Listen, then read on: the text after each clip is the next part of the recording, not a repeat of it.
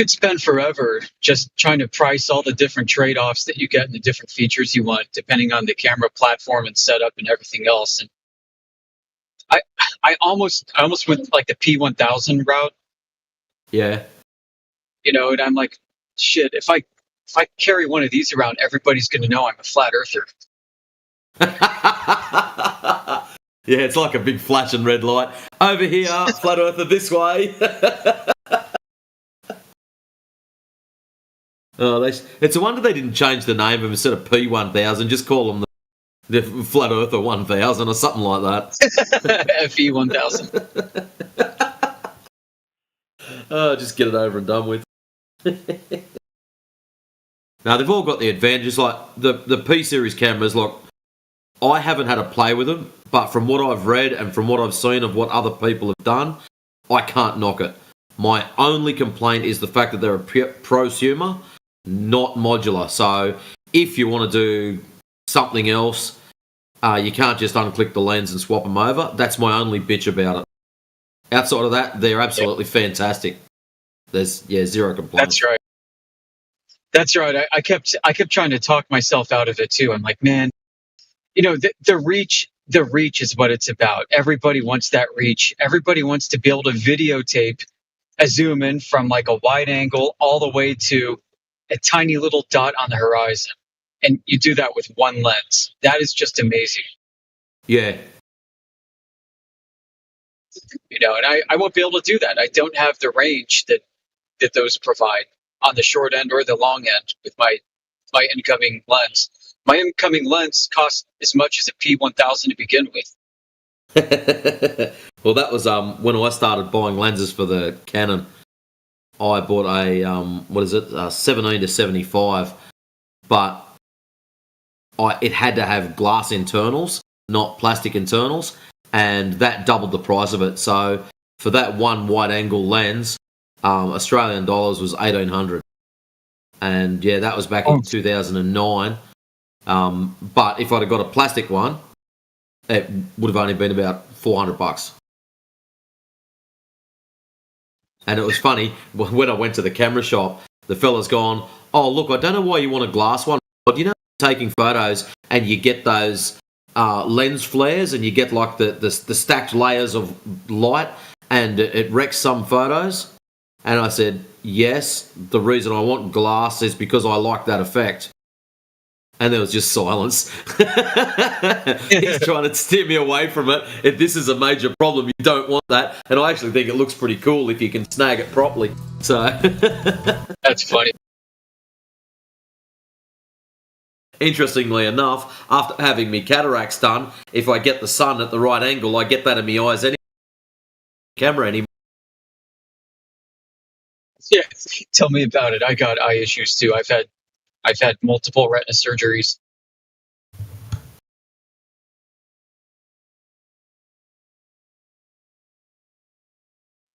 Enjoy your vision while you have it, folks. Go buy some high-end optics. Yeah, agreed.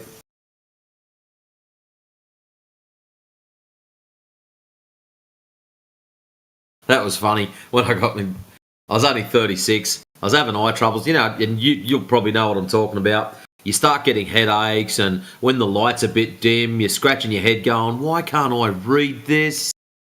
And I thought, you know what, stuff it, I'll go and get my eyes checked. So I've gone down to get my eyes checked, and they've checked everything out. And then I've walked outside, and just as I'm about to get in my car, my mum rings up. Okay, did you get glasses? No, Mum, I got cataracts instead. Oh, shit. Yeah. Oh, man. Oh, it was funny. And then there was the pause. You what? Nah, I got to go and get operated on. And all this happened right at the start of COVID. So it's like, fuck, man. Dude. So by the time you book in, because I didn't pay to get it done up straight away, it just went on the public system. It works out over here about $4,000 if you want it done immediately. If you go on the public system and you're happy to wait, which I did, and that's why it took so long. So the first one, right at the start of COVID, and the second one right in the middle of it, so everyone just Panic Station's 9 million.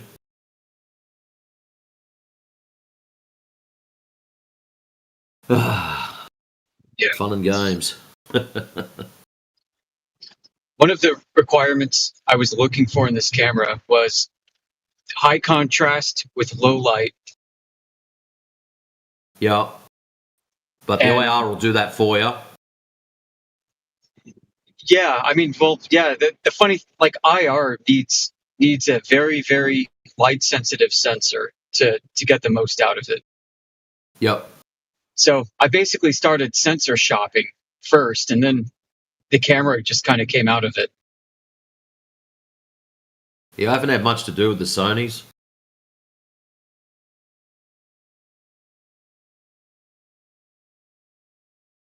So But it came down to basically either a full size sensor or like an APC sensor, which is tinier. And full size, yeah. yeah, full size is beautiful, but this sensor, even though it's not full size, it's in terms of quality, overall quality is just as good. And it's almost like the how the Nikon P900 works, how they cheat, how they use a small sensor, so you get like a crop factor that increases your magnification without a super long telephoto. Yeah, it's digitally enhanced, yeah. Well, Sort of, yeah. yeah, they're able to put the focal point on a much smaller area, and it allows you to get away with not having as long of a telephoto to get the same reach. So like if I slap a 400 millimeter telephoto on this, it's got a crop factor of 1.5 due to the small sensor. So it's like I get, it's like adding another 50% to it. So All my right. 400 is really like 600 millimeter equivalent. So if you And chuck then a doubler on in front of that, yeah, so you got then like quadruple, digital zoom on top of that, and then all so this like in AI effect you could go trickery. out to nearly 1,000 just by chucking a doubler and a 400 on there. Oh yeah. Nice. I hope you got steady hands when you're doing long range stuff. I know, right? Well, get a tripod. These things are like these newer cameras are ridiculous. They're using basically AI to enhance their adaptive optics algorithm.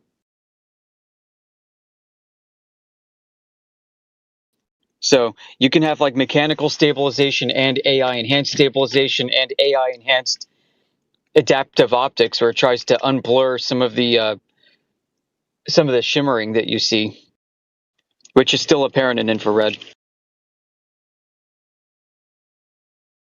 Oh, it cuts it down a fair bit. Don't worry about that. You'll be surprised how far you'll hit. Where you'll notice it is if you've got someone else that's got a similar camera and you're doing the same shot, and that's where you'll notice it when you do just a straight one for one comparison.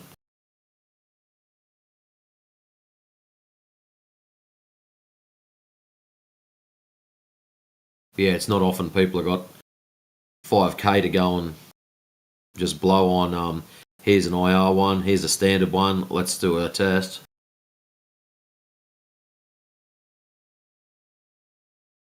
As I was telling Radwin earlier, and he was like, "Yeah, this is the case. It's the accessories that'll kill you in the end." Oh shit, yeah. Yeah.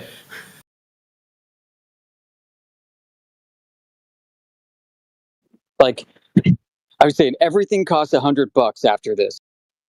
You lost a lens cap, $100. Need a new battery, $100. SD card, $100. Strap for me bag, Exactly. $100. You need a little footer mount for your tripod, $100.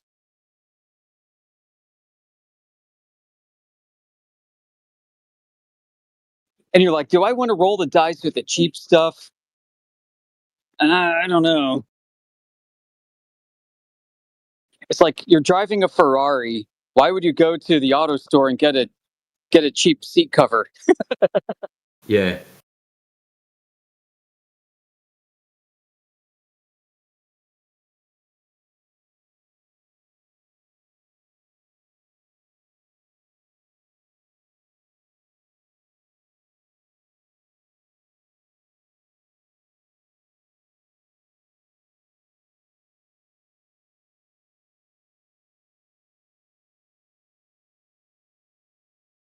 The other thing you got to think about is you do this to your camera, you void the warranty. So it's like how much of Well, that warranty cost was built into the new sticker price of this camera that I'm foregoing. So you can add that to your opportunity cost. well, that's why I was looking at second-hand ones that have been converted. That's what I thought. You know what? If you get it from one of like Kalari Vision or one of those, then they're going to go through and check it, and they've got a pretty good rep. But Yeah. like I said, my biggest problem is the conversion rate. You know, even second-hand cameras. By the time it gets converted over, I can actually buy new cameras, and it's just yeah. I'm actually surprised that a lot of the companies now still sell them with the filters that they've got on them, and they aren't selling the cameras just open, so people can put whatever lens they like or filter that they like.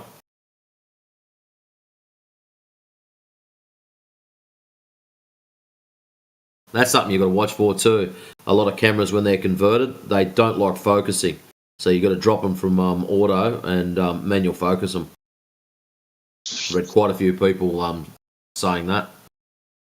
Yeah, it's true. Like the old DSLRs, they won't autofocus because, yeah, in infrared, you're at a different wavelength, so the focal point moves further back. And so everything's going to be out of focus and camera won't know how to deal with it. The Is it mirrorless because of cameras, that, or is it because the yeah, actual filter or actual sensor is looking for a particular wavelength and that's been cut out? that's a second issue, but I mean, it's all related, but yeah, I mean, so first you have the focal point, the focal plane is going to be not where it needs to be. The second point is the camera's trying to figure out what the fuck white should look like. Yes. So what you got to do is you got to get like a neutral gray color, like Sidewalk, or I bought a card. It's an 18% gray card, and you teach the camera that this is white when you're shooting Yep. in infrared. And you set that as your white is your white balance, a custom white balance setting.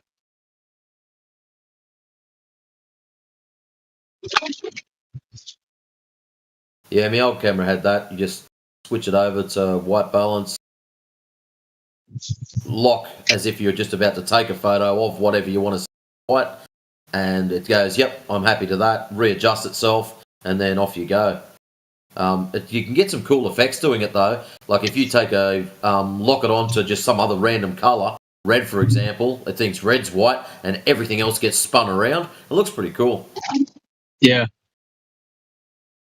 yeah. You can take your infrared camera and then point it at green grass and say this is white.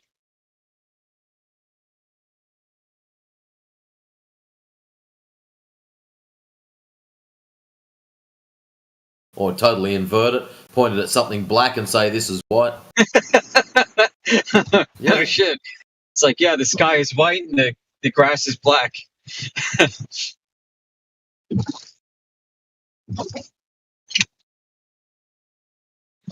The sky would probably actually still be black. That might still fuck you up a bit because I don't know.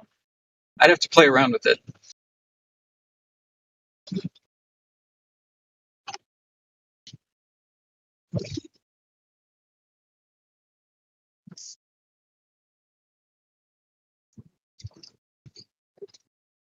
Yeah, good times. So my wife said, "If how are you going to pay for this? Are you going to become like a are you going to moonlight as a photographer and try and recover the cost of this? Like, isn't that what everybody does when they get one of these? Real estate photography, I think, is really competitive. It's saturated, but it seems to be an available market you can get into. And I bet you could get some really cool, like black and white, infrared, high contrast, monochrome photos of people's houses. People might like to have.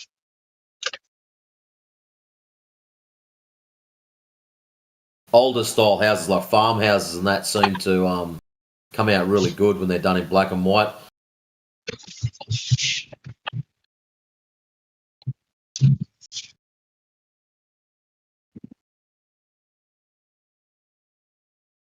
wonder if the Amish people are into black and white photographs.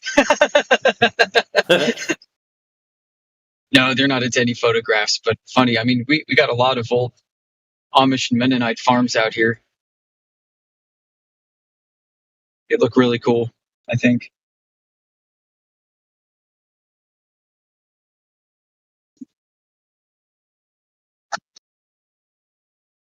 This Training is funny. yourself to So have the camera all the time. That's the hard bit. yeah, that is the hard bit. And then you're got this thing attached around your neck or on your hand all the time. And, honey, put that away. You look like a geek. Yeah, Oh just be my happy it's not a God, what are you taking a P1000. picture of? Put it away. Huh? Just be happy it's not a P1000.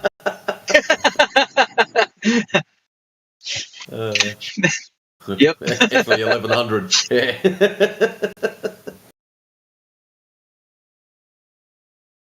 See that guy over there? I think he's a flat earther. What do you mean?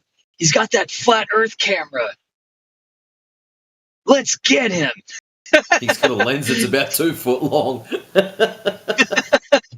That'd be a funny comic. Activate 2,000 millimeter lens.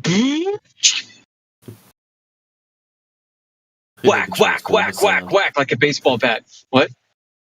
You need the Transformer sound. Where is it?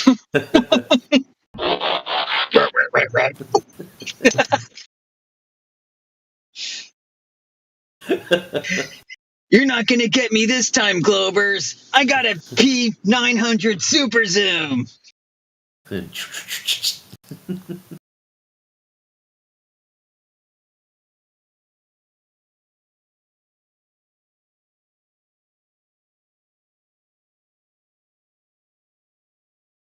So what I got, if I go to shop and I'm after cameras, so this is direct from Kalari. What am I after? Price range, all subcategories, all condition. I'll go new. Actually, I'll untick that. I'll go used ones. See what I can find. Used. And what do we got in Sony's? I was also looking at one of the Canons. It was like an EOS R. I don't think it was the R10. I mean, I looked at the R10 the for mirrorless ones. like the R7 or something. What? One of the newer mirrorless ones, the R series. It's supposed to be pretty tidy. Yeah. I got my old one. She's still got actual proper reflex action. None of this mirrorless crap. I'm old school. Like when I'm doing when you're doing like time lapse stuff, long exposure. I even bought the trigger for it, like the button, and it will hold the lens up, hold the mirror up, and instead of putting the mirror back down, what it'll do is it'll actually shut itself off when you're doing long exposure. And the reason for it, it's so it doesn't shake itself and distort your photos. Whoa. Pretty cool stuff. At the time, it had all shit hot tech in it. But yeah. So still is a 20D, a Canon EOS 20D. Actually, I must have had that early 2000s because when I did my mate's wedding with it. No, I must have had the older camera with that. It was about 2003, 2004. I did one of my mate's weddings.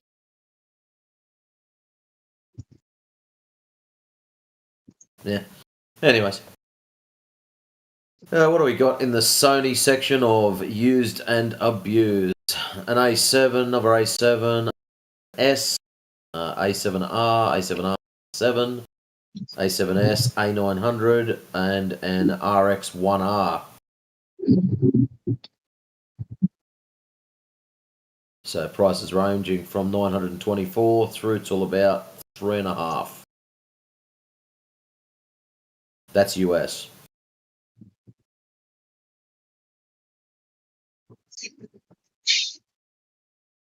If I go new cameras.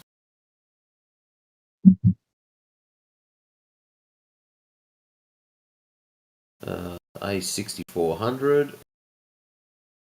The dollars are relatively cheap now for many foreign countries. So the dollar declined about 10% against an international average of currencies over the past year. So things are going to be about 10% discounted. And not with the Australia tax. Oh, Currency. Let's have a look. Australian dollar,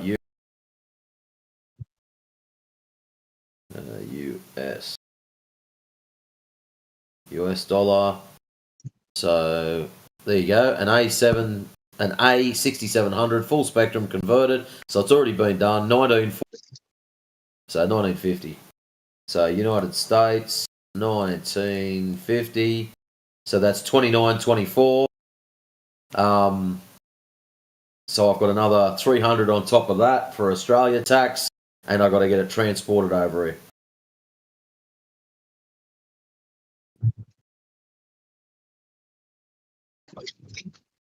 So that's to get the same camera as you.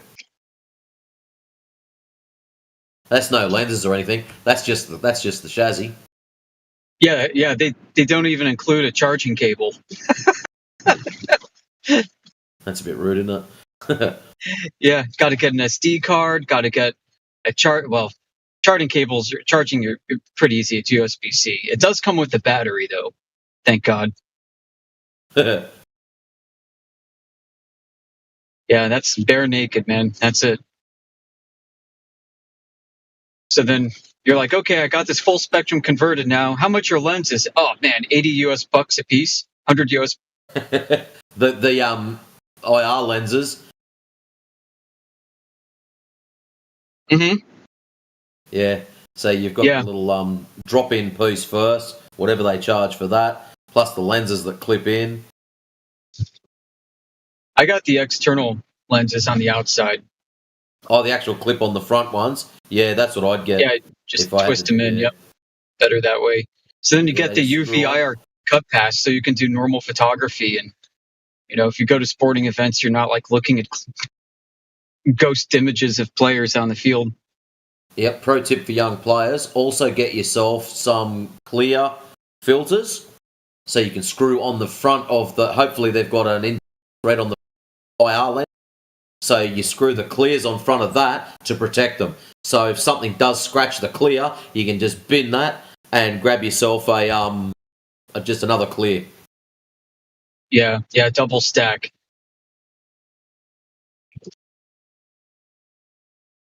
What do we got? First for a first camera, a P950 or P1100. The 1100, they're both very similar.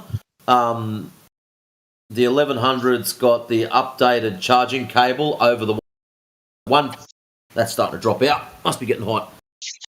The 1000 and the 1100 are nearly identical. There was something to do with the European rules and regulations that they had to change over to USB Type-C charging, and there was something else that was different. Outside of that, the camera is 5 grams lighter and bang on identical to the 1000 compared to the 950. The newer one's got 125 millimeter zoom, whereas the older one I think was only 75. Please don't quote me on that. I can't remember off the top of my head. But price-wise, there's a fair difference in price. I think the older ones are nearly half now. So if you can snag one that's well looked after, you can get yourself a good bargain. But the 1100's got a much superior zoom, mate. Yeah. By a long shot. I'm going to show you something. Give me just a minute as I park my car so I can scroll through my phone. All right, here we go. So I was looking for my exact camera setup on the internet, examples of people using it. Yeah. No, because you're kind of curious to say, okay, what kind of output can I actually produce here? And I found this. I found this. Hold on. This. Where the hell is it? I know I posted it. This is it. Okay. Wait, is that it? I think that's it. Okay, here it is.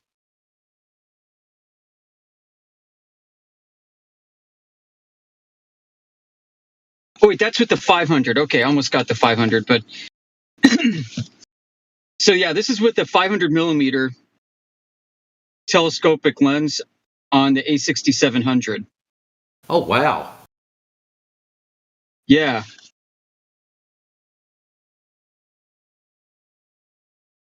Only little bits of chromatic aberration, but that's nothing. The rest of it's pretty tidy.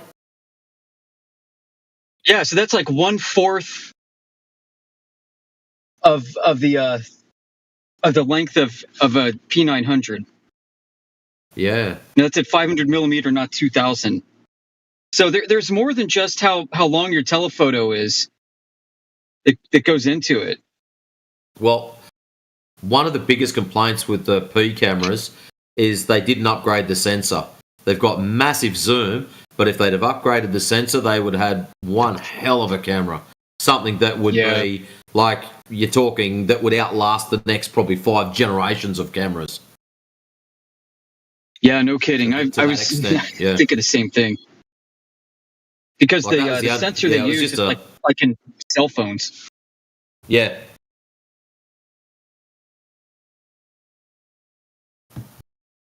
But the other thing to look at too, like if you've got a full modular setup like what you've got, like a proper SLR, you can get adapters for telescopes. So if you just happen to be going through markets one day and you find a cheap telescope that's got a pretty decent range on it, you can get an adapter for that, and all of a sudden you can click your telescope straight onto that and do some long range stuff. There's heaps more options. Yeah, that's probably coming. Yeah, that's next. That's in 2027. Just one toy at a time. Yeah. Let's see, how many years off of my retirement can I shave?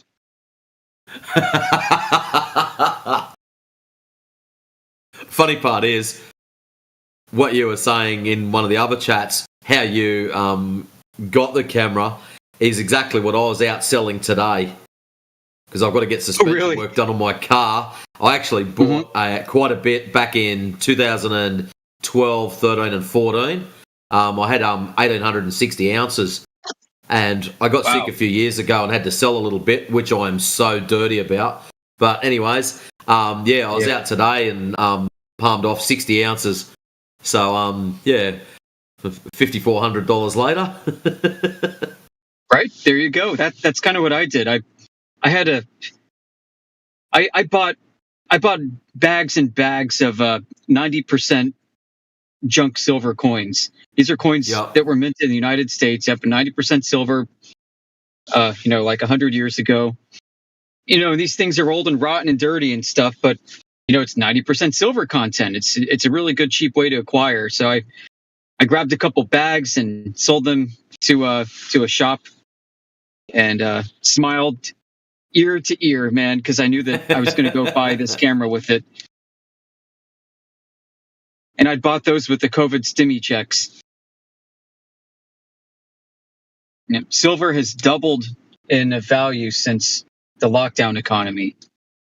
Oh, wow. So when I first started buying it, and I was telling the guy today, he used to live 2 doors down from me, and I was telling him about this, 6 years ago, that you should be buying silver. Trust me, just buy it. Stick it in the back of your cupboard. Forget about it. Just watch what happens. Watch this space. And he sort of looked at me as if I was like the crazy drunk guy down on the corner. But anyways, I go down there today, and it's like, yeah, you want to buy some coins and a couple of bars? Oh, yeah. And he goes, you weren't joking a couple of years ago. He said, I am so dirty on myself that I didn't listen. And he goes, how much did you start buying it for? And I said, look, when I first started buying this, I was buying 100-ounce blocks for $1,800. Yeah, door stops. Yeah. Yeah, they're great. But he goes, you wouldn't believe that now, like the little 10-ounce bars going for what, 900 and was it $920? Mm. Yeah. Madness. But I warned them. It's not like I sat back and didn't say anything. I told everyone, go and buy this shit. Just go and buy a pile, chuck it in your gun safe, use them as doorstops. I don't care. Just have a couple of blocks sitting around. That's right. Trust me, it's worth it. We had some friends of our family were Romanians, and when Ceausescu came to power in Romania, he was a bastard dictator asshole. They were able to flee on foot basically into Western Europe and were able to reconstitute their lives because they had gold and silver. They were able to just grab and go. Yeah. And and people are surprised. People who've never purchased gold before have no concept for just how much value can be packed into such a tiny little thing. You got like the size of two postage stamps. For the size of two postage stamps, you got like $4,000 USD embedded into that. Yep. So fill a sock full of that shit. You can easily conceal it if you get shaken down by bad guys. Yep. The problem is most people have been taught that fiat trash is money, whereas gold is money. Always has been, right. Always will be. And it's actually it's a wonder it hasn't come up as a conversation over the English hub, because there's a lot of Asians and Indian fellas there that all dabble in shiny yellow rocks. They sure know. Yep, I got neighbors who are from India, and we talk gold all the time. Yep, it's a big part of their culture and how they measure wealth and how they leave inheritances. Yeah. Yeah, it's wealth storage. Yeah, the reason I got into it a long time ago, one of the boys I was working with said something about it. Oh, you should be buying gold and silver. Oh, why is that? And he goes, oh, you should, instead of just having, say, all Bitcoin or all something else, have your wealth spread around on different things. And okay, that makes sense. Don't put all your eggs in one basket, in layman's terms. And I started looking into it, and at the time, gold and silver used to follow this ratio of about, was it 15.8 to 1? Or 16 to 1. And I had to look into it, and all of a sudden that ratio just blows out. Big time. Gold prices went through the roof. Yeah. And our mate goes, keep an eye on it, because that ratio is going to come back. He said, now think about it logically. You've got two options. Option number one, gold prices will come back down to make the ratio match. Option number two, silver prices will go up to make the ratio match. Which one do you think's going to happen? And he goes, I can tell you now, prices don't come back down very often. Right. If it's like kind of like how Bitcoin came out. For it to work and to seek worldwide adoption, people would have to start thinking of how much things should be priced relative to Bitcoin, and not really think about Bitcoin to USD. And same with gold. If you look throughout history, what gold has been able to demonstrate is just how much fiat currency is fluctuating in value. But things tend to be priced to par pretty evenly keeled throughout history in gold. How much it's fluctuating in value, or how much it's devalued? Yeah. Fluctuates as it gets devalued, man. It's crazy. I mean, there's like an adage that people say in America, maybe they do in Australia, that basically an ounce of gold has always been able to afford you two of the finest suits that you could ever buy. Yeah, I've heard that before, yeah.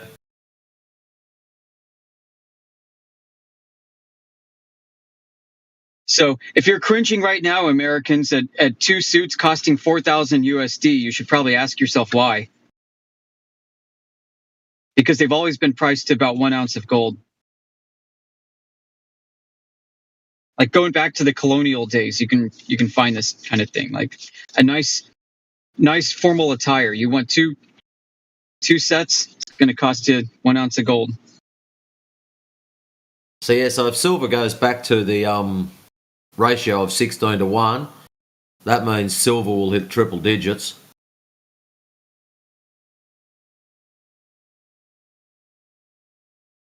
Yeah, That's a boy, scary silver's thought. where the real dark horse is. Everybody's kind of looking at gold, but yeah, silver might be way undervalued.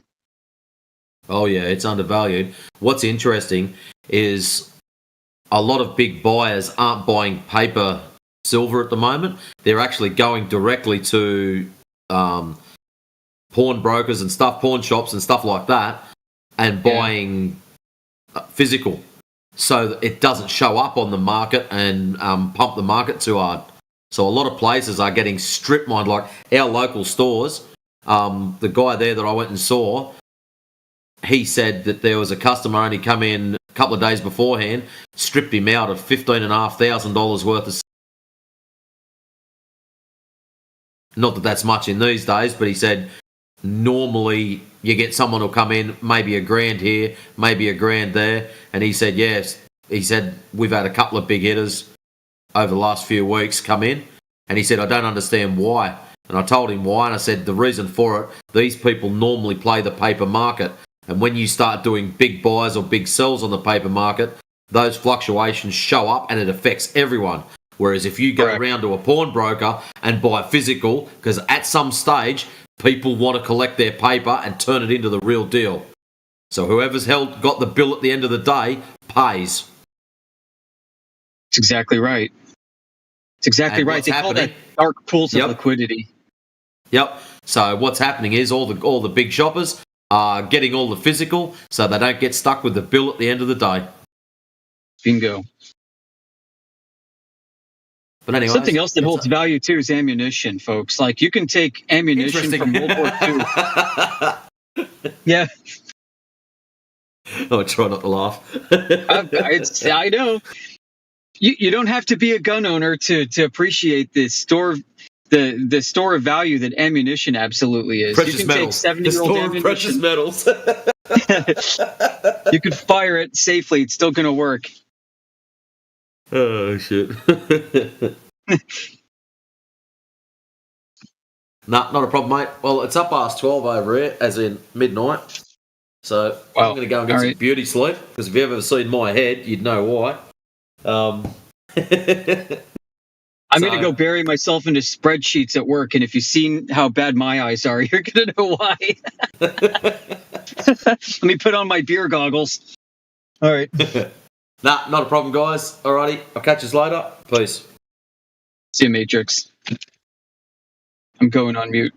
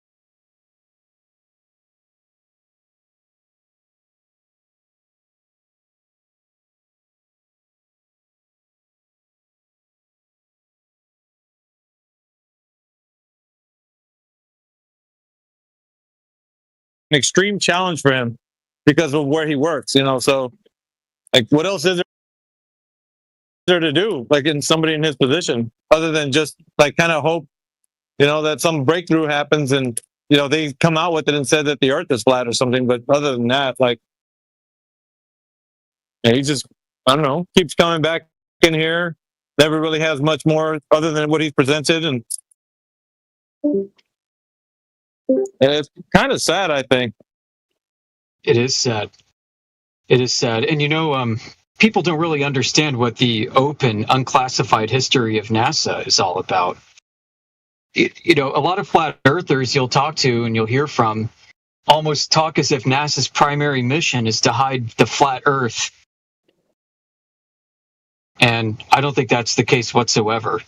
I think that is an outcome of what they're doing, but what they're doing is completely different. What they're meant to do is completely different.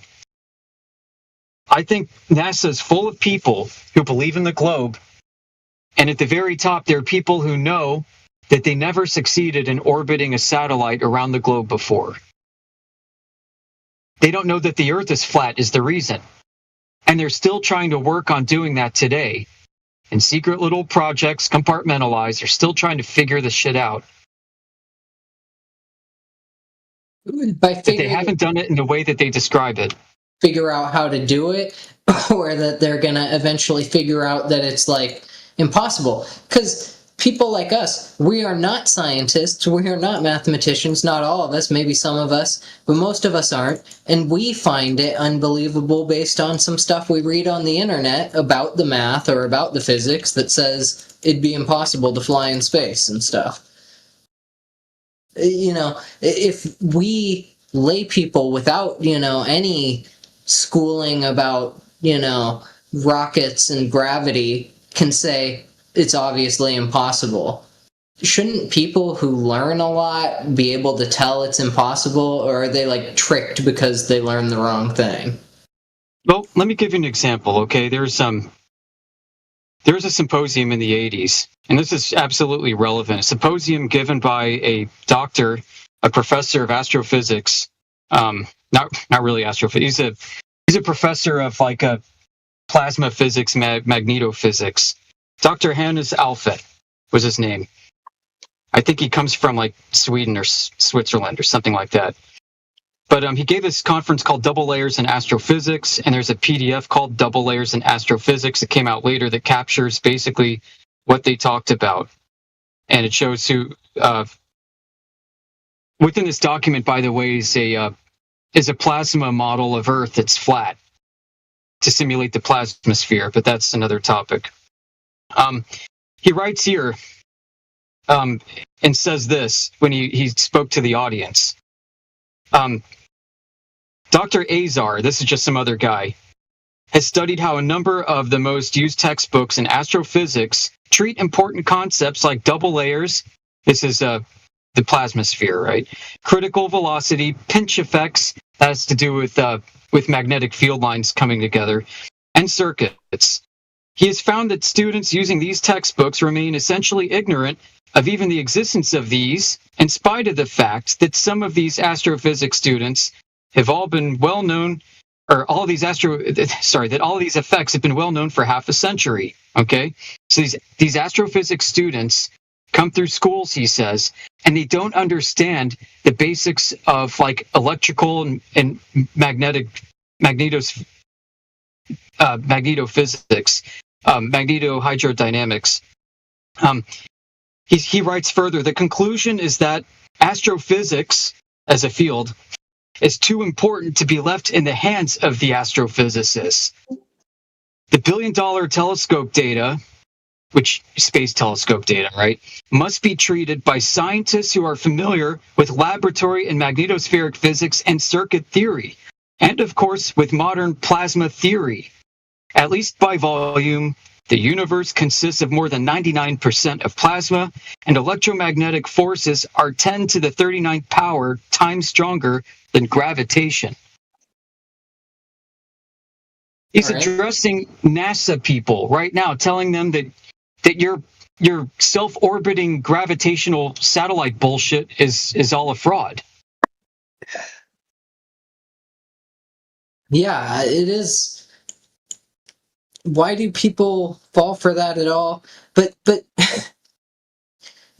smart ass people in schools, do the schools teach them to lie, to have the fake version in their heads? Or are people who graduate school really not that smart and just fucking fall for this shit and believe, what the mainstream is putting in their heads for reason of lying about the earth? Yeah, it's idealistic. These are idealistic constructs, man. They're mathematical constructs. They don't have anything to no coherence in the physical world. So like Once you that's what Yoder is saying. He's like basically if this guy was actually talking to the folks that would realize that what they're looking into with gravity and that is not real, then they would apply I don't know, like how does that even go about, Yoder, that he even proposed that to them and they denied the fact that it had any merit? Like I don't get that. Like why would they? What I've seen is this. Like you go through school, maybe you take like AP chemistry, AP physics in high school.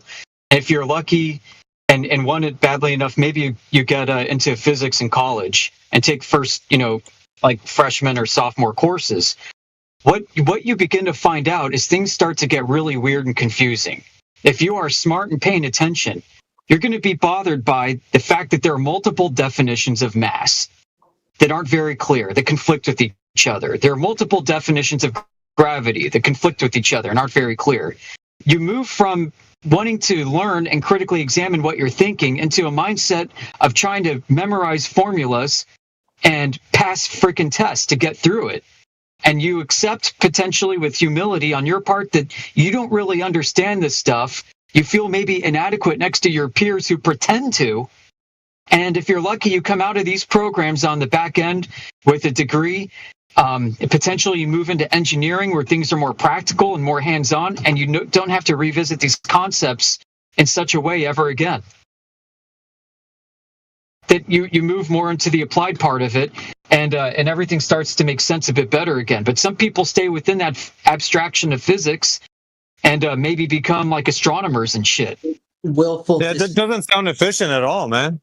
But a lot of people get frustrated and they quit. They wipe out. They're like, maybe I'm just too dumb to understand what the hell mass is.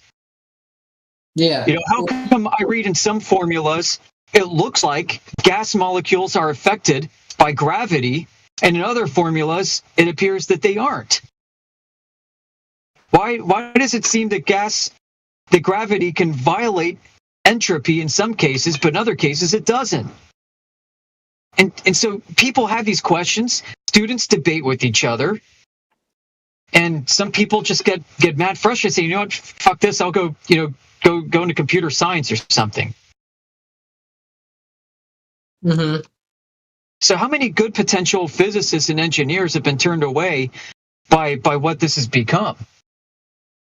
Yeah, they are almost like people who say, I'll never commit any sins. I'll be a good son or daughter, mother or father, because, sorry to be creepy or weird, but, people who just fucking follow the Bible, or not follow the Bible, but they're just gonna lie and say whatever it takes to appease whoever might, take away their privilege to go out that night, or graduate, right, or get dinner or food. I don't know. You know what I'm saying? I know what you mean.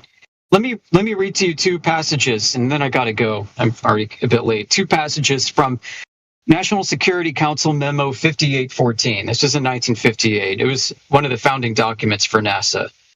The scope of this policy. This policy is concerned with U.S. interests in scientific, civil, military, and political activities related to outer space. It deals with sounding rockets, Earth satellites, and other space vehicles, their relationship to the exploration and use of outer space, and their political and psychological significance.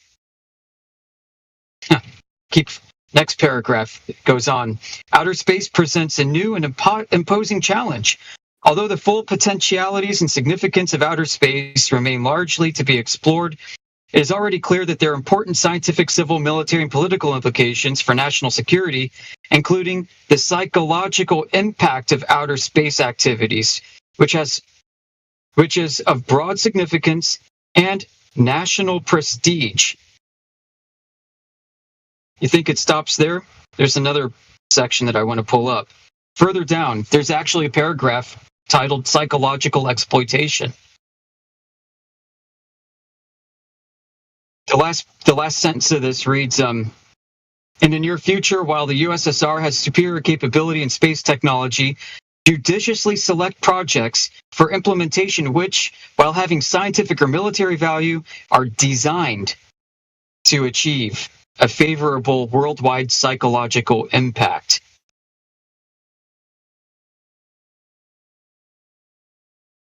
Next, on reconnaissance satellites, further down. In anticipation of the availability of reconnaissance satellites, which had been invented yet, seek urgently a political framework which will place the use of U.S. reconnaissance satellites in a political and psychological context most favorable to the United States. This is NASA documents. Yeah, NSC 5814. Well, it's National Security Council, not NASA, but yeah, close enough. No, this is before NASA was founded. Includes, I got a suite of other documents where, the first panel that met together was headed by frickin' CIA staff officers. This was organized under the President's Psychological Operations Board that was formed after World War II. That's what NASA flowed out of. It's all about projecting power, technology, and capabilities that put the U.S. in the most favorable light. Do whatever it takes. And you can read between the lines. I got to step out, so I'll talk to you later. Use that word to step back from saying we'll do it for real. If it's psychological, then it just has to be what they believe, not something we really did. Counterintelligence.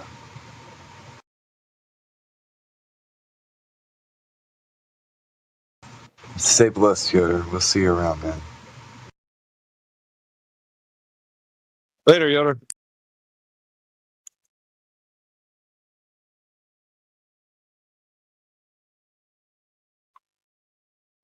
Yeah, just to go back to what you were saying earlier, Shine, about why don't some highly educated people, or the vast majority of so-called highly educated people, know about this?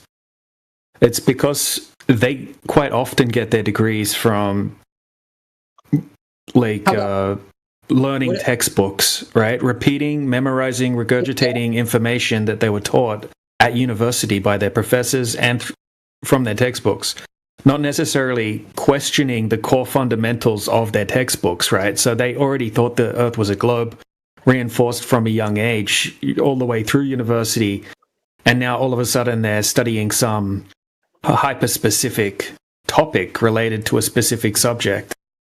They're just going to go deep into that. They're not going to go to their professor and say, oh, how do we really know that the Earth's a globe in the first place?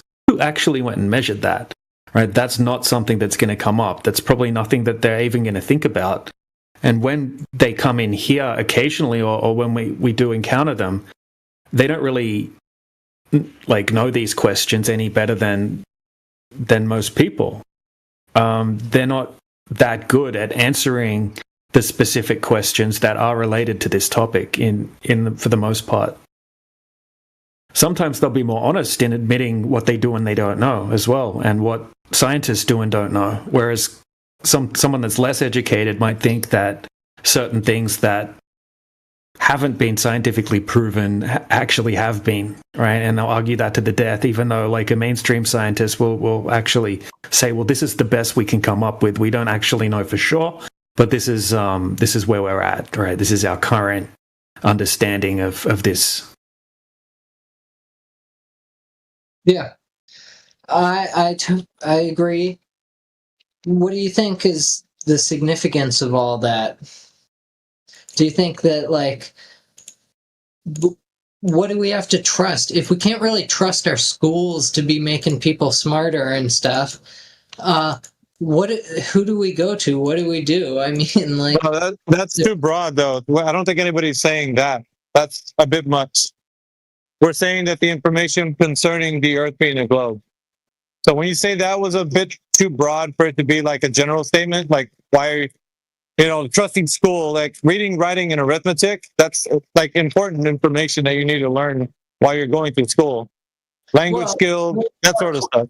or whatever, because I liked, elementary school subjects that felt useful and like they contributed to my knowledge, and stuff beyond that mostly just felt like, oh, it's like a very specific fact that only some people know. Oh, it helps you in this but not in that. And it just felt kind of like, man, these things are a waste to teach people in school because it's not even that helpful. Everything I learned earlier on, I've used my whole life long. Stuff in college and stuff, it's, yeah, interesting knowledge. Some of it's specific and helpful, but it's not like stuff I use every day, unlike stuff I learned very early in my life. Math, history, language. Stuff in college was more like philosophy, history, technical style, and just nobody seems to care about it unless they studied the exact same stuff that you studied in college. Most people don't even care. It's like the most useless knowledge in the world. Anyway. Well, yeah, it gives a person a more broad understanding of the world around them, doesn't it? So it's not just specifically those things that I mentioned earlier, but like the ones you mentioned. That's helpful in creating a person's character. Because you know a little bit of history, you know who you are, like in this country that you live in, or supposedly, right? Because everything that we hear about, we at least have to know things about our world. So that's what it's doing. It's helping us understand who we are, building our character. So education is not a bad thing. It's certain things about it that are bad, right? So that's what we would say. So in and of itself, in a general case, I mean, obviously you want somebody to be more learned than not, right? Everybody should advocate for that. Anyway, I don't like the whole, don't send your kids to school because the school is the devil, and that whole thing. It doesn't jive with me well. Where do you live? Is where you live somewhere where the government might have conceivably rigged all schools to discriminate against truthers or something like that? Because I live in California. It feels like, yeah, Democrats run the whole state. They probably also rig your experience in college and stuff, and the teachers are part of it, and the administration. Yeah, I mean, I hear you. I know what you're saying, but politics graduate. I mean, but that's why people that are capable can disagree with that, right? Are you from somewhere else? This world that we live in the U.S. University, if it wasn't just California's universities. Yeah, one thing we shall say, though, is that there should be a robust environment to have a disagreement with somebody and not just all be one-sided one way or the other, right? That's not what we want. Yeah, I also agree. But I don't think college let me do that. I feel like college was super unfair. Did you go to college somewhere where it was super fair? No, I never went, but I know people who have, and their experience is kind of like what you're saying too. I think it's more like the general case that everybody feels like, well, what are you studying for, right? But other subjects, that they study for, it's I don't know, it's not. It's really just one-sided, one way to think, and evolution and the cosmos and all that's being taught to you just kind of like a standard model. You don't get to really think about it for yourself. It's a curriculum. I don't know if you care to learn what I learned in college, because a lot of it, especially in science, was BS stuff, in my opinion. It wasn't shown through any experiments, was taught through packets and textbooks and stuff, and the students didn't get to ask a lot of questions. When it came to other classes, there was more questions and stuff, but no, not a lot of questions in history and science. I guess you just have to take what they say for it. It was very disappointing, and I thought it was less informative than high school. You got to treat the education system like the welfare system, okay? It's just because they're giving it to you doesn't mean it's right. Doesn't mean it's good for you. You have to. Life's not fair. You have to get out there and do it yourself and take care of yourself. And if you just assume that the welfare system is going to teach you the right things and give you the food whenever you need it, then it's not going to work out well for you. Yeah, I mean, we had to learn about, red shifts, blue shifts, planetary history, elements in space. This was all in a required course.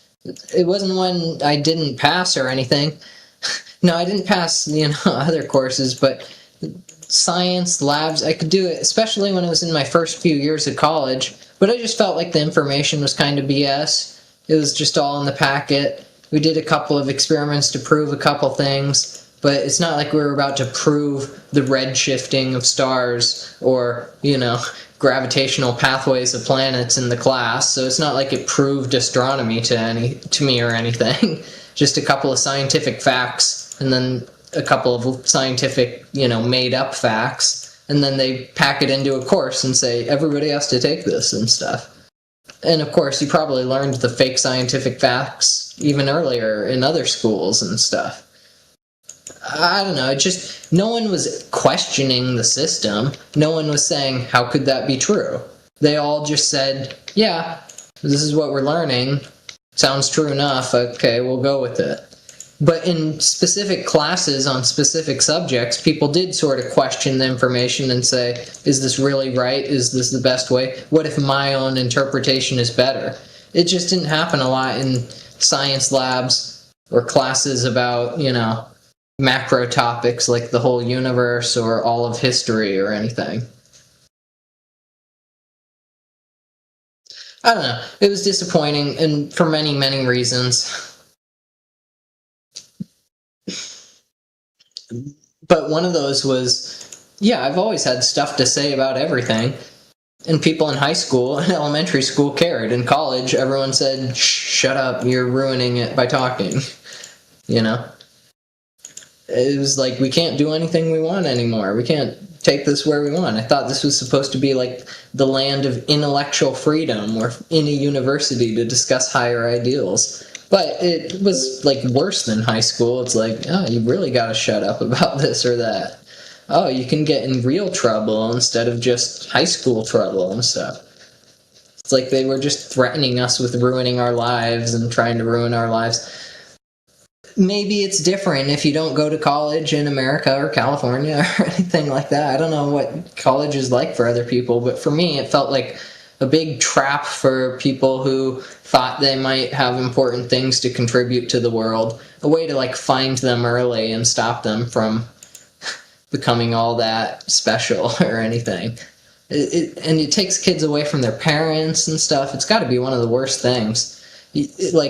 If kicking out your kid at 18 was good, some parents do this. Their kids, do drugs or drink. They're like, we're not providing for you anymore.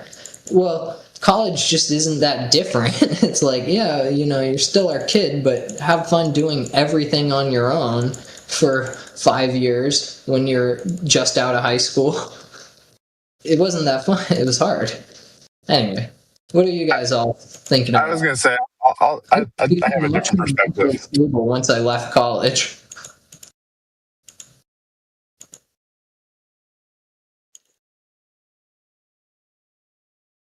Do you think it's unfair because they want people to lie about space and stuff? Do you think it's unfair because they don't accept questions? I mean, look, YouTube and stuff doesn't accept questions. I've been trying to get them to tell the truth about space and stuff, but the way the videos are, it's never telling the truth.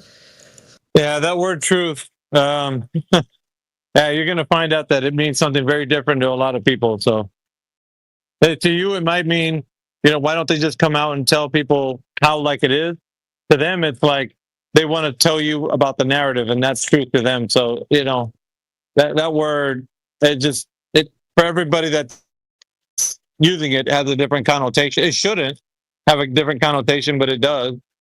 But what were you going to say, Josh? You were going to tell us about your experience in college? No, I'm just saying I really enjoyed school, and I found that it was there were definitely tons of opportunities to ask questions and debate with the professors.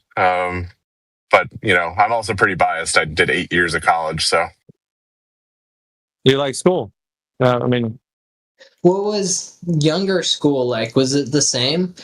Because for me, it was a down from high school to college. But I also went to like the second best aerospace engineering college in the country. So like, sorry, what? Was your elementary school and high school better or worse than your college? You sound Worse. like you had a good time in college. You see, I think I had the opposite. I think where I was, college was the thing that was mostly rigged and stuff, and elementary school is and high school where you got to speak your real mind. And then after that, it was like, the whole culture is just trying to identify individuals who might be hostile to liberalization politics here. Yeah, I was gonna say like, I took like tech policy courses where it was all Socratic seminar, like it wasn't even a lecture. It was just, hey, you need to be prepared on this topic, and we're going to just discuss and debate opinions on like the role of the federal government in basic research and development funding, and why is the budget of NASA the way it is? How do we quantify the economic and societal benefits? Like you guys talk about that? Oh yeah, 100%. Yeah, well, can you enlighten me on that topic? Like, what was the discussion that you remember? Anything about it? Specifically NASA or the role of federal government? Yeah, well, NASA and their funding, their useful their money. Like, what were you guys thinking of? I mean, on one hand, it's a jobs program.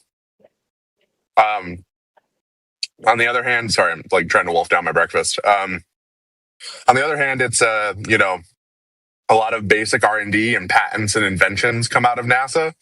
So it's it's an economic multiplier, like Velcro, memory foam. There's a ton of material science benefits that come out of NASA funding. So it's the combination between those two make up the vast majority of the economic. Yeah, was that done by engineers like in space flight? Stuff that Yoder was talking about. You lagged there for a bit, so I jumped in by accident. No, you're good. Most of their funding, was it done to fund like those products that were made by, you said engineers, right? Yeah. So it's like NASA. All that stuff. This is like the Science Mission Directorate. There's the Space Technology Mission Directorate. Like the way it's organized is they have like their own missions. They do a bunch of ground testing and like figure out if the payload works, and then they work with like the astrophysicists to figure out what type of science they want to do, what questions they want to go answer. Hey, Josh.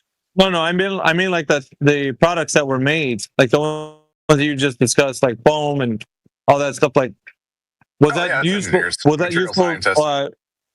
Right. Was that made because they went to space, or has anything to do with that, or correct? Was it just something that they really? Go ahead. So there's an office within NASA called the Technology Transfer Program, so basically it's anything that's federally funded. If they come up with something that could be useful in industry or like commercially, there's like a whole program where you're able to like transfer the IP over to the public or to like the inventor who was a civil servant at the time. They like let you keep your patents, etc. But yeah, no, Velcro was made to like, stick stuff to the walls of the space station without it floating away. Like it was invented for the ISS. Really? Who was the inventor of it? I have absolutely no clue. But the patent is held by I think it's public domain at this point, but the original patent was held by a NASA employee. I mean, you could use Velcro like on a hunting backpack whenever you're hiking up a mountain to hold your water flask to your backpack. Why is it only designed for the ISS? Like it doesn't make originally sense. Designed like it didn't exist before that, right?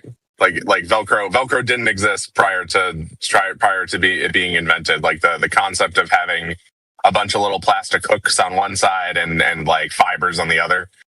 Like it was, I can dig into it later today if you'd like, but It didn't exist prior to it being invented at NASA. Oh, okay. But yeah, no, college is great. I dove in head first and really got into the nuts and bolts.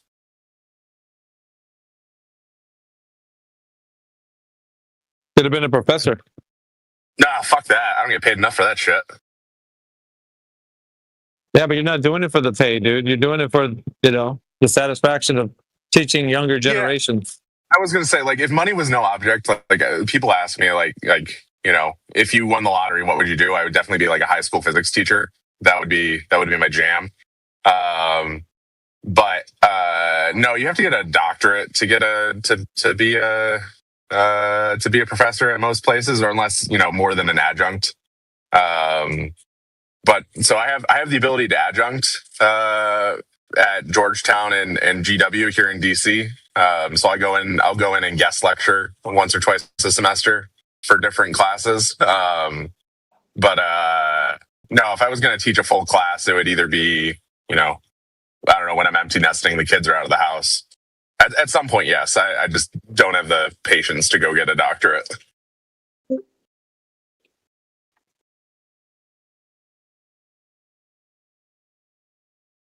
Like I just got master like a bunch of different master's degrees. I didn't stick around for a PhD. So you have a bunch of master's degrees. How many do you have exactly? Teach the flat Earth in a class, anyways. It would be against the rules. No, that's not true. We talk about reference frames and projections, and we talk a lot about it. We took there's a class in undergrad at Georgia Tech called Spaceflight Operations, where we covered a lot of that type of stuff about how you get from the model to what you observe on the ground. They wouldn't let you say flat Earth or talk about flat Earth at all if you had a class. No, I disagree with that. We fundamentally have those conversations. How does it end whenever you're trying to find the curvature, by measuring the ocean? Like, how do those arguments end? From a human perspective, it's flat. I concede that point. But So no, it's three degrees to answer your question. Okay, nice. But how could it be from a human perspective? Like, is there another perspective that it eventually becomes a ball? We're too small. From the astronaut perspective. You gotta take a step back from the painting. Oh, so you just have to go higher. So you can't see the curve from sea level, but you can see it whenever you go up in a weather balloon. No, further than that. Y'all keep asking for the exact height. I really should actually do that research, but it's. Yeah, you should. Elon Musk, or not Elon Musk. Nope. Hey, so Go ahead, Dan. I mean, he said he was an aerospace engineer. I mean, I thought that they would know that, like, right off the top of their head. Like, boom, boom, boom, here it is. Whoopsie. No, because focusing on the curvature of the Earth is, step 2, right? And we spend most of our time working on, like, step 8. We can pass their class, but they can't. Oh, Josh. Go on now, you. But no, I'm just saying, I haven't done the research. You got to be a special person to get the job. Oh, we talked about that in nepotism in here, and like who etc. Like, I told AV I applied for a job in my life. Look, if I was in John, I would feel the same way, because he spent so much time and money on his education, which is fine, and he probably is going to have a great job and all that. But for somebody to try to crush his all of his investment into this by saying, where is it curving? I mean, I would probably be doing the same thing. I mean, that's why these professors flip out and have like a spasm or a heart attack whenever these kids are like, where's the curve? Because their whole life they've put into this education, into their job and their tenure. I mean, that's the whole thing. That's why the world works the way it is they compartmentalize us. It's all a part of the system. You can't say it any better than that, Dib. Yep. Yeah. Go ahead. I mean, the man's making bread, right? We know that. Josh is making bread, but outside of that, he's got to live with the fact that even if he does know that the Earth is flat, and whatever we present here can't be proven that the Earth is a globe, he still has to go to work in the job that he's doing, no matter what. Like, because he's committed, right? He's given a lot of time and effort into this. That he's no turning back now, right? He can't turn this ship around, bro. He's on a one-way direction. That's it. There's no turning back. So he's going to have to do his hardest to keep the same, facade going for as long as he can. I mean, if I really wanted to do self-preservation, I wouldn't be having this conversation with y'all. Yeah, well, dude, that's all mental, Josh. That's all mental, bro. Like, yeah, you would. You're doing it right now because you know that if there was some reason that you couldn't be able to do it, like you couldn't live with yourself, bro, because you've invested so much. You're doing everything you can right now to show yourself that there's a reason to believe the Earth is a globe. Do you find it weird that I don't crash out nearly as much, or Yeah, well, like the other when you first came in here, you did. I guarantee it, bro. I gotta establish some boundaries. Dude, I you're gotta a feel weird y'all one. out. Make sure you know what you're doing. Yeah, and all that jazz. But like, for as long as I've known you, like because you've been here a while, I think you would relish the fact that if somebody would come in here and give us the what's for sure. If some PhD or some other academic came in here and stood like side by side with you, I mean, you would be like eating popcorn, dude, because like you don't have that right now. You're the guy essentially. Like, and we're asking the group is like, is there any other satellite engineers in the room except for Phil Bellum? Because that guy's he don't know what he's saying. But Well, yeah, I mean, I've seen like NASA's chief scientists get into these rooms. Like I've conceded the point that there's nobody. I don't think there's anybody on planet Earth that could satiate y'all's questions. So I don't think there is like a person that could pop in here and like, oh man, they're gonna dunk on these people. Like no, I don't think that exists. Thank you. Well, that's what I'm waiting for. I'm hoping somebody comes in here and does that one day. Because I want to hear some. I know all the evidence, and we know all the same shit they say every time. But I want to hear some new shit. Where's the new shit at? Corrupt everybody and make them argue the opposite. The new shit is you can measure the height of the building by dropping a barometer off of it. Oh yeah, that was like last week though, bro. What's new this week? How about this guy saying that he's this teacher and scientist and that it's all fine if the Earth is, a globe, and I don't know, he shouldn't even be in this discussion room. He's against the flat Earth. He doesn't believe it. I'm against the flat Earth. I'm not against flat earthers. Shove it in. Yeah, he's fine. He can stay in here. I think the reason why we like to have him in here is people need to see what people like him talk about. And he doesn't bother me unless he bothers you. And we don't push people out because they don't believe in flat Earth. That's not what we do. Yeah. So, Josh, you don't think if someone came in here... You got to be able to know it's true. What's up, India? So, Josh, you don't think that if someone came in here with actual, measurements of curvature that we'd be satisfied with that? I think we would just go, nah. Yeah, you said you don't think we'd be satisfied by anybody, but what if they, I don't think so. Really? Why not? Yeah. Well, I think the goalposts are on ice skates. Well, the question is, why has nobody? I mean, I remember 6-7 years ago, a guy came in here. Nobody gives a shit. He's got to do a simple ass laser test. So we actually had a guy.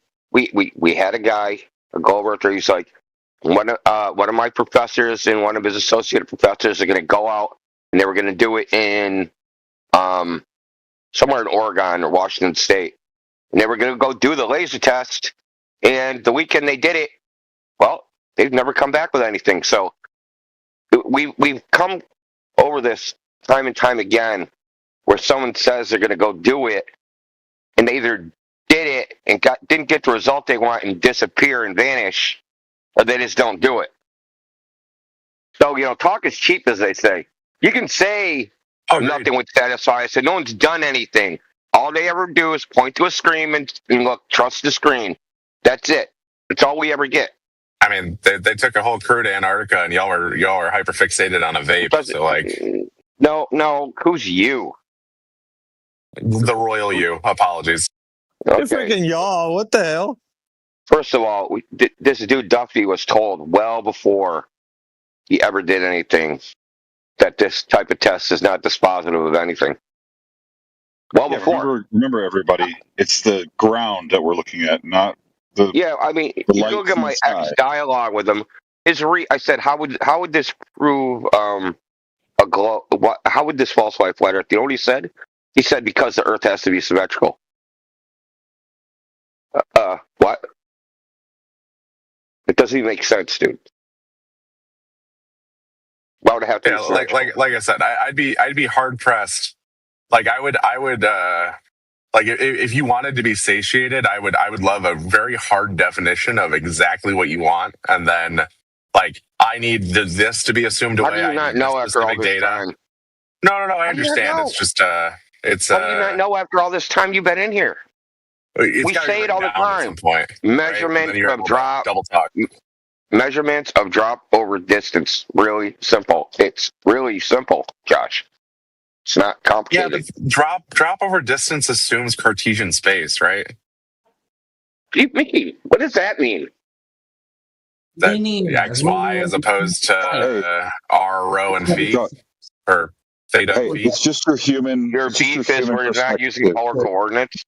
Are you crazy?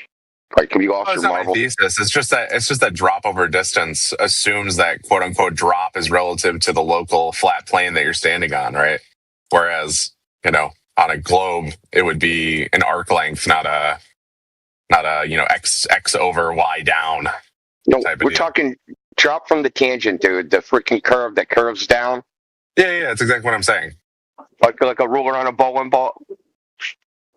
Right, the bottom of that ruler and the surface of the ball get farther apart. That's what we're talking about. That would prove 100% one way or another. But it's not possible to have a straight ruler while you're standing on the ball. Why not? Is that because Y'all claim you because measure 1,000th of a proton radius. Why can't you do that?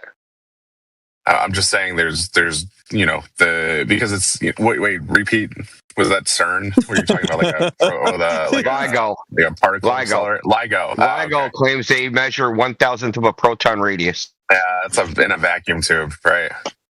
So a laser test, long distance observation, all that is light traveling through a medium, so you can't get it perfectly straight.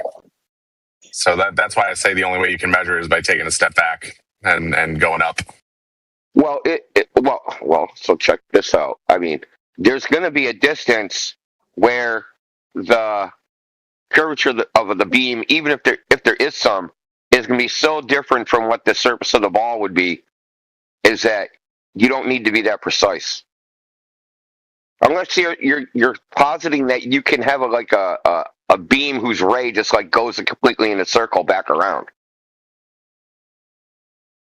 No, because then you'd have to understand the conditions of the medium on every step along the length of the beam, right? So I don't. Yeah. Yeah. So you're trying to make it impossible, unfalsifiable nonsense. Oh, I'm just saying I don't think it's measurable from the surface. The globe is copium. Now, Indio.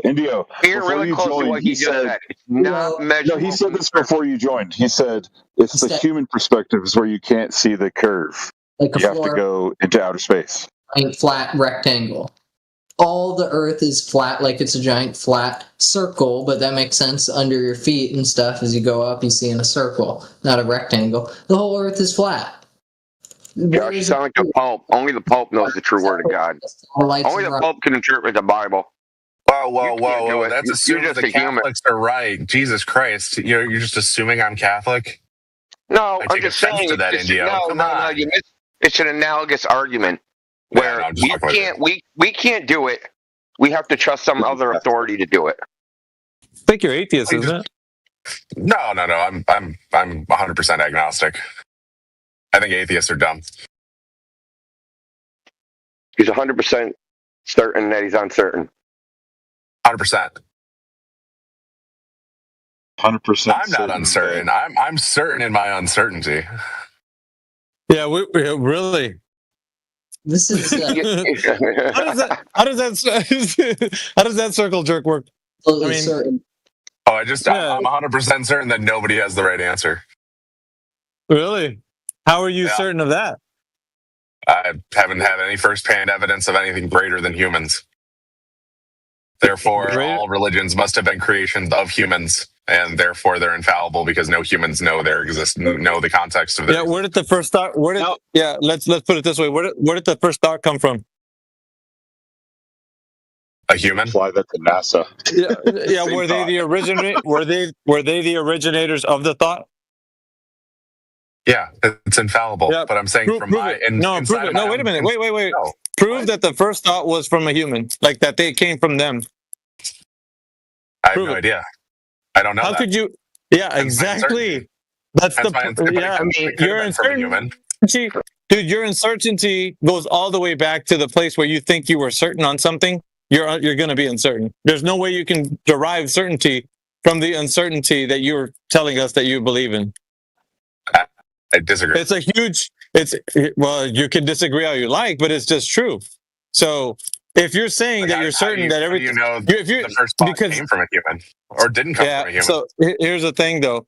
You Like, are think you that certain? things that are thoughts, you can actually say that you're uncertain.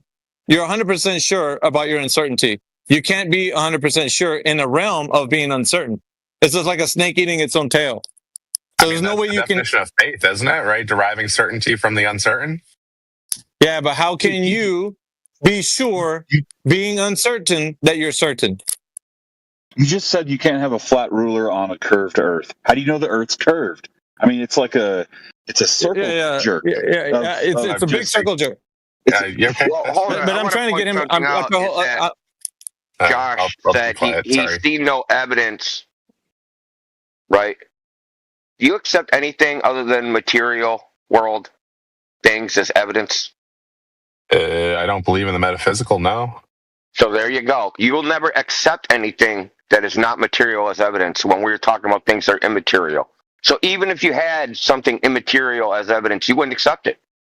I was So gonna you say, basically I set don't up believe in something the impossible material. to do. If Well, there is you a set up God, something impossible. If there is a God, they are material. Well, says who?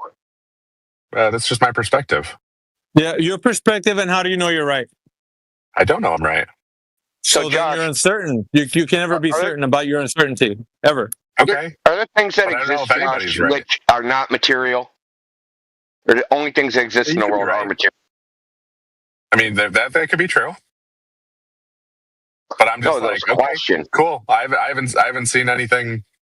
I haven't seen any proof of any claim that makes me think, okay, yeah, that's right. There's things that exist which are not material, which are absolutely true, and this is easy to prove. All abstract ideas, such as math, logic, truth, things like that, those things, those exist, but they're not in the material world. I can prove they exist. I can prove the law of identity exists. It's simple. Yeah, because They don't exist in the material world, though. So you just like jettison logic, reason, mathematics. Socially acceptable immaterial things, like I can vibe with that, but I understand the social context of their creation, right? You think the law of identity is a social construct? Because you're communicating it to other monkey brains that I observe the same laws of logic that you do. They're independent of human beings. They still exist independent of a human mind. Have you ever Vibing's not a demonstrated to material someone thing. who doesn't have a human mind? Like, I don't like. What do How you do you know? know that's true? You don't know any Right, of that. Josh, I didn't say brain, I said mind. And the very fact you're That's mind. referencing a mind. Just believe in the higher concept, the spirit, the thing that occupies that idea of belief. But those things aren't proven on any sort of physical level. Hey, you gotta believe. No, but they don't exist either. Why would you believe in them if there's literally no like physical proof? Yeah. Okay. I'm just here not. Because not everything. Don't be a dick. Don't be a dick. Like lift others up around you, and then you're good. You don't need anything else. It's physical Yes, stuff. that's the question. It's the physical stuff. Oh, yes, that's the question. How do you know if it exists? It's not in the material world. We can know things purely through reason. The rules every time. So, and you don't see it. Not Hey, man, you're completely talking over Indio, like social cues. Not reality. Well, I mean, let's just put the handbrake on this because fuck the metaphysics, right? So. Oh yeah, no, it's all good. Back to curvature. I mean, so your claim is that it's immeasurable. That's impossible to measure. Lord. No, let's get back to that, dude, because you said that we wouldn't accept anything, and you're claiming that it's not that we wouldn't accept it for some other reasons, simply because it's immeasurable. Or you're saying even if it was measurable, we wouldn't even accept a measurement. Which one? I mean, you can go look at the Porchart train, like power. Power lines over and down in Louisiana. Exactly right. Like, no, hold on. Goalposts, right? What was measured? The fact that they're all the same height moving over water, and they look like they curve outside of just straight vanishing point perspective. And Josh, have you looked closely at those images? So at the end of the power line one, it's an inferior mirage. You can clearly see it's an inferior mirage because it splits in half, and there's a mirror image of the tallest tower that's at the end. Okay, and then if you go and look up Lake Pontchartrain data on what the water temperature versus air temperature is, they have 2 temperature inversions a day. So they got buoys in Lake Pontchartrain that measure the wet water and wet air temperature every 6 minutes. So on that day where he took that photo, there is a temperature inversion. You know why I know that? Because I have the data. I have historical data for that day because I know the exact date he took the image. And now we can have this discussion because it's putting through a medium. The light's going through a medium. Therefore, I think that's why we're measuring. We're not just looking at it. That's why we're measuring. We're not just simply looking at it and making it a subjective opinion about it. Why is this guy just talking?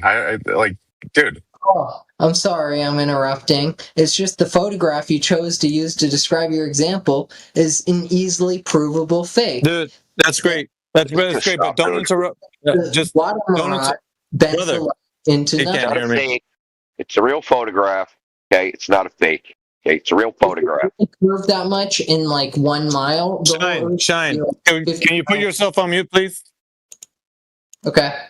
Okay. So Lake Pontchartrain has 2 temperature inversions a day. The water and air temperature are very close to each other, and they flip back and forth.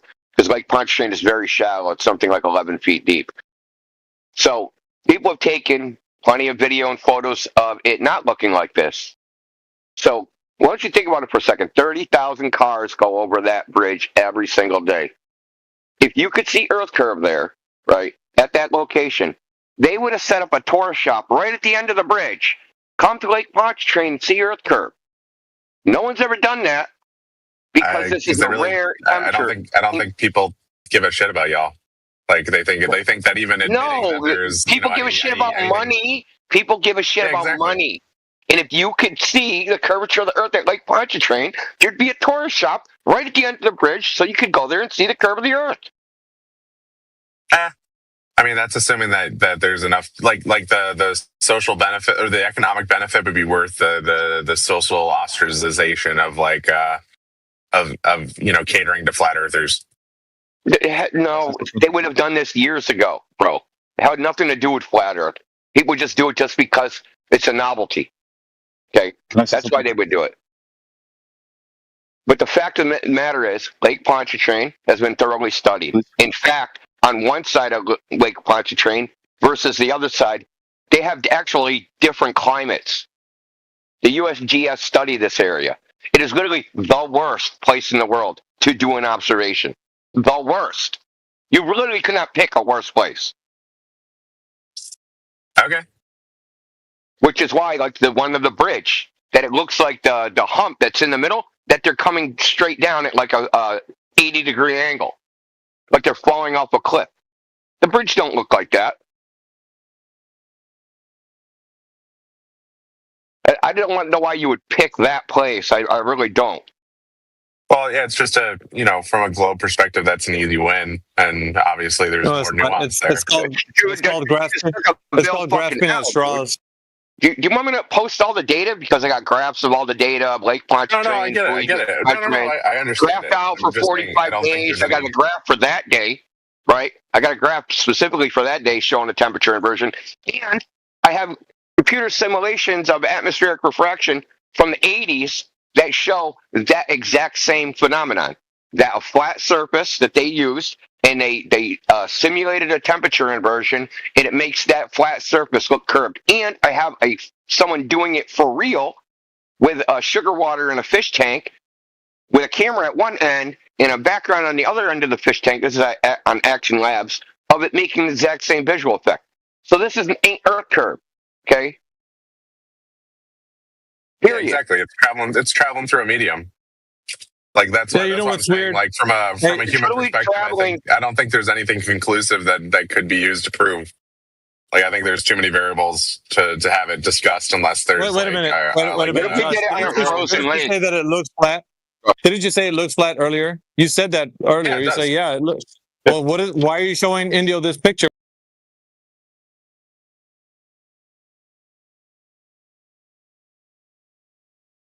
Blowing on it. So what do you have to say about that? It's not curving. Well, I mean, look, like I said, like I used to be a religious person. I thought because the Bible mentions it, I thought you guys believed that because it mentions it in the Bible. I mean, maybe it's my mistake on that. Yeah, it's your mistake. I'm not religious at all, and I'm a flat earther and had nothing to do with religion. All right, I respect that. I respect that option. I respect that. But I mean, people that believe in, the young earth creationist thing, 6,000 years old, I mean, yeah, obviously that's false, it is, but I mean, you're right. I mean, you don't have to be religious to be a flat earther, I guess. But I mean, flat earth, it still functions like a belief system, not a scientific model. I'm just saying. No, you measure it flat, and then it's not a belief. So now that we've measured it and it's flat, it's not a belief system. Pretending that you live on a ball inside a giant vacuum chamber flying around by stars and shit, that's a belief system. That makes sense when you think about it. Like, I mean, I love cosmology. I do. I love space and stuff. It makes sense when you think about it. But how have you measured it, by the way? Like, do you have proof? Yeah, planar surveyors, they do it every day. They shoot triangles, and that's how you can't have triangles on the surface of a ball. So that's a dead giveaway. So you trust other people, and that's why No, you I have become my a flat own earther. equipment. I have my own equipment, son.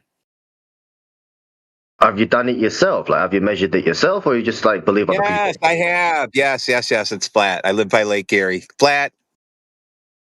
Except for on November 26th. Except for on November 26th, the wind blew it so much that it lost 6 feet of water on one end. Oh no! Sorry to hear that. Sorry to hear that, my friend. I mean, that sounds devastating. But I mean, look, if you're happy with your outcome, then I respect that, man. I respect it. Well, until more evidence comes, I guess I'll just listen in for now. Well, the evidence is that the Earth's not a ball. If the Earth was curved, then we would say Earth is a ball. But since it's not, the evidence says Earth is flat. Do you trust NASA? Well, they've reclassified this year as an intelligence agency, not a space agency anymore. What do you think of that? Yeah. So do you trust them? Do you trust the CIA? Look, NASA used to like go underwater and then they left the water and then they went in space. But I mean, I don't trust the government fully. When it comes to CIA, I mean, that's not in my country, so I don't really care about that. But I mean, yeah, I guess I trust them. There's some good explanations, like the NASA videos and stuff like that. That's all you need. NASA's been named as a intelligence agency, propaganda, and they're not a space agency. And that's all we really need to know about NASA is they put out propaganda. Now that I told you that, you still think they don't put out propaganda. Oh, okay. When was NASA renamed exactly? Under what law? And what I don't know, agency? 3 months exactly? ago. 3 months ago, I think Trump did it. Okay. Do you have like a name of this new intelligence agency, or Look, like NASA has what is been this? reclassified as an intelligence agency. They've been reclassified. Reclassified. All right. But do you have any proof on this? Because I still see it as a civilian Yeah, so they space can't get in agency. trouble. They can't get in trouble now for putting out propaganda, according to Obama. Now we're allowed to put out propaganda to your own people, and you're allowed to lie to them and tell them whatever you want, according to Obama. Well, okay, that's politics, all right. I mean, look, I don't understand about American politics that much. I'm not American, right? But I mean, I believe that's propaganda as well. I mean, look, NASA is a space agency. You know, it's all about mystery. It is, you know, So why would they? it's all about So why would learning. they name? Why would they rename Continental Airlines or American Airlines into American Airlines, the intelligence agency? Because that's what they did with NASA. NASA flies spaceships. Now they don't do that anymore. Now they gather information on people. What changed? Yeah, I'm not sure exactly what changed. Let's give it some time to figure out what's changed or not. But I mean, but look, Master Yoda sent. Nothing changed, dude. Nothing changed. What they did was they reclassified it. So now we cannot accuse them of putting out propaganda because now that they're reclassified, they're allowed to do that. Ah, okay. Well, I mean, the more the merrier. I didn't know that. All right, I had no idea about that. But I'm reading now what Master Yoda put on the side chat, right? The executive order, and like, okay, yes, maybe they did add an intelligence community framework.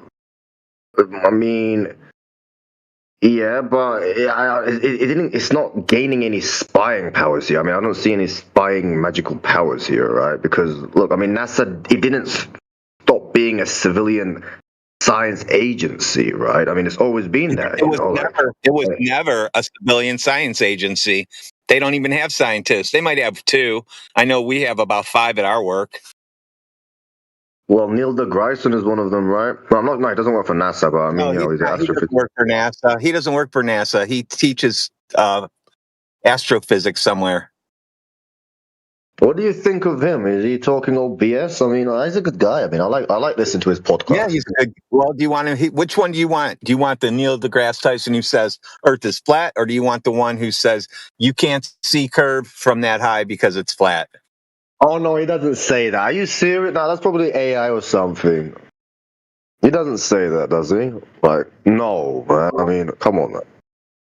Oh well, your hero has Wait, does he been really say crushed. that? Yeah. Can you send it to me? I mean, I want to check that out. I mean, I don't think he would ever say that. You know? I can't imagine him saying something like that. You know? So if we give you the link where he says that, are you going to be a flat earther then? I'll have to analyze it and watch it on my spare time. Nobody But will let me. ever say yes to me. Every time I have to get them evidence and I say, if I give you this, are you going to be a flat earther? Then all of a sudden they all backpedal and say, well, no, I can't do that. I just want to read words on a page because I like reading. Reading is fundamental. Hey, look, my friend. Look, I mean, I'm a guy that likes facts, and I'm a skeptic guy. All right, I want to analyze it on my spare time. You know, get my popcorn ready, put my feet up. You know, just watch it, analyze it, ask some questions. Because I can't become a Christian in one day. All right, I can't become a Muslim in one day. You know, you got to, research into it. Right. That's how it is. The same with the flat Earth thing as well. So yeah, send it to me. Let me analyze it. Let me go over it a little bit, and I'll let you know ASAP. Oh, sure. Somebody will post it, I'm sure. So you remember when that guy did the Red Bull jump and he went and saw the curve of the Earth because he was so high in his balloon? Yeah, I remember. Yeah, briefly, yeah. Yeah, so that was put on by Red Bull and GoPro, the camera people who make the cameras, wide angle lenses so everything curves like a ball. That's GoPro. And so they put that event on. And then when he said, oh, I could see the curve of the Earth, Neil deGrasse Tyson came on TV and had to explain to people that you can't see the curve of the Earth from that height. It's flat. That stuff is flat from that height. So which one is it? Is it curved or is it flat? Because Neil deGrasse Tyson says it's flat from that high. Well, I mean, okay, like okay, but how high was he? Like, I mean, like it was like how much feet in the how much feet was it? 25,000, 30,000. Like, I remember that Red Bull video. Yeah, I remember that one. It's the OG one. Yeah. 120,000 or something. Yeah. Okay. The Earth is huge, right? The simulation is huge. You know what I mean? At low altitude. Now we can discount all the weather balloon videos that go 120,000 feet, and they show us curves because you just said that's not high enough. Also, so now we don't see the curve of the Earth, do we? It's just camera effects. Yeah, yes, but okay, but I mean, look, I'm gonna check out these videos now, right? Give me an hour or two. I'm gonna check them out.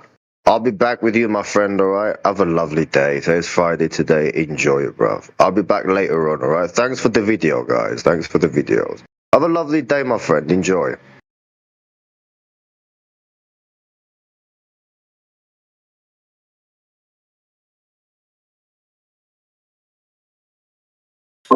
Doom doom doom doom doom doom doom doom doom doom. That sounds really good.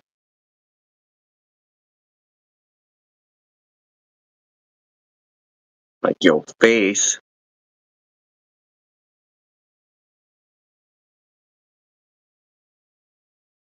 I'm sorry, that was really good.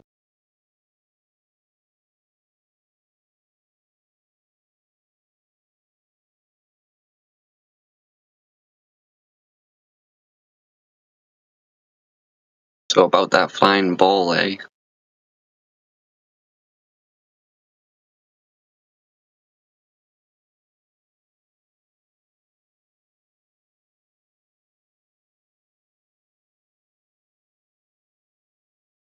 Who's got flying balls? Me. Right? Amazing. Goodness gracious.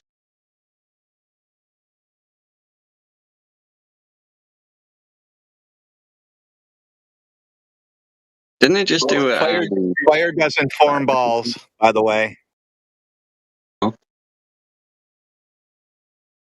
anyone see the Antarctic experiment? Really?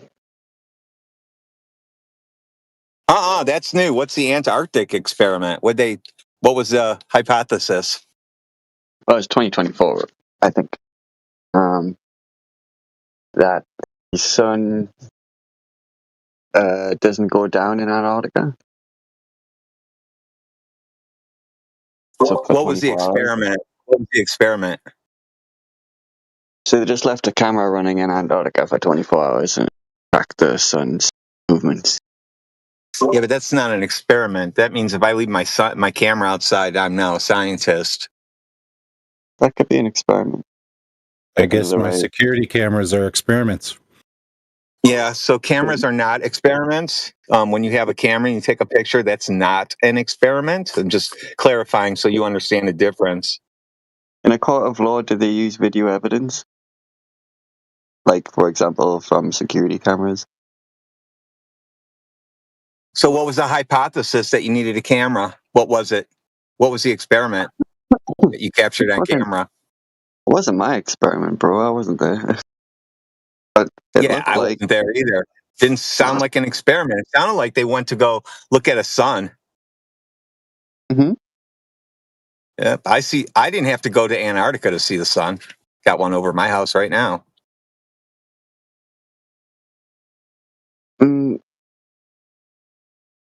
Do you understand what the experiment entails? Like, have you heard of it? Yeah. So what it is if you see the sun, the Earth is a ball. But when they were there, they measured the Earth being flat because they were taking angles to the sun, and you can only do that from a flat surface. So they took angles to the sun in Antarctica. So that means they were standing on a flat surface. So seeing a sun doesn't make the curved ground. It's like now we see the sun, now the ground is curving and we can't take angles anymore. And that's not what happened. They saw the sun, they took angles to it, and that means they're standing on flat ground. But why would the sun not or below the horizon?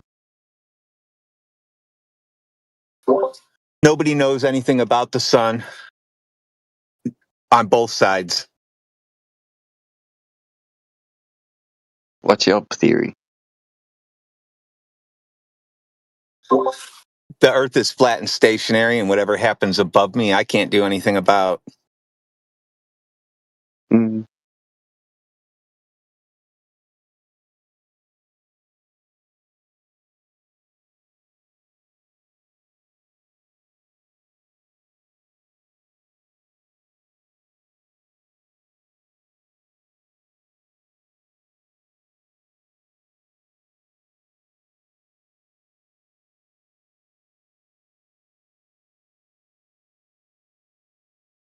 Do you believe in any other conspiracies or just flat Earth?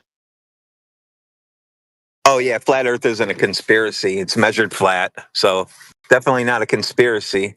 Yeah, the globe's a conspiracy. Globe's a conspiracy. No, I don't believe in the globe.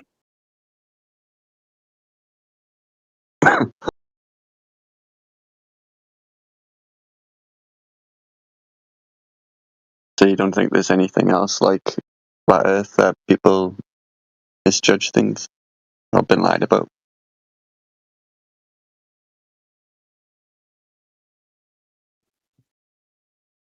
You really can't lie about flat Earth because you can't hide it. You can't hide it. Huh.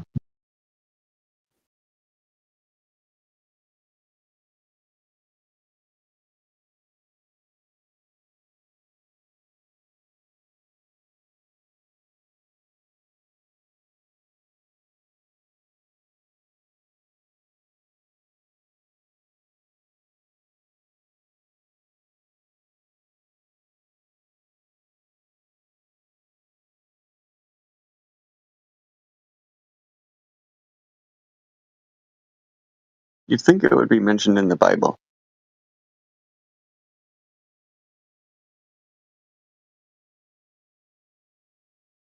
You know what I mean?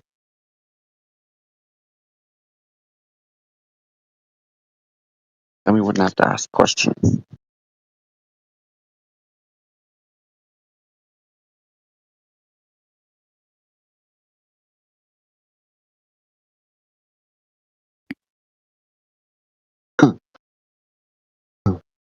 I'm pretty sure the Bible wasn't written by physicists.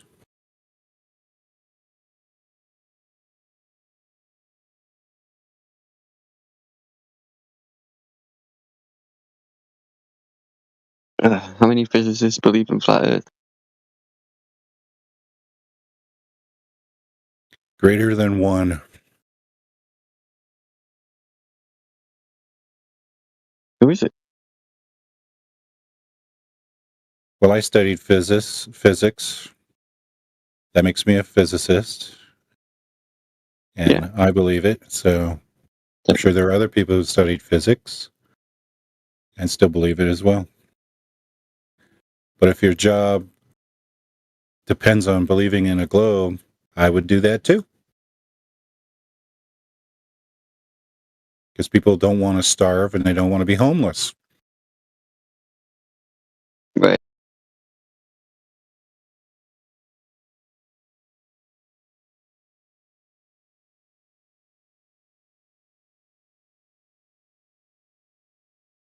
Your job doesn't include the Earth being a globe, then?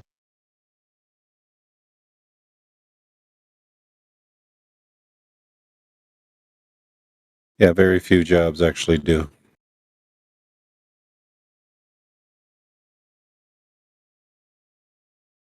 Which jobs even do?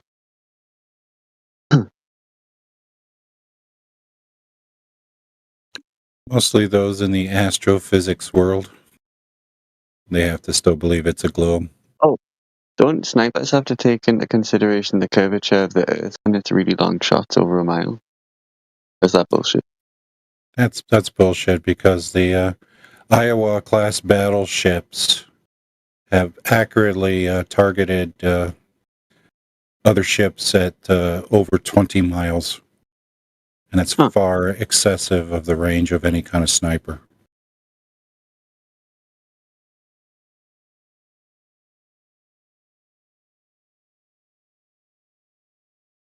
How do we know they haven't taken curvature into consideration with such a long shot? Because the computers they used were analog back then and very primitive. Because if you had to do the calculations by hand,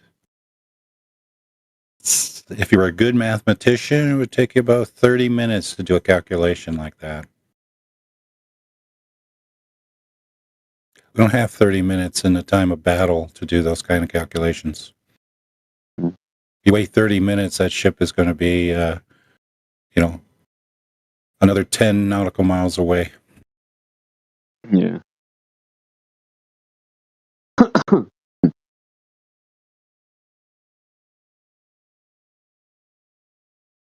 What if some scientists got the calculations incorrect and the curvature is actually over 100 or 1,000 miles or something? Like they've just got the Earth's dimensions super wrong or something. And that should be obvious then. I don't know what it. Yeah, it should be obvious to be seen. Especially the way we travel by airplane, that would be very obvious that something's wrong. Well, I had a discussion on here the other day about composites, but someone believes that they got a camera out far enough to take a picture of the globe. What's your opinion on that? The problem with taking pictures of objects at a distance, the worst possible shape to take a picture of is a sphere. Why is that? Because the light doesn't reflect off a sphere over its entire surface towards the camera. Only a certain portion of it does. Do you believe that we could put a camera far out enough to get a picture of the whole Earth? No, that's not physically possible. Even as high as the ISS, that blackness they show you, that's just parts of the Earth that is not directing light back to the camera. ISS shots are quite interesting though, but it does just look like a wide-angle lens. Yeah, they typically do because I've seen a couple of the recent ones been posted on X, and they use 14 millimeter and 15 millimeter camera lenses, which are wide angle. Why not just put a regular? So that's the reason they won't put a regular ass camera out there. Well, because it's difficult to take good quality photographs using subpar kind of equipment. You need to use high quality equipment, and in their time they do time lapses now. They don't record video, and they're doing like quarter-second exposures to make sure enough light hit the camera, and that's why they have to use the wide angle lens. Because if you use a more narrow angle lens, you get more trailing, right? Because if I do that with my camera, if I put my camera at its widest angle and I take a 15-second exposure of the sky, I get a nice clear picture of the stars and everything. But if I zoom in even to say like 100 millimeters and then take the exact same photograph, you'll see star trails start to appear. Huh.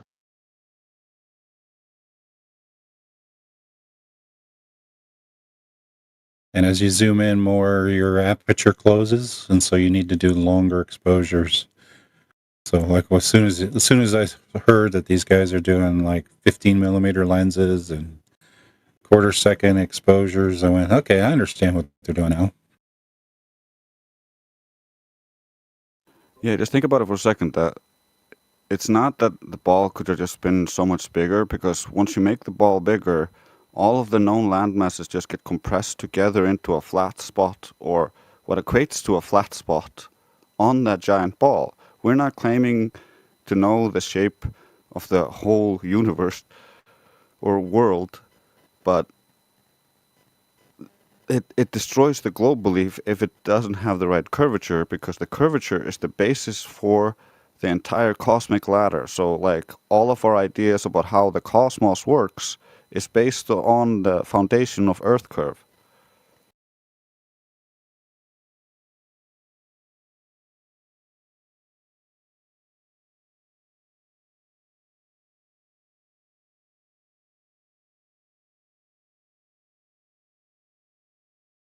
Yeah, even the distance to the sun is based upon the size of Venus.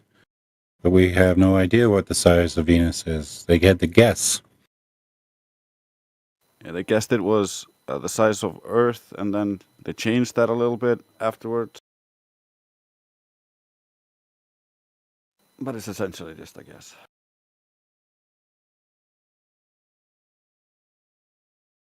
You think Jupiter is an equally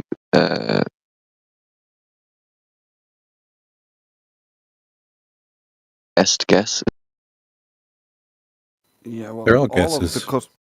all of the cosmology is based on assuming the Earth is a sphere of a radius of 3,959 miles, and so from there you get a radial spreading out, where you imagine all of the stars being further and further and further away, and then you put that into the heliocentric model. You imagine the sizes of all that based on you imagining the original assumption of the Earth being curved, being the base size for parts of the solar system to make comparisons with to the things you see in the sky.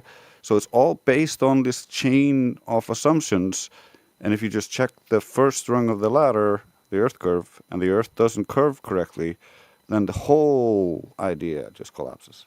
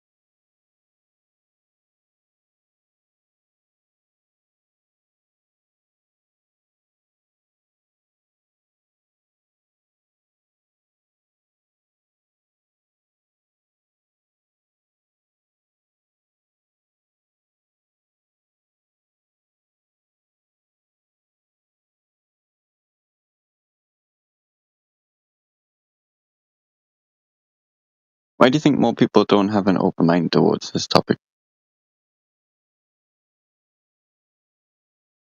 Programming from childhood, lack of actual exposure to alternative ideas, and so it becomes a really ingrained belief that's tied into their self-image and ego, and so it's really hard to confront that without going through cognitive dissonance, because you have been entrained with cognitive ease your entire life concerning the globe. You look at a flat horizon and you imagine it's curved.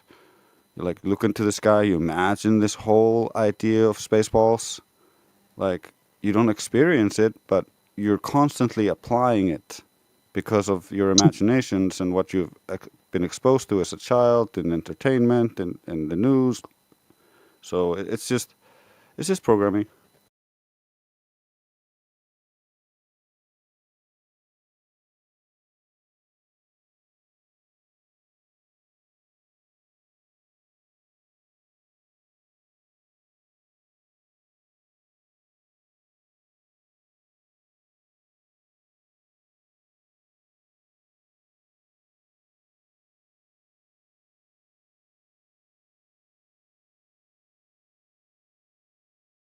Yeah, it's kind of like you can get someone hypnotized to not see something or see something completely different, and that's just through enough belief.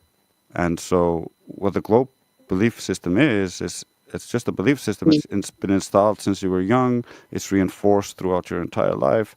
So that's why we get people who claim they see the Earth curve from sea level or from a mountain or whatever, and they might have seen that because the mind can edit what you see if your belief is strong enough. That's one of the reasons why we try to challenge our beliefs, to try to stop being like blinded by your belief and ignoring what's actually in front of your eyes, what's actually measurable. Right.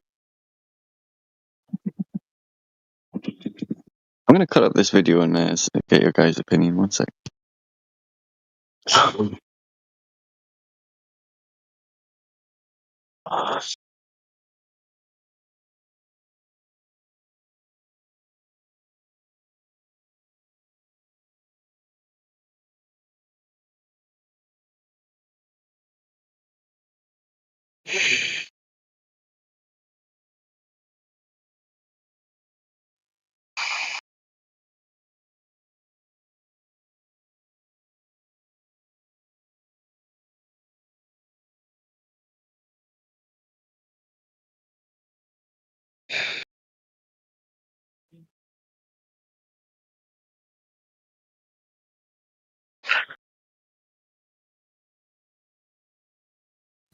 You can kind of think of it like this: if you were raised in a Scientology compound and you never got to meet anyone outside of the compound, then you're just gonna believe what they tell you to believe because they're your authority.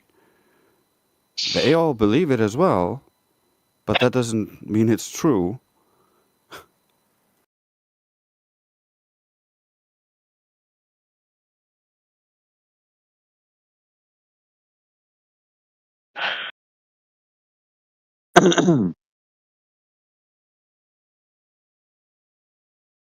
Send it in the chat.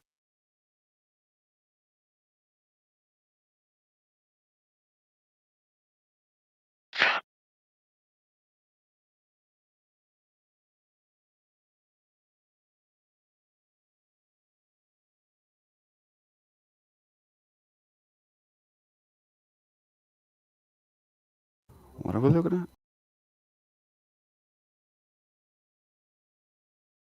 It's a video at the coast. I live by a coastline. I was just out there taking a video and I noticed a boat. That's a boat as far as my camera can zoom. My camera is like on the video mode, it's got like a 4 zoom or something. That's interesting. So it doesn't zoom that far.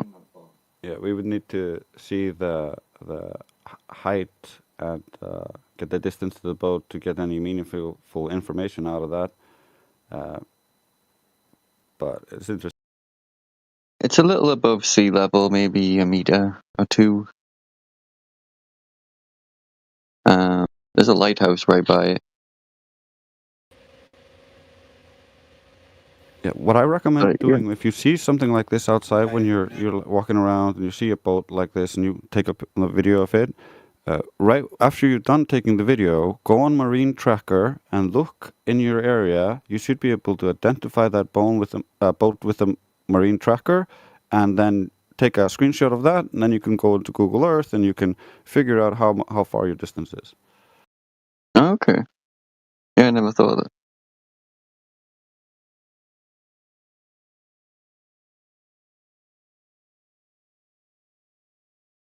The big problem is the globe actually doesn't account for optics and how you look at the world to reify the globe into existence. And so when you try to combine both globe geometry and optics, the whole thing breaks and you don't end up with what we see. And so I'm working on writing a paper right now actually concerning this because this is a big issue in in the field of optics that needs to be fixed.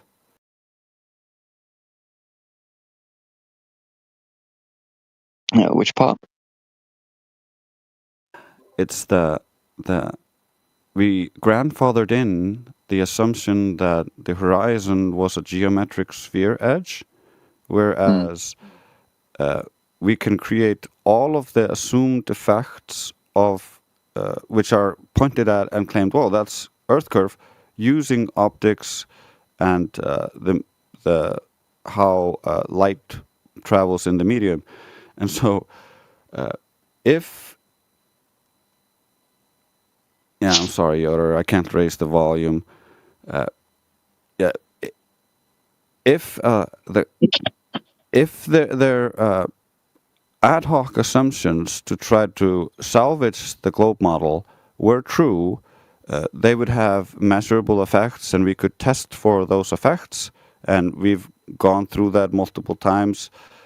That's one of the reasons why Flat Earthers exists, because we test these assumptions.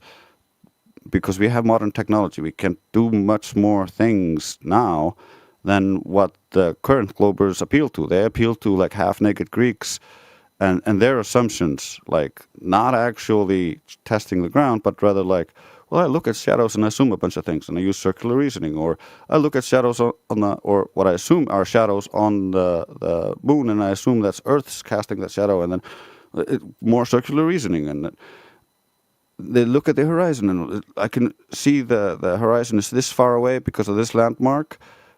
So I'm going to say that this is Earth curve, but we can use known optical effects, known physics that we can test and verify, and we have, to actually explain away all of the phenomena concerning this, decoupling the horizon completely from the globe. And so once you try to add the globe onto the actual effects that we know are there, then whole of reality just gets destroyed.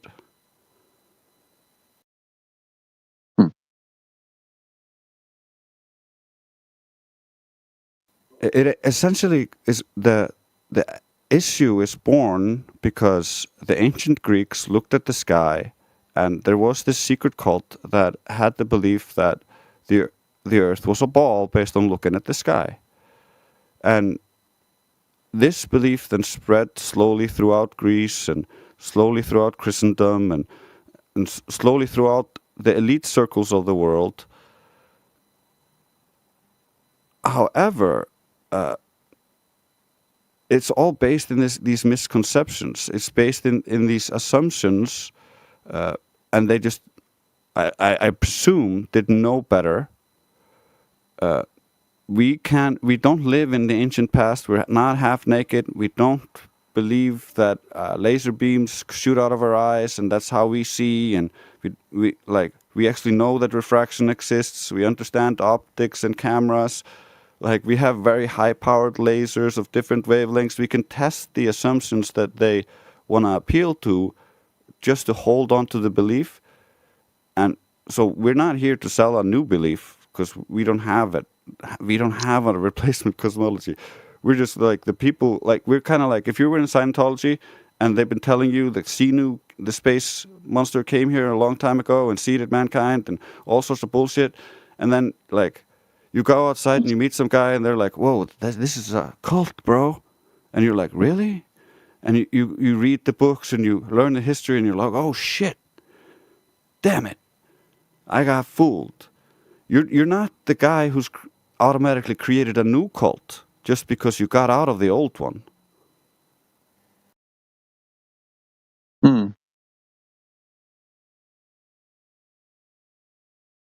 I don't know if you can escape from Scientology. It's just an example.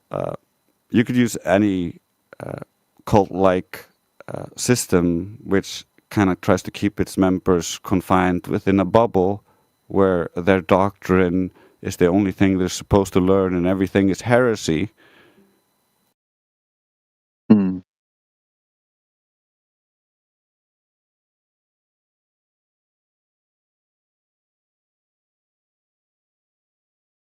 I don't know why it's not looked at with a more open mind in the mainstream, though. Like, no one really benefits from either situation. I don't know why they can't just do about it.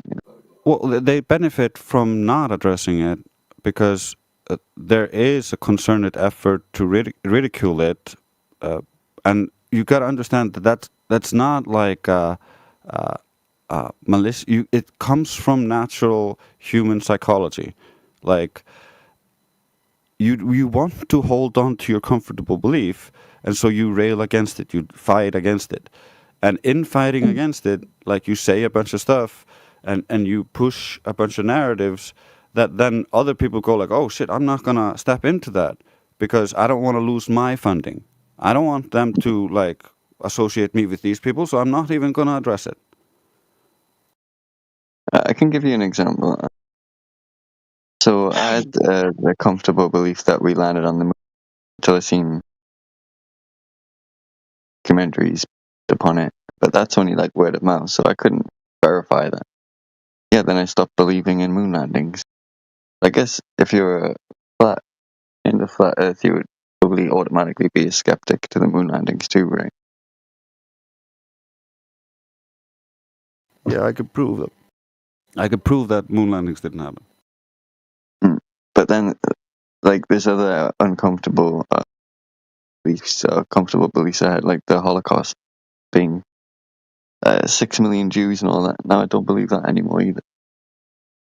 I don't have an opinion on that because I can't verify that. Like with the moon landings, physically they couldn't have gone there. Werner von Braun says they would have needed 3 rockets, and Elon Musk says he would have needed 15 starships. So, and that's because the rocket uses 96 to 98% of its fuel just getting into low Earth orbit. So they would just need to send blasting off. Yeah, they need to send up a shit ton of rockets just to get enough fuel to refuel the rocket to send it on its way to the moon. And we have a recording of Bart Sibrel talking to an Apollo astronaut and exposing this in front of him, and all the Apollo astronaut could say was like, "Well, you're saying that we didn't go there?" Like, he got MK Ultra, bro, and there's a bunch of people who believe a bunch of stuff. However, there's a very small group of people needed to actually keep up that manipulation, and I don't even know if they are still alive today. Like, this is a self-sustaining belief system at this point. I know Neil Armstrong's been caught saying some pretty weird stuff regarding the landings. Buzz Aldrin too, actually. Yeah, most of it's admitted by many of the Apollo astronauts to be Freemasons, and there's many weird stuff related to the elites. That's basically where the globe came from. It came from these kinds of cults, like secret societies, fraternities with initiations and stuff like that. That's where you got to learn about the globe, generally. Do you think like the Freemasons and powers had all the scientists have indoctrinated? Well, the Freemasons technically have a flat Earth cosmology today. They have flat Earth cosmology. Yeah, you see the black and white squares, the flat floor. Then you've got 2 pillars that represent the moon and the sun, and then you've got a vaulted dome of stars. So you're saying they believe in the flat Earth, but they push the globe? No. Majority of Freemasons have no clue. They have not studied Freemasonry to that depth. Most Freemasons are just in this as a social club. Yeah. But I mean the ones like who, own it, the leader, the top. What do they believe? I don't know what they believe. I'm not them. But you said something about flat Earth cosmology? Yeah, when you look at Masonic cosmology and you study their literature, you'll see that they depict it as a flat Earth cosmology.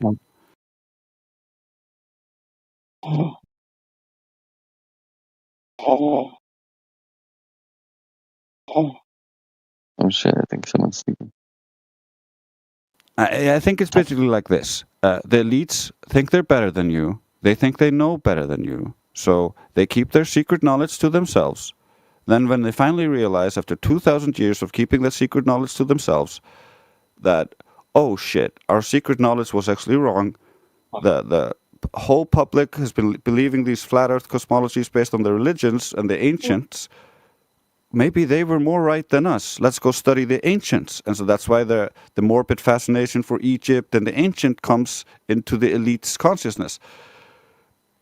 And now they have their own little flat earth Freemasonic clubs, and they like this is now the secret doctrine of the elite.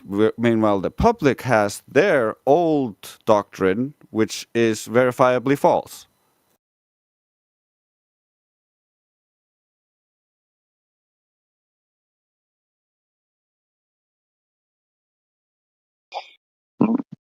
What do you think their plan is? You believe in the elite, right? Well, believe in that you don't have to believe in any of this. This is history. Like I can back all of this up with history.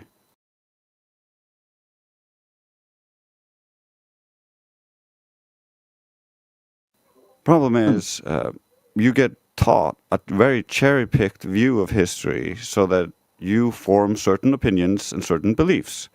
However, history is far more vast than the tiny line that we get taught. Like, there's always been flat earthers, there's always been people contesting the globe, but you don't get taught that.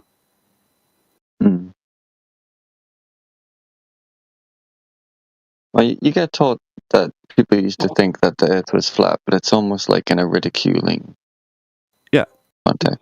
Yeah, that's a primer to get you to not actually like it's a very malicious psychological trick to get you to not look. It's like we used to be really dumb in the past. Everybody used to be super dumb. They thought the Earth was flat. They thought they would fall off the edge. Ugh. Now we're super smart. Now you know everything. So if you are smart, you say what we say. If you are dumb, you say the Earth is flat.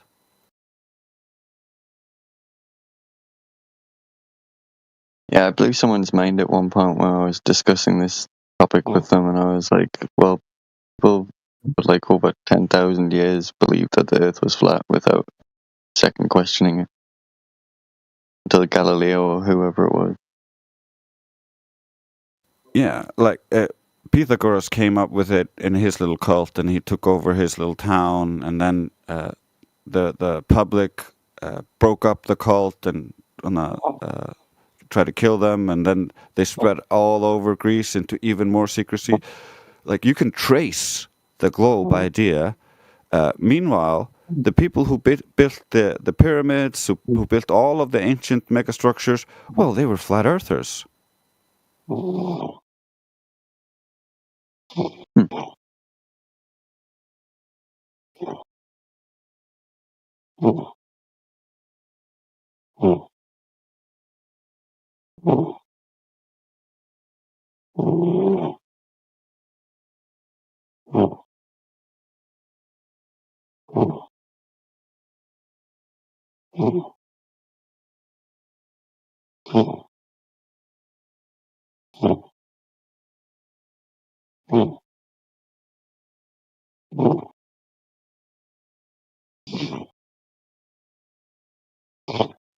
Are you okay, Midnight?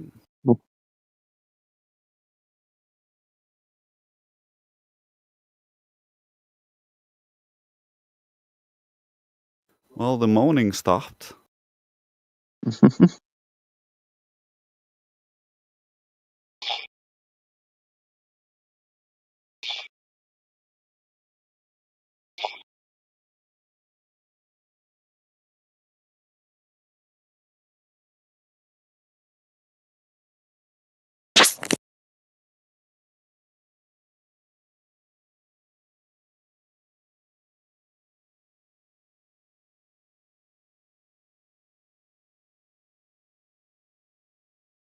Well, I should get back to work. I was just listening in and heard you talking to Rayleigh, and the couldn't it be a bigger globe thing made me want to come in and be like, bro, just think about it for a second. Because once you expand the globe, we can still travel, like he said, between all the distances on this landmass. So if you make the globe bigger, you just squish everything into a flat Earth.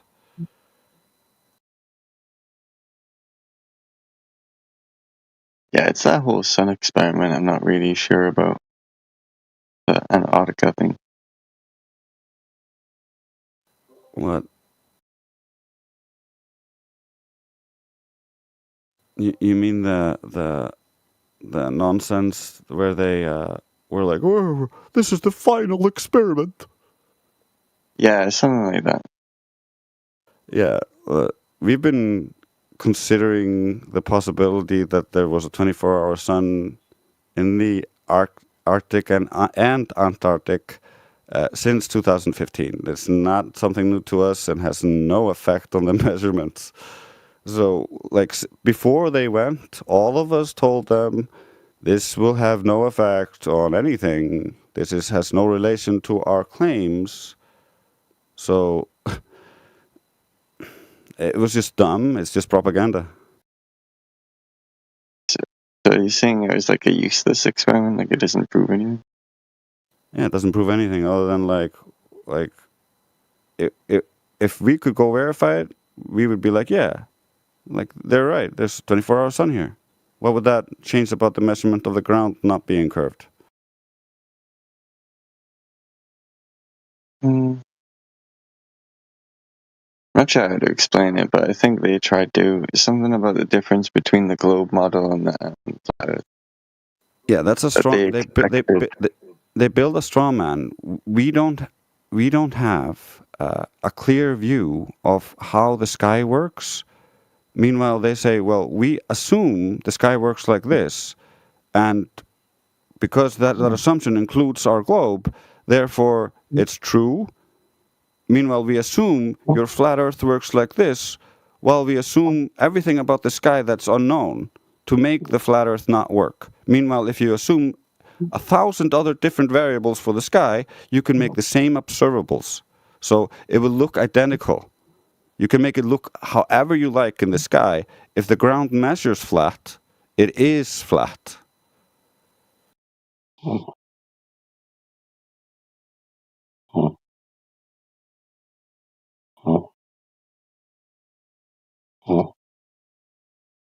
Yeah, I might have to watch that again because I'm not sure how to put it into words.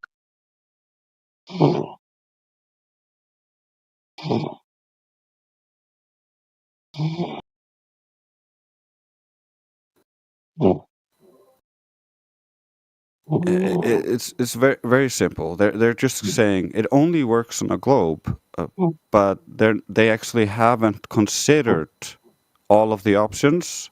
The only thing they've considered is the straw man version, which we don't believe, and so they didn't actually debunk anything we said.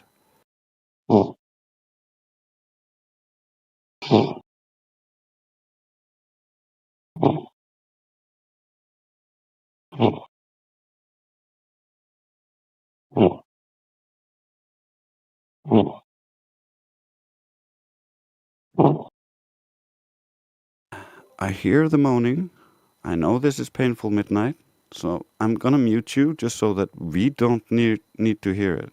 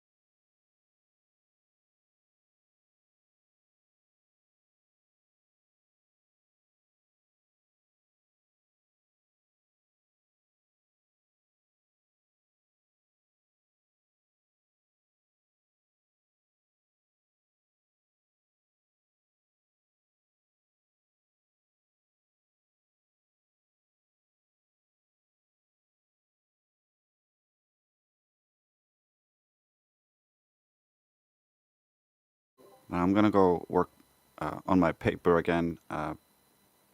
The conversation was just so interesting that I had to join. I No will be worries, man. listening though. Nice talking to you.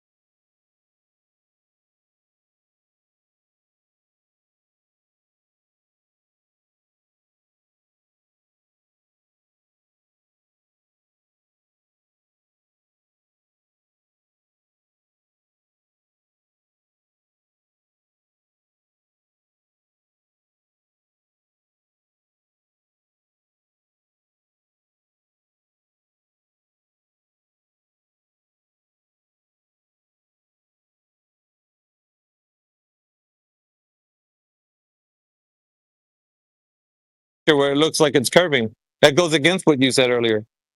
You thought we I'm forgot. saying that it's traveling through a medium. We didn't forget. therefore it's- No, I'm What saying. does it look flat or does it look curved? Does it look flat or does it look curved, Josh? You need to pick a I'm lane, saying bro. I'm saying it looks curved, but obviously there's more nuances there because the light's traveling through a medium. which Okay, leads so, to this so nuanced discussion. your earlier statement that it looks flat was not true then. No, I'm saying, yeah, for the vast majority of things, like the human perspective, the Earth is flat. That I still stand by that. So then why are you standing by this? I'm saying it's saying from a glober perspective, from someone who says that. What are you trying to do? What is the difference between a glober and a human? But I'm saying it's low. You said from the human. You said from the human.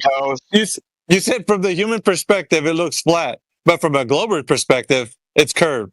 What the because fuck is that? the human's just out there looking around with no preconceived notions of what they're looking for. A glober is looking. Oh, so that's the difference. That's the difference. Yeah, that's what you asked. So you would put that Lake Pontchartrain image in front of a human, and a human would be like, "Oh, I'm not looking for a curve, but there it is." Does this dude just say that globers aren't humans? Nah, I don't know. He said this. I'm just following his logic right now. Yeah, no, okay. I digress. I apologize. I'm saying from the royal you, the human race, like you walk around, look around, it looks flat. But you said earlier. Yeah, there you go. See, he said it again. So it looks flat, but then when you look at the Lake Pontchartrain image, you're like, "Oh, it looks curved." Right? It does, and that's due to the. Okay, so are you going to pick a lane? Indio just pointed towards. Are you going to pick a lane, whether it looks flat or curved? One is my own personal opinion, and one is not. Like, I appreciate God, that bro. There's nuance here, and So okay, when you're telling us from the picture that you're looking at, is it from your perspective or someone else's? from my perspective, it looks curved because I know the Earth is a globe. Okay, so it looks curved. So now you're choosing curved. Personal perspective. From my personal perspective, I'm saying from a no such thing, brother. So when it looks flat, when does that happen? From your perspective, when does that happen? When does that occur? I mean, almost everywhere else. Okay. Bro, there's only males and females, and it's either curved or flat. Okay? Come on. I'm gonna hand this back to you, bro. I just wanted to get him on that point because he was double speaking. He's double speaking, as you can clearly hear. Yeah, I am double speaking. One is me and one's not me.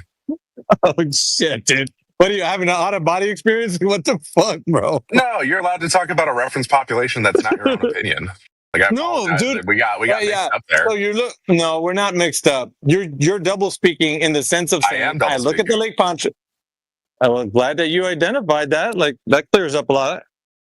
You're getting caught up in an aha moment, Josh, and you just don't want to.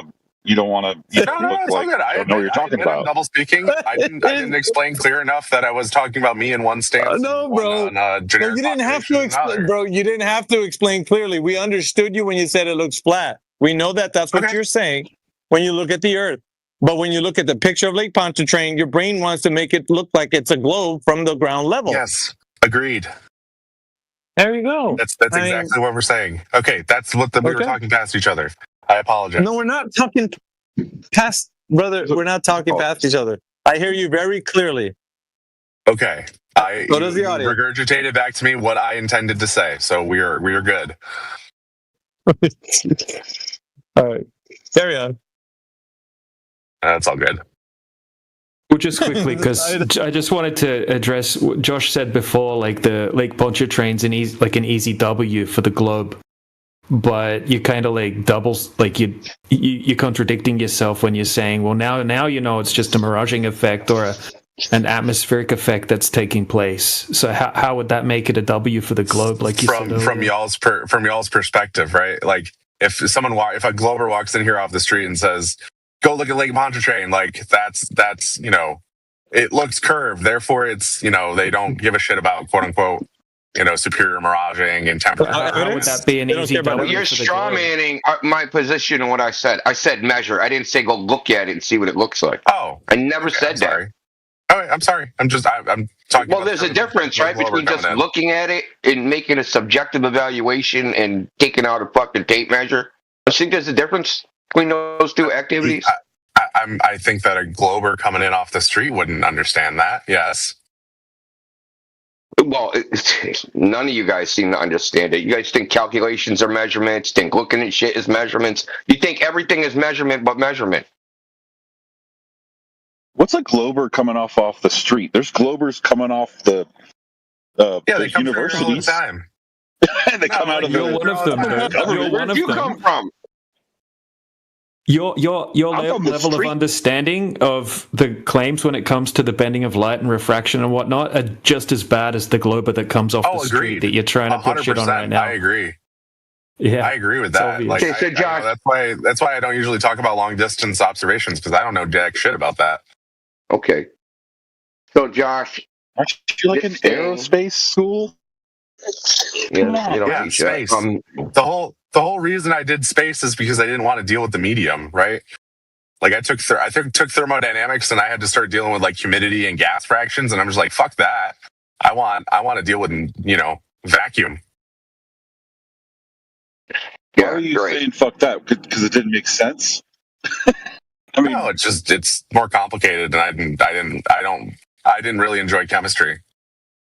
I'm much more of a mechanics guy. it's probably complicated because it doesn't make sense in the real world. I mean, it's just I didn't enjoy it, so I didn't want to do it.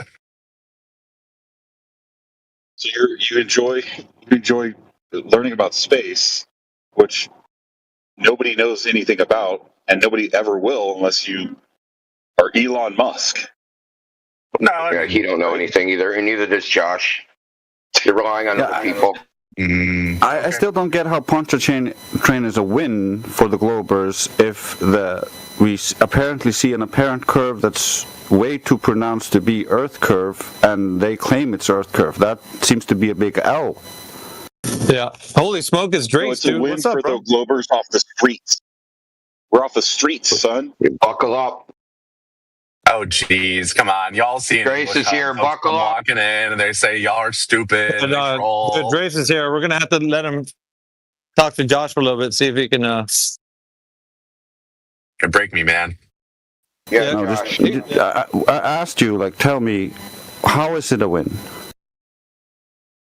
Oh, it's like easily digestible information, right? It's a meme. You mean it's wrong information being parroted incorrectly, and how is that a win?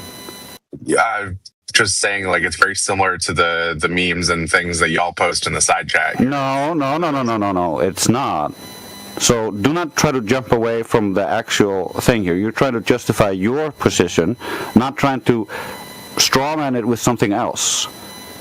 Like you might have seen a meme that's not indicative of our position as a whole, because we're not a collective like you. We don't have a position like you that is dependent on belief in a greater system. We just have the mechanics of how things actually work, like light refraction. Okay, I apologize.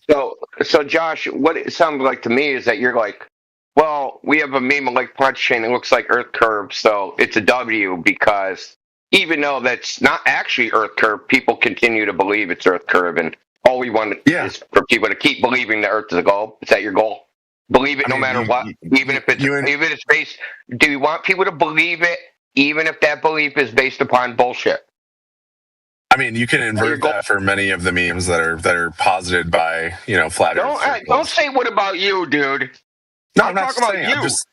Yeah, you're also misframing.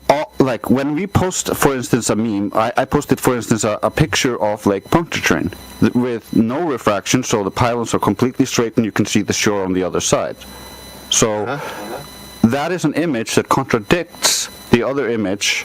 So now you have to start to think about your claim, which is that in your first image, that curve you see is Earth's curve. That's all it's meant to do. The difference between the images, or what you call memes, is that the claims that are being presented with them. Do you see the difference? Even the straight picture still has refraction. The light is still moving through a medium, and it's refracting. Yeah, bro, that's not how. Constant temperature as opposed to altitude and distance. Bro. There's always going to be some slight variations, but refraction is not. If there's no optical density difference in the medium between the targets, or if it's normalized, there's virtually zero refraction. Yeah, that's not possible. That's not possible. It can be normalized. Yes, it can be. I disagree. Yeah, you can, but that doesn't change anything. Bro, where did you get that idea? Fluid dynamics, man. Every single molecule in a volume, like there's no such thing as a uniform temperature and pressure in a fluid. Yeah, I'm not saying it's uniform. It's the atmosphere is anisotropic and inhomogeneous. The problem is when you have the light traveling from one point to another point, and those differences balance out, the light is not going to be refracting up or down by much at all. So it's going to reach the other end. All is not zero. Yeah, well, that refraction up and down, you said zero the refraction up and down, then balances out. That creates a pretty straight standard. Pretty straight standard. You're using weasel words here, man. Zero refraction is not possible. Yeah, you're saying minuscule differences that are undetectable are something that's gonna change anything. How can you prove that they're undetectable? Do you have a sensor? Because you cannot detect them. Square inch. Well, I mean, do you have a sensor at every single square inch? You should listen to Drace explain these things to you, right? Because he has a very good understanding of how this works. And if you just would actually listen to him, you'll actually learn something off him about how this works. I understand. You don't understand. You don't understand. You should be listening. You're the student right now. He knows a lot about this. I just want to make it clear to everybody that zero refraction is not possible. It is easily. We're trying to listen to him too. Let me give you an example. For instance, a very simple example with two mediums like a fish tank. If you look normal to the surface, this is basic Snell's law. You don't have an angle of refraction, so there's zero refraction.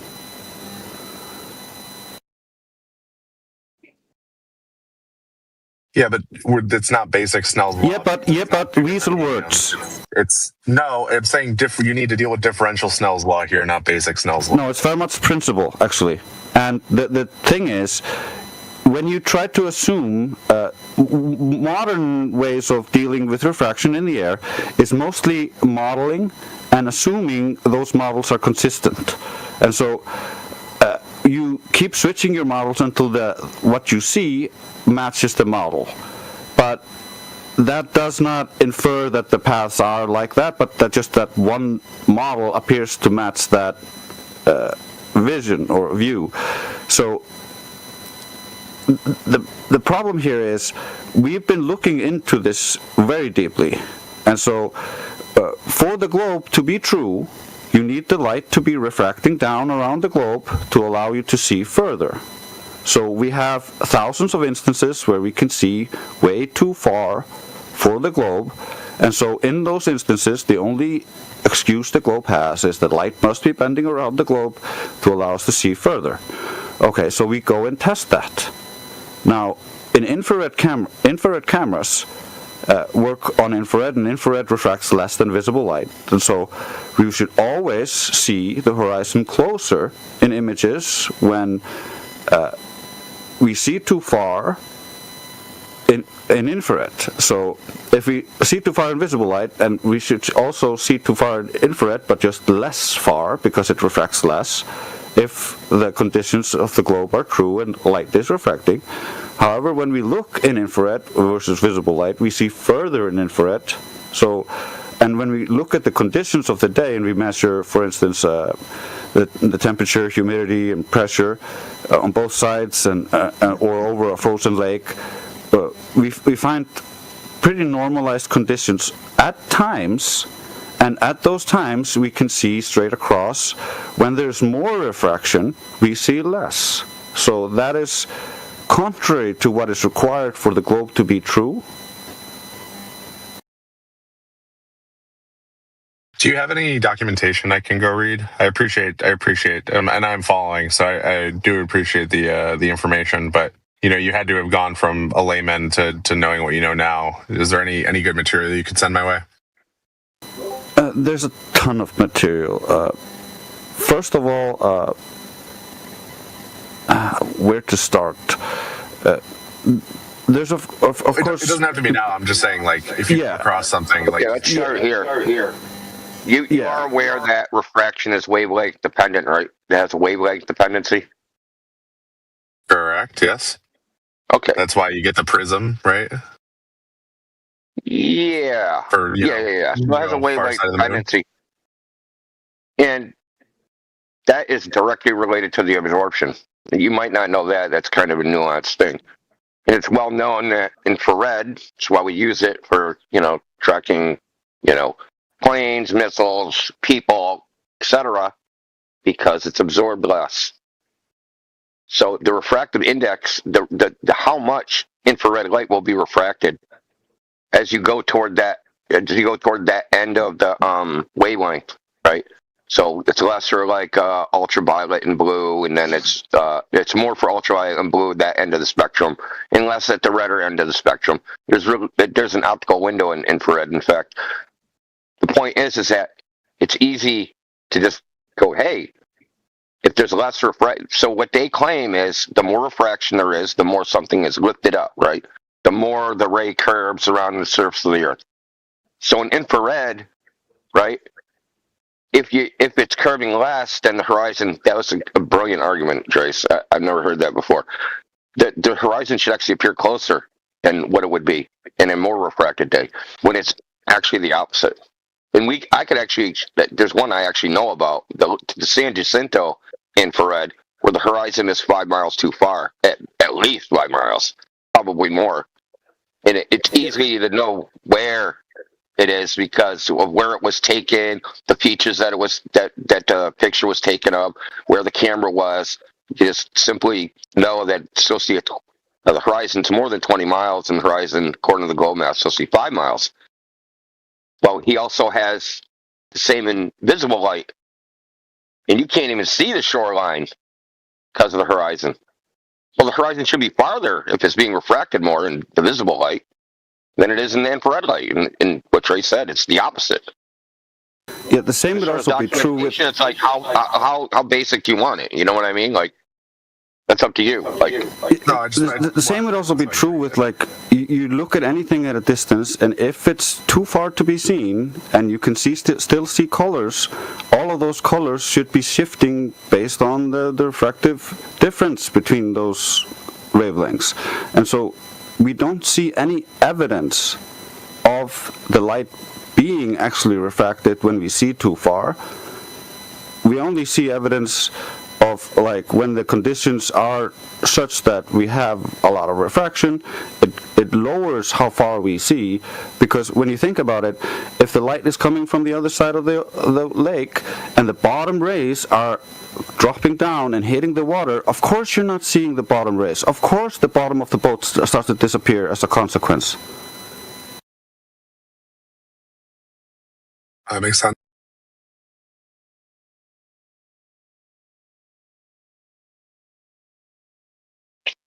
and then there's the other thing. Yeah, I was gonna say anything in text would love to read.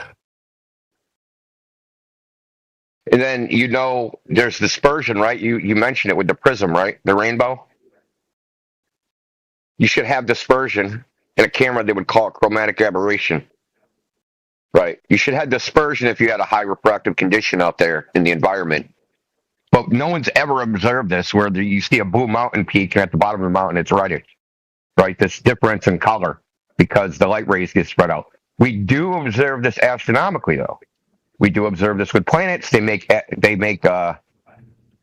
actually make chromatic correctors, right? Astronomical chromatic correctors that have a mirror in it that you merge the red and blue image together. So we do see this. It's not like it's not there. It's just not there in any terrestrial sense. Ever. Like never. None of the 200 plus mile ones.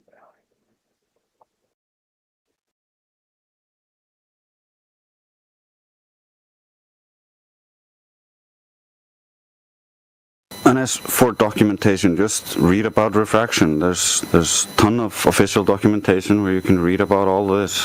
It's not very complicated. And if you want to see people inadvertently testing this, most of the world record long distance photographs are taken in infrared because they see further. And the best part is they generally take a picture in visible light before, so you generally have that differential. So it's just, it doesn't match the physics.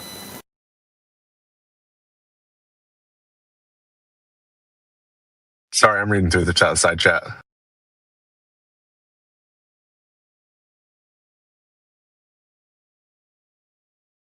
You like pictures of the moon I took with my smartphone?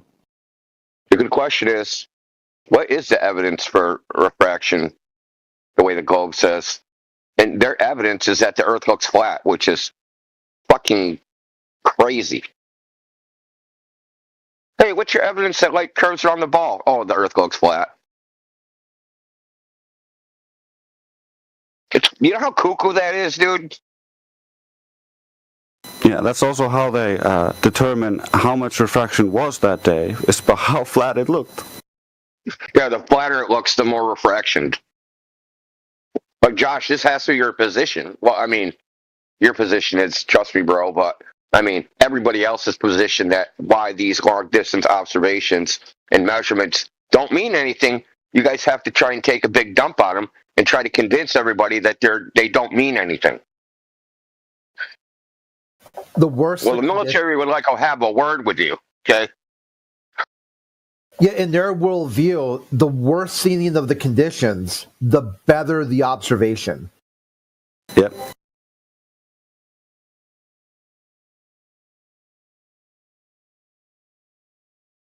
The worst part is the military uses like that's what people take away.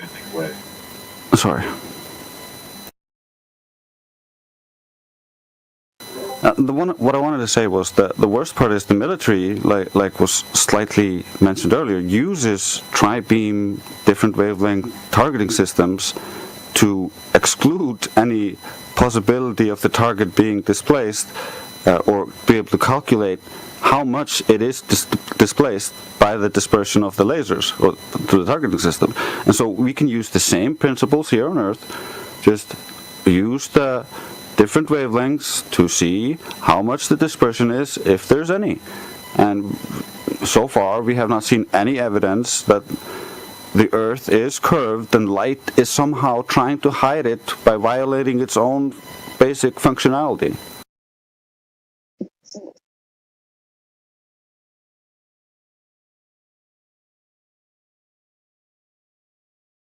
You solve the whole paradox by simply saying it's an optical effect, not a physical effect.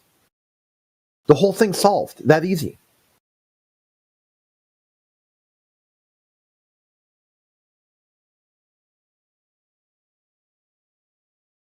I appreciate all the content in the side chat.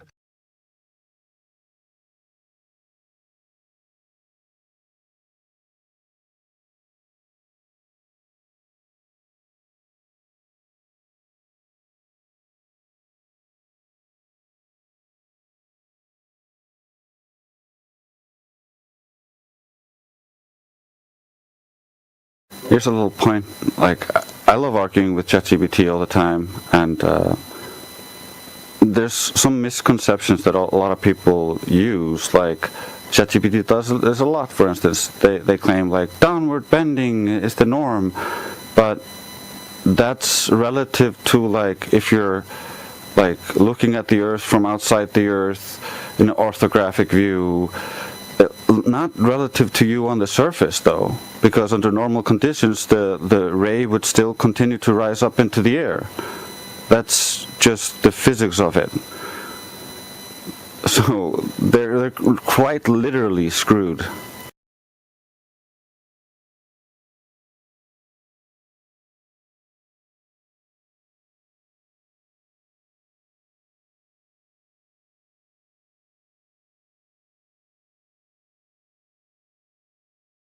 Yeah, like I said, I appreciate all the content. Feel free to send me stuff to read.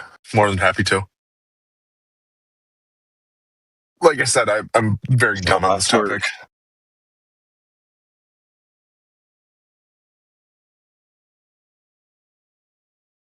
So I sent Jay Tolan Media So if you scroll up, I sent the infrared and I just sent visible light. Now, if you look at the infrared and you zoom in on this, you can see, what the hell is it, the name of it? Can't remember the name. It's something marina, right? And that marina comes up to the ocean, but it has a jetty, a barrier. And you can see all the way into the marina. And the marina is at 20 miles, and you can see into it where they park their boats. Right? So we know that that's at 20 miles. Well, the globe curve calculation is the horizon supposed to be 15 miles away. But you can see the water surface 20 miles away. Now you can say, hey, that's refraction or whatever. But then when, like Trey said, like I said, I can't say it enough, man, that was a brilliant deduction, is that the horizon is way closer. Way closer. Right? Some of the buildings are cut off. You can't see them. This is the exact opposite of what it should be. If the globe, the globe mechanism for refraction actually existed, we're seeing the opposite of what it would predict.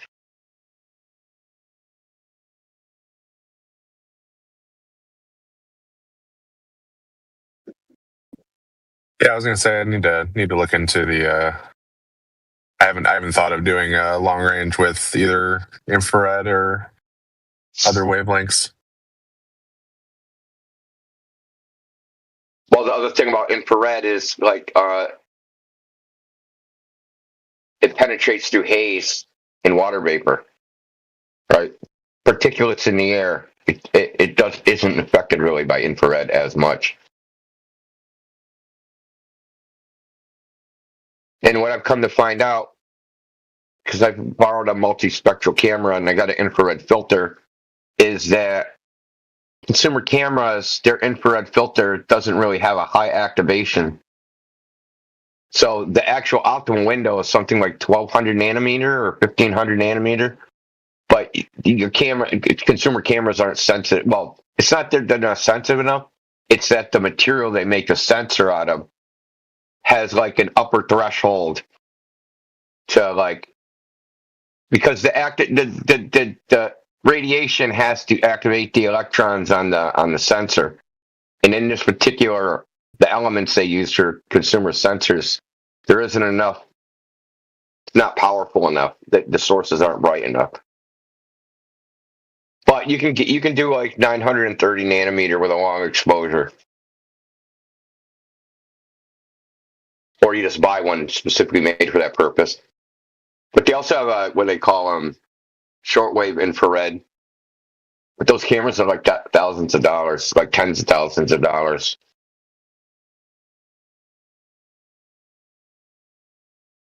They use a different type of sensor. They're like 1500 nanometer. I was gonna say I got my phone and that's about it. Yeah, well, I made a 30-mile observation with a iPhone 4S, which is a piece of garbage.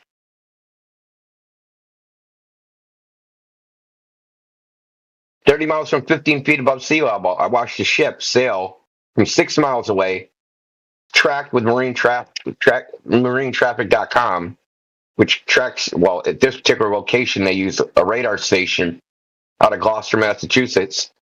And I watched the boat for 3.5 hours sail out to sea, never disappearing, never any of that. I mean, it got smaller and smaller, it was tiny. And then to verify I was seeing what I seen, I went on top of a parking garage, which is like 100 feet above the sea level, and could obviously see it more clearly. But even from that 100-foot elevation, I should not have seen it.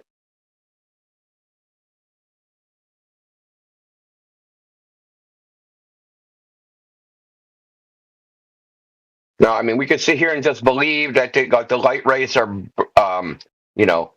curving around the surface of the Earth in such a way as to make the Earth just look flat.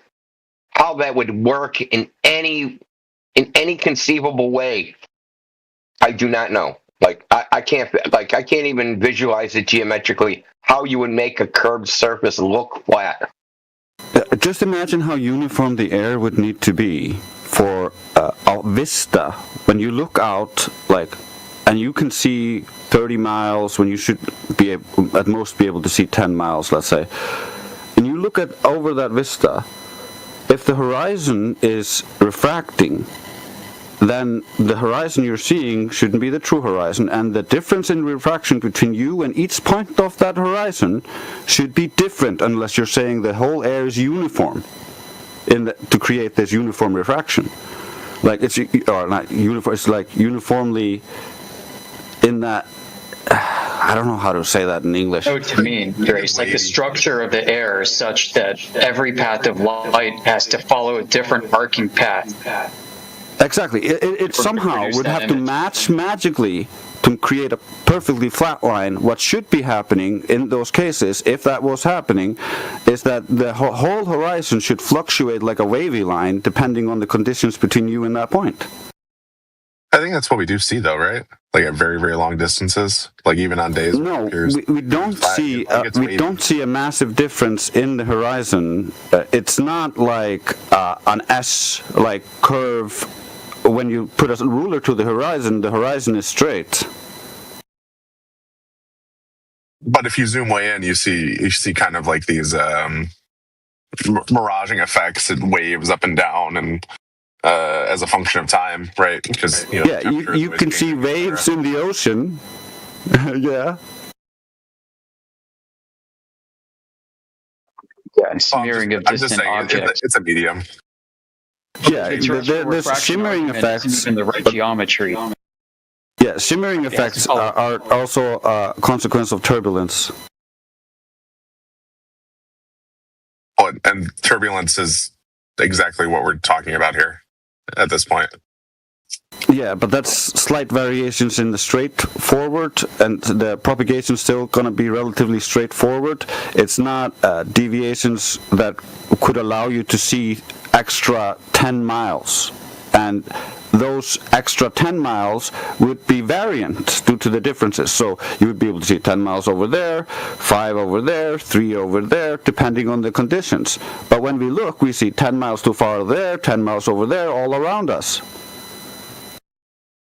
Well, no, I think it does change, but it's and this is once again me shooting from the hip, but my gut's telling me that it's 9.98 miles in that direction, 10.02 miles in that direction. Like it does change as a function of azimuth and time, but it's not, how can the horizon look flat?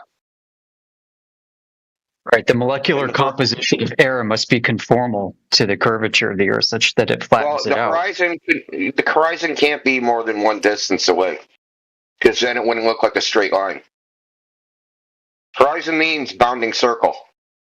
So a bounding circle is equidistant from the observer, right? So that, because you're that doesn't take into account the medium, though. But we're talking about what it would look like, right? So, and what it would look like if the horizon is equidistant, it would look like a line around you. But if it's not equidistant, it would not look like a line. One part of the horizon would be lower or higher than some other part. A lot lower away. No, it would just be a tiny little bit, and it might be imperceptible to the eye. Is what I'm trying to say. Like I don't know. We just went over. You're seeing over 10 miles of what you shouldn't be seeing. So that should be extra 10 miles of extra stuff added on top of the horizon, being bent above the actual horizon to create an illusion. That's what the Globers believe. They believe they're seeing illusions. Okay, and so. Depending on the conditions between them and the illusion. And so that illusion would shift. Yeah, shift, but like the magnitude of the shift. Like I'm just saying the dynamic portion of this might be... Yeah, the magnitude of the shift would be dependent on the conditions. And problem is, the Globers do not have the conditions to even create the bending down in the first place. I can agree with that. So there's no way to even model this. So this is the funny part, Josh. You know how they actually do model this? They just change the size of the globe. Oh, I thought you were talking about like computational fluid dynamics. Like, No, I'm talking about when they model molecules. No, that's not even remotely how they model it. What they do is they'll say there's X amount of refraction, right? That means, like, what they'll do is they'll take the curvature of the radius of a right, because they're assuming a spherically symmetrical atmosphere. The standard is like 7.6R. So they multiply 7.6 times the radius, and they make the globe bigger. And then they do all the straight ray calculations. They don't calculate curved rays. There's no way. Like, think about this, Josh. I have a vertical sensor.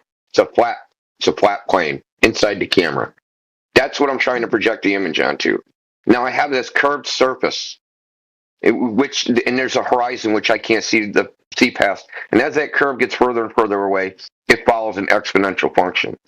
Now I need to map all the rays to my vertical sensor, right, off this surface in such a way as to make that curved surface look like a flat surface on the sensor, right? So each point of distance further, it's more and more and more and more curvature that I have to curve the ray. Like, nobody could even, there's no computation that could even do this. You might be able to do it by trial and error or something. It depends on how granular you want to get, right? Like CFD simulations could do that. To unfurl the ball. You know how you like unroll a scroll? You know, it's like a scroll, you unroll a rolled up piece of paper. That's kind of what you're doing when you unroll you have to unroll the globe so that it looks flat. How could you do this? Optically. Now we've seen Glovers try to say, yes, it's possible for things to lift up things from beyond the horizon.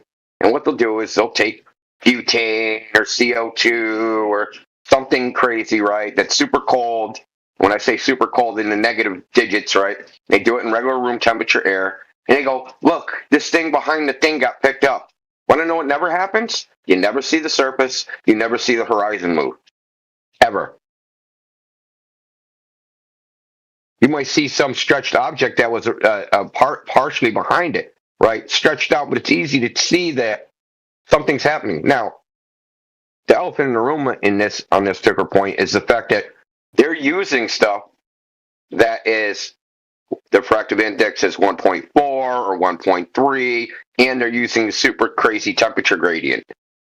So that alone demonstrates the fact that they're using unphysical, what we call unnatural conditions, and unnatural not in the sense of supernatural, unnatural in the sense that outside in nature, the weather's never, like, doesn't have 70-degree temperature gradients in 1 foot. It also doesn't have like giant fucking CO2 loads or butane floating around, right? So the very fact it takes an extreme special case condition to even demonstrate the possibility should show you that it's not possible, because the refractive index in theirs varies in the 5th decimal place. It isn't in the first decimal place. It's in the 5th decimal place. It's in the millionths. So temperature, like, you know, a 70-degree versus 69-degree temperature difference varies the refractive index like 0.0000024 versus 0.0000237. So it's a slight variation because you have a single medium. Right? So even if you have a 10-degree temperature difference, you could have a 100-degree temperature difference in a foot, and it still isn't going to change as much as what the difference would be in CO2 in air or butane in air. Right? They're just not the same. The point is to even demonstrate that it's even possible, they have to use these extreme experiments. When we can go out and demonstrate that, hey, you can make the horizon appear way shorter than it has to be. We don't need to do any extreme conditions. We can just go out in nature and show that a little RC boat or whatever will appear to disappear over the horizon on something we know has to be a flat surface because it's well shorter than where the horizon should even be. And you have a horizon that's appearing 700 feet away instead of appearing 2,600 feet away. Right? We're observing this in nature. We're not observing it in a lab. under some weird conditions that don't exist in nature.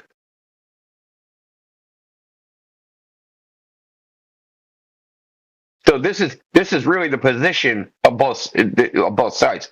One side says, yes, X is happening. Well, can you demonstrate that in the lab? Oh, sure, I can demonstrate in the lab. Give me some butane and some CO2. We'll make the butane negative 40 degrees Celsius, and we'll make the CO2 negative 60 degrees Celsius, right? Something that don't exist in nature. Negative 60 degrees Celsius next to 70 degree air. Don't exist in nature. I'm sorry.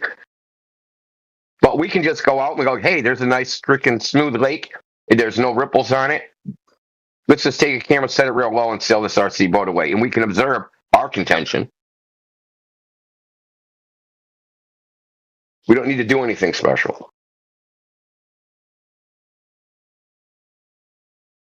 Yeah, we just test what we're told.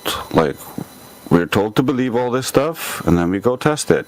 Like, we have hundreds of laser tests over frozen lakes at all conditions of the day. The globe just isn't there, and it's just not enough to just hand wave away all of the data that comes from the world itself and just go with the preconceived notions, because that's what we were all taught. That's the easy way out.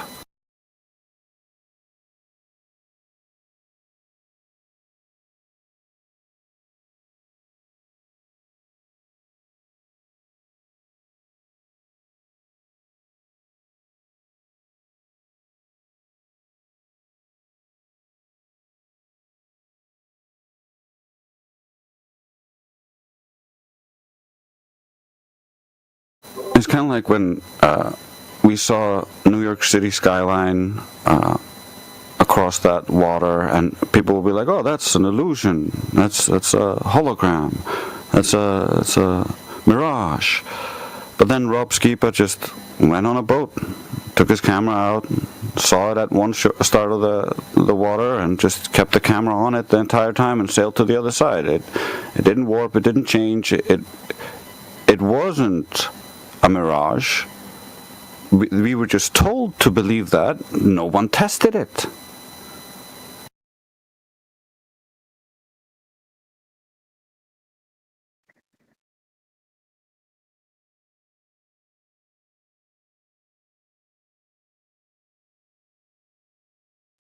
I don't really care what shape the Earth is in the end. I just care about the truth.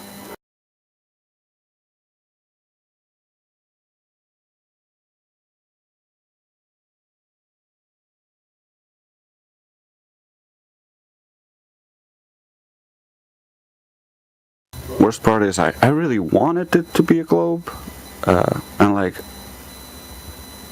this whole thing just it's kind of a litmus test. Like, are you a person who just follows blindly what other people believe, or do you actually go and look into it?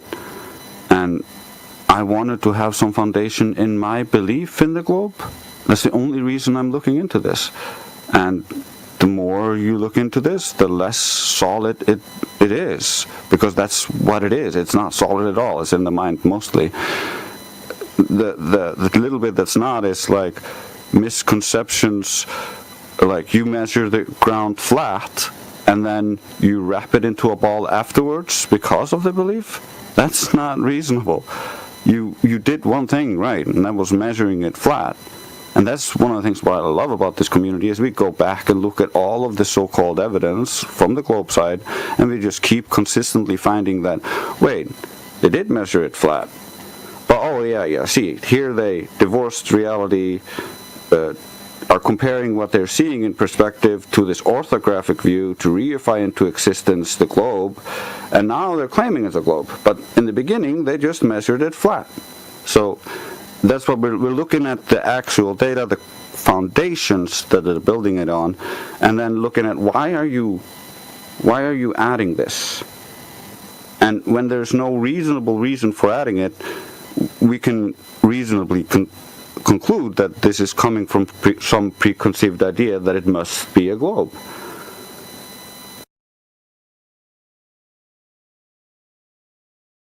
the thing you ask is, what is the justification? And when we look into what the justification is for adding this refraction thing, there isn't any other than the Earth looks flat. That's their justification.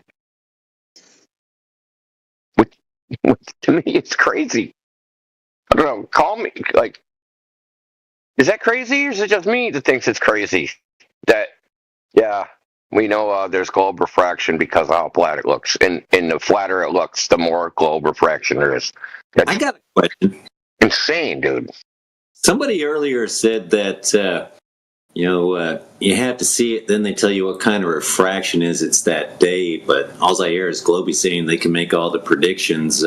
How come we can't predict what the refraction is going to be before we see what we see? How come it has to be a post-diction, not a prediction? Yeah, that's a good question.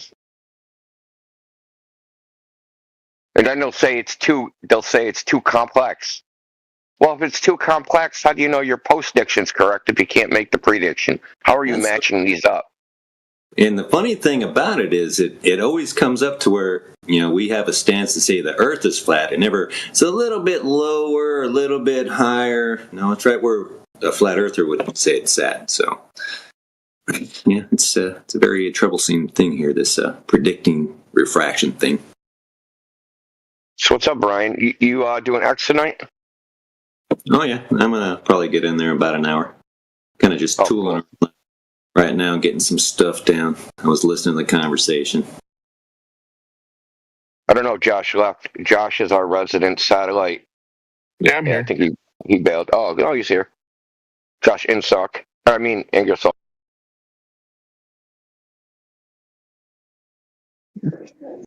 Did you hear my question on predicting the refraction for tomorrow?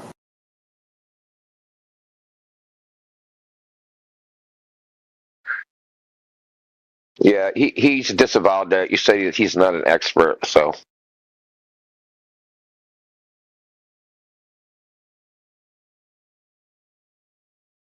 It's a good question, though, right?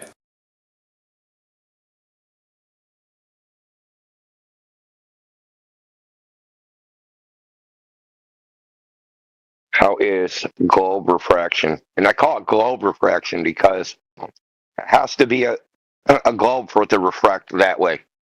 Can't be anything else, right? You have to have a curved atmosphere that curves light. Yeah, and a globe dropping away from the beam, so that's the problem here is the beam is traveling along the Earth in the same optical density, roughly, because of the temperature gradient, humidity gradient, and the pressure gradient. However, in the globe view, they claim atmospheric refraction exists because the Earth is dropping away from the beam. So the beam is going up into less dense medium, and so it will bend away from the normal. But problem is, that doesn't actually cause the beam to go back down. It just straightens the beam out a little bit, so it doesn't actually go straight into space in that model. It would just not go as straight. It would just curve a little bit. But it wouldn't go back down, because otherwise at that point you're actually turning the light around. You're not now it's going from less dense medium into a more dense medium, and you have a different based on the angle of incidence, relative to the pseudo boundaries of the different optical densities, you have a different refraction. So they have a real problem getting that beam back to the ground, and so generally what they do is they say, well, it must be super refraction, which has no actual basis for it other than just well, it is must be bending this much because the Earth is a ball and we can see the beam. And the sad thing is the refraction gets less as the higher you go up, man. I posted in the chat there the world record photo. We got 275 miles looking at Picus Bard there from 9,200 feet. That whole mountain range should be under 3 miles of physical curvature. But yeah, you can see the whole mountain range.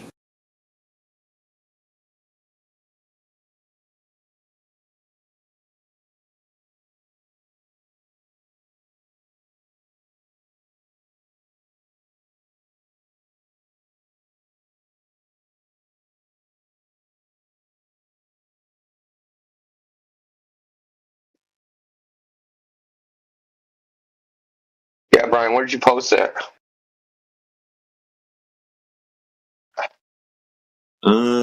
It's up there a little bit. Somebody gave it a like. It's you got to scroll up a little bit. Oh, okay. A lot of people commenting, man. Oh, there it is. About I don't know, 7:39 Mountain Time. Oh yeah. 9:39 Eastern.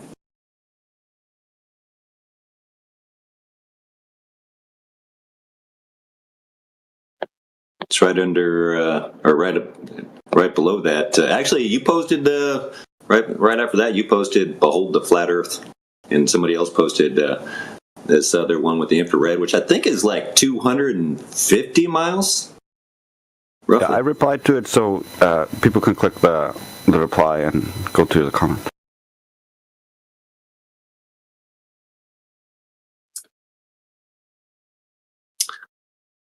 And that's an early morning photo right there too. So.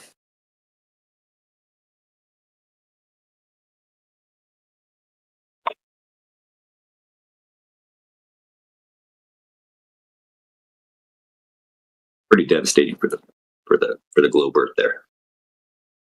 So I just posted one taken from 27,000 feet in the airplane. Those mountains are 500 miles. They're between 450 and 500 miles from the camera. Okay, so they should be 9 miles under the curve of the Earth, under the horizon. Can you post videos in there? Yeah. In the chat? Yeah.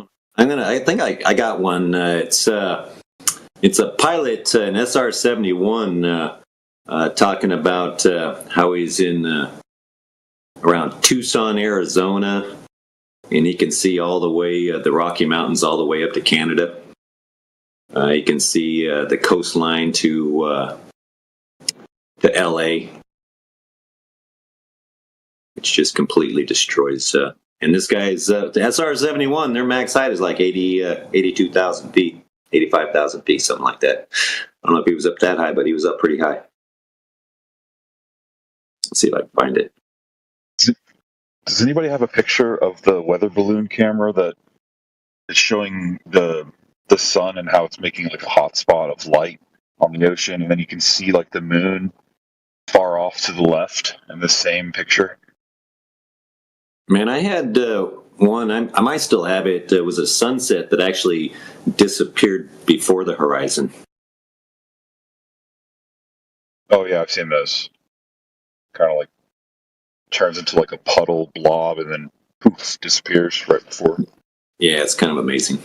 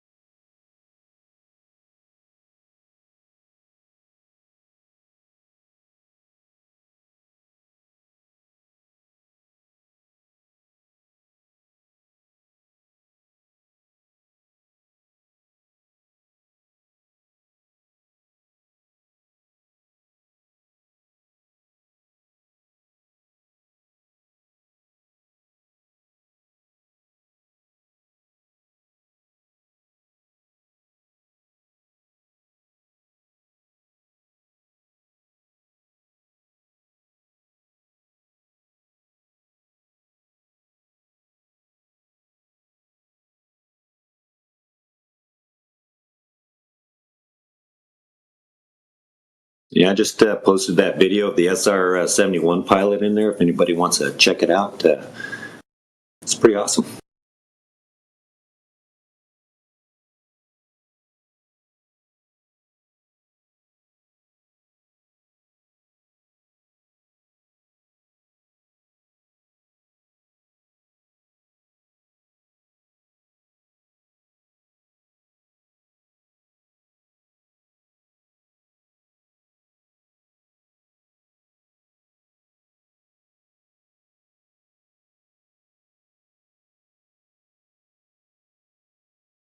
I just got to the office. Appreciate y'all.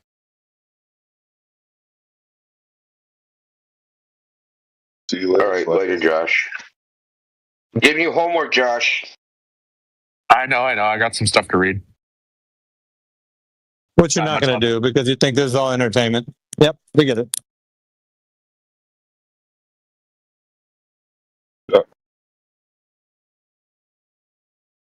Bet you $1 he's not going to read that, Indio. Of course not. What I want him to do is clear off your desk completely.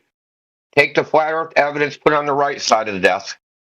Take all your globe Earth evidence, put it on the left side of the desk. The evidence you actually have for your job. And you're going to look at the evidence you have for your job, and it's going to be a bunch of graphs and frickin' text and equations. And then you're going to look on the other side of your desk, and you're going to see photographs and measurements. And then you go, keep telling yourself the Earth's a globe.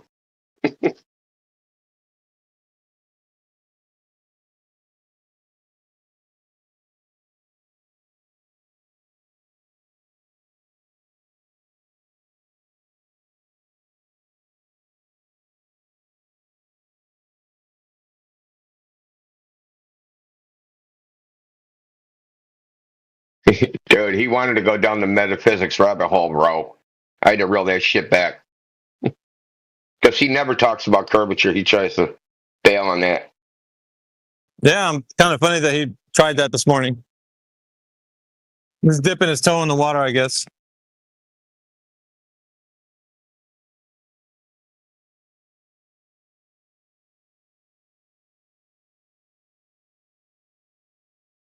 Oh, it looks flat. No, but it looks curved too.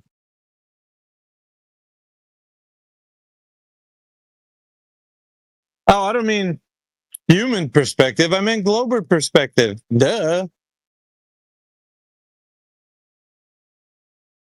Well, you just have to be willing to see everything first and then add all the refraction you need to justify your beliefs.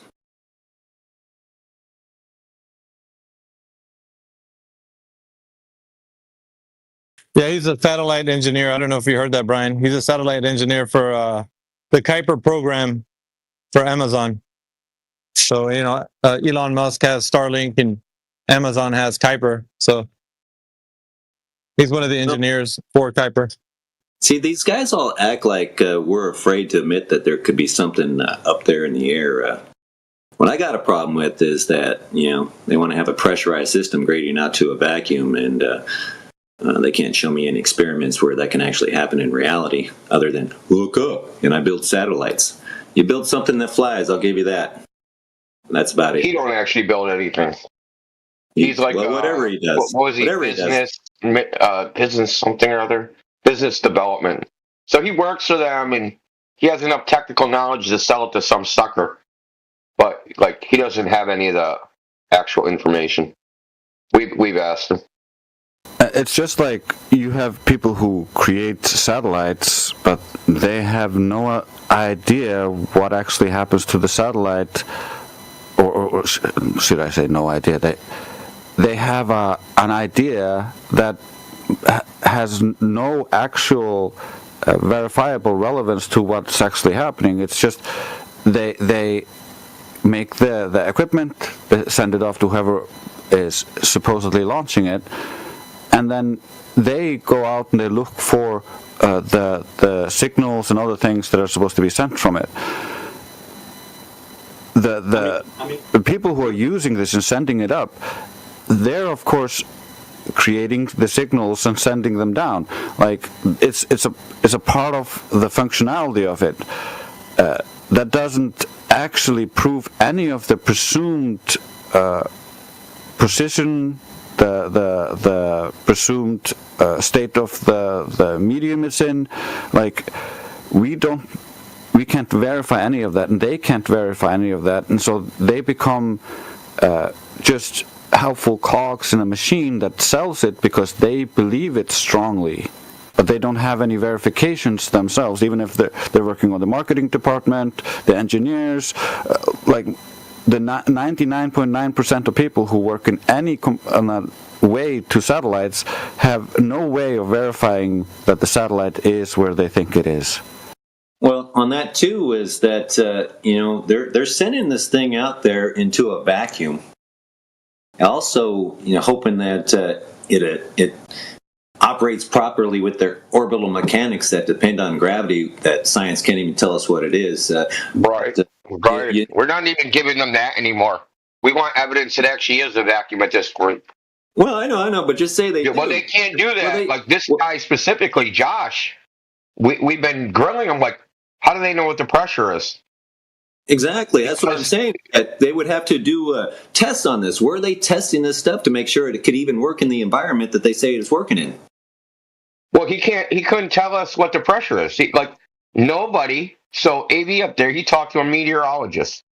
And this guy admitted that above a certain altitude, you can't measure the pressure because, you can go, you say you have a weather balloon, right?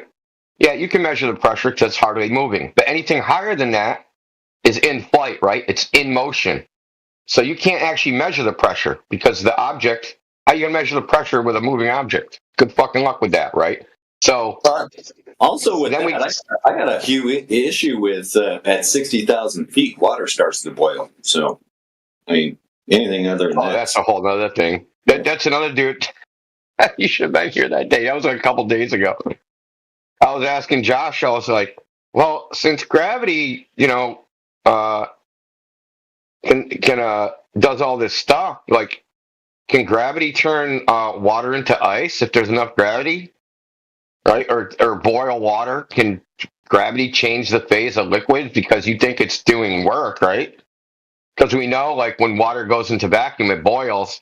Can you, like, just increase the gravity so that the water don't boil away in the vacuum? Because that's what they're saying is happening, right? The water's not boiling away because of gravity. Right? The gravity is keeping it water. And it can't be possible because the strongest gravity is here on Earth. It gets weaker the further it goes away. It's ridiculous. Yeah, well, Brian, right? The vacuum should be boiling the water away. Exactly. But it's not because of gravity.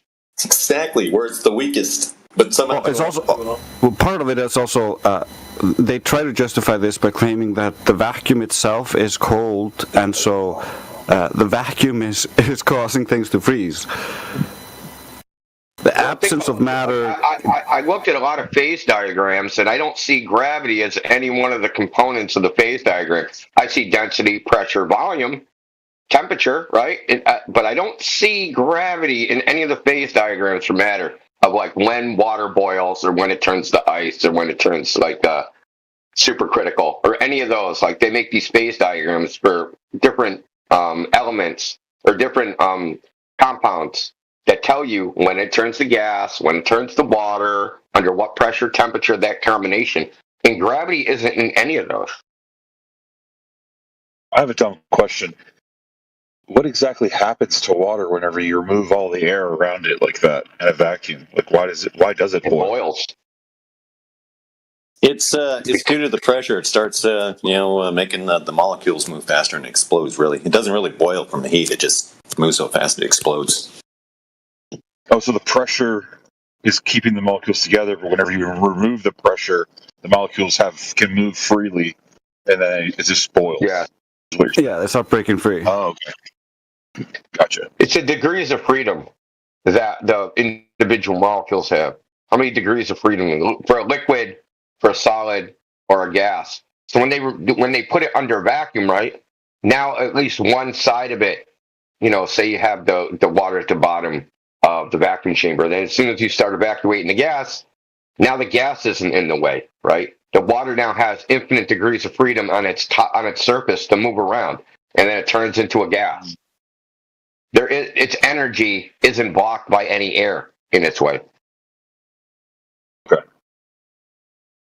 It's also one of the reasons. Sorry, one of the reasons why it's also boiling is like there is some oxygen also trapped in the water, and as that bubbles up, it helps breaks the rest of the cohesion of the water.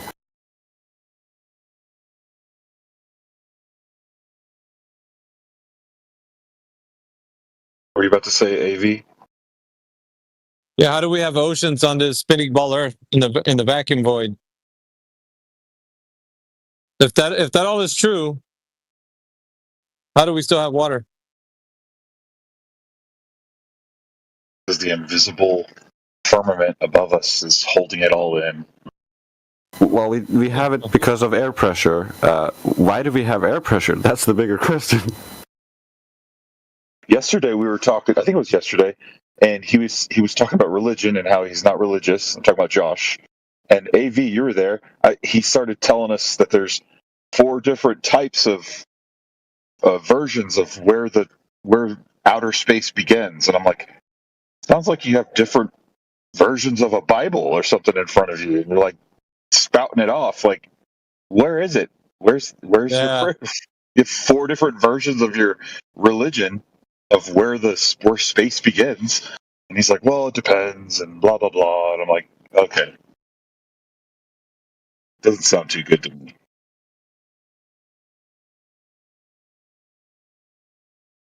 They also have a problem, that is, if gravity is compressing the air, that would heat the air. However, we do not see that as the pressure gradient is not equal with the temperature gradient. So, like, the temperature gradient is relative to the sun adding heat to the ground, and that the ground then releasing that heat up into the air. So the pressure gradient is not causing the poles to be tropical. So the gravity is not able to heat gas in their imagination. So gravity is not acting upon the gas to increase its kinetic energy and heating it up. So it's weird because we don't even use gravity in most of the or any of the gas laws. It's ad hoc added on afterwards because it has to be a globe. Another question I asked him, and I don't think he really answered me, or I didn't understand him, was how do you use propulsion in space in zero gravity, nothing in the air, no air molecules? Like, how does propulsion work? What is it pushing up against to move forward or backwards? It doesn't, because of free expansion of gas. It would have, like, gas is moving. Yeah, there would be no way to push off of anything. Yeah, that's what blows my mind. This goes to what I was saying earlier. What he'll do is he'll give you an equation. He'll never give you anything demonstrating it. And this is what as far as gas pressure, thrust in a vacuum, that's all we've ever gotten, right? We just gotten a bunch of equations. We've never gotten any demonstration of anything. This is like something that's been going on 8 years. I think Citizen Z asked for that like 8 years ago over in Gem Pandas. Hey, I want like a video of thrust in the vacuum. It was still fucking waiting, bro. 8 years later. I mean, could we test that? Could we make a vacuum chamber and pull everything out of that chamber and put a little tiny rocket in there and see if it moves? The problem with that is the exhaust from the rocket repressurizes the chamber and so starts to move. We've seen Mythbusters try to do this, and a lot of idiots try to do this. They need to keep evacuating the chamber, and the chamber needs to be big enough and be able to evacuate the air fast enough to be able to maintain no atmosphere. So that's the issue there. But like with a demonstration of like the simple ball, the balloon rocket example and the vacuum, in their math, there is matter being pushed out of the balloon, and so the balloon should be going forward, but it's not. Like the air has nothing to push off. It's just continuing into the next. It's like kind of like it's continuing to be sucked through a straw effectively, so it just has nothing to push off.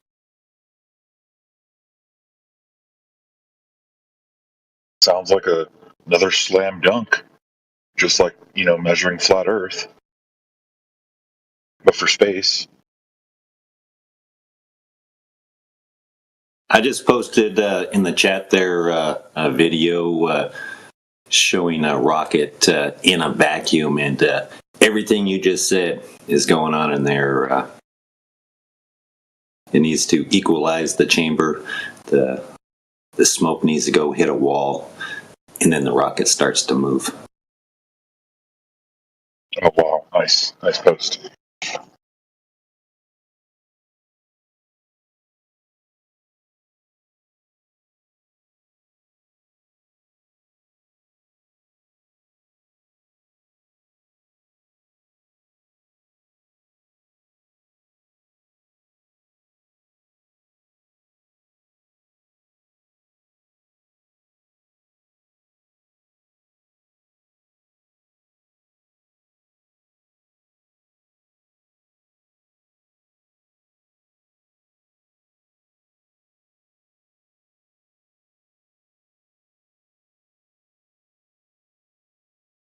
These globies always ask us to provide proof and all this stuff. We provide it for them, and they don't like it. Every time we ask for an experiment, they say, "Go climb a mountain, look up." I'm just looking for any experiment that backs up any of their claims.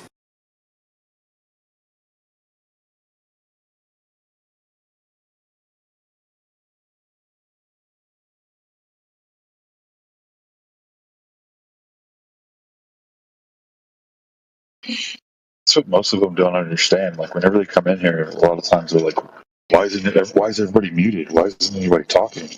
Because we already know we're waiting for someone to come in here and throw us something new that we can debunk. Because that's how I became a flat earther. I tried to debunk the flat earth, and I can't do it.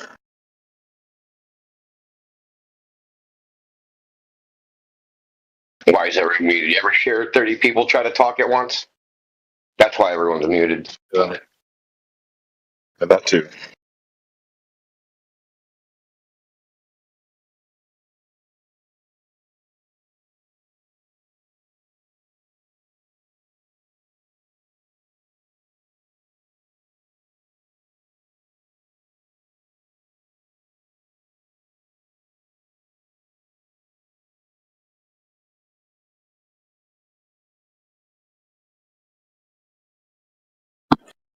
There's really only one other channel / server that I've participated in that's at all that's not FE related, and that's the Ask a Christian. When I was in there with Quits a couple times.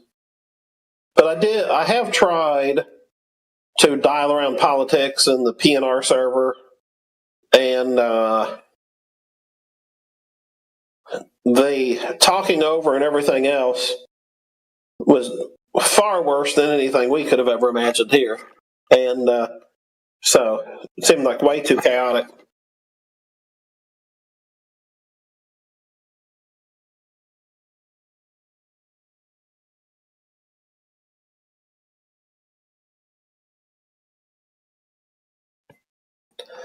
Can these servers or channels enforce a push to talk option to where only one person can talk at a time?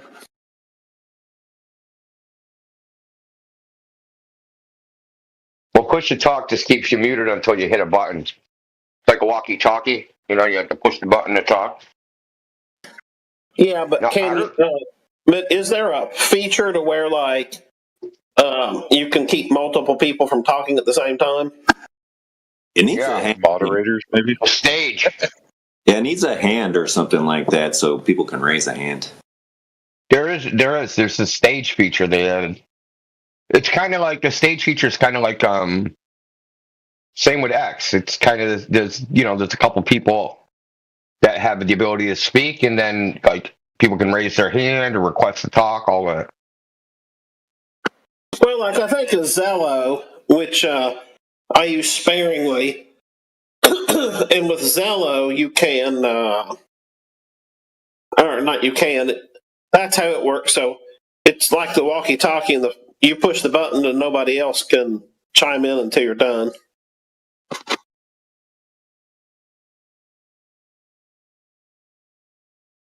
Oh, that sounds dangerous, man. Well, and some people just talk too long, man. Imagine freaking.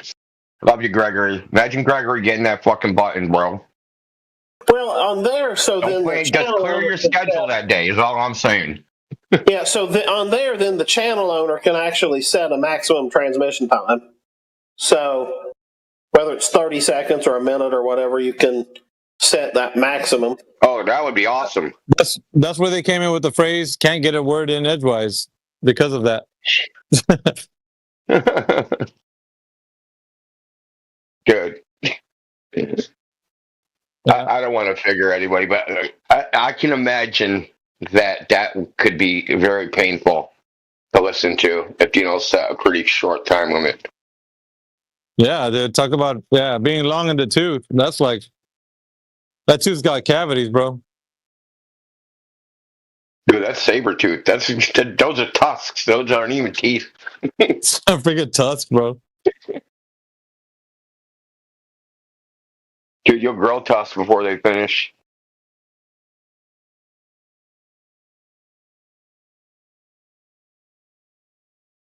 Keep it short and sweet. Short and sweet.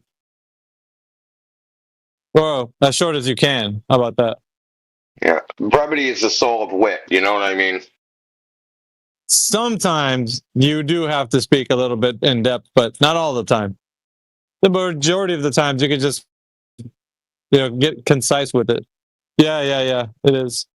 I mean, we kind of just had to do that with Josh, where we had to go all like start from the bottom and work our way up. You know what I mean? Because he was being a little silly obfuscator.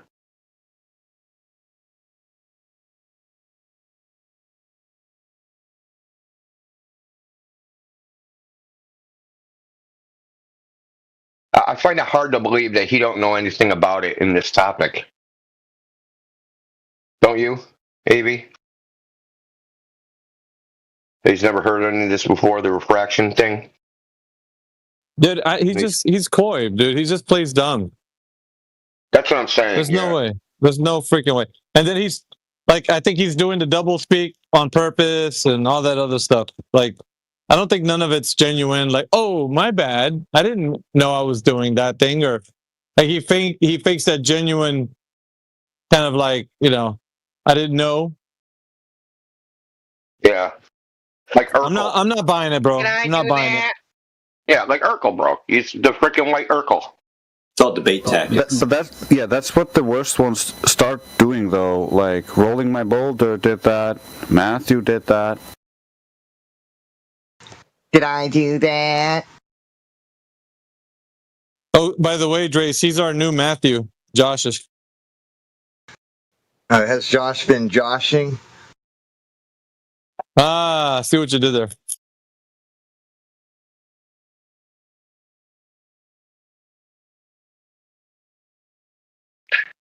Yo, that shit grinds my gears, dude, when they say stuff like, I don't think any evidence you could be shown would convince you the Earth is flat, even though we keep saying what it is over and over. Yeah.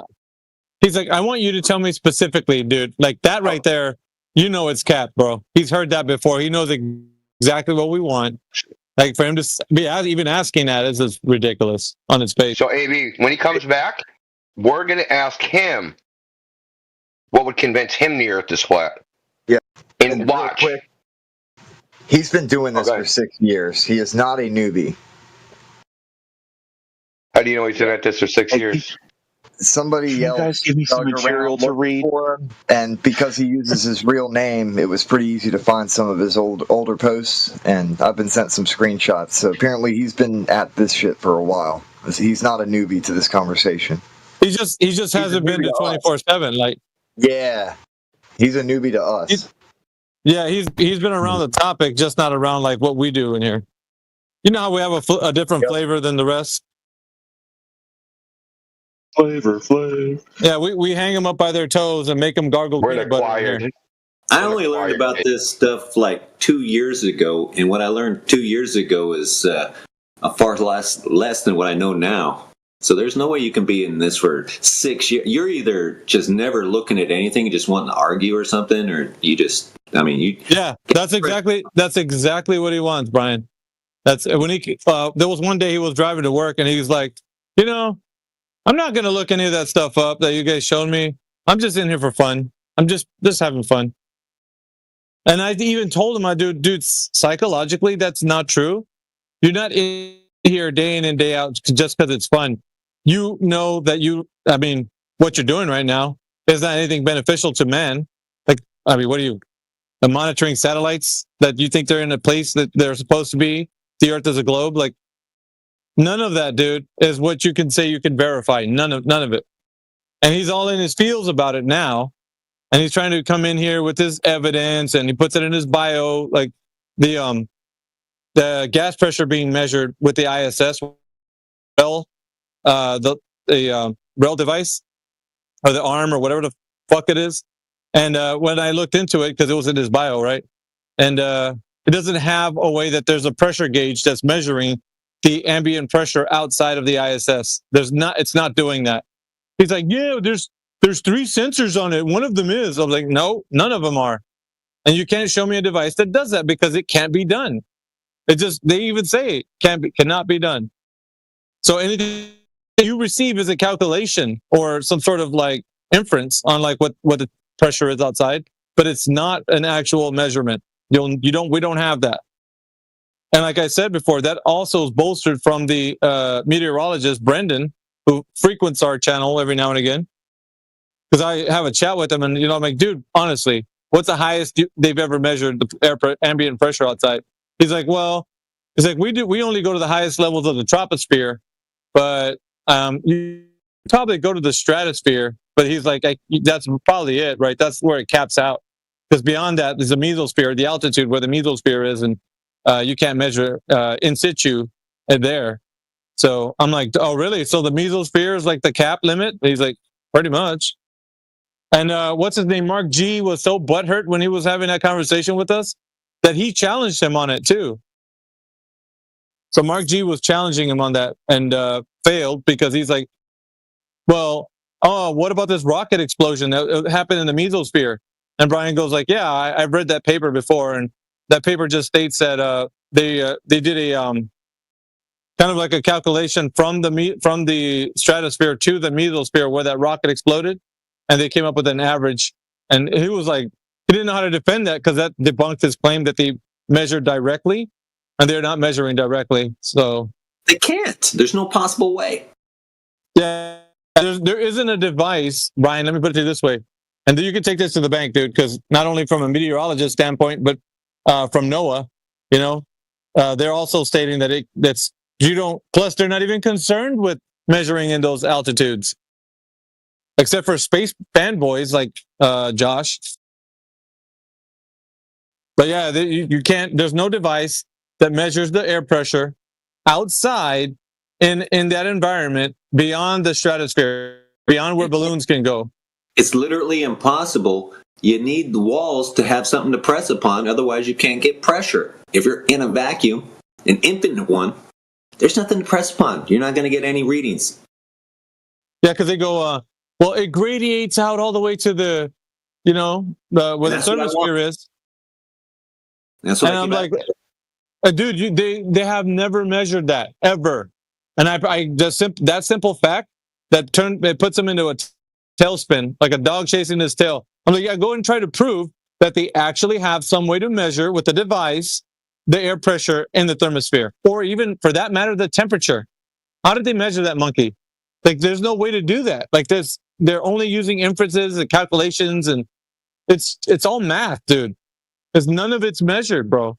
Like, so really, the idea, like, put it this way, the idea that there's a space vacuum, and that challenges the notion that we bring up the argument, container, what's it called, gas pressure without containment. That whole argument was born out of the fact that they were making the claim that there is air pressure that's measured at the thermosphere, and we were giving them that for a long time until when I had that conversation with the meteorologist, dude, I was like, whoa, what the fuck?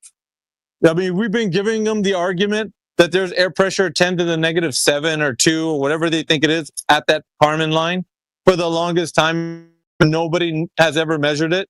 So that really put me off kilter, right? So I was like, oh man, I got to look into this. Sure enough, man, there is no measurement or a device that measured air pressure in that altitude, period. And you can, like I said, challenge them on it. They're going to go in a tailspin, try to give you calculations, but you're like, nope, give me the device and the way they measured it. And they can't do it. Either one of those. I keep on asking them to show. If you think that's what's going on, you should be able to reproduce that in real world events and give me an experiment. I mean, you That's keep on not happening either. and then they say we can't do. I was like, dude, get a propane tank. There you go. It's a container. What do you want? It's super easy. But even when they try to say that rockets could get out there, I'm like, okay, let's say I give you your magic rocket fuel that can, push a rocket forward because it's smart like that, and you can actually move in this vacuum here. How do you stop? I mean, you need something to stop against, right? How are you stopping? They concede it's a vacuum. It would never stop. It would keep going. You need something to stop. If you try to say, I can throw thrusters out there, there's no vacuum. Or there's no medium. Yeah. There's nothing for that to happen. It's a vacuum. It would just keep going. You wouldn't do it. You would never change direction. You would never stop. They can't think logically. They never measured any pressure up there.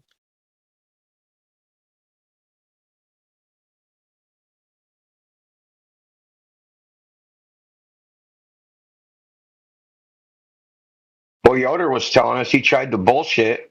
Remember that the other day, AB? A few days ago, he was like, yeah, I know someone that works there. He thought the device was the name of a company and then said he knew someone that worked there. It's all lies, bro. Bro, that's crazy, dude. That's like, we measured the Earth's spin with a ring laser gyro. Like, I know someone that works at Ring Laser Gyro. I can get us we can talk to him. Like, what? You fucking crackhead? What the hell's wrong with you? But all he did when he did that is show that all the time he's made these offers of knowing people, it's probably just cap. But all of it. Total manufactured bullshit. That he's trying to convince people that he knows somehow first have information. Because he's admitted that he don't. This is the weird thing about Josh, is that he's admitted that he doesn't have any first-hand information, on one hand, but on the other hand, tries to portray the idea to people that he actually does. Right? To newbies, right? Randos that come in here. If he gets a chance to talk to them, he tries to portray to them that he's got the first-hand information. Well, he turns his little charm on, that sales pitch charm for working for Amazon. So he tries to give him the old 23 skidoo, so that everybody's like, oh, man, he sounds like he knows what he's talking about. He must have some knowledge on this. And you dig down a little deeper, man, you're going to find out he doesn't know what he's talking about. He's a double speaker, dude, just like earlier today. He's a double speaker. And he's I'm only in here for the fun of it. No, you're not. I was going to say there's a possibility that in those 6 years or whatever, how many years he's been involved, that he's never listened the entire time. Because I remember, I don't know who I asked over in the politics server. They're like, I've been involved in this topic for 5 years. I debated this person. So he's verified that he actually has been debating this topic. And I said to him, Steel Man a single flat earth argument, and he couldn't think of a single flat earth argument. Means in 5 years he never listened to a single argument. Who was that? Oh, I can't remember. It was it Charlie? Oh, is that Charlie or one of his guys? It was one of the dudes out there over in I think it was Charlie.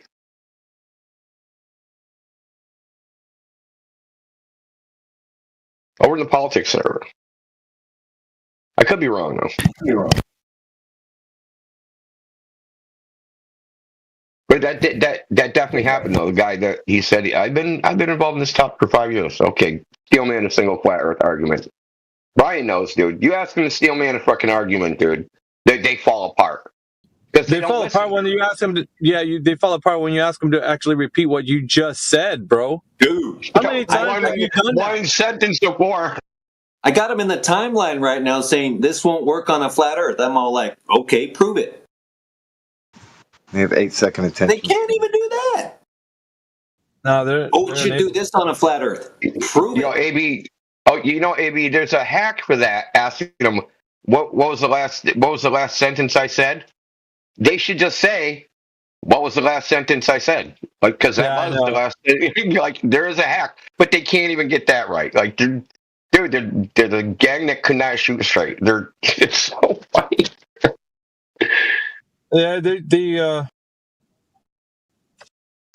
I don't know why, man. It's like not even a lot. Like, so there's some people out there that do kind of like, oh yeah, that kind of doesn't work, does it? But these guys, the ones that we're talking about, they're full on, dude. They're just like, they don't give a shit if they have to throw away logic or reason or anything. They're just like, yeah, it's ridiculous, man. Oh, everything goes overboard. Like, because Josh Josh revealed his true intention, right? When you're like, well, I mean, to a Goldberg, he can just look at that Pontchartrain meme, yeah, and what? Draw the wrong conclusion and stay on the globe. That's the purpose. You don't care how they reach the conclusion, just as long as they reach the globe conclusion. That revealed everything about him. Just that one little segment. Okay, and people don't realize like the type of confession he just made. Literally, you want? Oh, is the globe a cult? Oh, what do you think? Dude said he doesn't care how people reach the conclusion it's a globe, just as long as they do.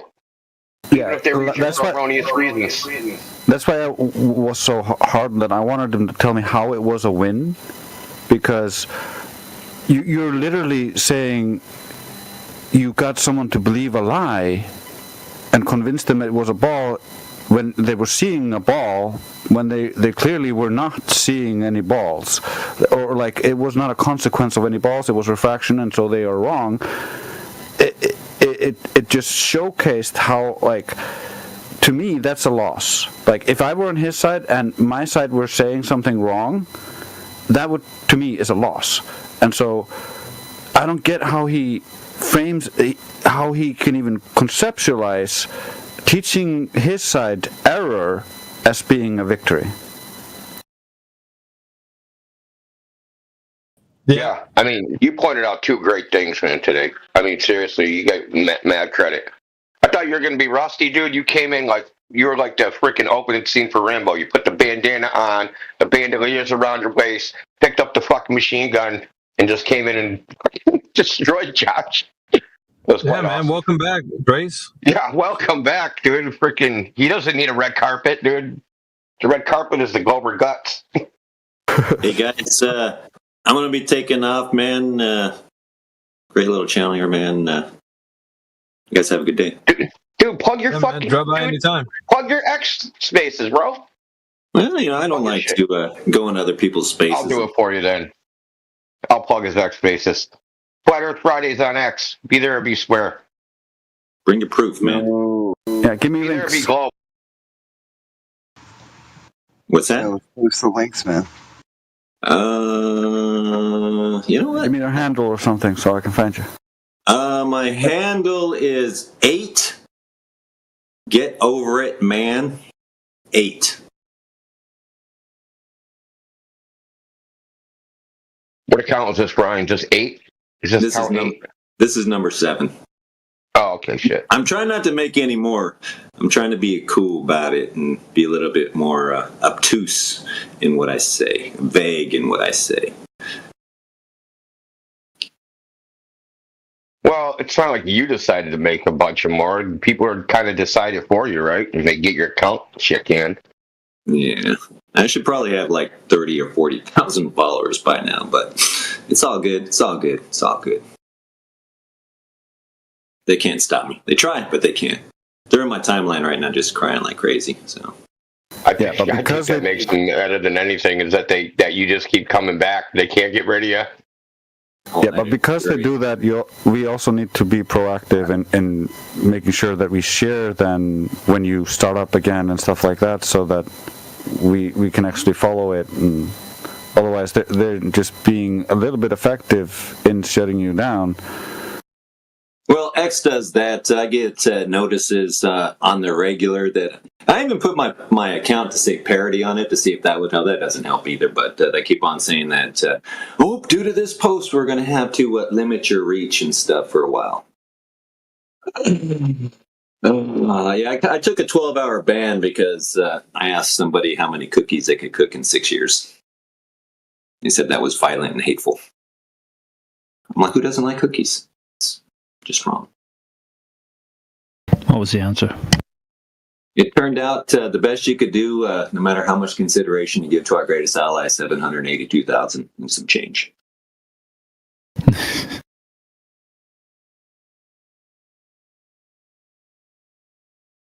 But yeah, it's only because I know how to use my calculator. I've been banned from my calculator too. What's that with 3 ovens? It was with 15 ovens.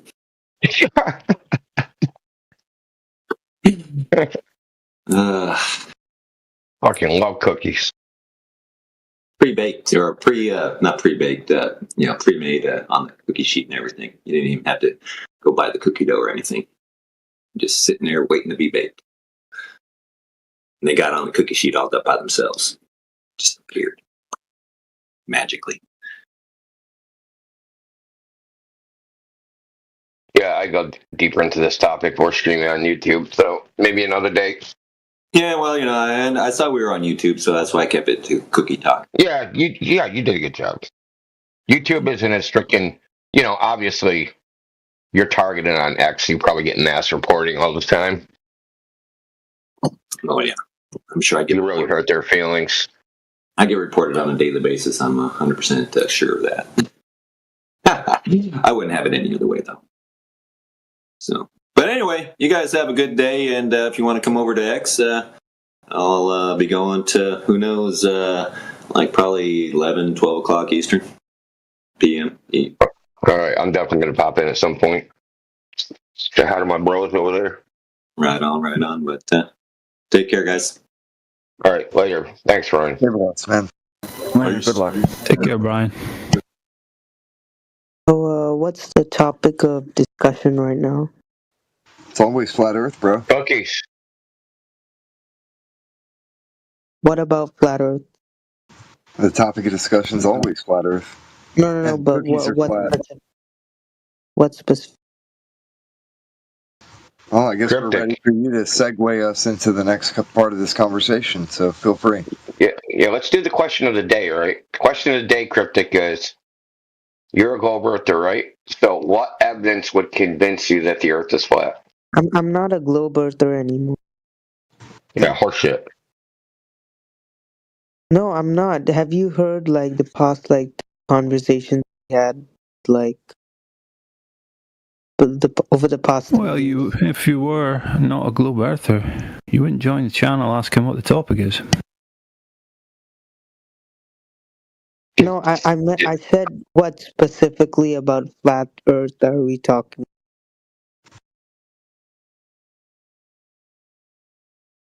We really It's a hypothetical anyway.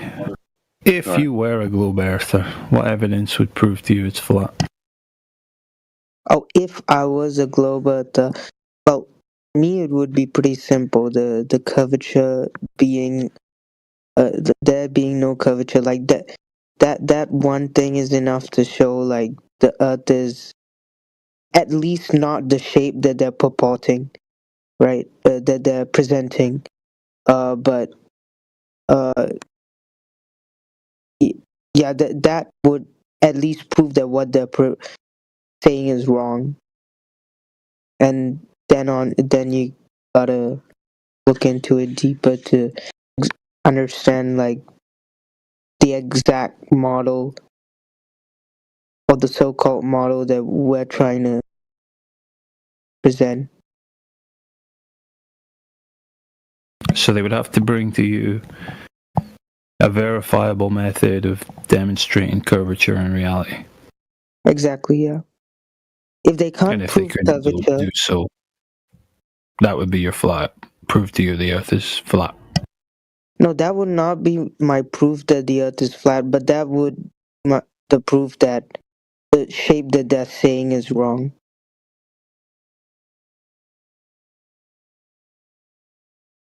Because when you say flat Earth, right, you can't have a flat Earth going around the sun.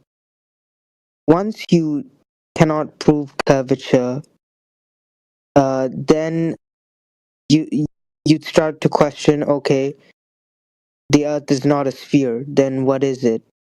And if it was a flat plane, it can't go around the sun.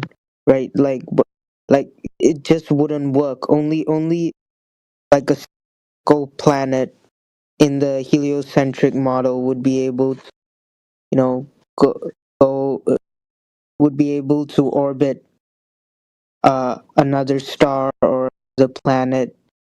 So That's you not start true. to question the whole heliocentric model as well. Whatever orbits the sun is not based on the composition or shape of the object orbiting. I mean, what have you ever seen a plane shaped? Like, have they ever shown you a plane shaped, celestial object? I'm not saying that they have or haven't attempted to show something like that. I'm just saying, by the books, like, if, something was flat or it was round, it wouldn't change if it could orbit the sun or not. Well, orbit around the sun, from what they say, is based on the bending of space-time caused by the mass of that object, right? Then that creates a gravitational field around that object, and Yeah, and in this case, it would be the sun. yeah. So, I don't think a plane-shaped object could create a gravitational field, but I It's don't not think it could orbiting create. based on its own gravitational field. Sure, yes, its gravitational field will influence certain aspects of the orbit, but it'll be negligible. I mean, if we're going by the example of, something the size of a sun and something the size of a planet. Yeah, but a plane-shaped object cannot bend. Look, they claim there's asteroid fields. You don't think any one of them single asteroids of there being, claimed millions upon millions is like flat, kind of like Oh, there definitely are, but shape. they're not big enough to bend space-time. Like they're not big enough to. No, but they're still create orbiting the their sun. own. That's all I'm saying. I'm just addressing what you were saying. No, but no asteroid I think is big enough to create like its own. Okay, maybe some asteroids do have like really big asteroids probably have like other smaller asteroids, orbiting around them. But we're talking about like. Hold on, Cryptic. Do you even understand what's being claimed in heliocentrism? Like, why does the globe Earth orbit the sun? What? Well, what did you say? Why does the globe Earth orbit the sun? Because the sun has a gravitational field that attracts the Earth and all the other planets. Yeah. Yeah, the globe Earth is caught in, essentially, right? And it's in a somewhat stable orbit. Yeah. So, what changes if the object is, flat, round, triangle, or pyramid, whatever? Well, based on all the models that I've seen, where the space-time is bent based on the object, planet, or the star, or whatever. I've never seen a model of like a mass ending space-time. Like that, like of all what the ending space-time? Like a flat plane cannot orbit the sun, I think. But no, even if it did, if a flat Earth orbited the sun, if it orbited in a way that the heliocentric model shows, you would not have the same like day-night cycle as we do now. Bro, you need to calm down a little bit. No one, Scott, this has outed you as not being a flat earther because no one is claiming that the Earth is a pizza disk orbiting the sun in the heliocentric model. Yeah, I know. No, I know. Yeah, so why are you trying to argue against that? No, because he asked me. He asked me why a plane-shaped Earth would not orbit the sun.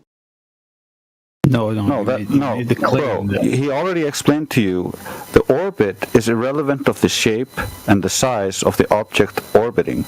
If the orbit is stable and it is orbiting, it could be a disc, it could be a pencil, it could be a dildo. It's simple. But if it were a flat Earth orbiting the sun, as in the heliocentric model, then we would not have the day-night cycle as it is now. How would flat Earth yeah, but that's orbit that's the another thing entirely cryptic. We were just discussing whether a flat-shaped object could be orbiting or not, and it could be, and that's it.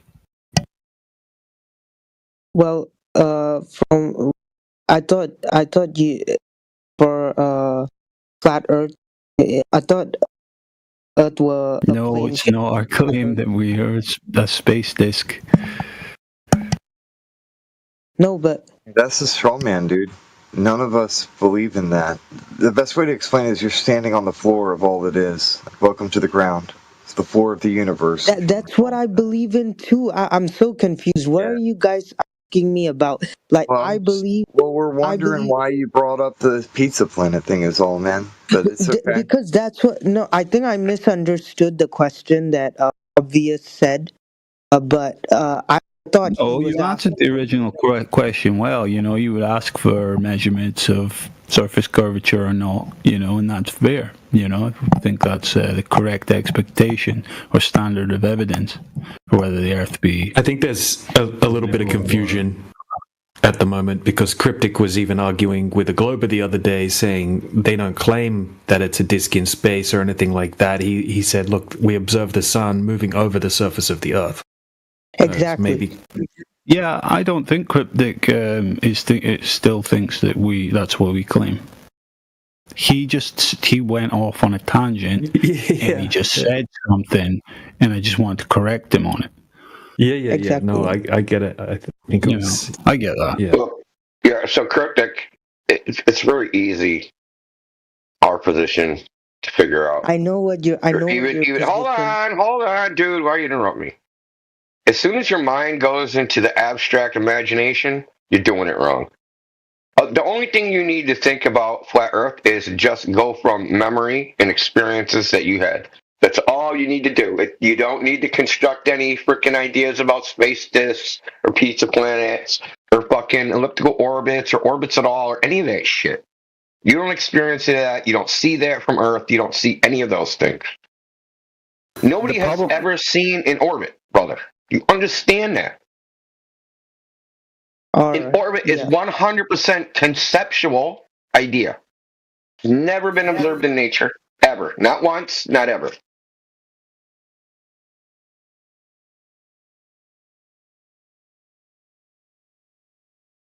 Videos, and I'm the one who brought up Felix. It's There we go. flat. How you doing, bro? Nice to see you, man. It's flat, like Neil deGrasse Tyson said. It's flat, didn't he?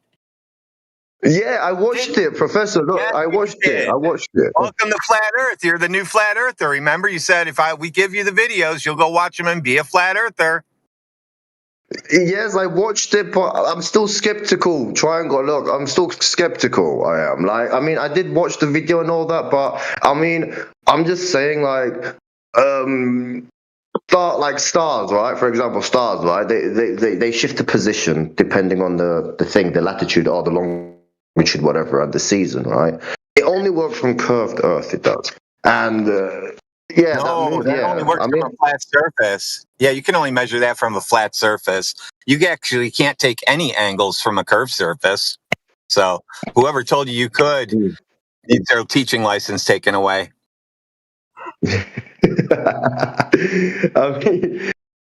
I mean, okay, this is just my education, I guess. I mean, maybe I'm not on like your level, like, or Peter's level, let's say, the very smart person, the Peter that knows everything. Maybe I'm not on his level, but I mean, I believe that your statement is actually false because you can measure angles on curved surfaces. That's the geometric, isn't it? Yeah. Please describe the method that you would take in order to get an angle measurement to a light in the sky. Well, I mean, I can't just get a ruler and do it. I mean, you measure the curvature. Angle to a light in the sky. That you're right. You wouldn't do that. Yeah, you use a stick, like not like a literal stick. Like use a thing. How do you pronounce it? Gnomon. A gnomon. Yeah. What do I do with the stick to get an angle measurement to the light in the sky? All right. So you measure the sun's angle. All right, at the same time of the day.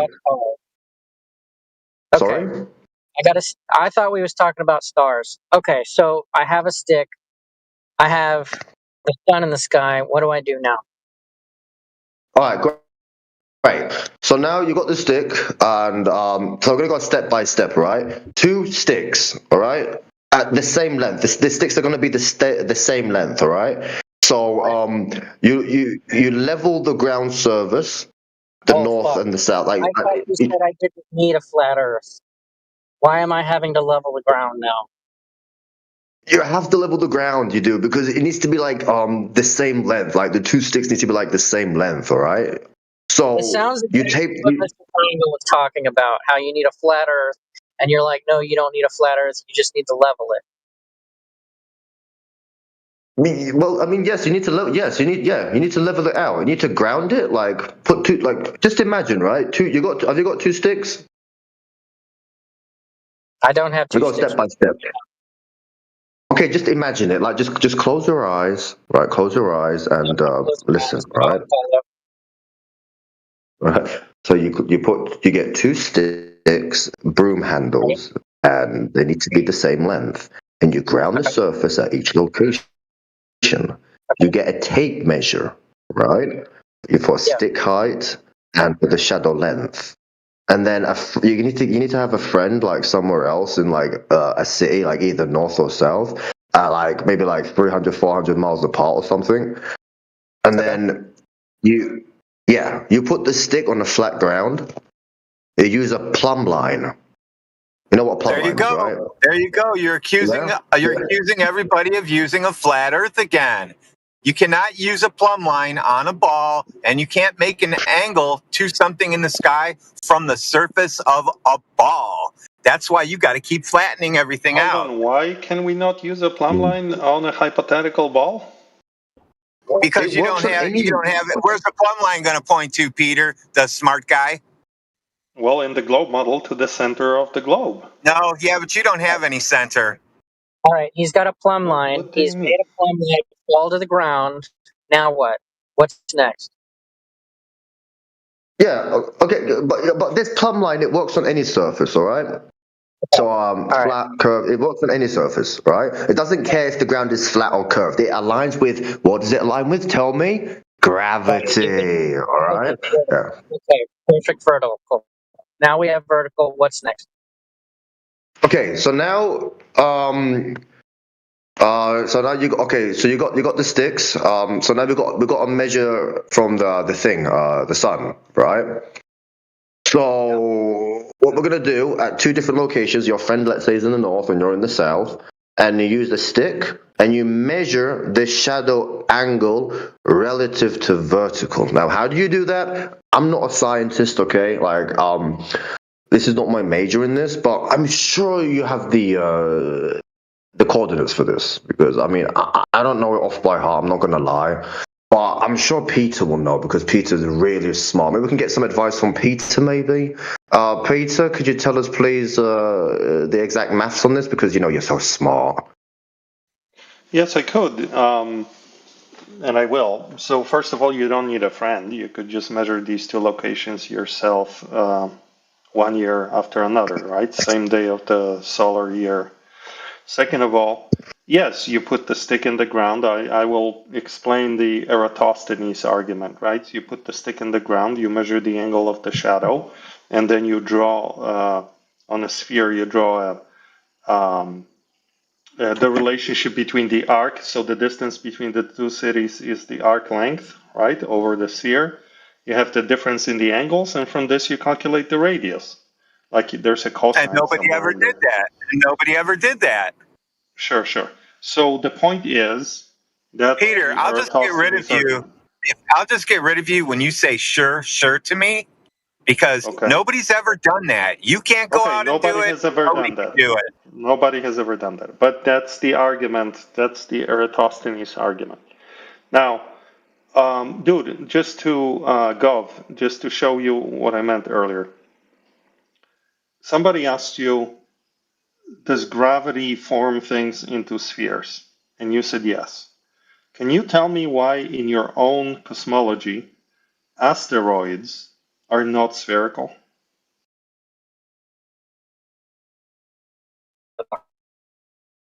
Oh, well, asteroids are spherical. I mean, it depends on the shape. Like, some asteroids are spherical, some are like weird shapes and stuff like that. But they're not spherical because they don't have enough thing for it, or is it mass? You know, they don't have enough mass for the gravity to overpower. Yeah, yeah. Okay. Hold on. Yeah, Just because step by step. I yeah. promise. These are pointed questions. Give me pointed answers. Don't give me your entire manifesto. I know you have a manifesto. Just don't provide it. Yeah, I'm so sorry. I know you're so smart. I'm very sorry. Yes, please carry on, Peter. Yes. So what do you think is the reason? So I think you're right. There's not enough mass, but like, what's the issue there? Why do we need more mass to form a sphere? Well, I mean, that's a really good question. Because look, we need more mass because gravity is proportional to mass. Without the mass, gravity is too weak to do anything. You know, But why is it too weak? I'm going to give you a hint. Is there something in its way? Well, I mean, look, low mass is weak gravity, isn't it? So high mass is strong gravity. No mass is what? No gravity, right? I understand, but like low mass would still generate acceleration in your model and form a sphere. So there has to be, this is a strong hint now, there has to be some other force in the way of gravity in that situation of an asteroid. Yes? Well, it's but but it's not God, obviously. You know, I mean, even massless particles like light, like photon, they change direction in the field. You know, like that's not the same thing as Here's gravity. the answer.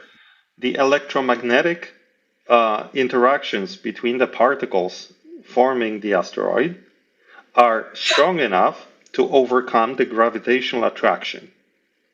If the asteroid, I'm explaining your own model to you, if the asteroid is much bigger, then the gravity will overcome those internal structures of the asteroid. So the correct and form a sphere. That's your own model. So now there's actually an equation that tells you how much mass of a rocky object would be required for that to happen. Now, so the correct answer to the question you were asked is sometimes gravity forms spheres and sometimes it doesn't. And it depends on the internal rigidity of the object and its mass. So if I told you that the Earth was flat, but still told you that mass attracts mass, as your own model says, I could then say the internal structure of the Earth can prevent it from forming a sphere. So that's thinking critically right here. Okay, yes, all right, but I mean, I don't know what side you're on because you're giving my model and then you're turning it into like your own work. I think you're doing some psychological manipulation here, right? But I won't First fall of all, for I'm that, right? using this opportunity to teach you your own model because, like many baby glurbs that come here, you don't even know it. Secondly, I'm trying to show you where the disagreements are and where they are not. As a flat earther, I'm telling you that the issue of mass attracts mass is not directly related to the shape of the Earth. It's not an automatic win if you said, oh, look, mass attracts mass, boom, we live on a sphere. No. There are more factors here that you would have to rule out and explain to arrive at that conclusion. And so far, nobody has. Well, yeah, look, Peter, I know what you're doing, I would right? prefer we stick to the topic of curvature so that we can identify whether the Earth is a sphere or not. Absolutely. Let's just do that. Let's not talk about gravity unless we want to talk about gravity. All right, exactly. Okay, so since you don't believe in gravity, you know, we can just hop to another topic then because you did a really bad way of. I believe in gravity. It has nothing to do with the shape of the Earth. There's a difference between saying it's one of the inputs into the shape of the Earth and saying it has nothing to do with the shape of the Earth. It's just some of the forces that cause a mass to accelerate. So it's the It's the sum of the forces, and it's one of the inputs. In some sense, everything has to do with everything, right? Protons, electrons have to do with the shape of the Earth because the Earth is made of protons and electrons, like everything else. So, like in some sense, everything has to do with everything. Yes, you're correct. See, I think that's a disambiguation as well. Like, I'm not saying everything has to do with everything. I'm saying that that's probably, you only need like 2 or 3 input forces to derive the amount of mass you need for things to become, asymptotically approach the shape of a sphere, right? Like, so we're not a perfect sphere. We're an oblate spheroid with a higher harmonic, mass changes around the surface. Like that's why you get the geoid model. Who's the goofball talking? Is that Josh? Josh, you don't know anything about math. You don't know anything about mass attracts mass. Please, don't give us a lesson. I'm just letting you know.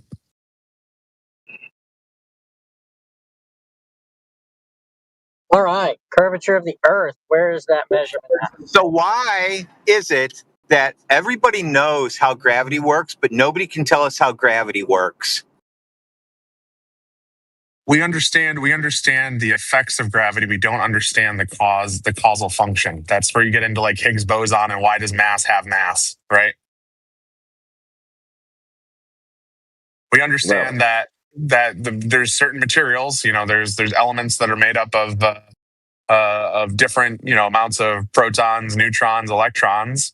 And then if you have, a certain amount of those atoms, moles of an element or a compound, you multiply that by, a constant, which is, little g, and you can figure out what the acceleration of all of the other mass around it would be towards that, control volume of mass. And because of that, we can figure out that, because we understand, these different elements and these different volumes and different densities, we can figure out, we can normalize everything by those amounts and drive towards a little g constant. We don't know why it's that, but we know how to apply it to that. So it is a bit of a pragmatic fallacy. I agree.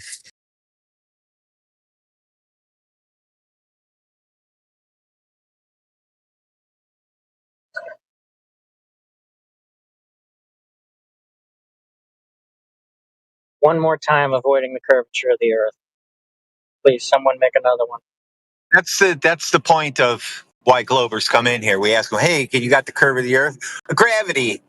Gravity makes things into balls. I say, no, gravity makes things flat. That's why your horizon's flat. Oh, yeah, no, that's refraction and gravity.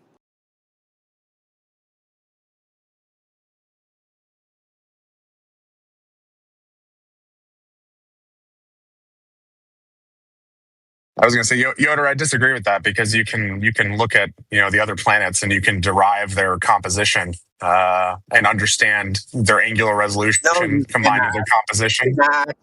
No, you can't. What? Okay, so celestial spectroscopy is just out the window. Yes, it's out the window. You can't look through air and decide that whatever's on the other side of all that air is something else.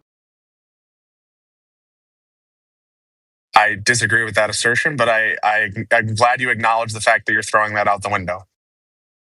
Yeah, still not Earth curve measurements. Talking about everything but the thing that would actually prove. Oh, you wanted to talk about what planets are made of when you shine a flashlight at them. Well, you're not shining a flashlight. It's a spectrum analyzer because when, elements reflect light, or when things decay, or basically any spectral emissions, there's unique fingerprints that are 1-to-1 representations of the chemical compounds that it's composed of. We do it in the lab, right? It's accurate in a lab. In a lab is different. You don't have a bunch of air you're looking through. Oh no, you can do it across the room in a lab, right? You do the experiment in high school chemistry where you lit some stuff on fire. You can do it farther than 250 miles. Then do it 260 miles and tell me what you get. Oh, you can do it over any distance if you have a sensitive enough sensor and you understand the atmospheric conditions that you have to zero out for. It's kind of like noise canceling headphones. Okay. Now, you've done some spectroscopy on an object on the Earth that's 206 miles away. At what height were these two objects when they observed each other? Oh, you can do radar ranging on any of the planets to understand how far away they are. Yeah, I'm talking about this thing that was done here on Earth. All right, you've looked at an object using spectroscopy on the Earth that's 200 miles away. What height were these objects? The looker and the thing that's being looked at. This is all hypothetical. I think you misconstrued that we were discussing an actual experiment at some point along this conversation. Yeah, and I'm trying to identify whether it can be done on the Earth, and if it's done on the Earth at 200 miles, what is the amount of curve that's between those two objects, and was curve observed, period? Because if you're at 6 foot observer height and you see 200 fucking miles away, what the fuck's going on? It's definitely not a sphere with a radius of 3,959 miles. If you're at 3,000 feet, 200 miles is not functional. What the fuck's going on? Yeah, assuming there's no medium around us, correct?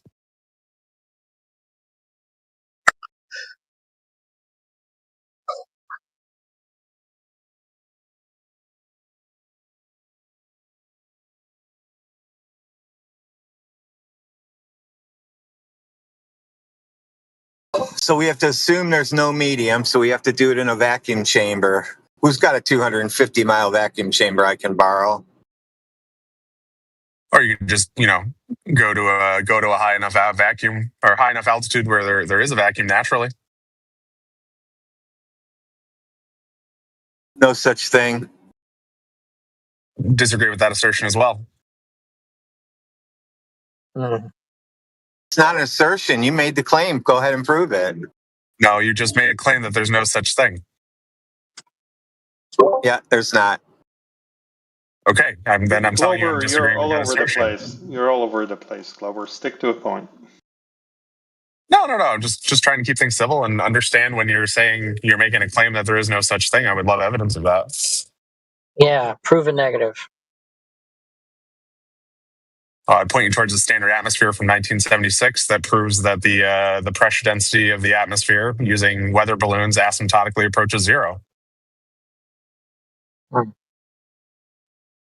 So does absolute zero approaches zero. When do you hit it? At what point do you hit absolute zero? It's not possible. He said asymptotic, to be honest. He said asymptotically approaches zero, which means it never becomes zero, right? You know what an asymptotic This is true. function looks like. There's no such thing as a perfect vacuum. You guys are breaking up. That's why I can't hear everything. I'm driving. Okay, he said asymptotically approaches zero, which okay. There's an echo, which means it's never zero, but very close to it. How do you know it's not zero? How do you know it's close to zero? Well, I'll point you towards, once again, the external pressure sensor REL system that's on the outside of the ISS and has publicly published pressure sensor data. They must have just put that out there recently, huh? No, it's been published for a while. It's in my profile if you want to go read the paper. No. Yeah, it sounds like they put that up there recently. No, REL's been up there. I think it's since mid 2010s, early 2010s. I'll have to double check.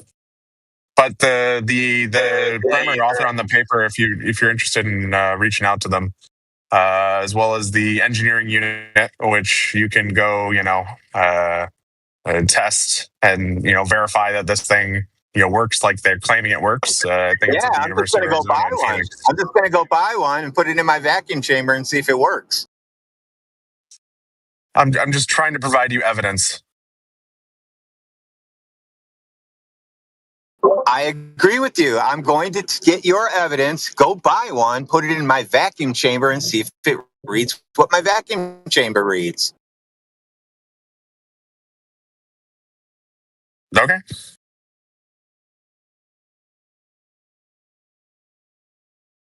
But there's no such thing as a pure vacuum, and because of that, combining high altitude weather balloon weather balloon data. You don't even have to believe in space to identify that the pressure gradient of our atmosphere as you go up in altitude asymptotically approaches zero. So there is a specific altitude where once again, Newton's second law, sigma F is equal to ma.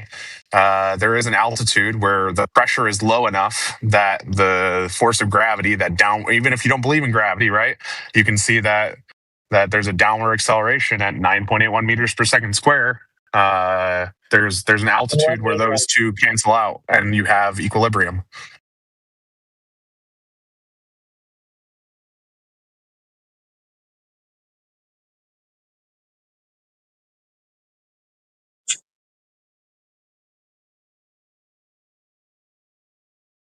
What is this conversation about even? I'm so lost. Yeah, not the curve of the Earth, that's for sure. No, just That's one gas thing, not needing a Oh container. Jesus, you're gonna unpack this now. My God, do you have a list of all the like trigger topics and tangents that you want to go on, and you're just going down the list like click, click, click? Yeah, pretty much. Okay.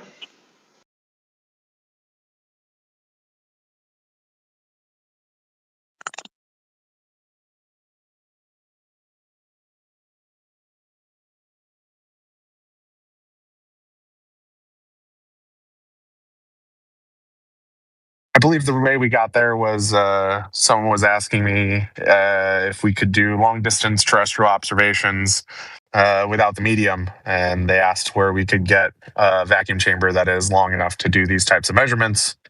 And I posited that there is a very large vacuum, just 100 kilometers up. So Yeah, but that's they how we were ended very up. specific. They said terrestrial. They meant a person standing on the ground, observing another point on the surface of the Earth over impressive distances.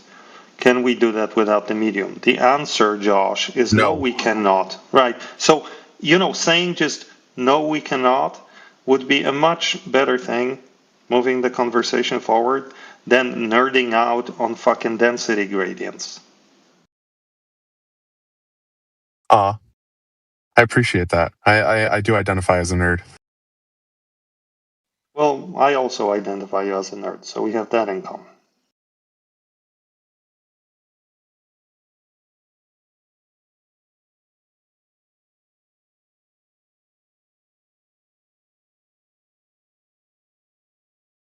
Yoder just doesn't like Cavendish, it seems, in the comment section.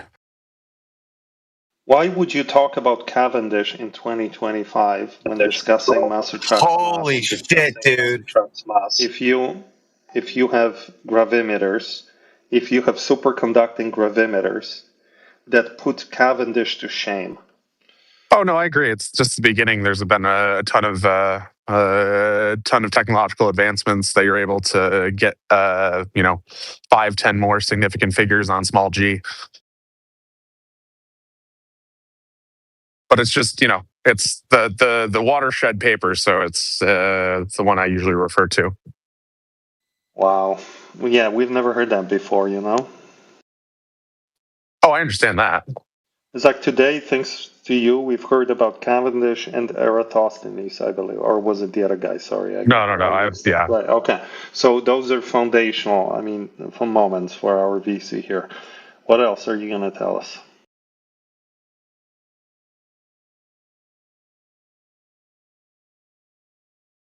I don't know. I just like to listen to the conversation and sort of provide my How about perspective curvature? as Could you needed. tell us something about the curvature, maybe? From a terrestrial point of view, I don't believe it's observable. Oh, okay. Well, when I was Shit. Glover, Or at least. So, from a terrestrial point of view, you don't think to see the curvature of the Earth? I really want to be clear, right? You're meaning from left to right, not away from you. Like the reason why the sun disappears and the reason why we can't see that boat is because of the curvature of the Earth. That would be your claim. I just want to be clear which type of curvature you're talking about. From a terrestrial point of view, I don't think that anybody in this conversation understands the the properties of the medium well enough to definitively say what's causing these effects.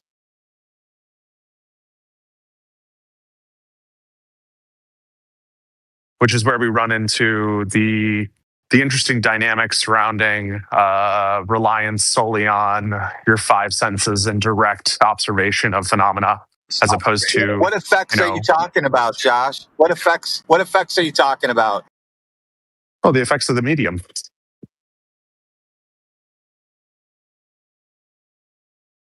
Looming, miraging, just light traveling through a medium.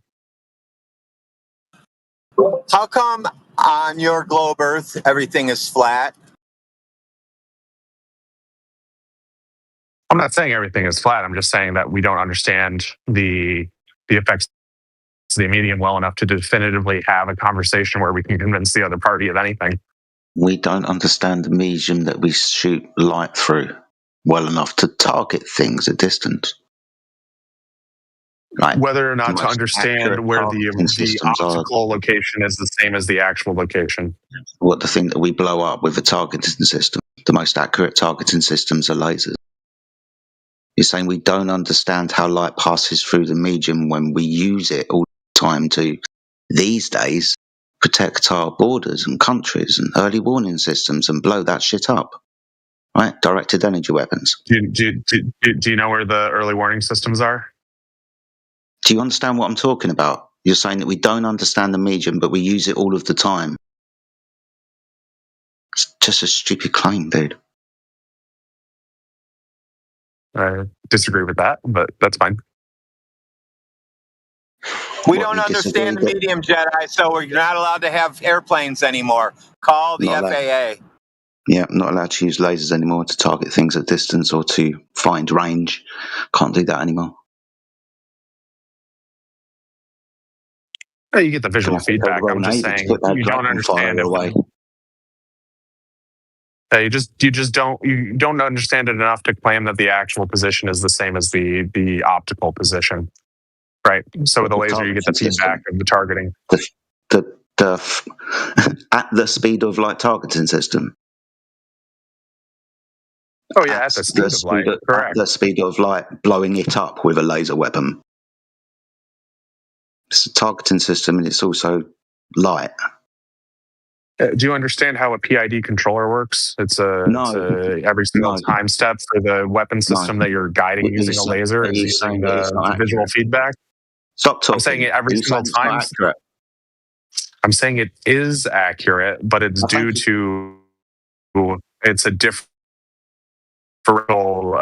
control system. So it's at every second, the sensor on the weapon is looking for the laser light, the feedback, and then it controls and points towards that place. And every single time step, it still does that at whatever time step the control system is tuned to. And as you get closer and closer to that object, the error due to the effects of the medium approaches zero. So it is accurate, but from that initial distance, the delta between where the laser actually is reflecting from and where it visually looks like it's reflecting from could have a decent amount of error. Sounds like we understand the medium perfectly well. Well, no, we just have a good control system that's able to eat through that error over time. Target things. Oh, I guess it sounds like we have. Yeah, sounds like we got a good grasp of it.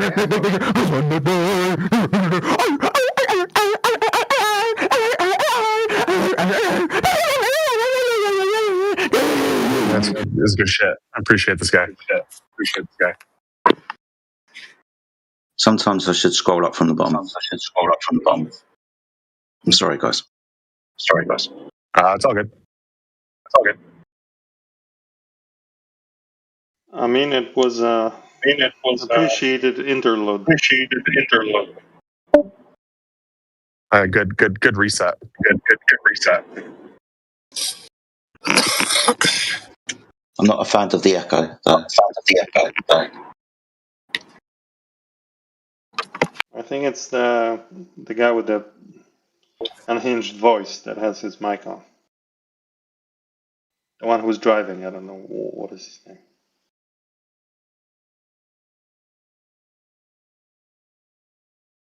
Testing. I'm grabbing a phone call. I'll be back in a sec. Yeah, it's Neil deGrasse Tyson calling.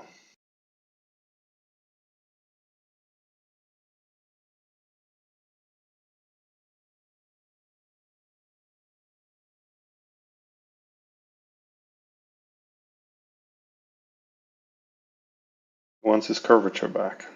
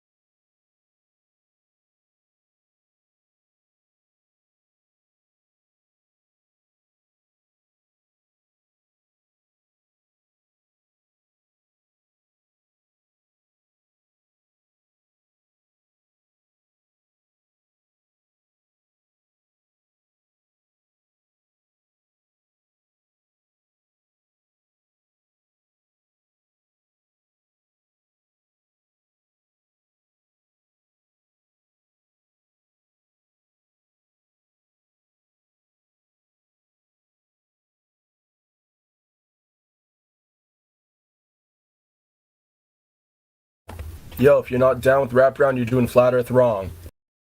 Straight up.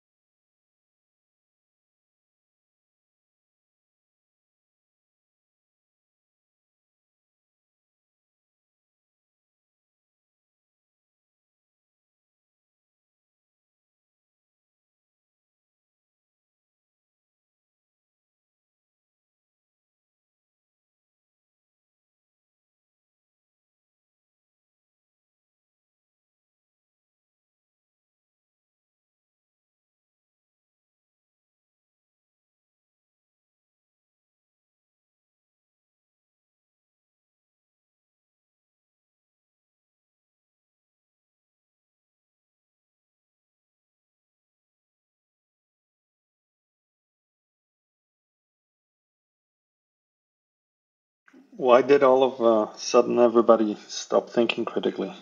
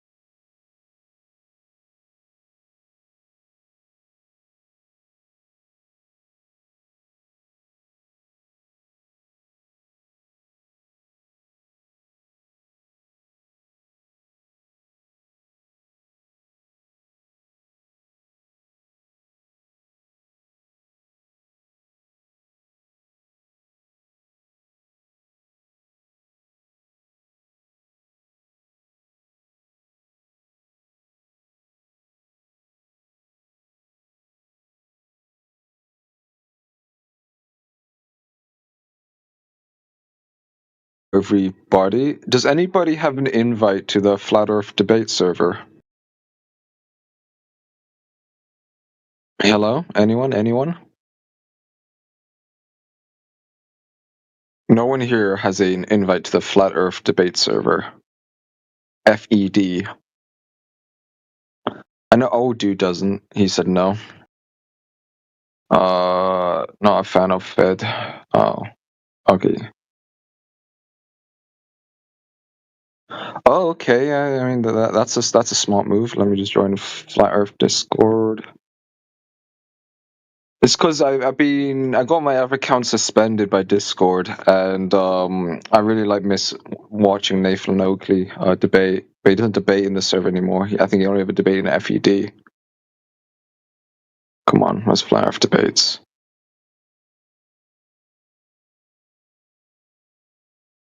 Yeah, there we go.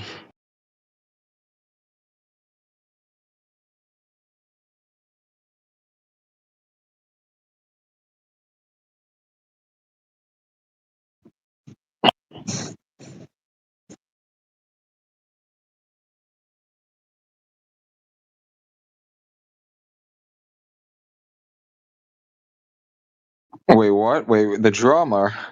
Who's QE? Sorry, I don't know who QE is. Quantum Eraser. Oh.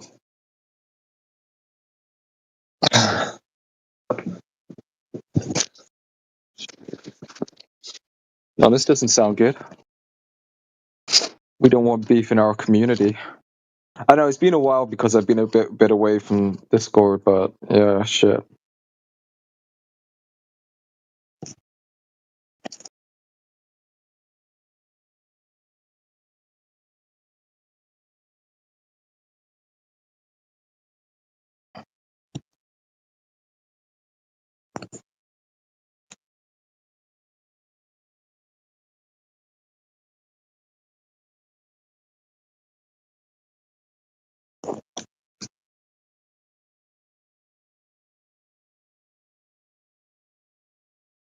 Oh Jesus, this doesn't look good.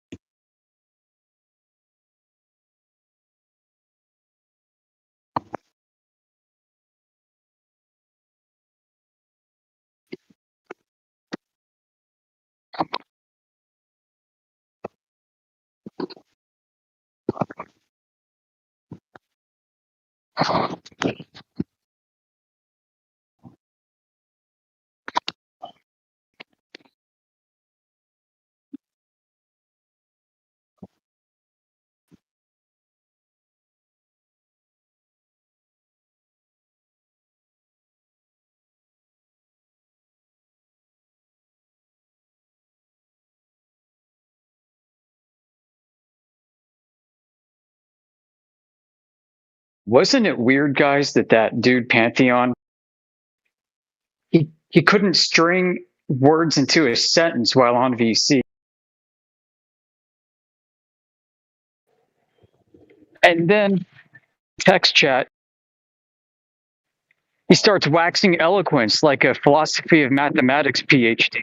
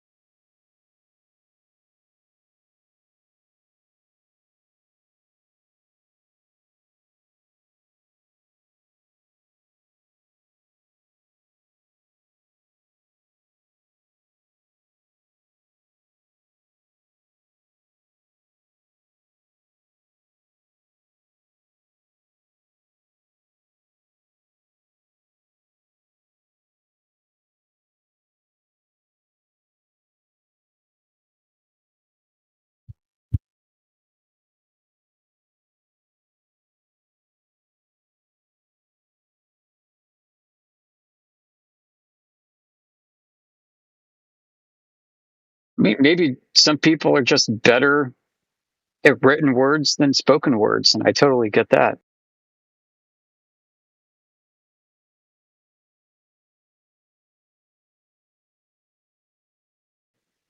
But there is the same cognitive breakdown happening both in text and in VCs.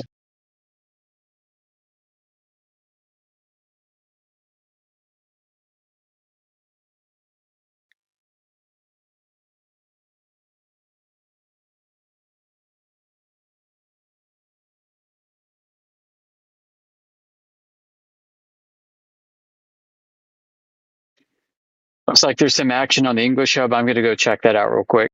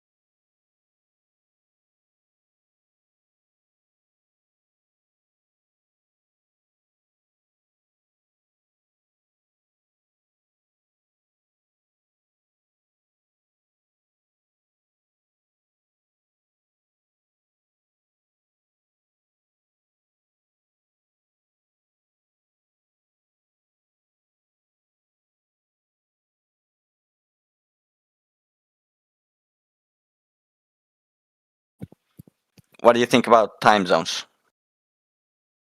So when the sun moves over the sky, right? When the sun is directly over my head, it's solar noon. And when it's directly over your head, it's solar noon. And when it's directly, you know, as it moves across the sky, depending on where it's at in the world, those locations are going to have solar noon. And there you go. There's a time zone. Yeah, but wouldn't... Did you know time zones are political? Well, partially, yeah, but I'm not really... No, completely. Yeah. China has only one time zone. Yeah, the standardized time zones, but I'm just... Yeah. I'm just... How many time zones are there in the Northern Hemisphere? I don't know, but listen, I'm just trying to kind of point out the differences in sunlight in different areas, not really dig too deep into like the specific, you know? Yeah, no worries, man. But like, so there's 19 time zones in the north of the equator. There's 19 time zones, and there's 33 time zones south of the equator. Yeah. How much? Where's most of the land reside on Earth? Is it north of the equator or south of the equator? It's north, right? North. So why do they have more time zones in the south than they do in the north? I have a question. I'm gonna cook all of those. Look, I'm not hold on. into these time zones. Okay, wait a second. I've Pointing been out the here difference in before you, bro. sunlight, I which is promise you. totally Where is Dr. like Triangle? the same, no matter where you are. That, I mean, like... Where is Dr. Triangle? Dr. Yeah. Triangle, where is he? Get me? No, I didn't hear you. Sorry, that guy was interrupting. Yeah, I muted him already, but let's just go back a little bit. So, real quick, why are there so many time zones where there's not that many people, where it's mostly water? I don't know. It's a good question, though, right? Well, not necessarily. Like I said, I'm not talking. I'm not talking about the time zones. I'm just talking about the differences in sunlight. You know. Yeah. Well, I told you why the sun is light in my area and the sun is not light in your area, right? Yeah. Well. Is it dark where you are? Right now, yeah, pretty very dark actually. Yeah. So that means the sun moved over your head throughout the day, and then it went to another location far away, and the light has dissipated through the air and been absorbed in the air and has reached its extinction limit because it's no longer in your view. Yeah, but don't you think if the Earth was flat, the sun would kind of shine more area? If you get what I mean. How big is the sun? The sun, it's really big. It's really big. That's all I know. How do you know that? Yeah, that's what I've heard. Yeah, right? You're just believing, again, what they tell you. You're giving them power. Yeah. They've never told you why the Earth is big. I can tell you why they need the Earth to be big. Because they need it to be a certain distance away from the Earth so they can explain why the Earth is a ball.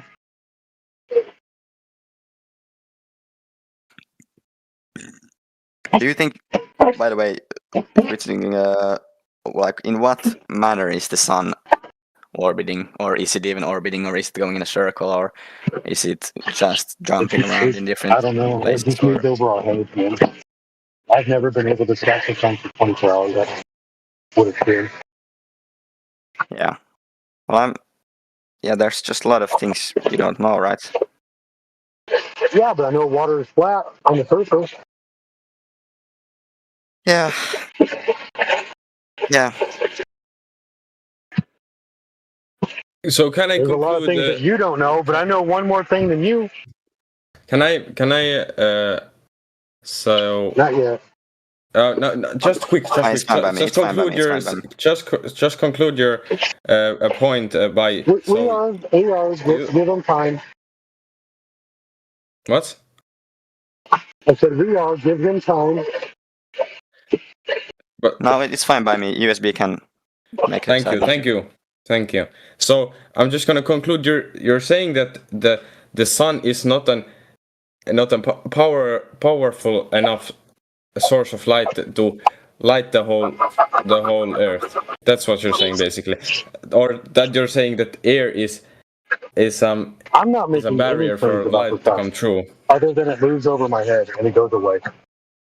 So you think it moves over your head and goes away? That is what you think. That's all I'm saying. But I just quite frankly don't understand how air is blocking the light from the sun. That's what I'm not understanding here. Yeah, when the sun is directly overhead, can you look at the sun without glasses? Yes, but it hurts my eyes. Right. But when the sunset comes, right, and the sun is at the horizon, can you look at the sun and it still hurts your eyes? Yes, but it doesn't hurt that bad. Right. It's not as bright at the horizon too, right? Yes, because it's going away. Right. But I didn't understand how. Have you how ever does the watched sunset after work the with a flat sunset? Earth? Have you ever watched after the sunset, the light Yes. recede across the sky? Have you ever seen that before? Yes, I have. Yeah, that's called the dissipation and extinction of light.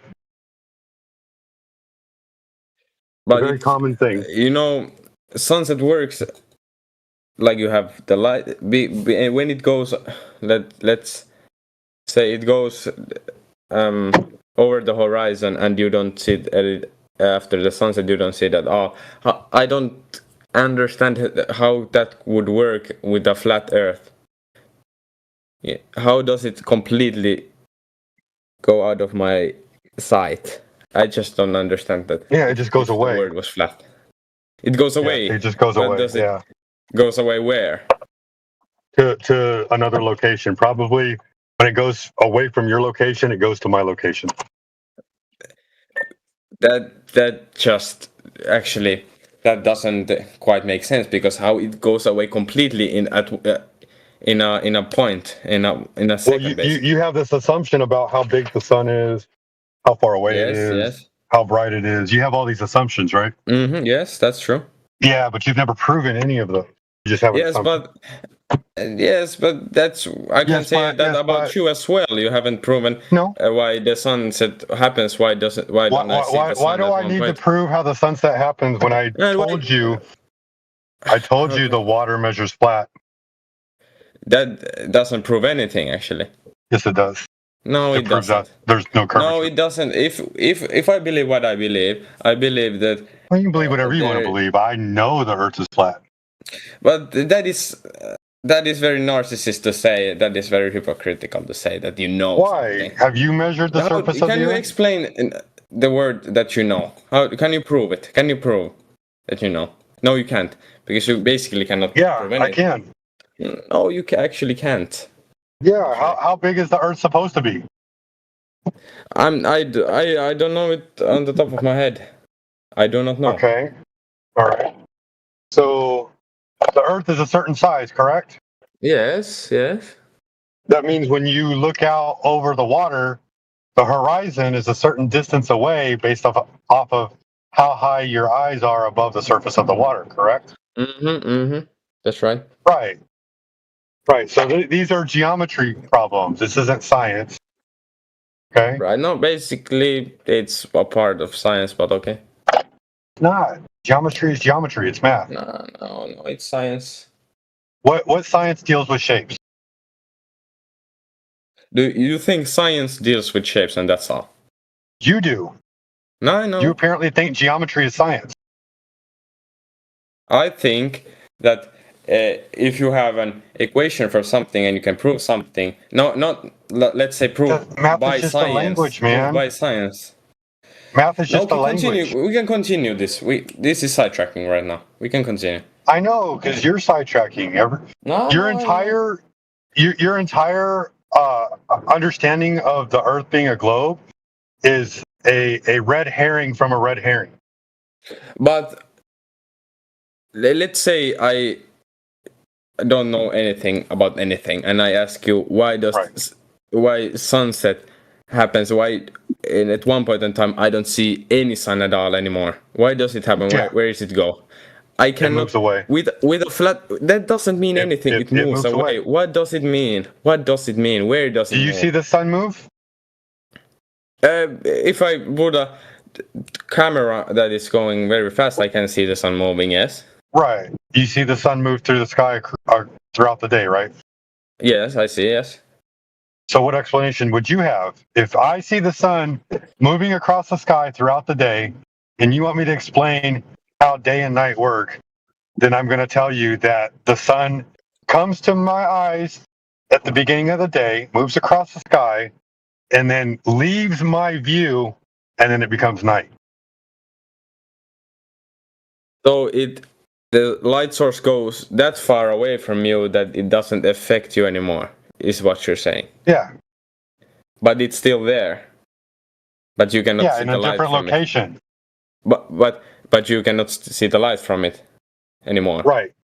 But do you understand? If the sun is directly over your head and you're out in the ocean, and then you dive underwater, right? And then you dive and you dive and you dive. As you go further and further, what happens to the sun? It doesn't reach anymore, but because water is thick and the light... air is thick also, bro. No, it's not that thick. So with the flat Earth... Really? Have you ever seen a foggy day? No, don't try to sidetrack this. With a flat Earth, the sun can... It's impossible for it to go that far that it doesn't affect you anymore. It just is impossible. Because it's so big of a light source, and air is not big of a block for the sun. Because you can... I'm not making a claim about the size of the sun or the distance to the sun. You are. You have this concept inside your head. No, but I'm just trying to ask something, and that is, where does it go after the sunset? It clearly goes like over the horizon, and I don't see it anymore. It doesn't. Well, of course it goes over the horizon. It goes beyond the horizon. Of course it does. So it goes under the flat Earth, or what? It just goes beyond the horizon. What horizon is in a flat Earth? Have you ever heard of the vanishing point? Do you know what the vanishing point is? No, not necessarily. No. Okay. Well, the vanishing point, right? So in your vision, you have something called the conjugate focal plane. Now, what that means is that that's everything within your field of vision. That's what the conjugate focal plane is. Yes, The very limit of your vision is called the vanishing point. Anything that goes beyond that, you can no longer see. So how did you know about that? Where does this vanishing point come from? Where does it come from? Okay, you can go. It's known in vision, man. It's known in what? Go ahead and Google vanishing point. Go ahead and Google the Earth, and it's I've Googled all this stuff before, man. I've done the research Google something, and you cannot say that something I Google is wrong and something you Google is right. That doesn't make any sense. You're learning it for the first time. This other guy obviously wants to interrupt and make his point. So we're going to let this guy interrupt and make his point, because that's what people do who apparently have no respect or decorum for a conversation. They just interrupt in the middle of everybody else having a conversation. So go ahead, free guy. Interrupt and have your conversation, and then whoever USB, go and Google the vanishing point in vision and do a little bit of research and then come back, okay? I'm really sorry for interrupting your conversation, but I had a... I mean, if you were sorry, you wouldn't have done it. So I think, okay, I'm not sorry. But I have a question about that. I'm sorry, I'm very bad in English, but I have very genuine question that sometimes you people tell that don't trust Google. Google say everything wrong. Then all of a sudden in your conversation, you start including Google's reference, Wikipedia reference to make your point genuine. If you say that reference point or whatever you said, vision point, I don't understand what did you say.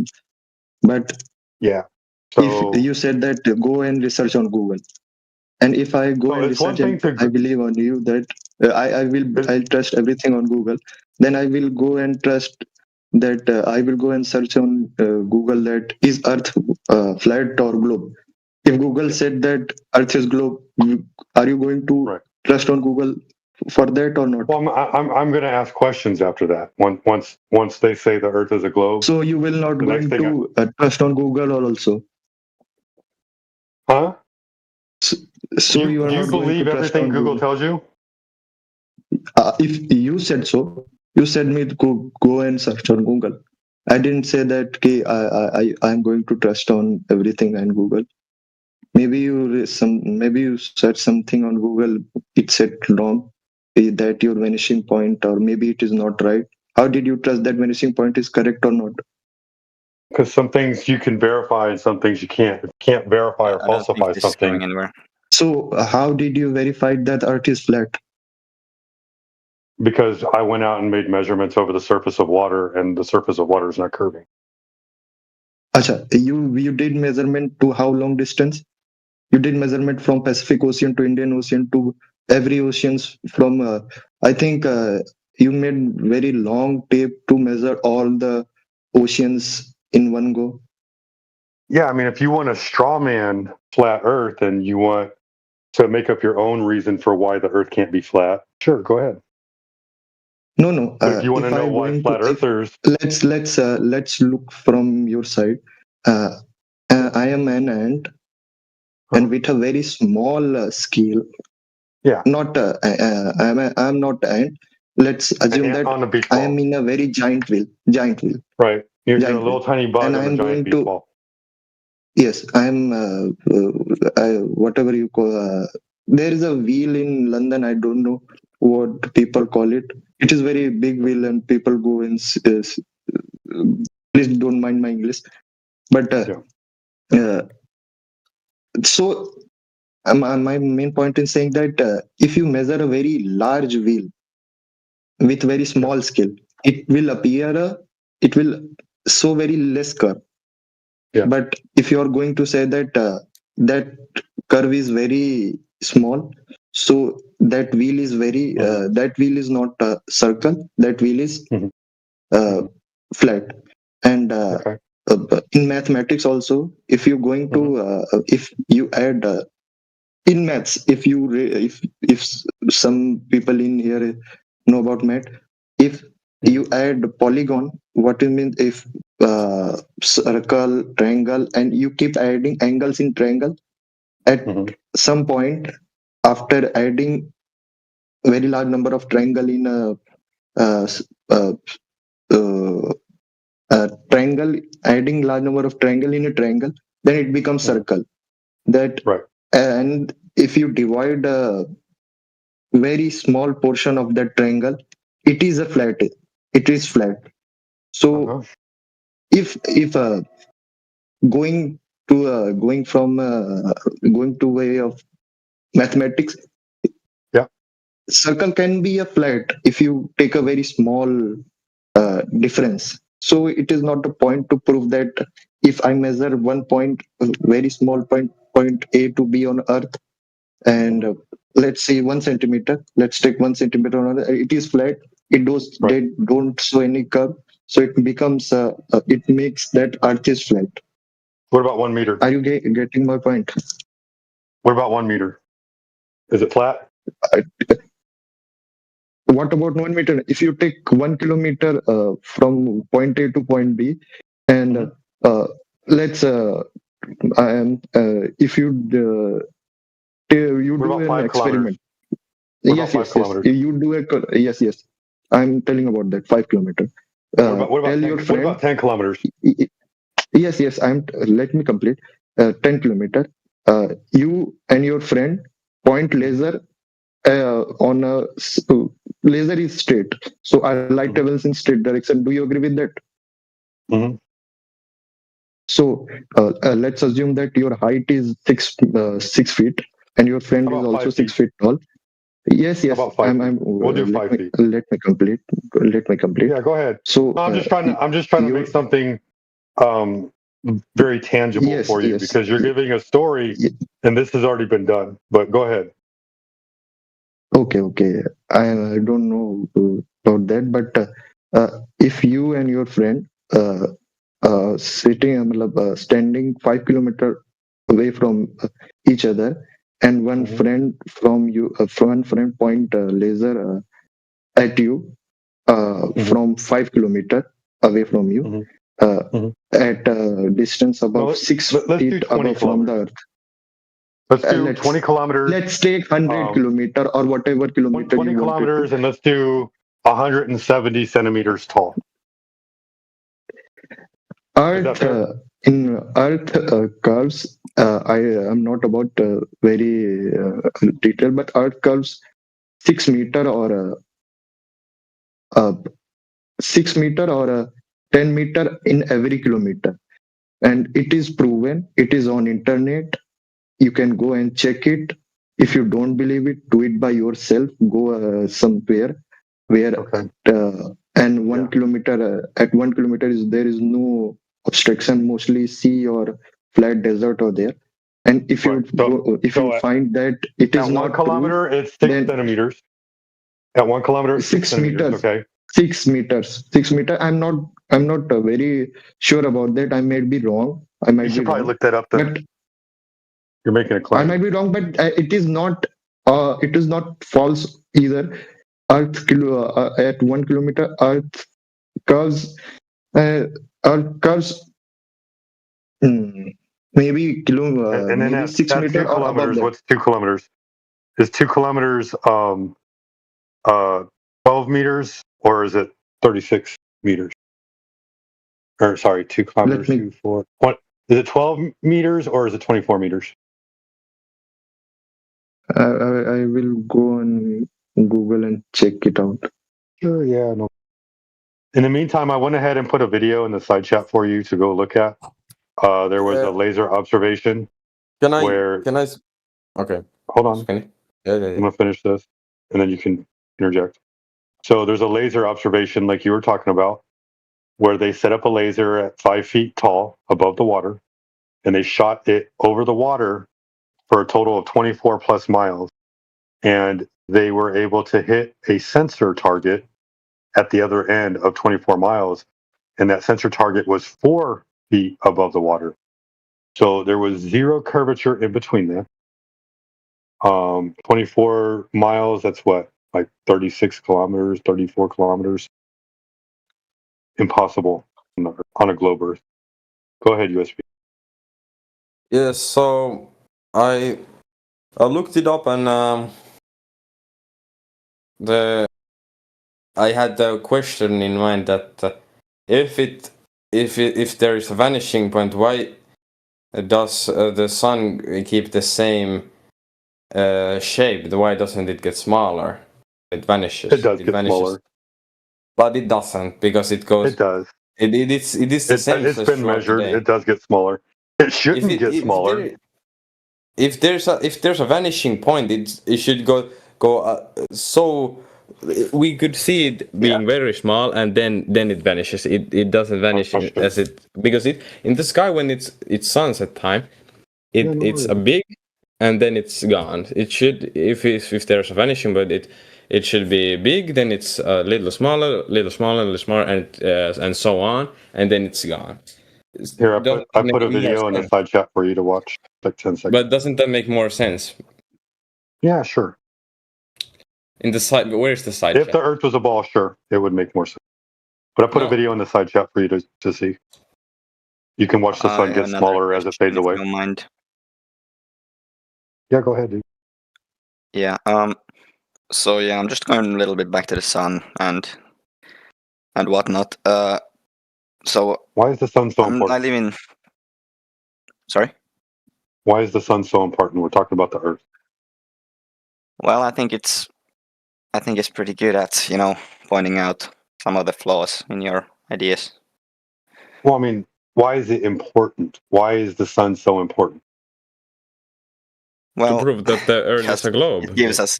Well, if there's no, sun is the only thing that makes us If there even was see no things. So I sun, think it's pretty important. how that if there was no sun, how would you prove the Earth was a globe? Well, that we. I mean, if there was sun, you wouldn't be on this computer on Discord. You wouldn't have energy. I mean, that's a bit of a dumb point.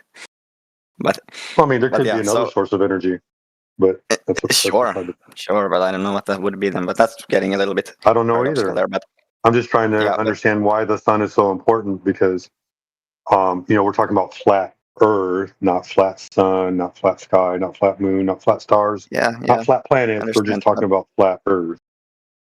Remember the logical sequence I led you through. If the surface of the Earth measures flat, then whatever's going in the sky is only happening over a flat Earth. Yeah, but just present this and you tell me what you think. So I live in the north, and as you know, the amount of sunlight we get in different seasons is obviously different, right? So in the summer we have multiple weeks in the really north where it doesn't, the sun doesn't even go down. Yeah, We like can see 3.5 months of 24-hour sun. Yeah, and then almost minimal sun. Yeah, and in the wintertime, there's like probably no sun at all. There's probably even like a month of no sun at all, right? It's complete dark. Well, not exactly, but like maybe 4 to 5 hours of sunlight a day. But sure. And that's, I mean, as I believe, and as most people believe, that's because of the tilt of the Earth, right? I mean, that's what you say, because you need the Earth to be just a globe. Like I said, right? anyone, that's what most people believe in what I say. So, pretty much. How do you explain this? Like, does the disc or whatever flat shape tilt as well, and does the sun move in a coordinated pattern, or like, because I found it kind of weird how you said that it just kind of moves to another location or something like this. So do the sun and the moon move in a coordinated pattern around the Earth, and how do Do you know what an analemma is? No. Simpa, they'll never accept your argument. So I'm just telling you from the very beginning. I put the They'll word not in the buy side chat, any Simpa. argument. You can look it up. The sun moves in a figure 8 path throughout the year. It is what it is. Yeah. We all see the same thing. I just don't have a story attached to mine. I don't need a story attached to mine. I'm just putting another the video of the Earth measures sun. flat. Sorry. I'm just putting another video of the sunset without the rays of light contributing to the camera, so we can see the sunset better. Okay. Well, how about this?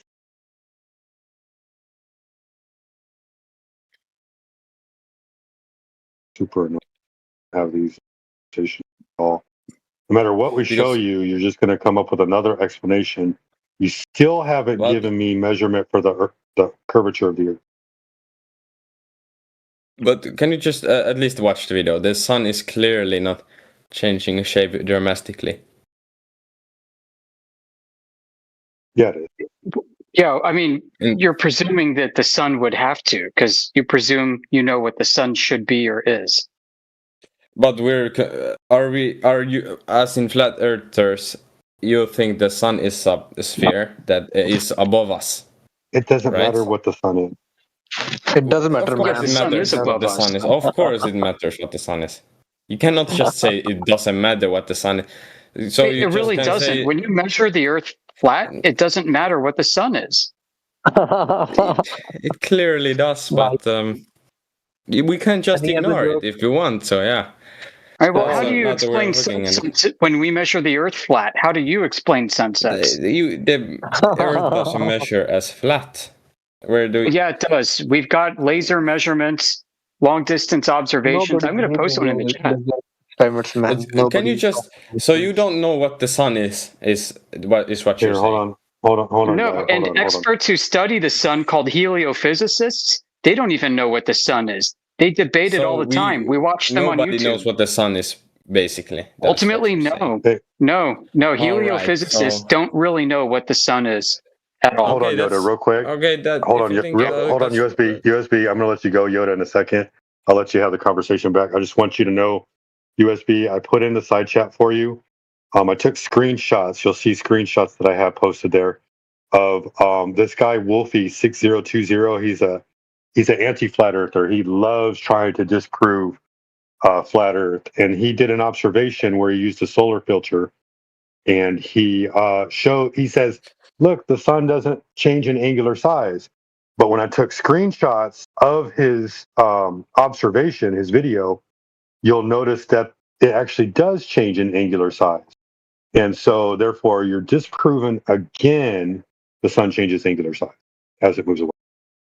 But it does change a little bit size because you're not in the same position as we move in a circle, so we're not. It's not the same size.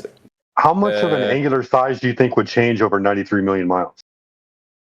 I know it's small, but if there was a vanishing point, if there's a vanishing point, change at all. But the vanishing point, what you're talking about, the vanishing point, it doesn't make sense to me. You were talking about the vanishing point, it just doesn't make any sense to me because it should go very small and then it would stop. I would stop receiving light from it. And what if I show you a video of the sun disappearing into the air as it goes away? You send a video which was very blurry, and you can see the rays of sunlight. So it look at the video that you'll clearly see it disappear. No, look at the video I put in the chat. So you can have a counter argument that you cannot just do this and that, and you can have to have a multiple source. You cannot just put one blurry video from YouTube Shorts and say, look at this video and da da da da da. You cannot just do that. And that's just a fact. I'm sorry. Yeah, so is it the green sunset? Is that what I'm looking at? No, look at the link I put in the chat. Oh, it's going behind the mountain. It's no. It's going where this is filmed. It's higher than the mountain actually. Yeah, it went behind the mountain. It went away and behind the mountain. So in that time when it's behind the mountain, it dramatically it changes side to a very small. But if the vanishing point theory that you're talking about is true, it should change shape as it goes, not in an instant, not exponentially. It should change while it goes away. So even if this is not the sunset, if this is not the horizon, in the time of the video, the sun should have changed Listen, shape. have you ever watched headlights? It was never above the horizon. You can't tell the distance of objects as when they're emitting light because the flare gobbles up the size of the actual object that's emitting the flare. But the flare should also shrinken when it goes away, right? It does. Not like headlights at night. I mean, not so much. As it goes through more air, there's a dissipation of light. We've already gone over this. But it should change in a linear pattern, not in an exponentially. The sunlight. It's the inverse square law. It's not. It is exponential as it moves away. But it isn't. It shouldn't be if it moves in a. I know you don't want it to be because you don't understand it. You need to. For some reason, you just want to believe the Earth is a globe. But if it moves in a figure 8 pattern, as you say, the sun over the flat Earth, is that what figure 8 pattern? What? Who's claiming that? I think. No, I was talking to him about an analemma. Yeah, that's an analemma, dude. No. In what form does the sun move? In your guys' It just moves across the sky. Man. It's observer dependent. Everybody sees the sun move differently. So it's my own understanding how the sun moves. So there's no factual way that the sun moves. Well, yeah. Earth What's is factual is the it's cone. observer dependent completely. Earth is a cone. So you're saying that there has to be some pattern to the sun's movement, right? Yeah, there is a pattern. Absolutely. And do you know it? Well, you can actually post-dict that pattern with something called the equation of time. And the equation of time allows you to predict or post-dict sunrises and sunsets anywhere, anytime. And it doesn't require a globe.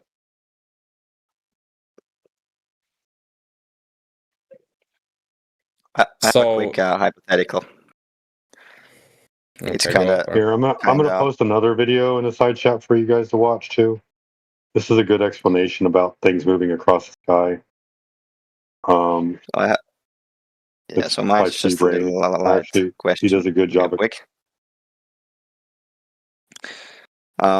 So anyone who's a flat earther here, if you got the opportunity to go to space, which I guess you don't believe is even possible, Send me up. would you take it? Send me up.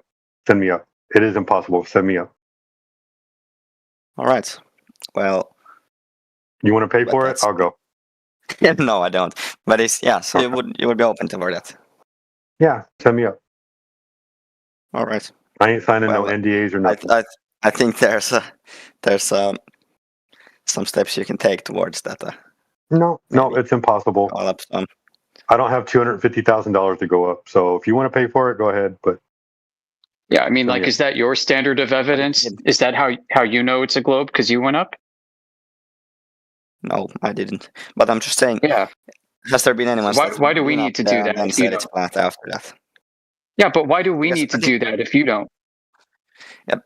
Well, because your entire kind of thing is based on your own observations and empirical evidence that you're just kind of measuring levels or anything. So wouldn't it be better to look at it from afar, you know? Well, we don't need to, though. Do you get what I'm saying?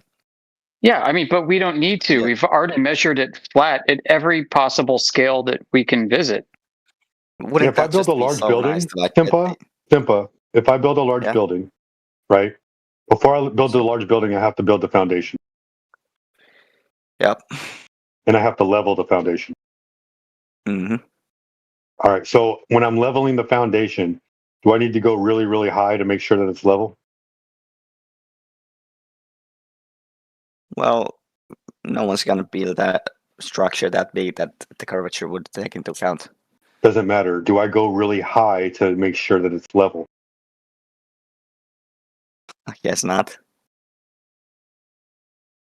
Yeah, I'd have to look at the surface, right? Take measurements at the surface to determine whether it's level. Yeah, fair. But like, do you think there's some kind of what if I go what if I go in a rocket and then my rocket explodes? Then what? Yeah, I don't know where this is going. Then it explodes. I mean, then it explodes, and then we're back to nobody proving the Earth is a ball anymore, right? They just took out a flat earther. That's all they did. Yeah. What if I go up? What if I go up and I go up and I go up and I go up, and then all of a sudden I hit a barrier up at the top, and when I look out, I don't see a ball Earth. It still looks flat. Then what?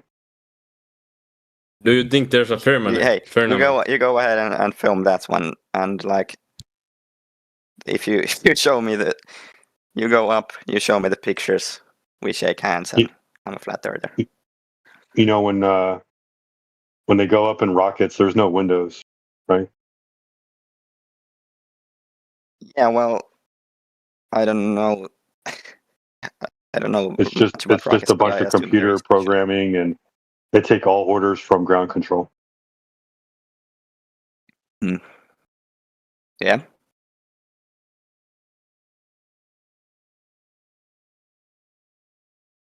Do I believe in the so firmament? what evidence have we presented to you that it's a globe that you trust and believe? Well, I think, I think that it's as wait, so I think so I think it's good enough evidence that when you look at some high building from far away, it will first the bottom part will disappear first, and then you'll still see the top. I don't see in which the air could some kind of block the bottom, but not the No, top. I mean, usually it's going to be a combination of things that'll block the bottom. First off, the surface isn't perfectly flat in real life. So let's say that you start walking backwards from a building. Well, it basically is if you take Like a 3 foot bump in the ground that's 5 miles away is going to gobble up the first story of a building that's like a mile away. Or a mile away further than that. I mean, so, and you're probably not going to see the bump, but you're going to see the bottom of the building start to disappear. Mm-hmm.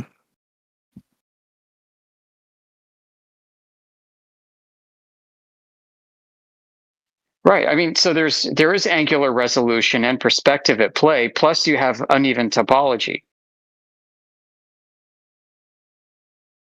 It's kind of like with boats. So if I'm staring out on the horizon and I see a boat in the distance, and it appears to be obstructed going up, you know what I don't see? I don't see the swales, the wake of the boat. But those swales can be several feet high and can obstruct the bottom of the boat from being seen. But the swales themselves are too small and angular size for me to resolve, so I don't really see them. But it looks like the bottom of the boat has sunken behind water, potentially. There could also be waves between me and the distant boat, waves that are also too small for me to actually resolve. And there could be 20 or 30 or 40 of them stacked behind each other. So as one wave goes down, a wave behind it is up. And as that wave goes down, the wave in front of it is up, and so on. When you're staring out for miles and miles and miles, there is a lot going on potentially over the surface, whether it's water or over the terrain itself of the Earth. Doesn't that kind of disprove some of the points you use yourself? No. So here's the thing. If that boat is going over the curvature of the Earth on the horizon, why don't we look at the top of the boat and see if the top of the boat is descending at a rate of 8 inches per mile squared? Because that's the rate of curvature, at least over distances smaller than about 1,000 miles. It's parabolic, but it fits. It fits to at least 1,000 miles. Within was it like 3 or 6 standard deviations? So it's really like the error is really small. It's probably going to be like less than 1%. Mm-hmm. Regardless of what it is, though, I mean, 8 inches per mile squared gives you a rough estimate in order to discern whether or not objects in the distance are descending exponentially and scaling linearly with perspective at the same time. But nobody's ever been able to demonstrate that's the case. We have plenty of cases that are the opposite, though. We've got laser tests over 40 kilometers, hitting targets over frozen lakes. Well, you have the same test proving my point as well. I mean, it's kind of, We've got laser tests over 40 kilometers. You know how much Earth curvature drop there should be? There should be 90 meters. But we have lasers 1.5 meters off the ground hitting targets 1.5 meters off the ground across water.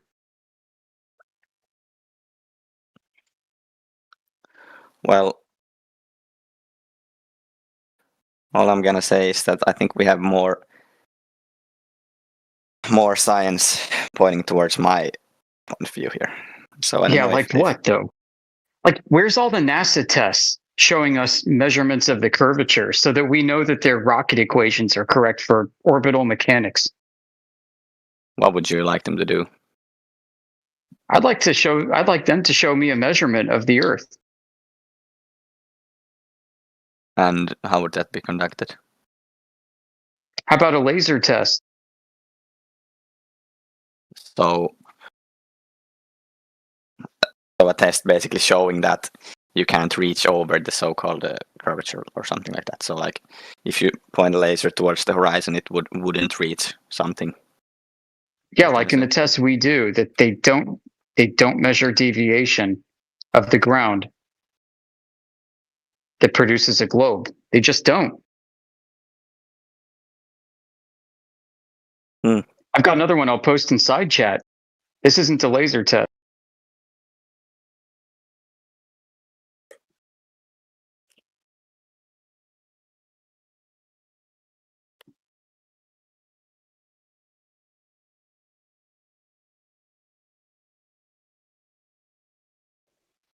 Here we have a flat earther who went up in an airplane, 27,000 feet. He takes an infrared camera and zooms in on the Colorado Rockies that are between 300 and 500 miles away.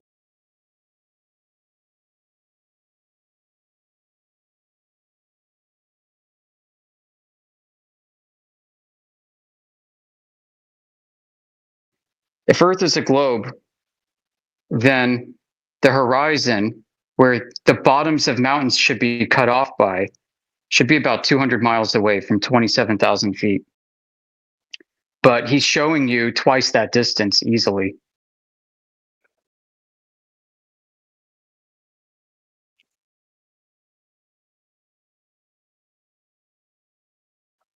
Do you think like are the laser tests like the most concrete evidence that you would say? I think they're pretty good. Yeah, I think some of them are extremely rigorous. We've had laser tests conducted where we use multiple frequencies, multiple colors of light. Each of them should be bending at different rates if there's terrestrial refraction. But there isn't, because 3 different frequencies, 3 different lights are all visible from beyond where the curvature of the Earth should be. We've got tests like that. We've got another test where they use one laser and the laser pans horizontally across, boom, boom, boom, and hits different targets of different lengths. And all the targets are being hit at the same height. Yeah. Our community's been around 10 years doing all of this. And we collect the data, we collect the observations, we collect the measurements, and we create a server to tell people about it. Yeah. Don't you think the lasers also, say the Earth curves? Don't you think the lasers also curve since they are light after all? Yeah, well, that's why we've done controls for that very objection. Like using 3 different frequencies or panning the laser horizontally and hitting targets at different lengths in the manner that I just explained. Yeah. For me, it's kind of inconsistent with these tests because, Well, what about now the infrared observation I just posted in chat? Not a laser. There's no globe here. No refraction here. Infrared laser or whatever, it's still light. It can be used to mimic both results. Yeah, but the air is thin and we're in infrared. What refraction?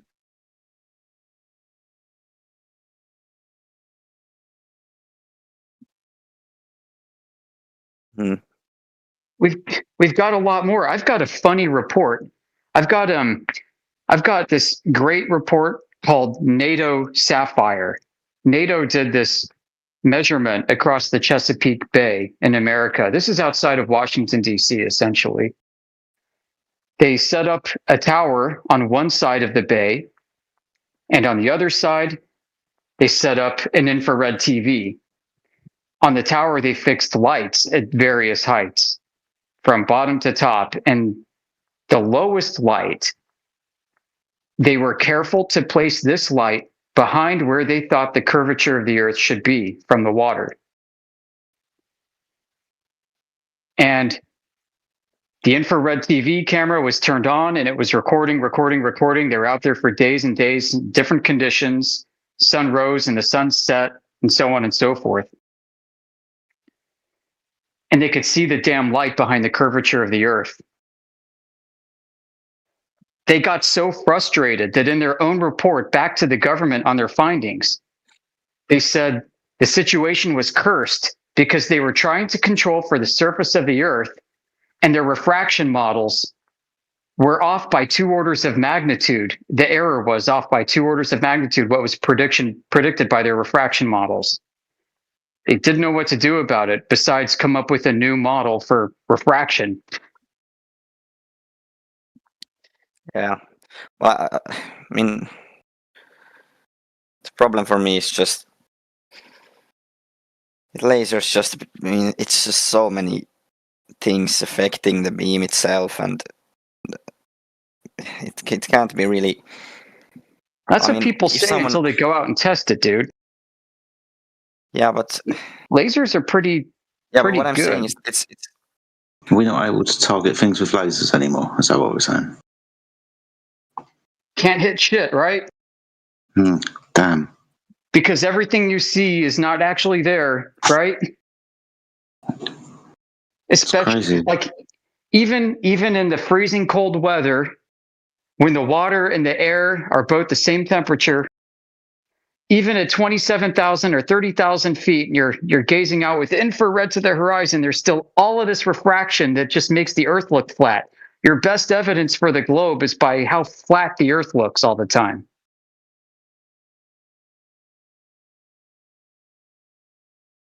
I just find it weird when people say, and I do apologise, when people say that lasers, they're not good. They are. It's what we use to target things and blow things up nowadays. It's to push forward with defence military technology, right? Directed energy weapons. Now, they wouldn't be using these highly accurate speed of light targeting and, destruction systems if they weren't, applicable. They couldn't use them because they kept wiggling all over the place, not hitting the target. It's just weird. Trying to destroy something is a bit different than trying to target it first. Trying Make to sure it's there that you can see it. Scientific tests that can be, it's a bit different, using it in warfare or making controlled tests. It's the same principle. It's a direct line of sight. Yeah.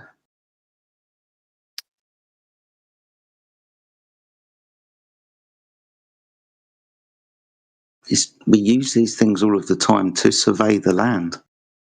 And like I said, to target things at distance. Laser range finding, for example. All different spectrums of light. As my friend was pointing out, infrared spectrum. Because we understand that as a low refractive index. So if we shoot, which we do, 2 or 3 different wavelengths of light, we can measure the difference between them, right? It's what we do.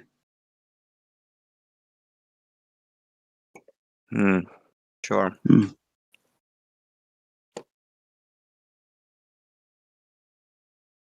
Used to make me laugh back in the day, about 7-8 years ago, when the SALAD laser was brought to us all. Just made me laugh because it was called SALAD.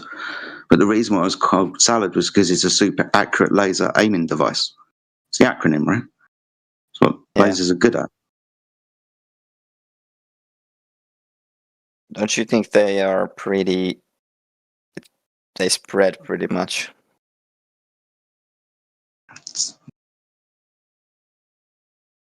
Have you ever spread? Yeah, don't you think That's why they have collimators. Because beam divergence, obviously, more and more over distance. But this is a focal point of light, right? Collimated, so it doesn't diverge as much as 20 kilometers away from the original laser point, and you see something. So at 20 kilometers, the laser could be, 8, 9, 10 meters wide even. And that's cool. So if you're seeing something from 20 kilometers away, you're not maybe seeing the actual original beam, you're just seeing a scattered column. It's like the bat signal again, isn't it? We see the bat signal in the sky.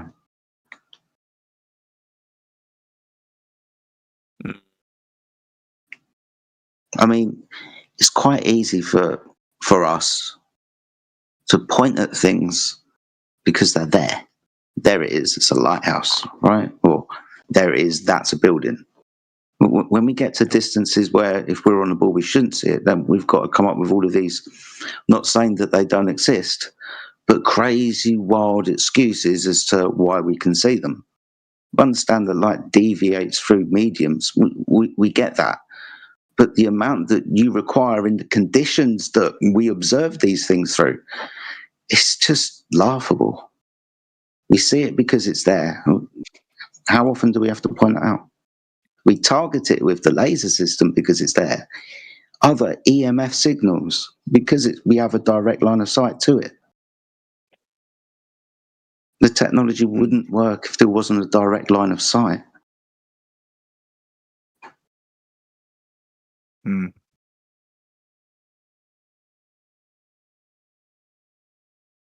Yeah. I think I'm gonna wrap up for today. Okay, Simba. Yep. Thank you for dropping by. Sorry to interrupt your conversation with Master Yoda. Yeah, no problem. Okay, man. No worries. Don't mind yielding the floor to people I trust like you, so it's all good, man. Just confuses me still. No, can't use lasers to target things at distance. That's one of the very reasons that we use them, isn't it? What? Right? For precise measurements. Yeah. Oh dear. Anyway. I couldn't stick around in the Peter channel anymore. Now that he's a quasi-flat earther.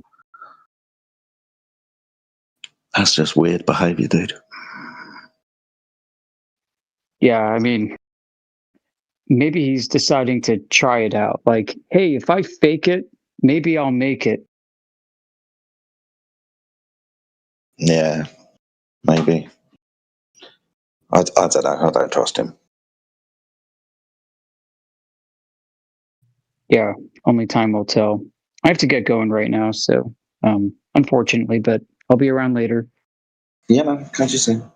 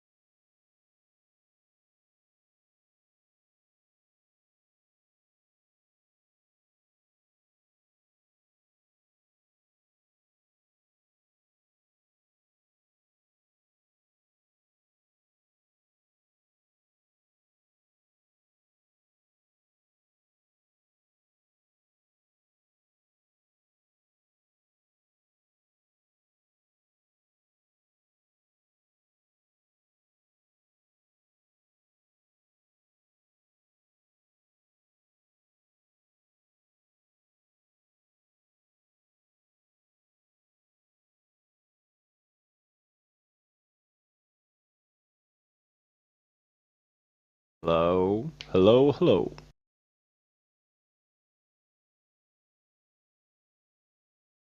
It's your suppose.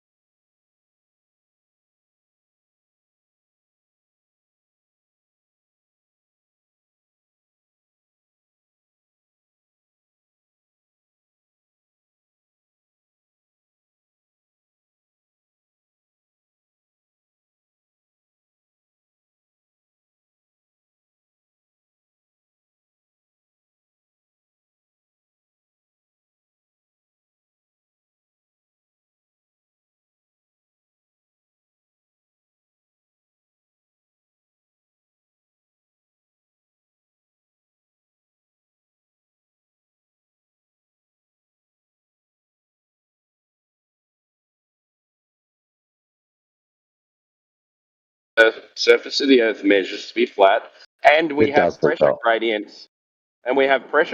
So, on a flat surface, you can have pressure gradients, right? I don't know. That's why I'm asking you. How do you have pressure gradients on a flat surface? Well, why can't you? The Earth measures flat, and How you can have a you? pressure gradient, right? So they're both there.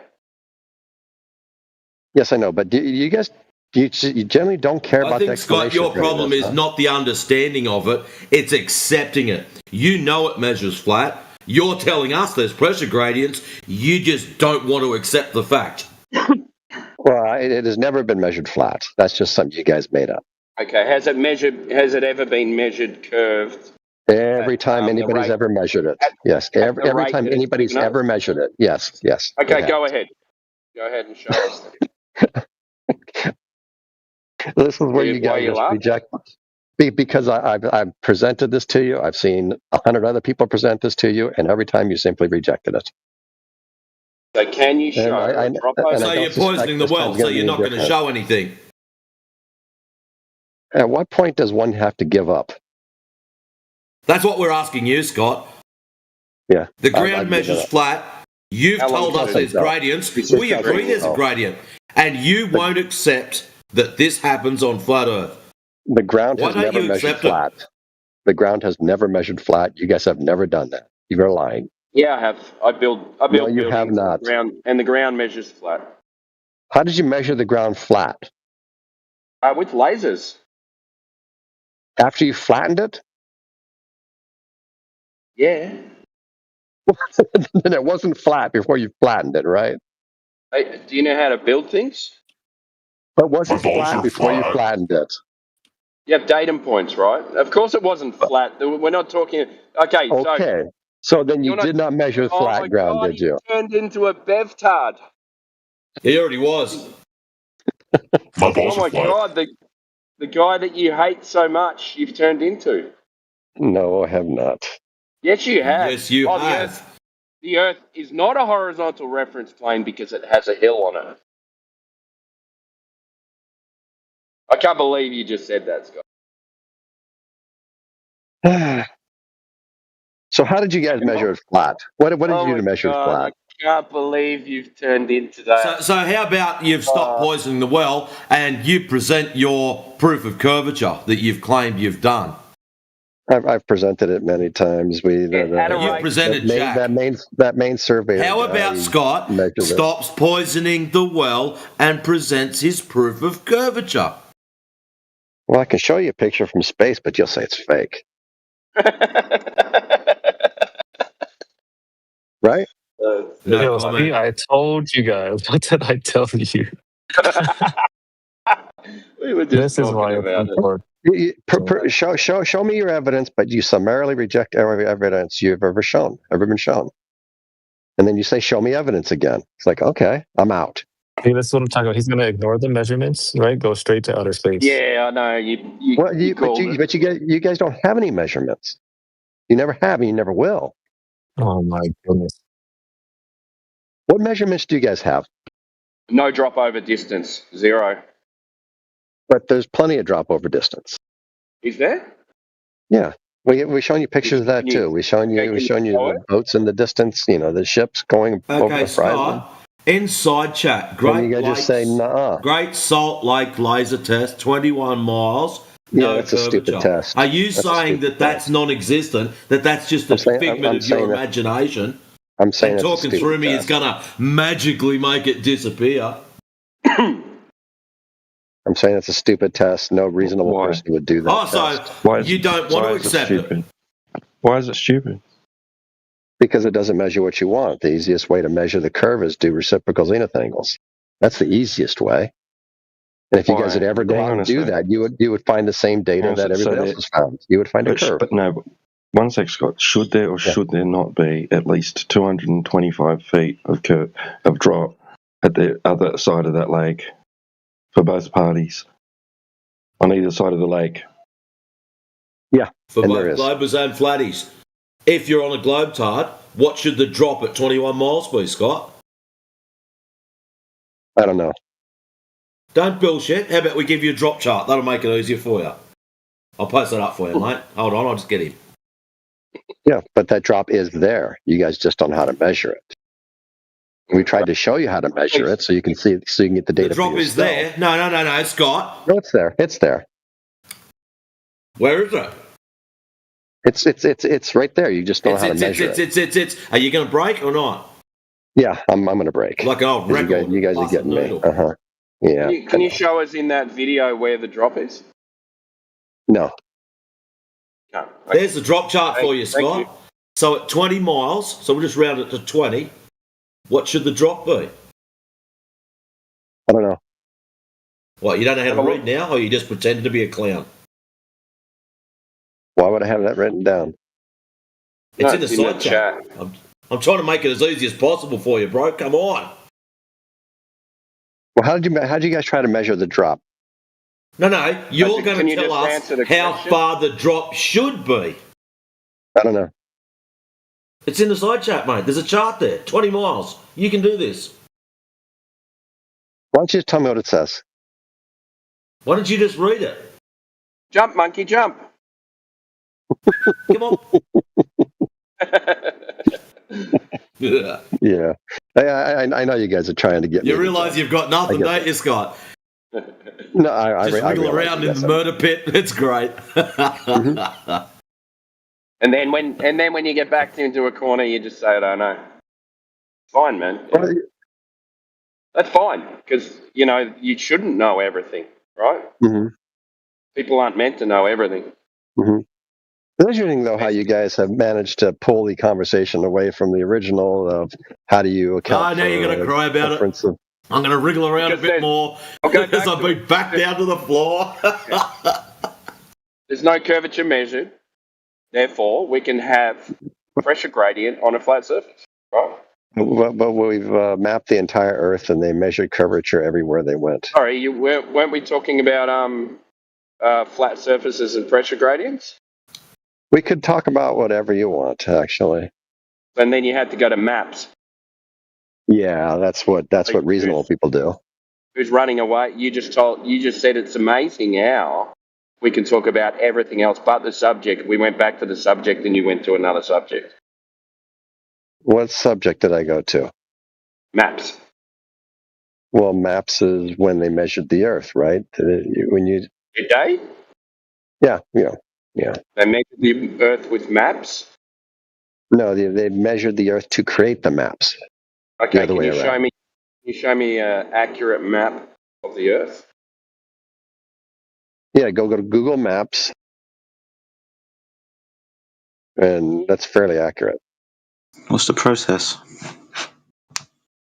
What's the process for creating Google Maps? Yeah, you said maps. So what's the process by which we make maps? Well, originally they used to use surveying, right? And they used to get those little sextant things. Yeah, well, I'm pretty sure that's how they did it. Don't they call those dudes cartographers? Yeah. And they took thousands upon thousands upon thousands of measurements. By what method? By pointing those sextants, or not sextant, what is it? They had theodolites back then, but whatever those things are, that survey thing they look through where they can get... there were no maps before surveyors. Back in the day, it was called a cross staff. Okay, yeah. No, there could not be good maps before surveyors, right? Because you need surveying to make a map. How did they get anywhere? Dude, what process? They used a cross staff to measure what? Angles from one place to another. Okay. And by the use of these angles, they did some trig. They did some trig. Yeah. Mm-hmm. And then they figured out where everything was, and it's relation, Scott, elevation relation to each other. It's distance from every point to every point. I just posted up half of Australia. They got pretty accurate maps. Well, explain to us in the side chat, Scott. That was before surveyors went across Australia. How come they've mapped sort of half of it? They did that just by looking at it and sailing around it. Oh, they probably use the stars. What? To map the ground? But you guys don't accept that. Yeah. To map the ground. Well, can you enlighten the good people on how they're going to use the stars to map the ground? The stars move over time. It's going to be a problem. Well, I know. That's why they need to. Yeah. That's why they need this good thing's watches. underneath that star, but only at this time of day, this time of year. No, we're just going to use terrestrial objects to map the floor. That's what we can they just did. Blow around for a year, Jedi, and wait for the stars to come back, and then we can just go again. Yeah. You can only draw maps on a certain day of the year. But it is literally, it's literally what they did. And they literally just somehow they got good maps. They literally just surveyed the ground of triangles. You said that in a bit of trigonometry. Yeah, we know. No, they could do that, but they could also use the stars. But you guys don't accept that. No, that's celestial navigation. We talk about mapping the ground. Yeah. You can map the ground by looking at the stars. You can map the ground by looking at the ground. Absolutely, yeah. We could do both. Like we could the do height either. of a mountain. And you know what the really cool thing is? Each of those methods confirm each other. What, that we're building a triangle? Yeah, they line up identically. It's really cool. Where's the sphere? It's built into the math they have to use in order to create the maps. Yeah. So where's the sphere and all that, Scott? Well, they begin by taking their angles of elevation to a given star from two different points, and they realize, the angles of elevation are slightly off given those two different points. No, they know they didn't. where those 2 points are You're full of apart, shit. and then they can find the curvature based on that. And they can extrapolate that. Where's it show that they've realised their angles of elevation are off, Scott? Show us this. And they didn't say they're off. They're accurate. You just said that they didn't line up. So that means they're off. They're off. No, they're just different. They realised they were off.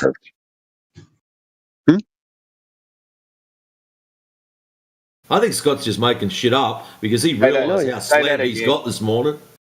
Yeah, but we can easily cut out. But we can easily do this. We can easily point to Polaris, right? And we can go further and further south and realize that the angle of elevation drops as we go further south. That's an angle, though. I know. Yeah, but that's from a horizontal line in the elevation up to that star. The further you get away from being underneath it, that angle declines in your field of view. At what part of these two straight lines is there curve? The lines are straight. The ground is curved. Oh, sorry, but you're measuring an angle. Why is the ground curved all of a sudden? The ground is always curved. Are you measuring that? I thought we were measuring this. I thought we were creating maps. All of a sudden there's a sphere involved that we're not measuring. When did we measure that? No, we can measure these angles, but we're on a sphere. Where's the sphere, though? Show me that bit. Show me that you measured that, then. Sure, because the verticals change, right? I don't know. This would be a presupposition if they're on a sphere, then yes, they would. Yeah, they do. Because if you get the angle elevation to Polaris, which is actually the angle from the vertical minus the 90. Doesn't matter. Right? It's an angle, dude. You called it an elevation angle, so that would be up from a horizontal. If you want to talk about something else, then it will be something else. But it's still getting an angle. Yep. Still trying to figure out where the sphere is, apart from in the sky. Where's the sphere, dude? Where do we measure that? You said maps. Yeah, I see you're not following. No, I don't know where your curvature is. Where's that then? So if we take an angle of elevation to Polaris, then we walk 69 miles or 60 nautical miles south, and we find that angle of elevation decreased by 1 degree. What do we conclude from that? It's decreased by 1 degree. I know, but you're measuring angles. You're inside a conceptual vertical circle up and around you and under you. Okay, so why did it decrease 1 degree? Because you moved. I know, but then let's say I move another 69 miles and it always decreases 1 degree. Why is that? Because you keep moving. You showed that, but that's never been shown to. Oh, yes, it has. Yes, that definitely has been shown. Who measured that? It was measured a long, long time ago, and that's how they know. Who measured that? But we're back to where you guys are just going to reject everything now.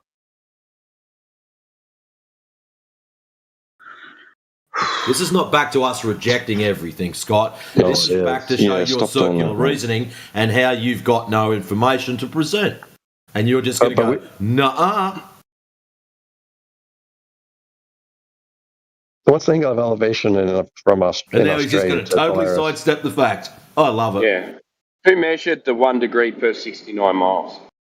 Didn't you get up, Timbo, about swapping subject matter? Everybody who's ever done any kind of navigation, any kind of has done any celestial mapping, yeah, everybody ever has ever done it. Has always measured it. Always. Yeah. Measured what?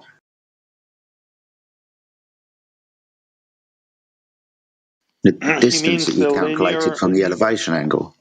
No, he means the linear relationship between distance traveled and the angle change.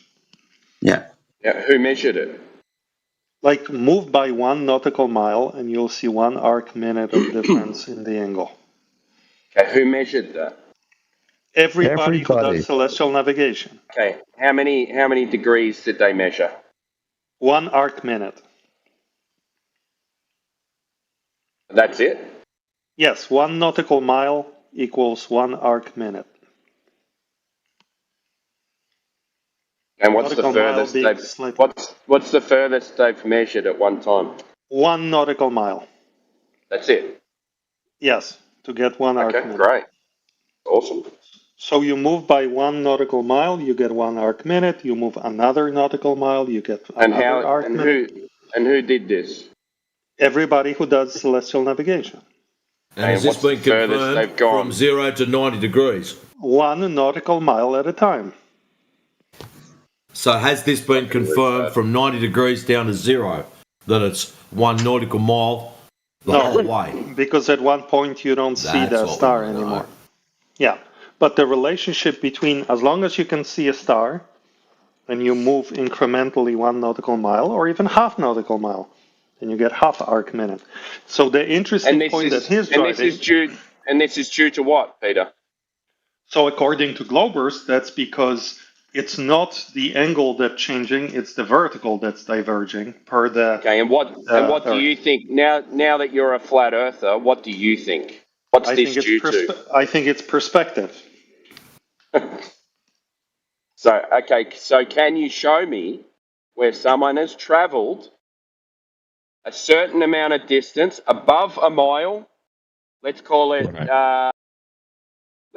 200 miles, and measured the angle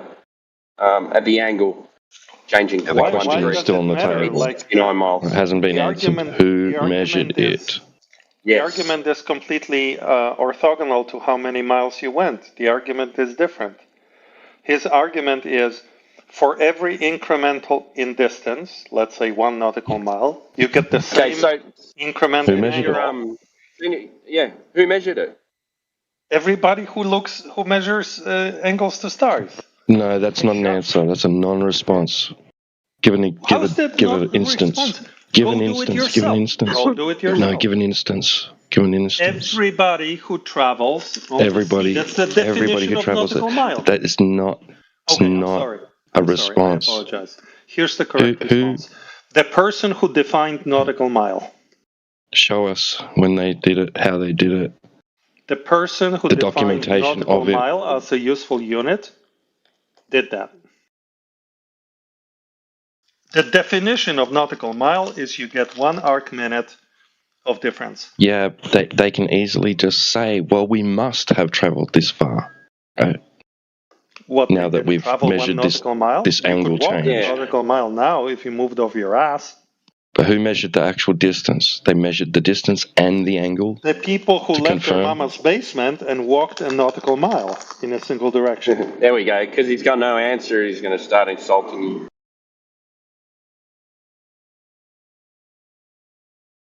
You make us look really weak when you argue this way. Is there any documented instance of this?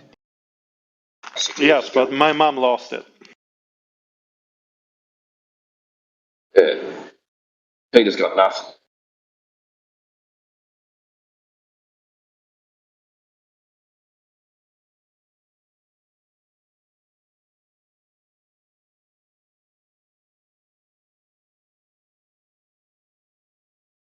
Unless you're going to show us who measured it. Yeah. My mother had the only confirmed. Shut up.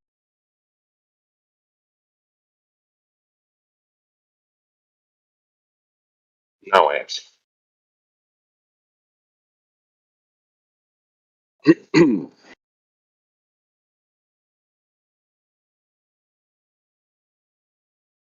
When did he start trolling to be a flat earther? He's been trying for a while. He actually made a deal with AI. Yeah. What the exact details of the deal were, I don't know, but if Peter wanted access to the channel, well, he'd have to be a flat earther. What? Who's this Great Lakes Astro Clown? Is he in channel? I don't know, but I'm gonna looking at that. I'll unmute Peter then, if he's got a deal. We'll let him do his business. I noticed Scott Mackey just slid out the back door. They let him out of the murder pit.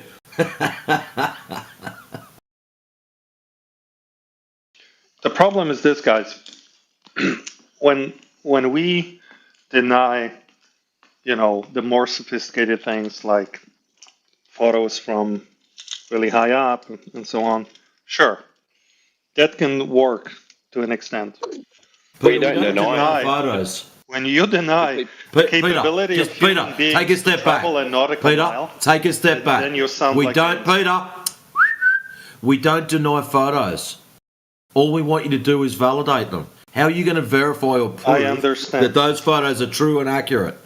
Dude, I've heard this so many times. Don't repeat it. How Just are you save going to sperm. do that? That's not my argument. Well, you just made the claim that we deny them. So Okay, how I are you apologize. going I to... retract. Listen, Peter, you can do this. Just hold up for a second. How is you, Peter, going to validate, verify or prove that those photos are true and accurate? That's all I want to know. I retract the claim. So here, if you do not believe at this point after doing years of... So no photos then. So I don't have to deny something that's not put forward. Yes. Thank you. Absolutely. Now, if you deny after all those years of research that human beings have confirmed over centuries the fact that 1 nautical mile equals 1 arc minute of difference to, in an angle to a star, then you sound like an unhinged maniac. So Peter, why is it when they're doing these angle measurements that they don't use the distances, what is it, below 15 and above, I think it's about 70 something, 75. Why don't they use those? I don't know. Maybe because it's inaccurate? Probably. So you're just telling But us not that one they...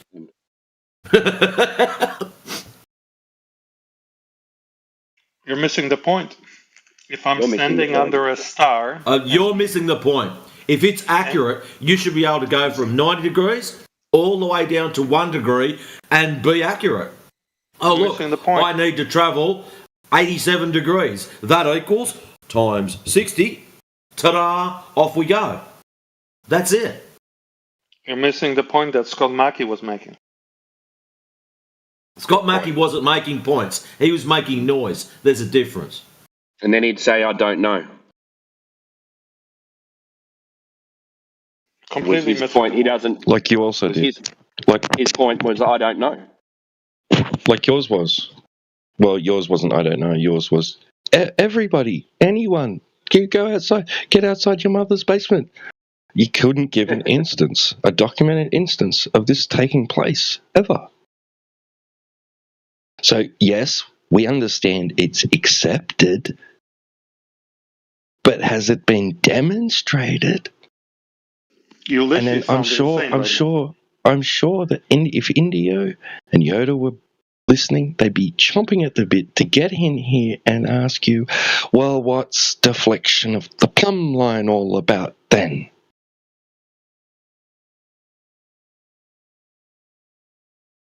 Because Sometimes they go to the place where they expect the star to be above them, according to that geometry, and it's not. Because there's a specific distance between 2 points. They have to be, right? You sound crazy.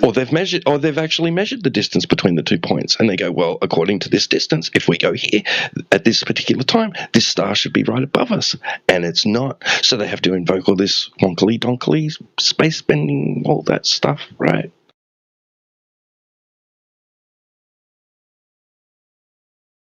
Are you okay? Right. So give us a documented instance of somebody traveling even just 1 nautical mile. Like first they took an angle measurement to a star. Then they measured 1 nautical mile, and then measured again an arcsecond change in the elevation of the star. They probably have to do it using 2 different observers, knowing the exact distance between the 2 observers, because stars move. So that's going to be a problem.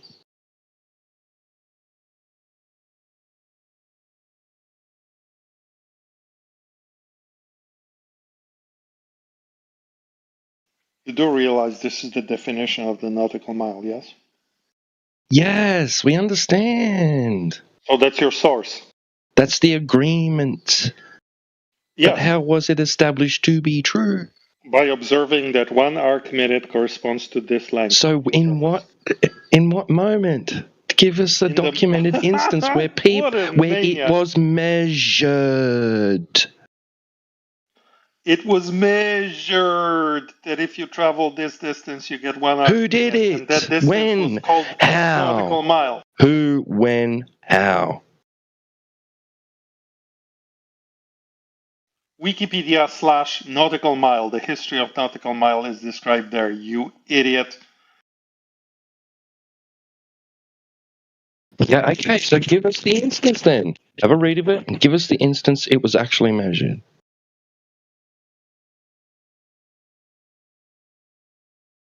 The best I can give you is this. Fuck you.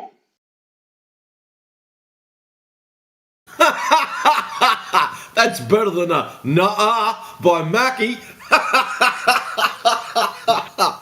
Oh, Peter. Wriggle, wriggle.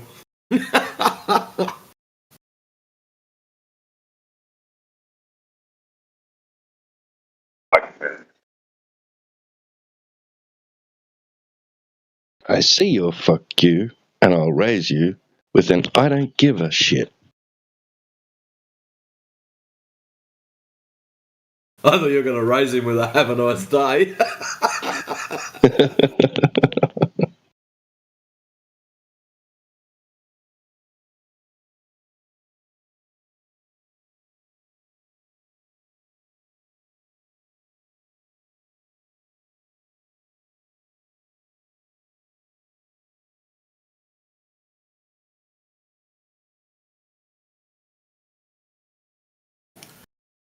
So this Great Lakes Astro Clown that's blocking our side chat with just horrible little videos. One of the ones he posted up was the Bonneville Salt Flats top of Wendover Boulevard, where it's got that awesome mirage. Looks very similar to Lake Pontchartrain. And that's their claim of curvature. Isn't that pretty? Well, not just curvature. He said that was a measurement, by the way. How's that measured? Wait, what? That's what I'm saying. That's what I'm trying to get him to clarify. He doesn't know the difference. So, where's the dude with the tape measure or something measuring it? And just what did he say? So he measured a mirage. What? Well, hold on. I'll blow this up and I'll get a screenshot for you all. Where's my little grab it thing? Make that full screen. Go big, you bastard. There we go. Grab a screenshot. And I can post that. Control V. in there. So I'm at 26 seconds into the video. And that there, like in all seriousness, if that's the curvature of the Earth, Australia wouldn't even exist. Actually, United States wouldn't even fit on the balltard that he's claiming. Okay, I'm gonna post it up in the side chat what he said.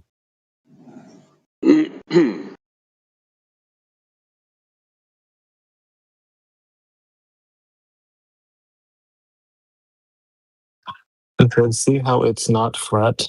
That's a measurement of curvature. No, that's not a measurement, that's a mirage. Not flat. Where's this?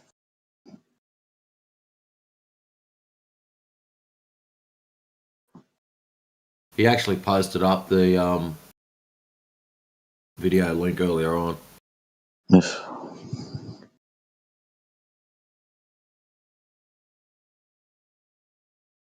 Yeah, So would that and look, when you would that look different on a different day? Well, but you read the comments. Check this out. The first comment that pops up, it's got optical illusion proves nothing. Please measure it with precise instruments like laser levels. Then we can talk.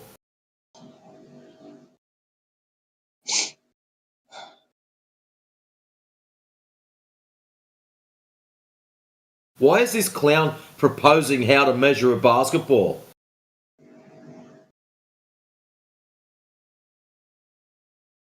You can measure its diameter. Nice one, lads.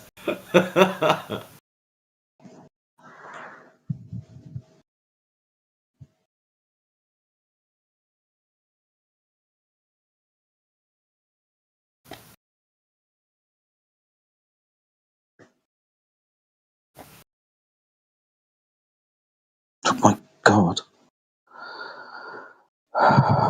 What? I have a tape measure. What do I do to get a radius? You can get a circumference. It's not a radius. I know. You could get a radius from a circumference. Oh, what's he Lats, asking before you how type, Lats, before you I was type, confused. just to ask him how Earth was measured, the radius of Earth was measured then. Oh, RTH is on it. Was he asking how to measure a diameter of a basketball? Sit it on a table, put the level on top, and measure the distance between the level and the table. Yeah. There's loads of ways. Yeah.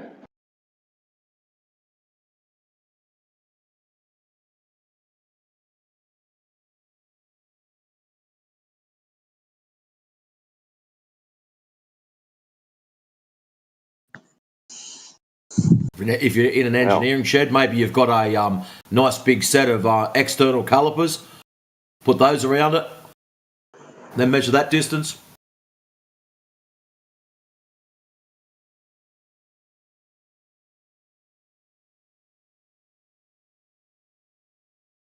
How would you do it if you didn't have any of that, but you only had Well, for you, you'd go to your mum's sewing kit and get her seamstress tape out and wrap that around it. No, what if you only had a rigid ruler? And then you'd have to do some calculations. What if you only had a rigid ruler? And then you can put a torpedo level on the top of the rigid ruler. Yeah. And then measure the distance between the bottom of the ruler. Let's say you don't have that. To the table. Well, you can go and get one from the store. But if you didn't? There is an easy solution. I just want you to think critically about it. The diameter you're talking about? Yeah, how would you find the radius of a ball if the only tool that you had was a rigid ruler? Or you could measure you could measure the drop over a certain distance from the ruler, and then that would be your arc, and then you can get the circumference from that, and then circumference then you do the then you do the equation for the radius. No calculations allowed. Well, let's not get Well, not allowed to use ourselves. calculations, then you just use the straight edge from the circle edge. What? Lay the ruler on the Measure the table, distance. put a mark on the ball, and roll the ball along the ruler. There you go. So what did you measure? But that's going to measure the circumference. It doesn't give us the radius without doing calculations. No calculations allowed, Peter. Okay. So is there any sphere of a given circumference that has a different radius than another sphere with the same circumference? Peter, you better read the side chat, mate. Scroll up. What? Wait, what? Say that again. Every sphere, once you we had this conversation before, I do remember.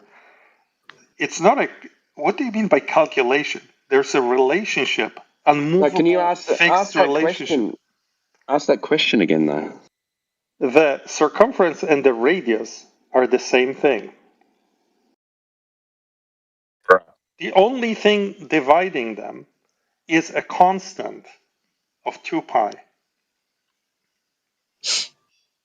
The literal equation for circumference is c equals 2 pi r, which means once you know the c, you know the r. Once you know the r, you know the c. It's not. Yeah, but you need one. You need calculation. one value. What are you sound like? But you need a value. What's his You name? need a value, right? Peter, the whole sound like conversation is quantum about measuring the radius, right? Not calculating the radius. You sound like quantum eraser. Yeah, No Peter. calculating. Peter, C the equals side chat, 2 mate. PR. Peter, you're telling us about something that's not related. I know you can calculate, Peter, listen, I fully understand you can calculate the radius from the circumference and vice versa. It's just a formula, but we are not calculating, we are measuring radius directly. And we're talking about the methodologies you can use to measure it directly. You sound like a person who's engaging in cargo calls. That's what the side chat is talking about, Peter. Peter, that's what... All right, I'm going to do it the old-fashioned way. Peter, how about instead of you yabbering on with some random shit, only catching the back end of a conversation, you read the bloody side chat so you can catch up. Oh my God. Yes, Peter.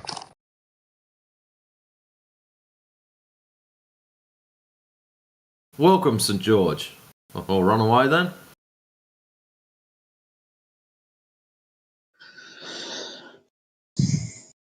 Peter just seems like he just likes arguing. Even if he agrees with you, I think he just likes arguing it in a different way just to argue. Yeah. You make us look very weak when you say stupid shit like this. Well, you make us look fucking weak by not reading the side chat and not having any context to the conversation. What's this us shit? Us. He uses us. Well, Jedi, you said the same thing I'm saying. You're just more polite. You said once you have the circumference, you have the radius. I know you know this. These numbers, they go like, ooh, he's not denying this, Peter. No one's denying what you're saying, Peter.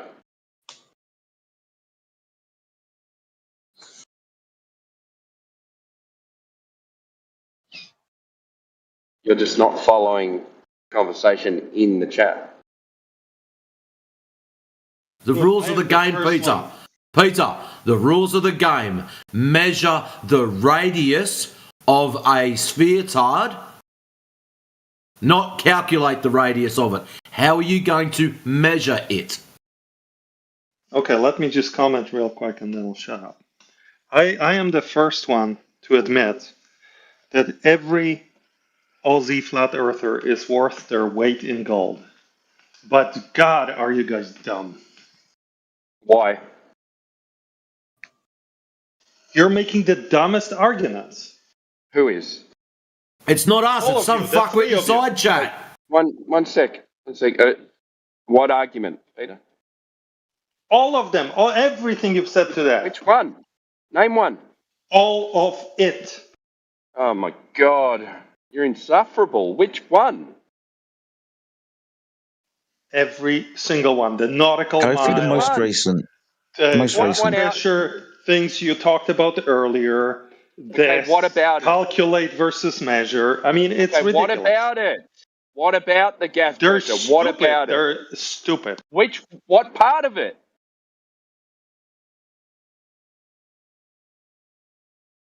We Sounds had like Cobb that Biz is argument kicking back before. into Were you clown not shoes. listening? What part of it, Peter? I mean, pushing back on the nautical mile by saying nobody's ever measured that relationship when the definition of the nautical mile is the measurement. What part of the gas pressure argument is dumb? The fact that it doesn't relate to the shape of the Earth. Who said? What the fuck are you on about? We argued earlier that We didn't I argue. was trying I agreed with you. It was the other one. The other one that sounds like you. The other one that sounds just like you. What, Jedi? Fucking ignorant fool. Jedi, Timbo, Matrix, T-Dub, AJ. Come on, we all sound the fucking same. No, not all of you. You sound like you're on amphetamines. What the fuck, man? He is yelling nonstop. All right, so Peter, can you lay out what part of the gas pressure argument that I disagreed with, or that I said that I made? Dude, I don't forget it. I don't know if it was you. The other one, the nautical mile. Who was arguing, you or the other dumb fuck? The other dumb fuck. So you're calling me a dumb fuck for no reason? The one, whichever one of you was arguing against the fact, asking for proof that a nautical mile to 1 arc-minute angle was never measured, is a dumb fuck. Okay, so show it then. So he's calling you a dumb It's the fuck. definition of the nautical mile. You, Jesus Christ! So show it. I'm out. See ya. That's what happens, people. A glober pretending to be a flat earther gets so frustrated with his own arguments because he can't handle trying to be a flat earther because Your his stupidity brain won't goes let him. beyond anything to do with the shape of the Earth. You don't have logic. Okay, you don't have basic logic. Okay, go ahead. What did I say that doesn't go with the shape of the Earth? The fucking fact that you cannot correlate that the definition of nautical mile is 1 arc-minute is that's the fact claim. That it was measured. Yeah, that's like right. Somebody, that's the claim. God. Okay, so turn that into a sphere then. Go ahead. It has nothing to do. I'm yelling at you not because I disagree with you about the shape of the Earth. You bring shame to this community by arguing like an idiot. Okay. So what part of my argument relates to the shape of the Earth? None of it. Your stupidity goes beyond. So what are you talking about then? Your stupidity. Okay, what did I say that was stupid that relates to the shape of the Earth? Nothing. You didn't even get there. So what are you talking about? When you represent the true shape of the Earth using retard logic, then that's counterproductive. Like all of your logic is completely flawed. Calculation versus measurement, nautical mile and angle that's never been proven. Name one us that look I like said. We're all insane. Name an argument that I said that you're relating it to. Go ahead. I don't know if you said it was either your because I wasn't looking at my phone and you sound the same. What I'm expressing my frustration about is that when you engage in conversations about the shape of the Earth, but the smallest bits of incremental logic that show up, you demonstrate inability to reason.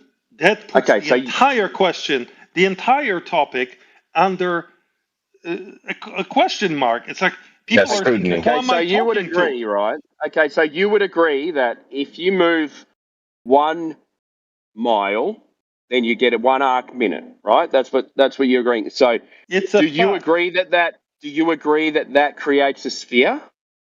No. No. So what are we arguing about? I don't know, but You're the you couldn't one. even accept the You're the fact one. that is true. You said, Peter, be quiet. You said that I made an argument that doesn't relate to the shape of the Earth. What did I argue? One of you, either you or your twin brother, were saying that that the relationship between nautical mile and 1 arc minute is not factual. No, no one said that. We're just asking Yes, you the to other one prove did. that 69 I was miles. asking for evidence of it. So you don't accept it as established, even though the unit itself is that fact. Just waiting for you to show it. That's all. So hold on. To interact with that, this is kind of what you have to deal with in this channel is every single bit of pre-ept like conversation. You have Don't to before need you you even poisoning the well. Don't need your sideline commentary. Sorry. I'm interacting with the conversation. If it's pertinent to the point being discussed, then go ahead. It is point. It is pertinent. If it's meta, I don't want to hear it. If it's matter. Meta. You know, like Facebook. Oh yeah, I don't. Yeah, no, I don't know. That's your explanation of meta. Is all right, Peter, you were going, man. So see you later. Yes, you have to give evidence for every claim of established measurement of everything. So just give it. That's what they're asking. That's what they're giving. That's what they're asking for. Whether you like that or not, that's what you have to give. Okay, have you got it?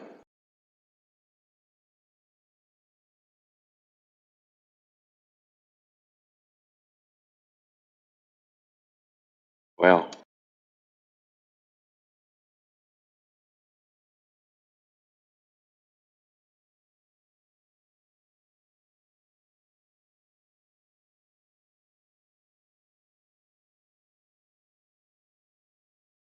Did he just leave or what? Boomertard. Yeah. Yeah. So, do you think the Earth is a sphere? That's what I've been told my whole life. So that's probably what I would.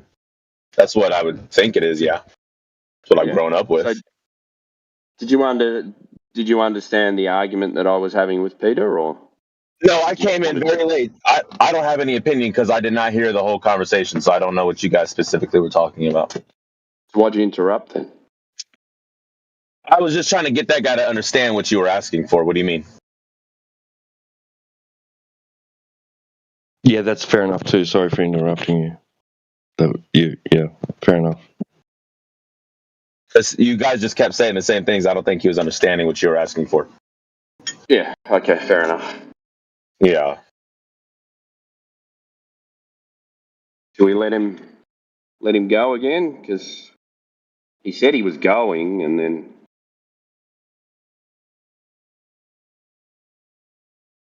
see what other straw mans you can throw in there.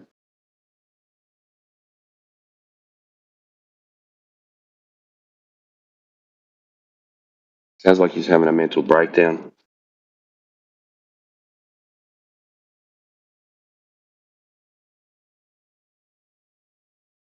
Different for all of us. Some people, the cog disc only lasts a couple of days. Other people, a couple of years. Sounds like our mate Peter's having a bad day.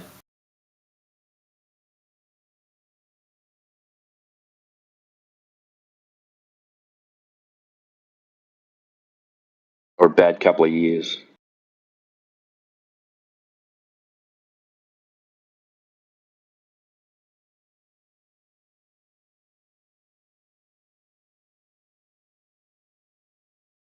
I like your thing that all Aussies are one people. You're all the same. No, it's just you and your twin brother. There's 4 of us in here now. What's your beef with Timbo, Peter? Like, can you get to something specific rather than just insulting him for something a different Australian apparently said? Well, that was an honest mistake. I wasn't looking at my phone, and they both sound the same to me. I have to look which icon lights up. to Just figure out admit if that it's which you don't one. have any beef with Timbo, and you were just generalize just because someone else had a similar accent. Now he started Take repeating it out on someone else He for no started reason. repeating the same nonsense. So he's embracing the position that I'm arguing against. So I'm asking you to clarify. The really primitive, maniacal pushback on the fact that 1 nautical mile equals 1 arc minute. Like that pushback, the very fact that you're even stopped to push back on it tells me we're just challenging the claim. Yeah, the fact that you're even calling it a claim is just it is a claim. It's embarrassing. It's embarrassing. Why is it embarrassing? It's embarrassing when I asked you for a documented instance of it, you didn't give it. Right. It's so to anyone who is saying this sounds like if I said 1 meter, and then you would say, prove me that anyone has ever measured than 1 meter, and that is not analogous, Peter. It is that's 1 unit of measurement which we can take, and anybody can take a 1 meter ruler and compare it to something else. You're invoking a relationship between 2 different measurements. Yes, one's claimed. One is a measurement, right, an angle measurement to a star. The other is a measurement across the surface, a distance, which you haven't given. And given an instance where there was where the distance was actually measured definitively, and then 2 angle measurements were taken from the 2 different points between that distance. You sound like at the end of at that distance, both ends of that distance. So you need the angle measurements of 2 points with an established measured distance. Yeah, that's a nautical mile. Yeah, when was it? What's the instance of it? Give us a documented instance. I told you can read about the history. 500 years of your history claim. You're trying to support this idea that it's ridiculous to challenge it. So it's your claim to support it. Don't just throw Wikipedia at me. Give me the part out of it. Do your duty. Do your due diligence. To support what you're talking about. Shut me down. Make me look even more stupid for challenging it. It's impossible. Okay, fair enough.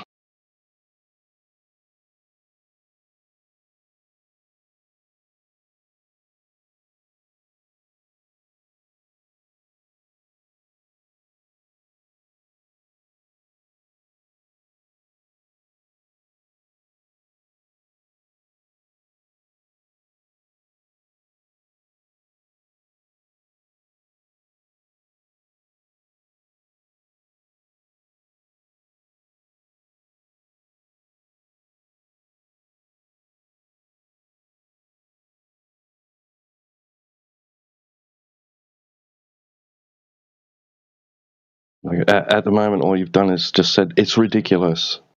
Why is it ridiculous?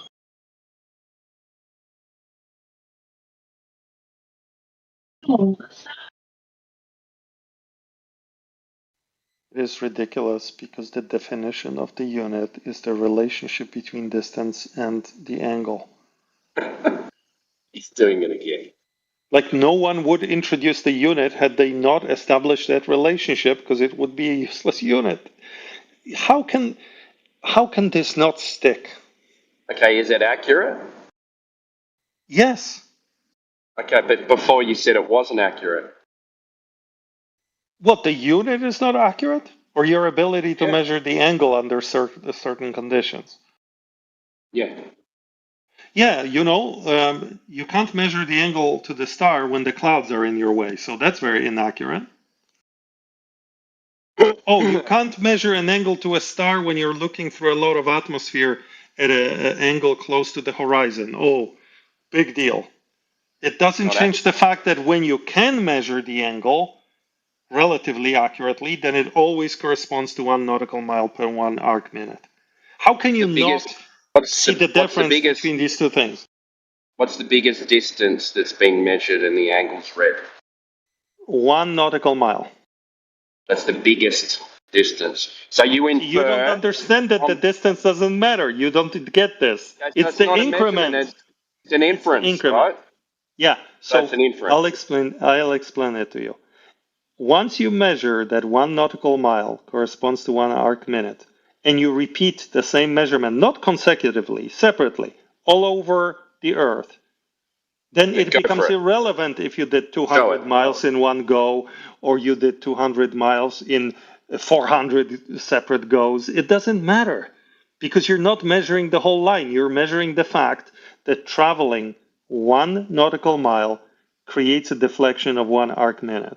That's all you're confirming. Show that happening.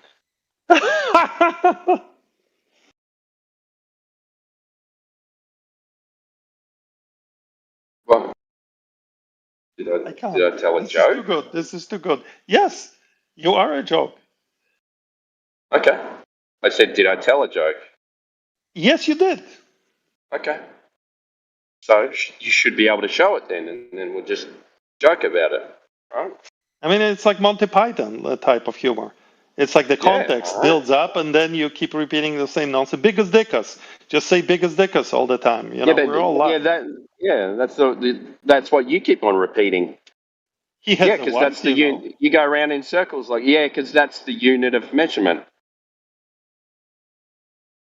But at the moment, you're just showing it's a unit of inference. A unit of inference. Nice. You should patent that. Yeah, I will. Yeah, thanks, mate.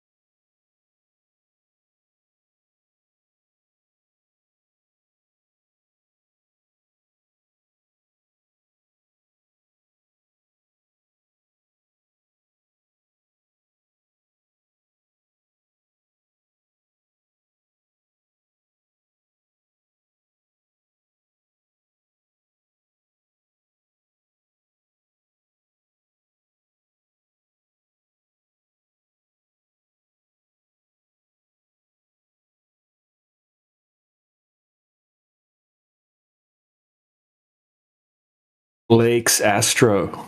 You should join the VC if you're listening on YouTube.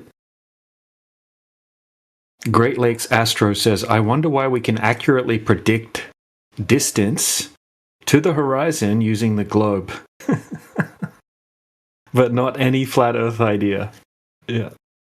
Cool. Yeah, so any globe earther, show us one observation throughout all of history where the horizon matches up with the globe. I've never so eagerly picked up my phone and scrolled up in chat to find something so fucking amazingly stupid. That's brilliant. Yeah. He'd show us, but he doesn't have image perms. To the horizon. If only he had image perms, Jedi, he'd be able to shut us up right now. Really? Oh, image perms is what is needed. Shit. Yeah.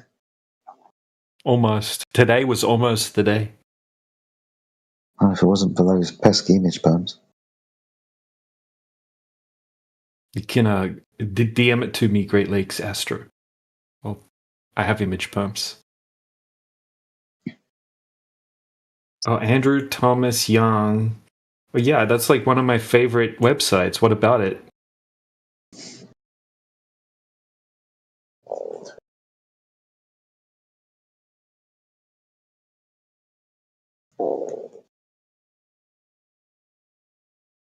So you must be listening.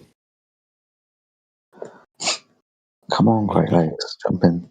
Yeah, I'll mute myself. I want to hear you talk to DJ. Okay, we have Distance to the Horizon. Andrew Thomas Young. Yeah, now, okay, so we got some cartoon diagrams. Wonderful. Okay, now we just need to get one observation that matches up with that. And you can even have, I'll grant you're begging the question 7/6R, which Andrew Thomas Young speaks about. I'll grant you that, because you're not even going to find a single observation where 7/6R matches up. So you get the globe, right? The globe plus 15%. That's you have that to work with.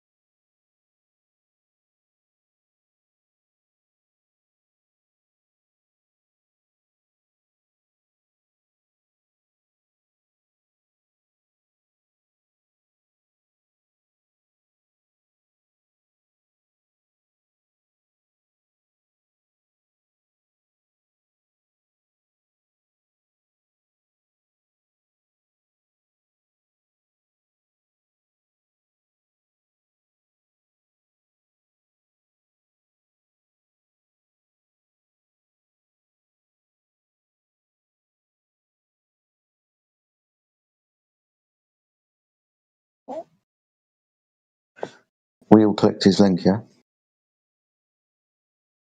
Yeah, I'm reading at it now. There's always little bits and pieces of gravy in here that we can use as hostile witness citations.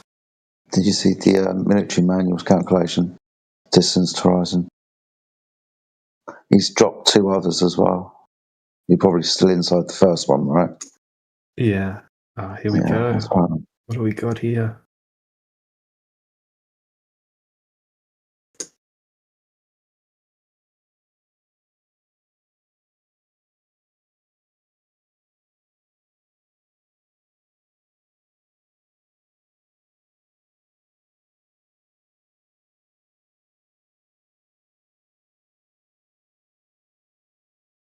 Yeah, so cool diagram. That's a claim. Okay, now we want to see that claim demonstrated.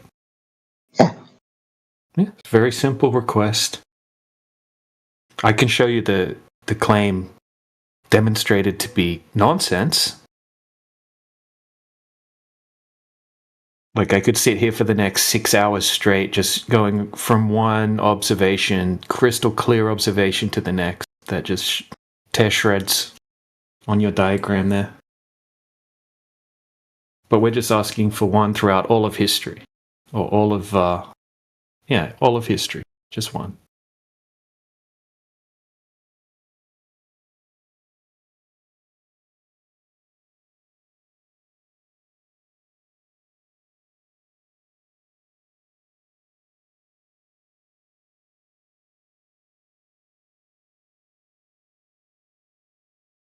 Funny when they don't have embed perms, but they post a YouTube link.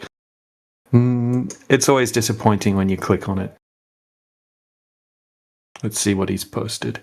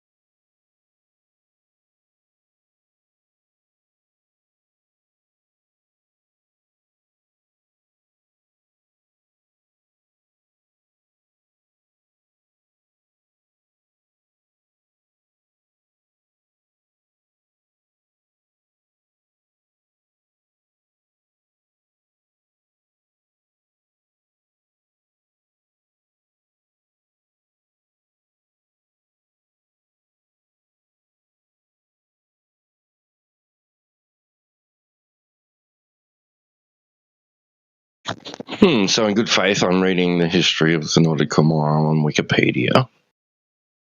And it's interesting, right? 62.5 miles was the original agreed upon convention. And it says, right, it says this. Whether a correction or a convenience, the reason for the change from 62.5 to 60 miles to a degree is not explained. Hey, I want an explanation for that shit. Do you understand the point? Do you understand the point, though? I'm still reading, bro. I'm still looking for an instance where it was directly Since measured. you're doing this in good faith, the main issue is there's a linear fixed relationship between the angle and the distance. How we define the distance is the secondary. The point is, it is the same.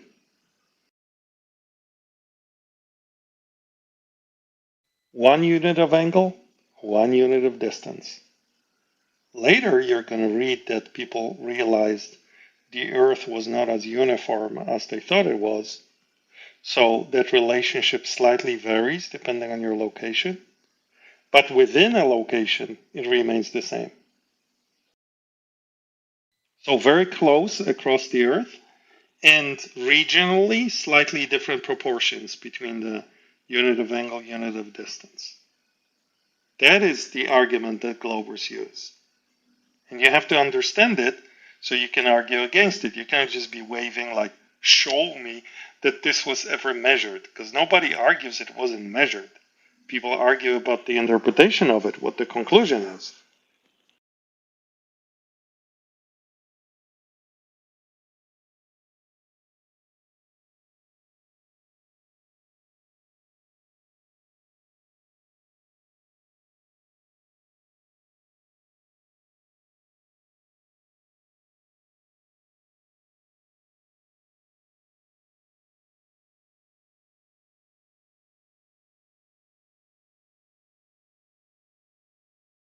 It's actually interesting. It's changed a lot.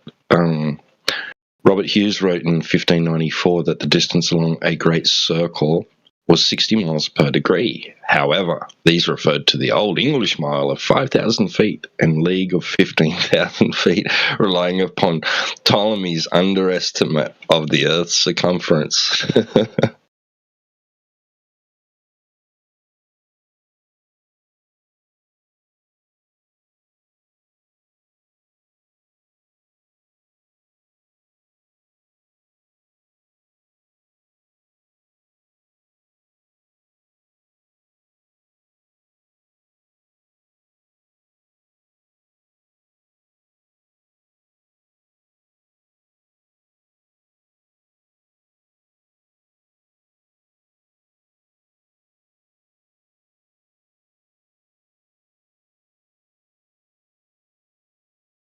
So, in the early 17th century, English geographers started to acknowledge the discrepancy between the angular measurement of a degree of latitude and the linear measurement of miles.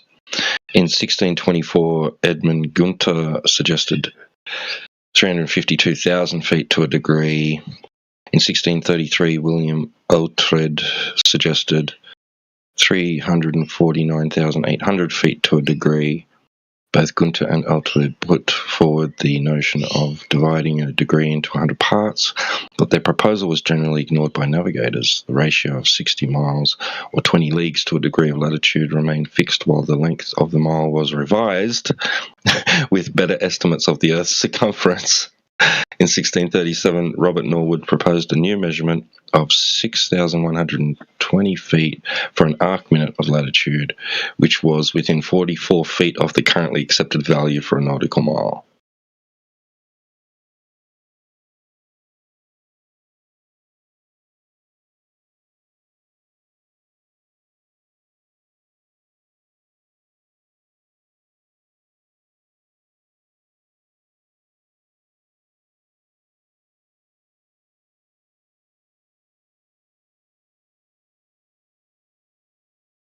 So it says, since the Earth is not a perfect sphere but is an oblate spheroid with slightly flattened poles, a minute of latitude is not constant, but about 1,862 meters at the poles and 1,843 meters at the equator.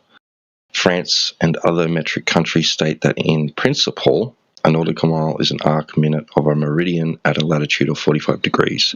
But that is a modern justification for a more mundane calculation that was developed a century earlier. By the mid-19th century, France had defined a nautical mile via the original 1791 definition of the metre, 1/10 millionth of a quarter meridian.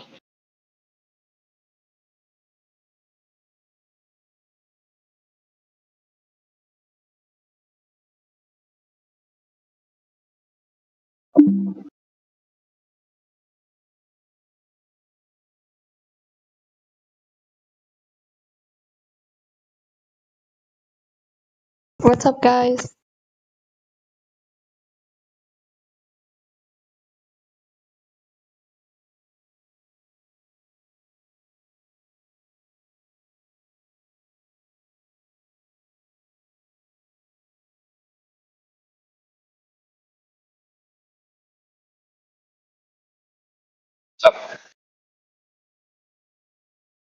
Nothing much.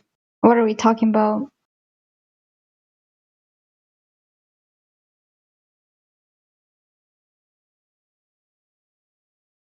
Nothing at the moment.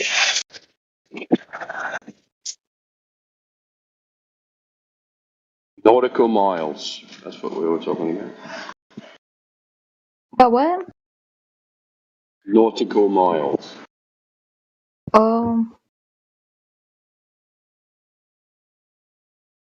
Is this like affirmative or like trying to disprove that the Earth is flat?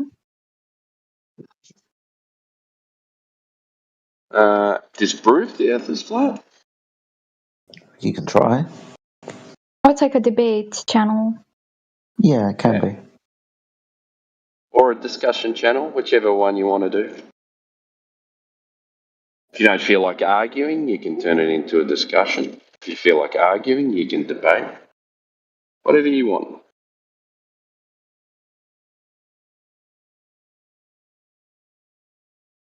Okay, sure. Why do you guys think it's flat? Because it's not curved. But why do you think it's not curved? Because it measures that way.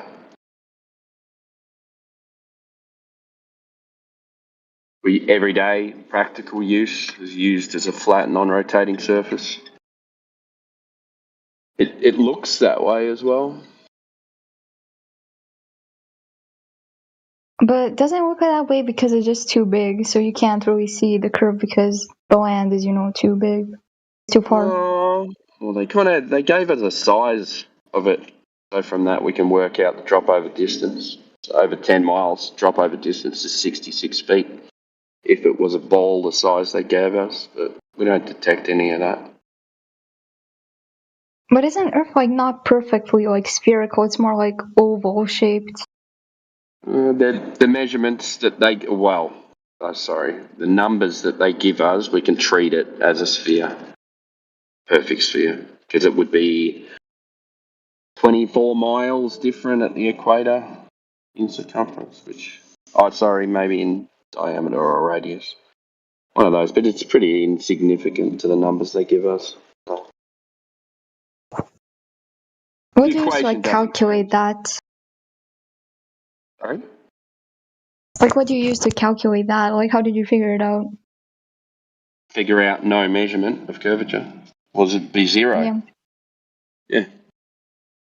Zero drop over distance.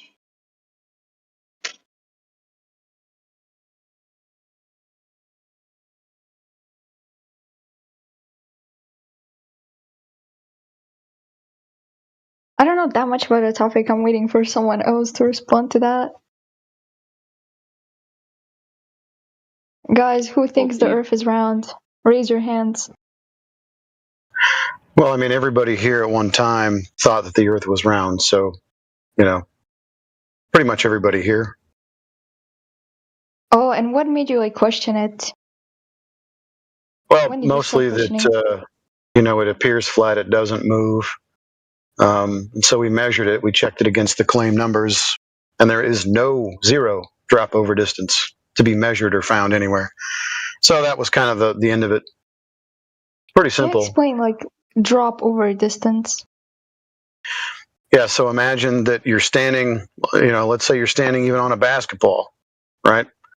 But let's blow that up a little bit. Let's say you're standing on a ball the size of like a trampoline or something. You know, that circumference, but it's a ball.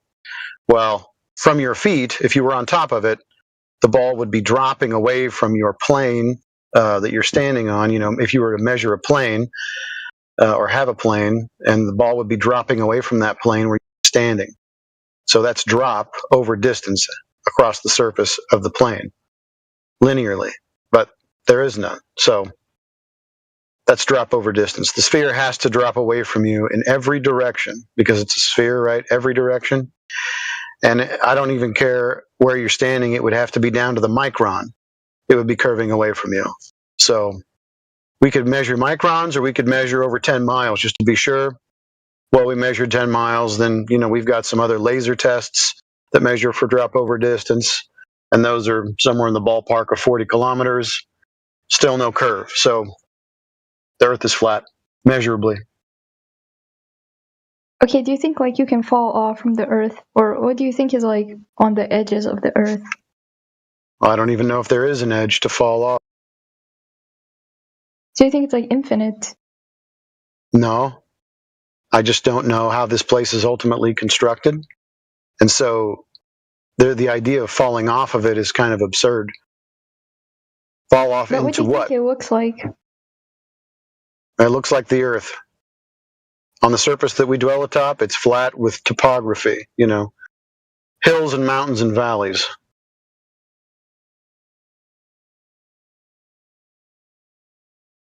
So what shape would you say the Earth is, like in your view, or like what I have no idea. No idea. No one ever would even. Why would I guess about what shape Why it would not? be?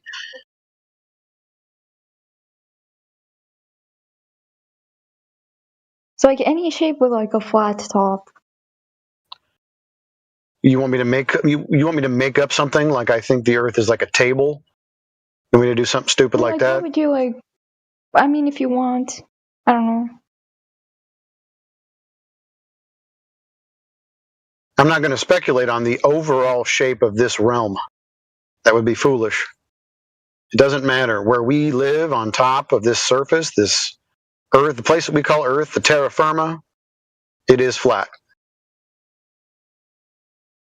So do you think like astronauts like who've been, you know, outside like to the moon and stuff, do you think they're lying about what they saw? I don't know that any. I don't think that any astronauts have gone to the moon. In fact, I'm not even sure that the moon is a place that you could go to. Is it because Stanley Kubrick worked with NASA when they like took the moon landing pictures and stuff? No, I'm saying that because there's no evidence that the moon is a place that we can fly a rocket to and land on it. That's why I'm saying that. No, but I'm asking, do you think like the pictures are fake? Well, the way that we know that they're fake, the only one photo that's claimed to be of the Earth is of a perfect sphere. So we measured the surface of the Earth to see if that sphericity or that curvature is there, and it's not. So just by the evidence, right, the provable evidence, those photos are indeed fake. That one photo, I should say. All the other photos that you think you've seen of a Earth are complete composites. There are no photographs of the Earth as a sphere anywhere in existence. Everything is a composite or painting.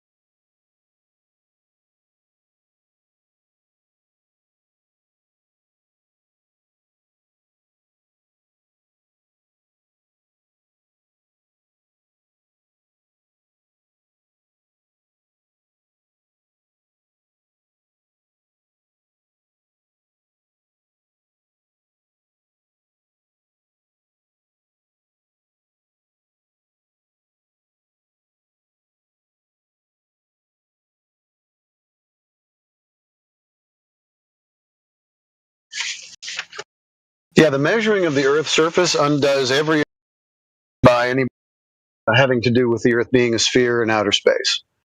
That pretty much ends it all. Now, it's difficult for people to accept because they're just far too indoctrinated to see anything else except for what they've been shown and what they've conceptualized for most of their life. So I can understand if you have your doubts, that's no problem, but it will not change reality.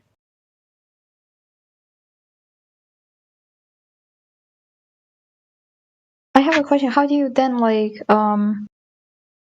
would you say about all these like physical phenomena about like stuff orbiting the Earth and time zone and stuff that kind of rely on the fact that the Earth, is a circle? They don't. What physical phenomena are you referring to?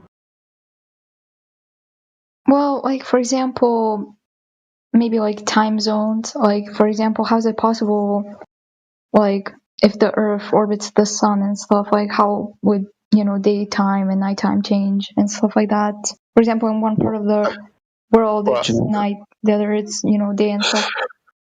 So here's the thing. The time zones, number one, the time zones are primarily for commerce and policy, okay?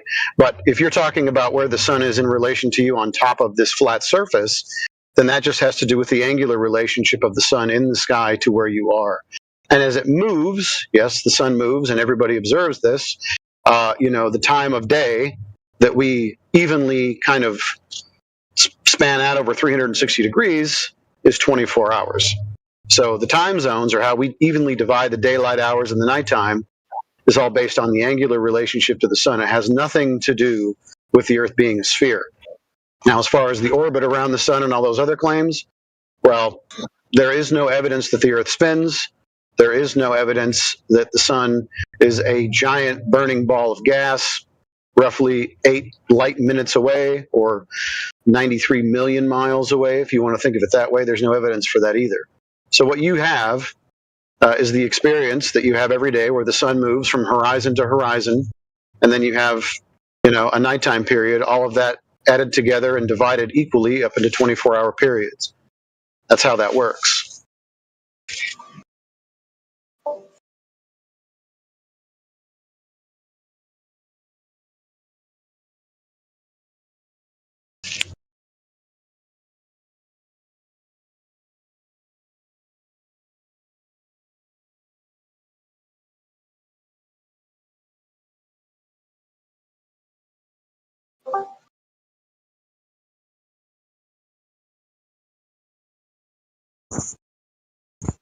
Okay, another question.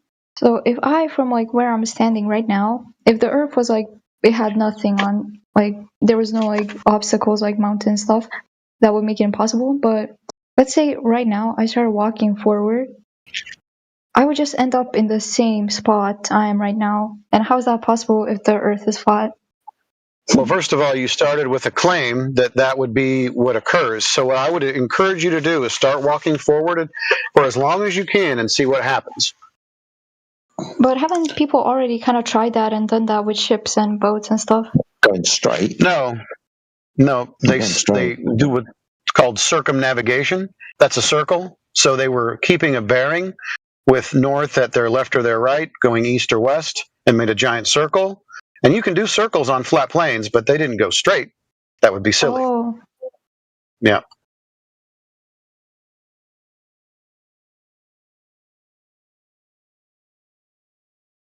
So why do so many people believe in a round Earth? Why do you think that is? Because they've been propagandized since about the day they were born. But why do people want to spread that? You'd have to ask them. I don't really know their ultimate motivations.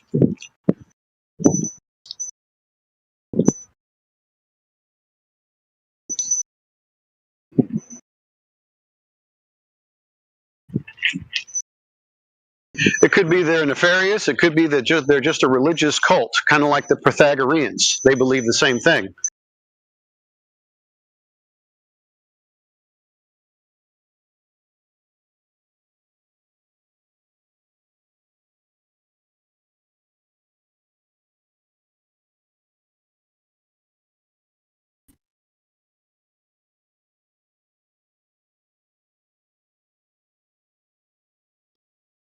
Yeah, Great Lakes, you got Thank to mic you. up. Thank you for answering my questions.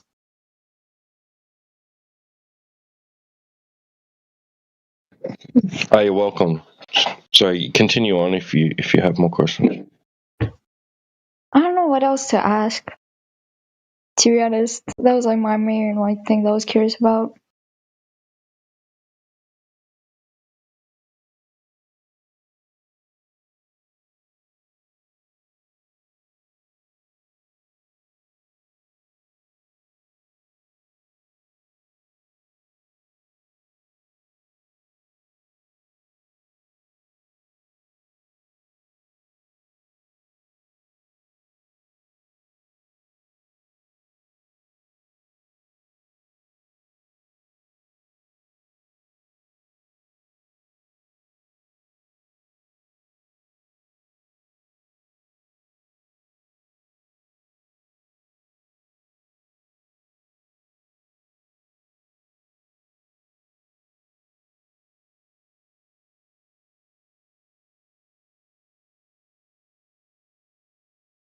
Yeah, they're listening Great Lakes on YouTube. Get back in here. Mic up. I don't know how you managed to avoid the hush, but I'll just keep doing it. Wait, what happened? Just another guy in the side chat that was... We were giving him an ultimatum, removing his privileges to text and challenging him to come into the VC and speak with us.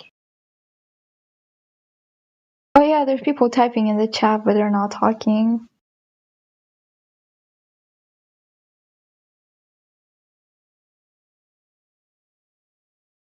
Are they pro round Earth? Yeah, they are. Yeah.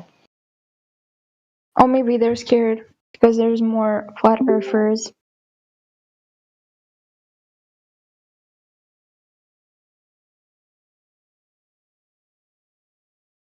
It's not the reason, but yeah, they're definitely scared. What's the reason?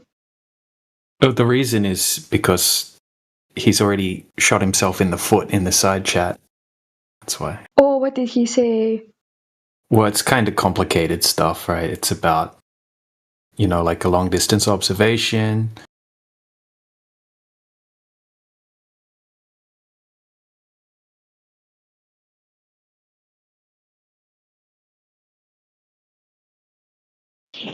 Yeah, so But they make an excuse as to why we see across the surface of the Earth. We see more of the surface of the Earth than would be allowed if it was a ball with a specific size that they claim it is, right? So they give it a specific radius value and say that it has a specific circumference value. That means its surface curves at a specific rate. And based on that rate, and you being an observer standing on the surface of a giant ball of that size, you'll only be able to see so much of the surface before it's continuing to curve down and away and out of your line of sight, right? Essentially forming a horizon. And we make observations that break that geometry. We see much further than would be allowed if we were on a sphere of that size, right? And then their excuse for that is that light is behaving in a manner within the air, right, so that it reaches your eye, causing it to look the way that we see it, and explaining our observations, why we don't see the curvature, right? We don't see the expected results from the claimed geometry. It's not measured, it's not observed, right? And they make this excuse for that. Yeah, it just looks flat. Yeah, measures flat, looks flat. And that's because light's bending in a way that makes that appear to be the case. That's what they claim, right? So they just claim so it's called claim stacking. So first they've claimed that the Earth is a sphere, haven't shown any measurements of it. We show observations and measurements that contradict that claim.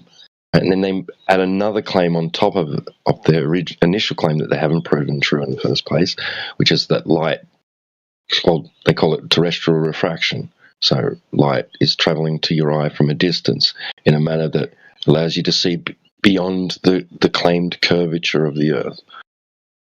And then we challenged him for evidence of this taking place, measurements, right, demonstrated to be true, right?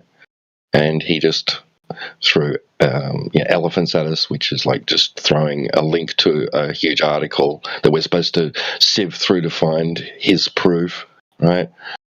Or when I asked him for actual evidence of an arced path of the air, right? He just threw a simulation at me, right? Not an actual out in the field measurement or demonstration, just another guy's computer simulation of how it would work if all those things were true, right? So that's when we challenge you: get in here, get in the VC. We want to talk to you through voice rather than in the text chat, because we've got further questions. We're going to push him to actually support his claims. It should, to be honest, because I want to hear both sides. I'm like a neutral. I'm a spectator.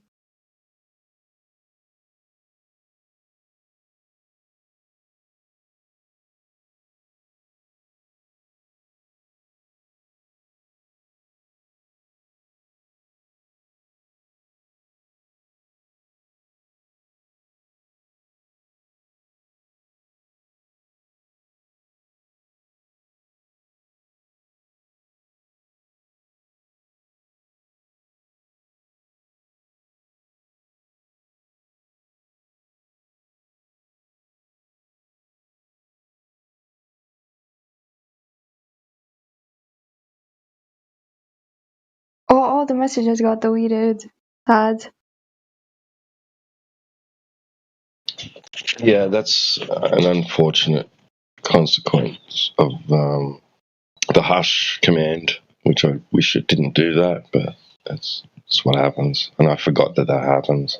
When I issued the command, it just removed it all. I didn't want that to happen, but it happens. But I could just take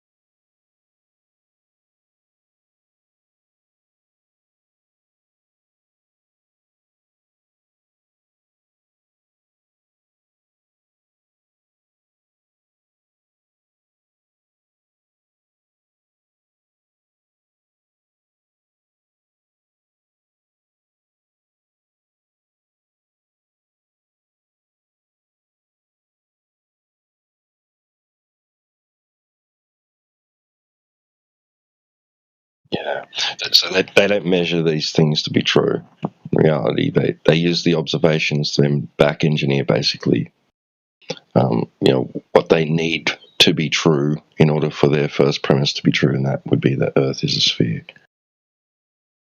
Because the observations don't match, And even just yourself, you probably haven't looked deeply into this, right? But just your own, just recount your own natural I'm just experience, curious. right? Right, like I can appeal to at least your general experience of water, right? So in a cup, the surface looks flat, right? When you let it rest, let it sit still, it looks flat, doesn't it? Do you agree? Yes. Yeah. What about in a bathtub? You fill a bathtub and let it become still. It looks flat on the top, doesn't it? Yeah, it does.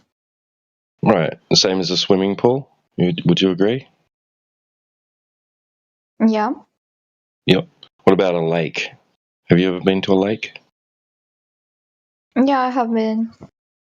It's still, I Did the think, like surface look flat. flat? Hey? Oh, it did. It did look flat? Yeah. Yeah. And same when you go to the ocean too. You look at stretching out across the ocean, even though it's turbulent and there's waves, right? You're looking out into the distance. You see a flat horizon where the water seems to end, and it meets the sky, right? Appears to meet the sky, forming a horizon, right? That's what the definition of the horizon is.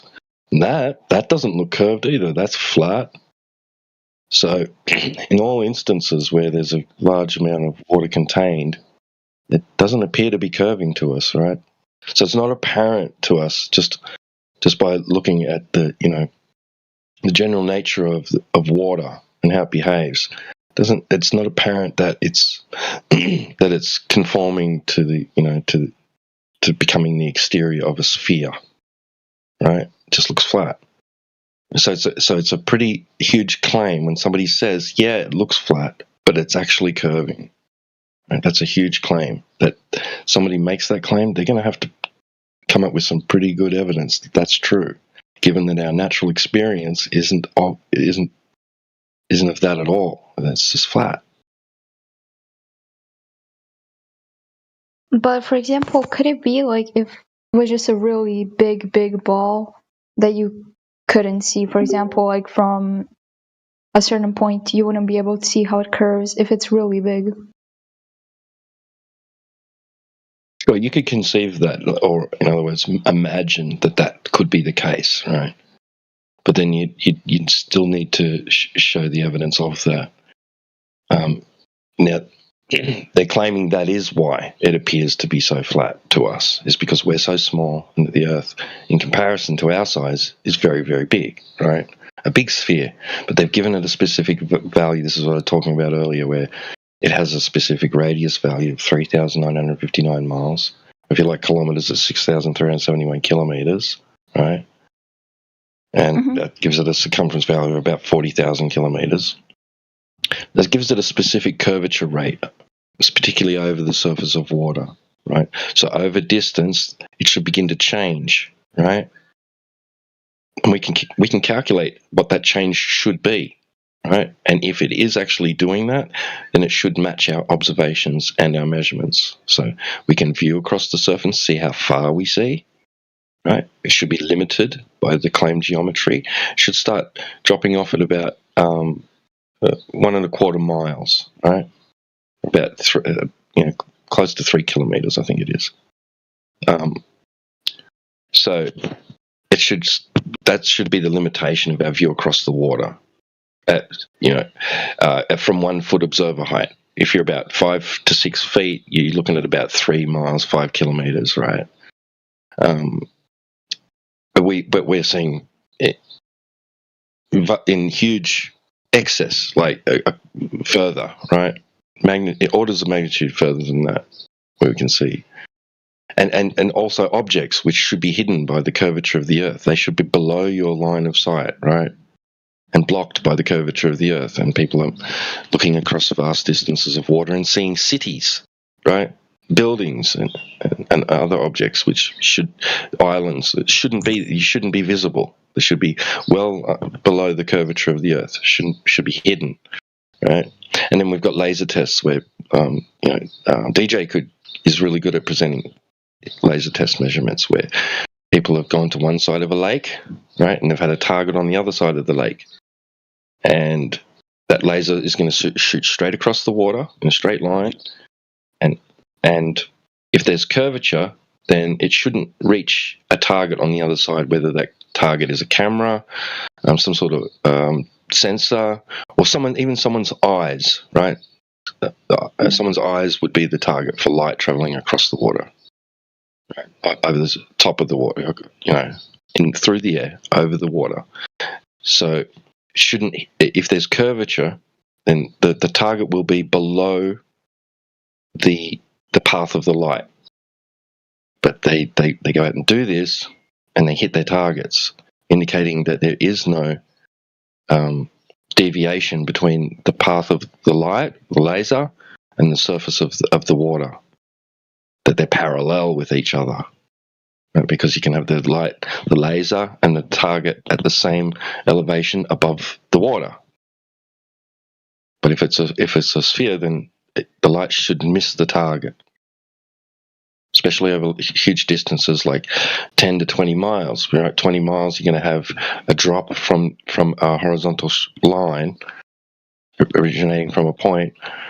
After 20 miles, the curvature should be the elevation drop from that line should be around about 230 or 40 feet, or maybe even greater. I think it's something like that. It's a bit over 200 feet of elevation from that line that you've extended out from the origin point to the end to the target, right?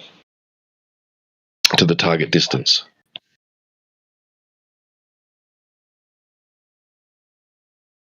It's quite a significant amount of drop. But we're not finding that. Nobody's finding that's the case. This is what we're presenting to the world, and this is what we're contesting, that physical curvature of the surface of water over distance doesn't exist. It's not observable, it's not measurable.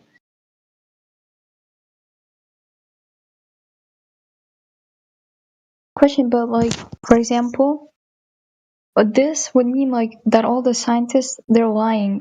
Why are they lying? Because they can't, like, it's impossible that they don't know that. They have to be aware of that.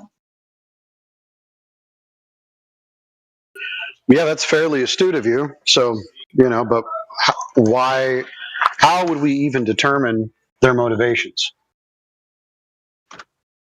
But that's kind of, because then, for me, it would be like, why would I not trust them? Because I don't have a reason not to trust them. Complete and strangers? They know more than me and have more knowledge on these things and better equipment to measure these things. Let me just get this straight. You trust complete strangers for zero reason? Well, not for zero reason. I trust them because of their level of education and they have some type of credibility, I would say. Like, for example, you would probably trust a doctor to give you a medicine. No. You wouldn't trust some random guy on the street. No. Because he went to medical school, but that doctor could No, we're not doing that. No. First of all, we're not going to talk about medicine. That's going to be a TOS for us eventually. But let's just use the scientist that you're appealing to. Can you give us one specific example of a scientist that you trust and why you trust him? Can I say like NASA, like an organization, maybe? I don't know. Well, NASA right now is a spy agency. So, are you telling me that you're trusting an international spy agency? Is it a spy agency? Yes, they just went from being the National Aeronautics and Space agency to now they are a spy agency as decreed by the Mango Mussolini, Donald Trump. I didn't know that. Yeah. So you don't actually have any particular scientist that you can name and why you trust him. So now you're kind of appealing to an agency which is owned and operated by a private corporation that you don't know anybody that works for them, but you trust them because why? That's a good question. Yeah. I mean, I would say most like common people that are not, looking too deeply into it would say also the same as me. I know. All the commoners have received the same amount of indoctrination since about the day that they were born. So all the commoners would be just as ignorant as the next.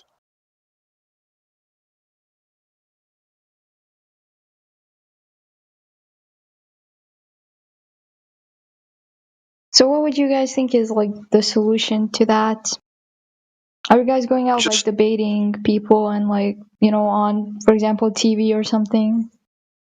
Well, this is not a debate topic. The thing is that this just has to do with empiricism and measurement. This is more geometry than anything else. So if the Earth is measurably flat, there is no debate, there is no argument. It's just what it's measured to be.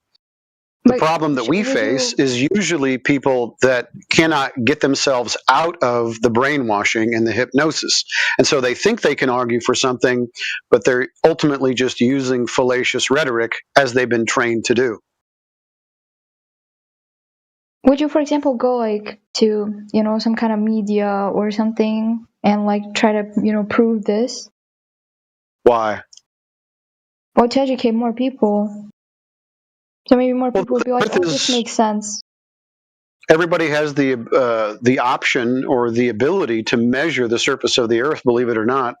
But most people don't want to because it's much too scary for them. They're much happier to believe in the propaganda that they've been fed because it feels comfortable and the world makes sense to them.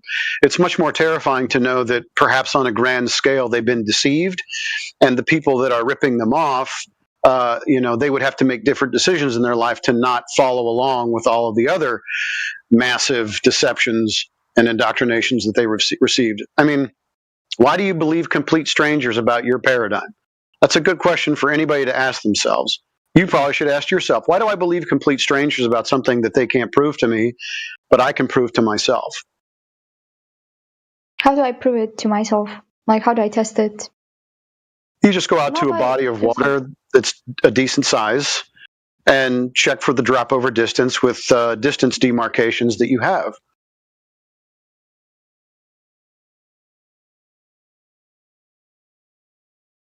But some would argue that, when a ship is sailing away, that you can kind of see how the water is curving, but it's just kind of slight, but you can still see it.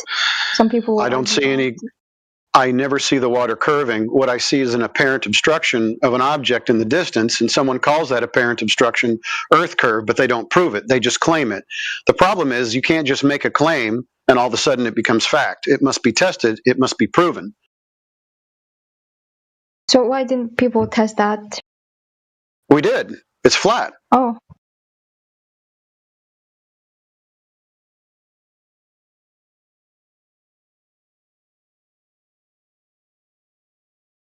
Okay, fair enough. Yeah.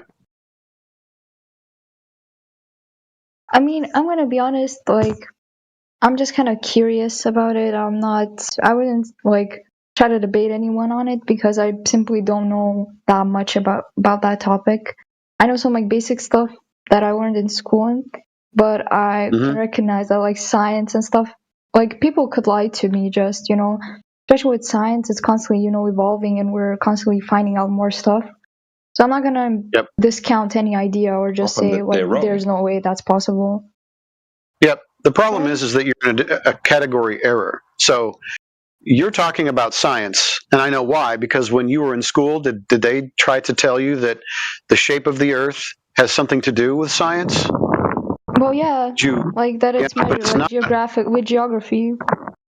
Yeah, so in science, why would you be discussing a geometric topic? Shouldn't that be math? Isn't math like kind of a branch of science? I mean, it's a natural science. No, it's not at all. In fact, it's not natural at all. Math is just a descriptive language. Oh.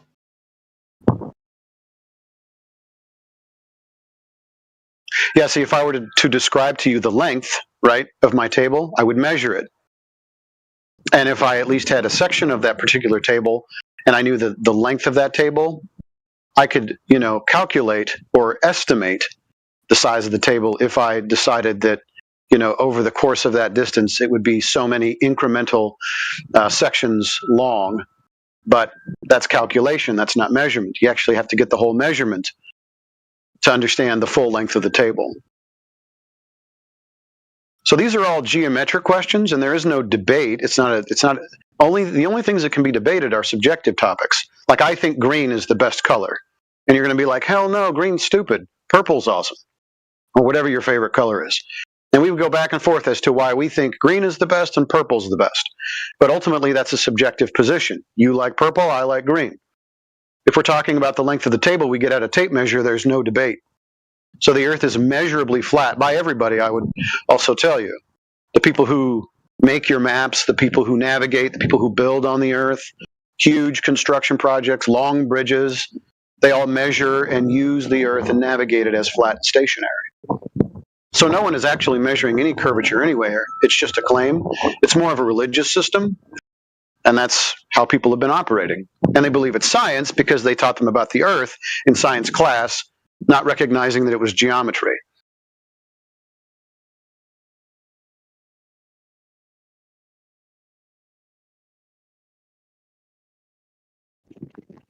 So I just asked Google. I asked it. Well, I asked Google, what's STEM stand for? Right, it says science, technology, engineering, and mathematics. Right. So then I went to the AI mode and I said, why is there a distinction between math and science?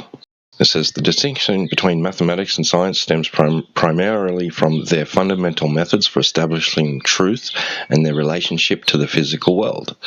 Bullet point, science, specifically natural science in brackets, is empirical, meaning it is based on observation, experimentation, and evidence from the natural world.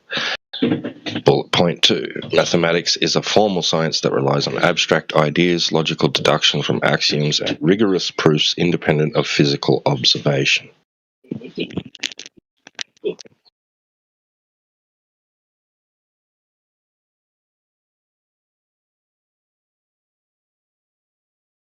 But wouldn't also math be kind of a part of science because it's used in almost, every science, in physics and chemistry, you use math. It's not science. It's the language you use to describe in science. So, let's talk about PV equals nRT, right? Now, that's a mathematical expression, right, of gas behavior. Now, we understand that we can express... Pardon? Oh, okay, sorry. Okay. Now, we understand that this is based on what actually happens, what we can demonstrate through the scientific method with regards to gas pressure and its temperature and the amount of volume that the gas is in. So we can express with mass, we can talk about it in this mathematical language, but it isn't science.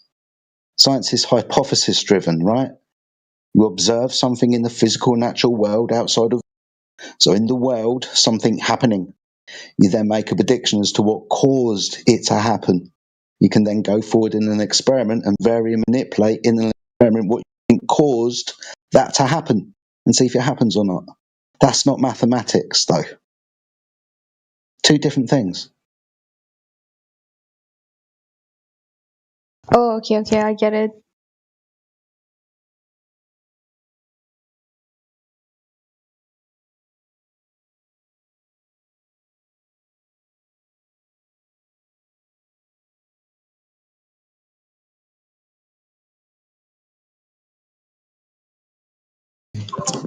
So what question is the shape of the Earth? Is it a scientific question or is it a mathematical question?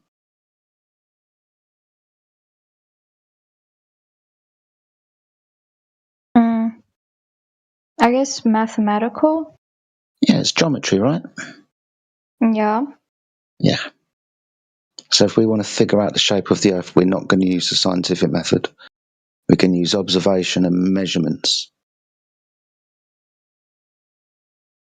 In this case, right, it's simple geometry, straight lines and curved lines. If you measure a straight line, it can't be a curved line. Conversely, if you measure a curved line, it can't be a straight line. Now, if we have a surface that's either, a plane, horizontal or vertical surface, whatever orientation, diagonal, or a curvilinear surface over distance, something that we should be able to measure on the surface of the Earth, whether it was flat, whether it was curved. See, the thing is, when we measure the surface using observations and measuring tools, for example, we measure the surface of water to be horizontal over distance, demonstrating that conversely the surface of the Earth can't be curved because we measure it horizontal.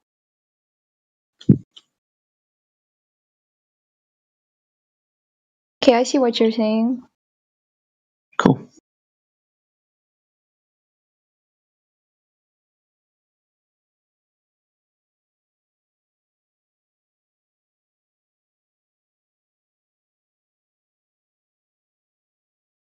Oh, hello?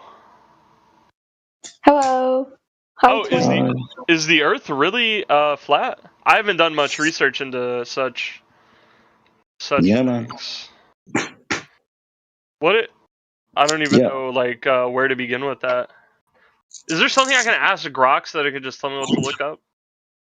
You can just ask the flat earther why they say the Earth is. Oh, okay. I'm just gonna ask Grok flat earther stuff, I guess. Okay. This is weird. What do I ask it, even? I don't know. What would you ask a flat earther? Oh, I don't know. Like how or something? I don't really know. I'm just kind of guessing. I ask Grok anytime I have a question. I open up Grok now instead of Google or whatever. Does that not worry you? Why don't you just talk to the person? Why don't you just talk to the person in front of you and ask? There's no person in front of me. There's a monitor. What? Okay, retard. What? It's like you're being deliberately obstinate. Like a retard. You're a retard. Oh, do you mean the people on the call? Yes, retard. Yes. Oh, no. What's your problem, dude? Slow. You're a retard. That's my problem. What? Because I talk to Grok? Yes, instead of asking the person in front of you on your monitor. Okay, well, I'm not going to be here 24/7. Okay, retard. That's Are the you whole a point. retard? If I have a question and nobody's in here, I'm going to go to Grok. But they're here now. So there's people in there now. Where? Retard. Oh, here. How do you function day to day? What do you mean? How do I function? I wake up. I go to work. It's like you're really unaware of your surroundings. I browse the Everything app every now and then on my break, in particular. In my 30-minute break. He's just going to waffle through people. Not going to try to understand the situation. He thinks he's got a perfect grasp. I was trying to understand. Doing it again. I was trying to understand, but then you started calling me retard. What's up with that? No, that was someone else. He waits. You were doing he it waits too. for the little red man to turn into a little green man. You were doing it too, retard. Excuse me, I don't use that word. Oh yeah, I said you were being slow. I bet. I said you were being slow. But you keep demonstrating. You think I was being slow? You keep demonstrating that. Listen, dude, you know what? Dude? You know what I'm you had to ask us what it would be that you would ask Grok. I'm really hoping you walk off the edge right now. That's what I'm hoping. Just get him out of the channel, dude. What the fuck? Oh, you're gonna kick me out because I'm too tough. All right, bro. Too tough? What? Yeah, I'm too inciting hurt on other people. Yeah, good one, dude. Here we go. That took a lot of brain function to figure that one out. Maybe you need Grok. You don't even know where you are, Sunshine. What the fuck? What are you talking about? I'm on Discord. Are you high? Well, you just figured that out, haven't you? In a conversation with us, you kind of spooked out that you thought we were with you at some point. There you go. You're being what I called you before. No, you're a retard. The guy that was talking like a normal person, he's just an idiot. But you over there, you're a retard. That's what you are. Over where?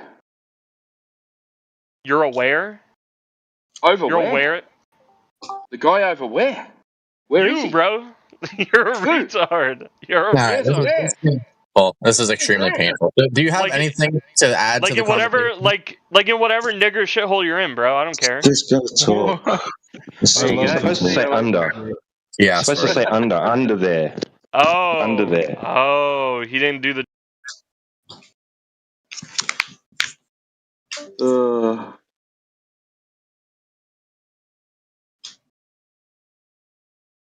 He's under there. It's not over there.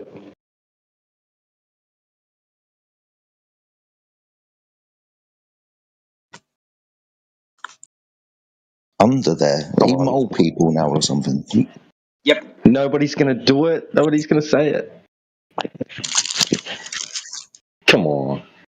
Yeah, Timbo's under there. Under where? Under where? Thank you. There it is. Thank you. They say you love me, you put me in Chanel. What the fuck?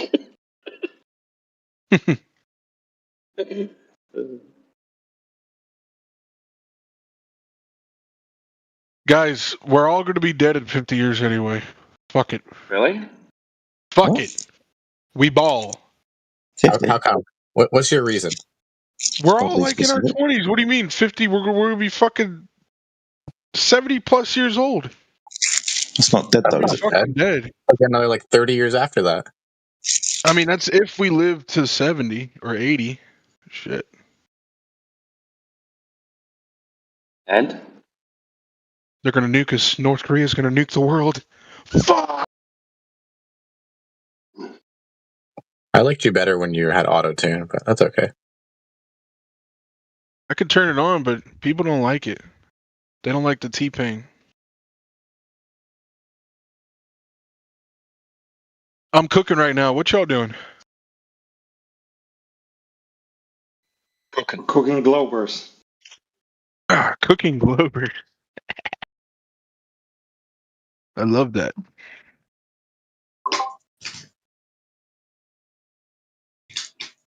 So let me ask you a question. Do you believe space can be populated? Yes or no?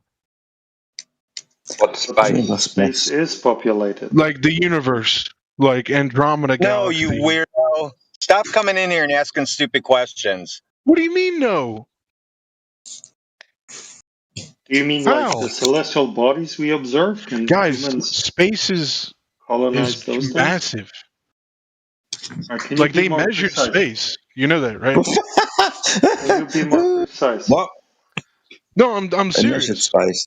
It's called the what's it called? The Space that we what's can it see. called? Yeah, it's called the what's the proper term? The seeable Almost there. universe or some shit. I Yeah, can't the remember. observable universe. CMB. The observable universe. CBM. Yeah. But Like that's what only is it? as far as we can 3.1 see, billion right? light years long or some shit. But that's only as far as we can see, right? Based on how long it takes a light to get Yeah, to light. us. We can't see Based further on than the age of the universe. Yeah. Just, what? Yeah. It's not measuring the universe, dude. Dude, listen. I'm telling you right now. What? When That Elon the Musk observable universe is in the puts entire Chinese universe. robots on Mars, you'll understand. I think if he China's talks gonna loud, build he's his going to be robots. smarter. That's what it is. Did you see his deal? Chinese robots on Mars makes you sound really intelligent, especially when you shout it. I'm serious. Elon Musk is Yeah, we know. partnering with China. Even more put serious and robots on smarter Mars sounding when until- you shout it. Fucking Americans, dude. Hey, I resemble Hey, that. Jedi. Yeah. Hey, you know what else is going to be great? Donald Trump said that they're going to put nuclear power plants on the moon and they're going to funnel the energy back to Earth. That's going to be great. He's yours, guys. You deal with. I'm Say, dead serious. Why would that be I want you to beneficial say, to do it on the moon? I want you to So, say you know, nuclear. Say nuclear again. Say nuclear again. Nuclear. Now say it how you said it. Nuclear? You said nuclear. Nuclear. Yeah, like George Bush Jr.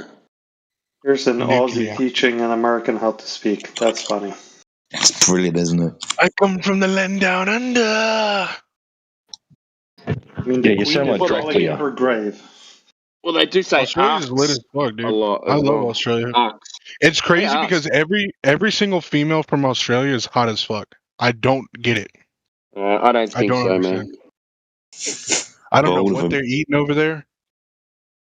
Kangaroos. And all the Australian guys are Chads, bro. Like they're buff as fuck. Oh, look at this crikey. They just grab a fucking snake. You've been watching Look too at this many shit. movies then. No. Well, Crocodile Dundee was my favorite movie growing up. Okay. And what happened in Crocodile Dundee? He moved to America, didn't he?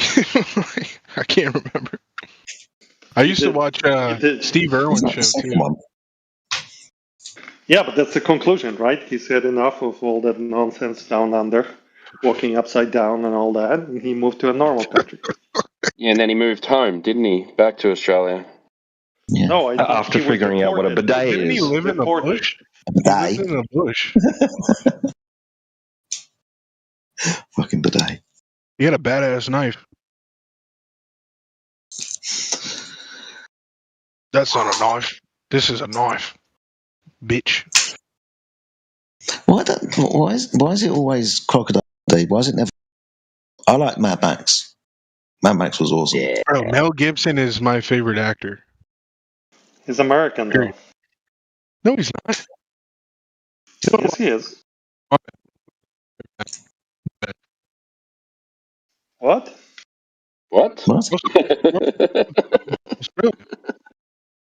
Well, Gibson is American. He just moved to Australia with his crazy father, like mispronounced. some religious nut job. No, Russell Crowe, man. He did. You need to fix your mic. Isn't Russell Crowe a Kiwi? Isn't he a Kiwi? Yes, he is. What the fuck? He lives in Australia, though. Nicole Kidman, she's Australian, yes? Yes. Yep. So was that blonde girl from Wolf of Wall Street. Yes, she is. And Thor. Thor is, yes. Hugh Jackman. Hugh Jackman, yeah. That's crazy. Dude, your mic or your connection is shot. Oh yeah, I'm outside right now. My bad. I'm so sorry about that.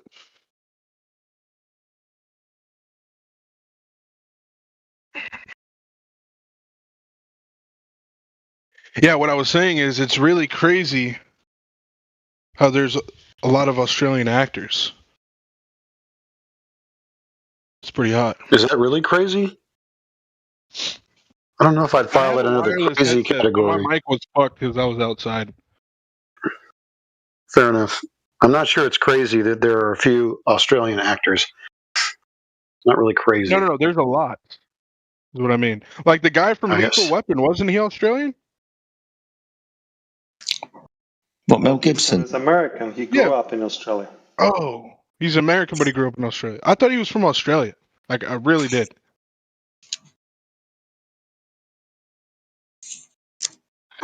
Well, boys, let me tell you a good ass game if y'all are gamers. Ark fucking Raiders. Badass fucking game. Are any of y'all gamers? Or are y'all more well grounded? Clear minded?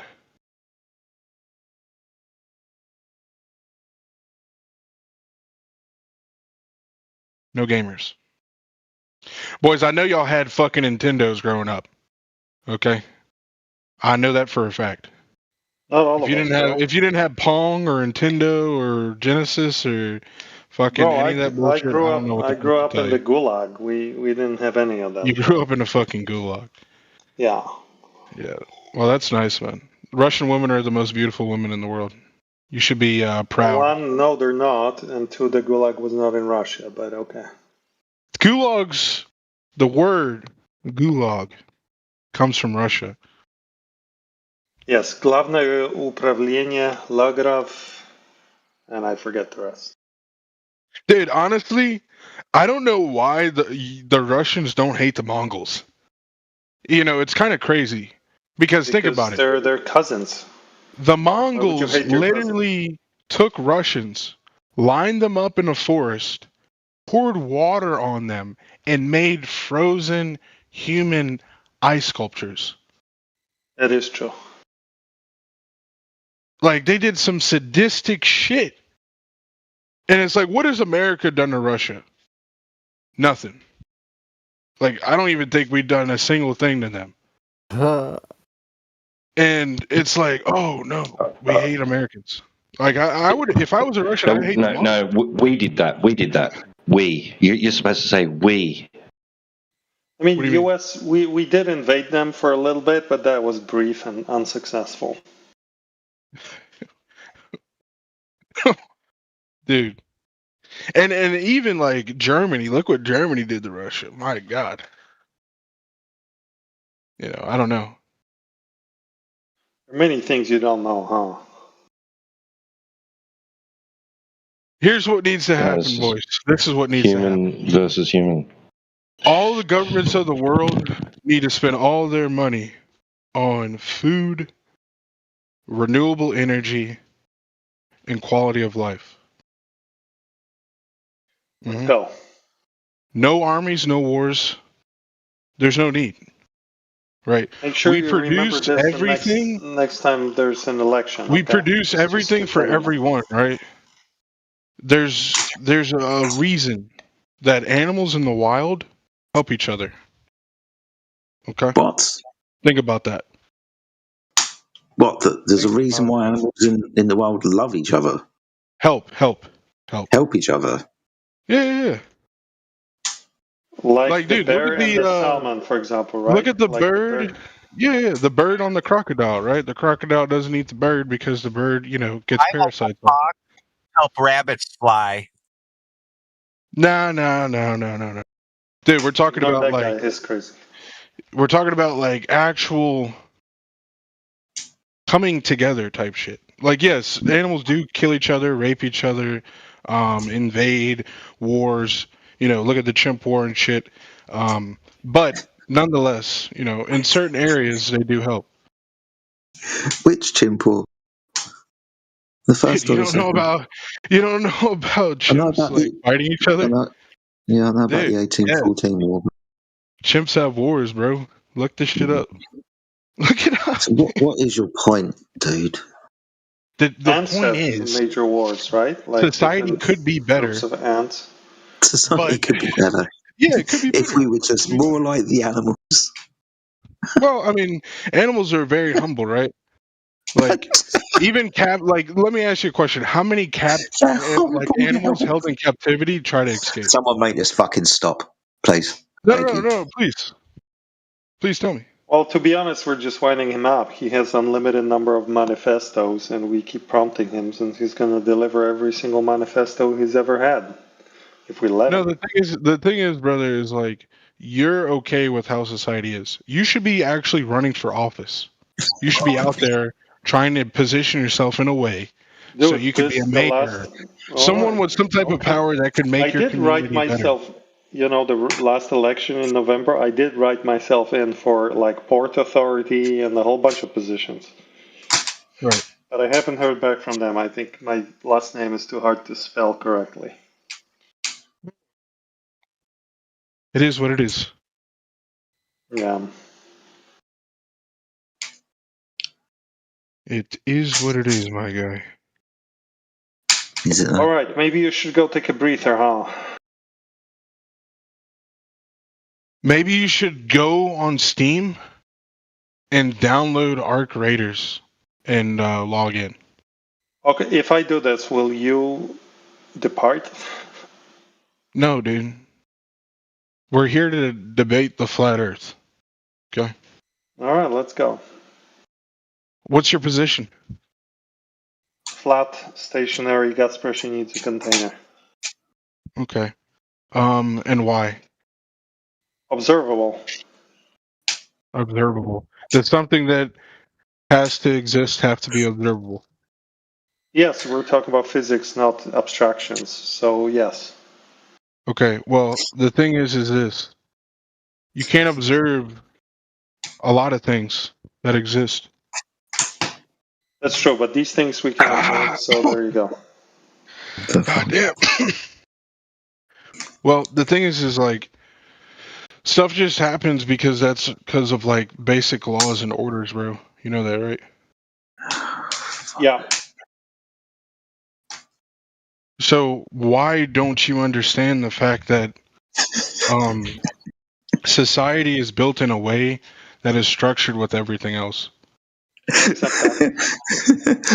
What? You understand?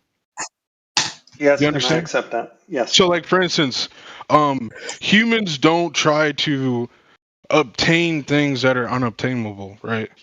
Like everything is real practical. How do they know that that's unobtainable? Did they try to obtain them first and then realise that they So, couldn't like get them? for instance, I'll tell you something unobtainable that humans. Sorry, Peter, am I disturbing your flow?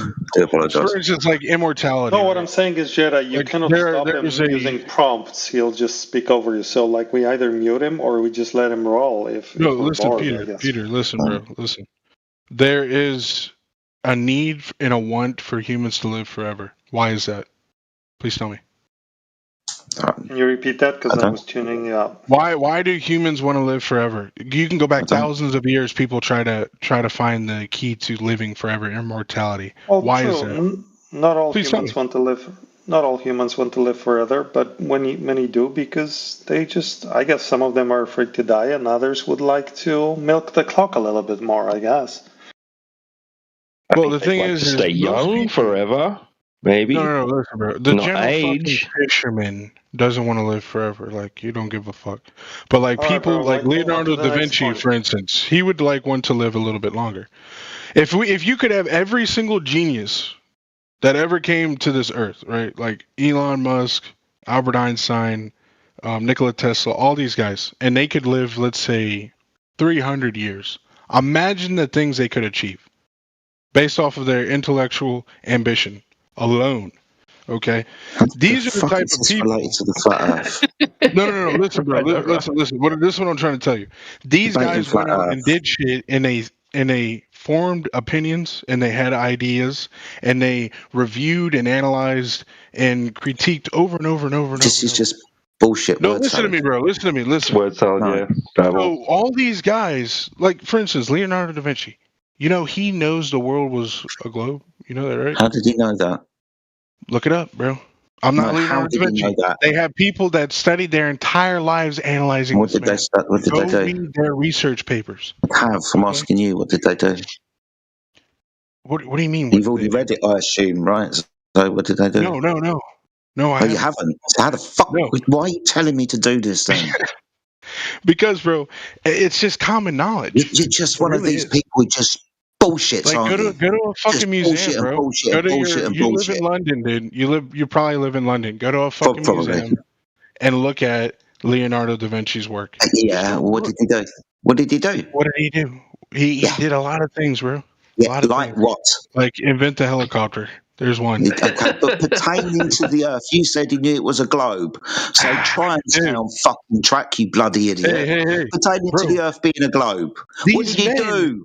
These men came to the conclusion this man, that the idiot, world is a globe. this man, the one that you brought up. The smartest What people did in he the do? world. Many What did he things, bro. do? Anatomy, science, art. You're all an types absolute fucking disgrace. I'd shut up if I was you. What do you mean? He did astronomy Fucking as idiot. well. Get out my bloody channel. What the fuck? Just look at the books, Bro, man. Just look at the what an idiot. Go to a museum. Yeah. Go to a museum. Yeah. Go to look for what? What did he do? Go to Leonardo's helicopter. Institute. Go to the Smithsonian Pertaining Institute. to his knowledge about the Earth being a globe, what the fuck did he do? Like, do you want me to post it in the side chat or something? I don't fucking care, but at least back up what at least one thing you say. Tell us. Say it.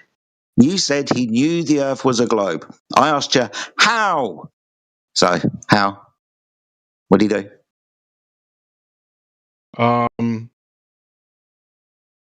Here you go, bro. I got you. What is that? Not here you go, bro. Something that you just fucking Googled. What is it? No. I got you, bro. No, tell me. Being a man who understands, what is it? So basically, I'm on Chat GPT right now. Of course you are.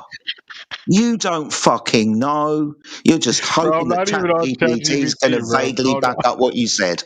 And we're going to spend 20 minutes to half an hour sifting through your fucking shit that you don't understand. Bro, he made a map. You know that, right? You fucking idiot. You realize he made a map, right? He made a map, did he? Yeah. Look. Cool. Boom. What do you got to say now? He made a map. He made a map. How did he make the map? Why is it a globe? How did he make the map? 1505. How did he make the map? Pen and paper, bro. What do you mean? How did he make the map? He fucking drew it. What's the process for map making? What is cartography and how'd you do it? It's in the link. You know that, right? Dude, I'm asking you. I'm asking you. It's in the link. I'm asking you to tell me. It's in the link. No, dude, tell me. What's the process of cartography and what did he do? He analyzed the Earth. Specifically by doing what? Math. God's sake, this fucking idiot. Dude, are you a so brick? You observe the natural world. You do realize you can analyze the Earth from the ground. You know that, right? Yeah, but you said math. Have you ever went outside and saw that? You said math, fucking idiot. Are you actually dumb? It's embarrassing. I must be. I keep talking to you. If I keep doing this, I'm going to question my own fucking sanity. Nah, man, you're just ranting, bro. It's okay, bro. You're mad. Calm down. It's just a debate. You're not getting paid. And if you really want to know, how are you going to debate measurements? It's called math, dude. Yeah, what math did he do? Exactly. How did he apply it? How did he apply it? How did he apply it? With math. He applied with math. So you can't give us a method. Yes, a moment ago. You can't describe a methodology. You can't give us a method which he used. I did. Here's a PDF. Come on, give us a method. Here's a PDF file.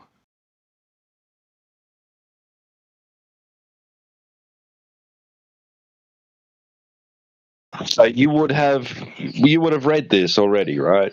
This is how you gain this knowledge through this information. Actually, no.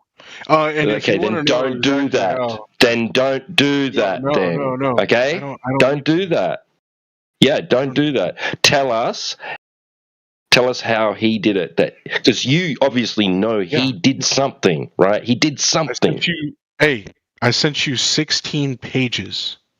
Yeah, I'm not interested. Listen, hey, dude, I know I'm not interested. I want it from your head because you're making statements based on information that you obviously have previously gained. Like, stop with the boomer shit. Okay. And you just agreed that it's not that information. That's not the information. That's not the information. What you just posted is not the information from which you are basing your statements. Listen, buddy, I don't want to hear it. You're boomering out right now. The gamma. Don't just elephant hurl. We're not on the fucking phone. Open up the fucking file. Read the 16 pages. You're going to open up the file. Why should I? You are going to tell him the exact data that you used to come to the conclusion that this was actually measured. So which page is it on? What paragraph? What illustration are we looking at? It's not our job to go sifting through your shit. you should be able to summarize. You should be able to give us a vague detail. Like, actually, no, not vague. You should be able to give us specific details. Since you read it and you're basing your claims and your statements on this information. You can't even do that.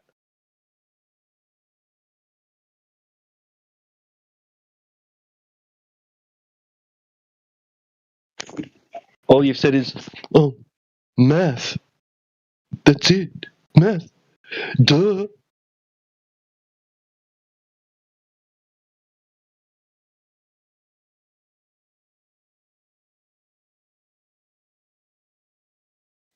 Guys, there's no point getting angry at him, okay? Like, guy wants to troll. He did a good job for a moment there. Not He was really. kind of entered. No. Christ, what a- We know him anyway. We know Timmy Two Pants. Came in, whatever he he's said called. some funny things, then he said a bunch of boring things, and let's just, you can't stop him, you know that, right? He's on meth or something, he's going to keep going. So either we So kick him how or we about take Peter it. shuts up for a second?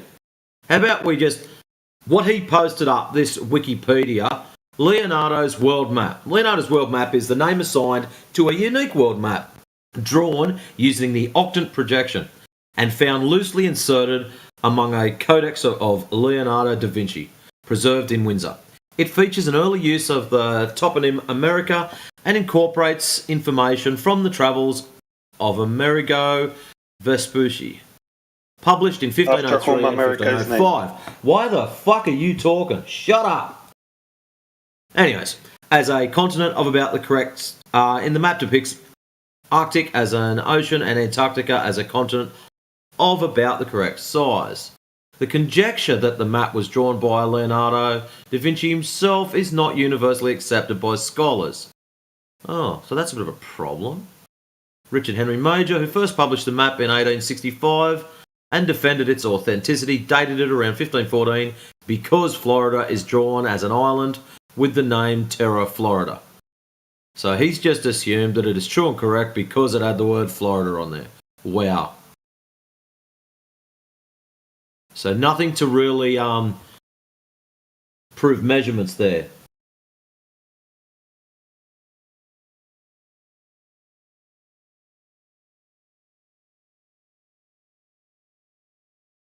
So in the first two paragraphs, they're arguing over the authenticity of it. Maybe you should be questioning the authenticity of it too, Gamma. Or Timmy, or whatever your name is today.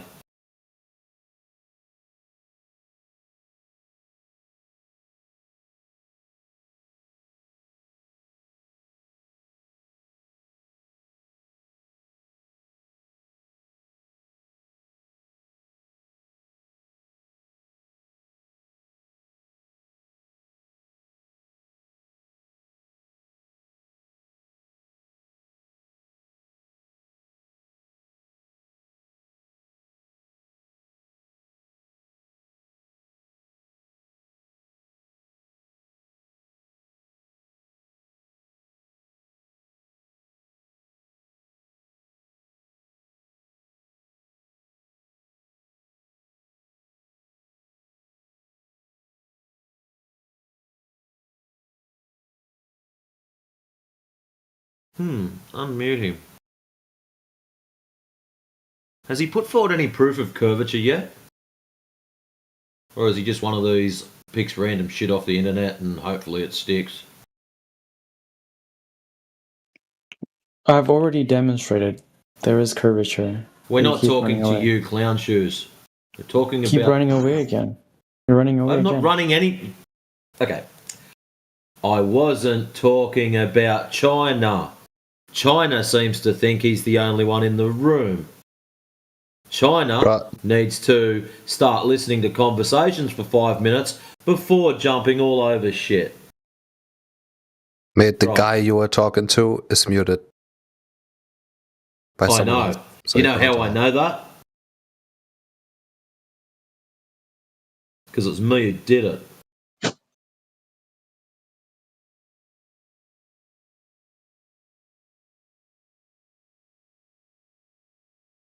So thank you, Rusty, for pointing out what I did.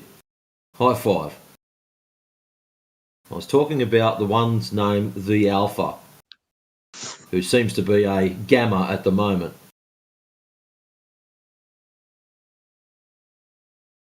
You probably feel good about that, right? All that power in your hands, being able to mute people. Why would you like to join the club? Great. Yeah, See go another on. one. Rusty, have you been here the whole time listening to his bullshit? Been here 5 minutes. Really? So you can tell us what he was pushing then? Can't. I only know that you were asking You someone. can tell us what for he an was answer. pushing then. I've been here for 5 minutes. You were asking for an answer from Excellent. a person. You can muted. tell us. You can tell us what he was pushing then, since you're defending him. I'm defending a man who is muted by a person. You're who's defending asking an his answer for him. arguments. He was No, I muted didn't. for I a don't. reason.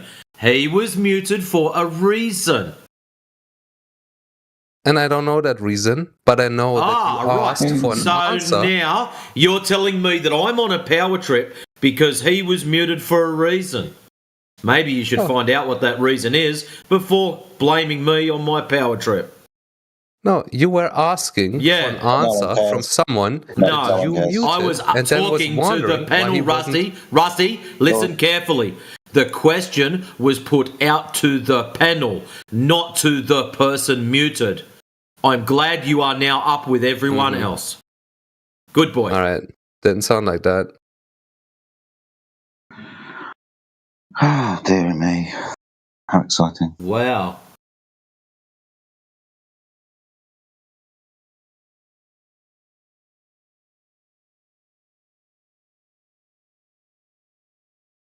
What's Told you this? guys. Stop running away. Stop running away. Stop running away. I'm sitting down. Numpty, I'm not running anywhere. We're wasting time. We're wasting time, are we, Peter? Okay, then. This is how the game's going to go, Peter. I'm going to unlock the Alpha, and you can get out of him some information. Like how he knows he lives on a curve tard. No, Floor's there's no yours. point talking to him. I told you there's no point talking to him like 20 Well, if you're minutes wasting ago. time, stop talking to me and wasting time and start talking to him. Well, you're a grown-up, right? You can ignore him and just move on. Let's figure out some good arguments. Let's think critically. How about you figure out some good arguments and get the information out of him? You're I wasting don't want time, to. He Peter. has no information. You're wasting time.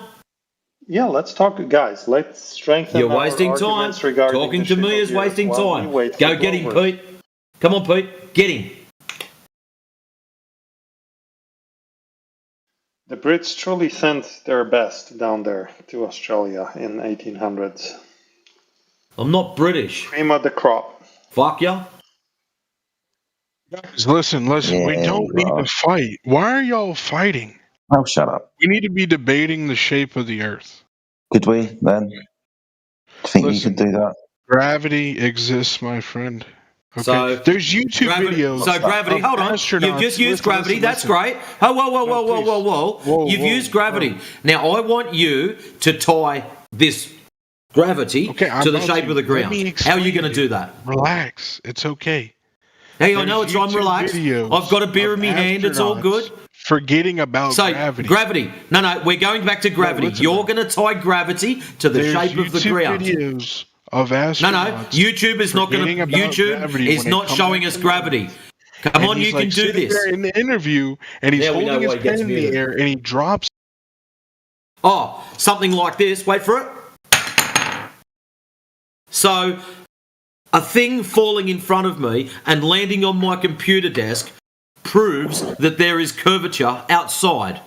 I want you to prove to us the logical link between thing going down, I'll do it again, and curved ground. You can do this. We're not worried about YouTube, fake CGI astronauts and all the rest of your bullshit. Things go down, you call it gravity. We want that to link it to how the that proves curvature. Yes, because an object of mass produces gravity.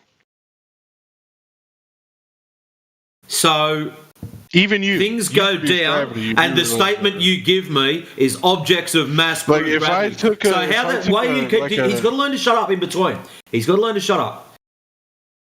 So let me get this straight. You said gravity. That is proof of curvature. And then when you get questioned on how to logically link things going down to the shape of the ground, all of a sudden you're talking about mass, attracting things? There's no curvature in that. Start thinking about what you're spitting out, bro. So, things go down, link that to curvature. Dude, please listen. You're not understanding. Dude, I just want you to link things going down to curvature. That is all. Can you let me speak? Can you let me speak? What, your broken record again? Link. Listen to me. Things going down to curvature. Listen to me. Hey. We're waiting for it. Come here. Let me tell you something. Listen. Things going down to curvature. If you don't spit it out in the next 20 seconds, you're getting fucking banned. You live on an object. Okay? Yes, it's called Earth. Yes, it doesn't have to be called Earth, but that's what we call it. Okay? Do you understand? You're on a fucking planet. Okay. Special ed. You said gravity is proof of curvature. I want you to link gravity to curvature. You know, drop over distance. You telling me you believe you live on a planet is not proof of either of them. So come on, son. You can do better. I know you can. Really? I'm trying to be nice, Jedi. Okay. Don't stop me. I'm trying. I don't know how long it's going to last. No guarantees there. But I'm sure he can link the two of them together. Gravity and curvature. Dude, listen, Come on, man. Let me explain. If you go outside for once in your life and you go get some soil, okay, that is confirmation of the earth. Thank you. So we go outside and we look at some mud. Therefore, that's the earth. I'm with you so far. So which one's that? Is that the gravity or is that the curvature? No, we went outside and looked at some mud and that's the earth. That's brilliant. Oh, shit, man. This is way So if you keep analyzing over and over and over after thousands and thousands of years, scientists analyzing. How old are you? Listen, shh. So basically, you're going to analyze over thousands of years. How old are you? Thousands and thousands of years, man. Thousands. And how are you doing this analytical study over thousands of years? Connected, you fucking idiot. You're a fucking monkey. No, I'm in this room by myself. I'm not connected to anything. You're so fucking dumb, dude. No. Someone else did it. I'm bored of this now.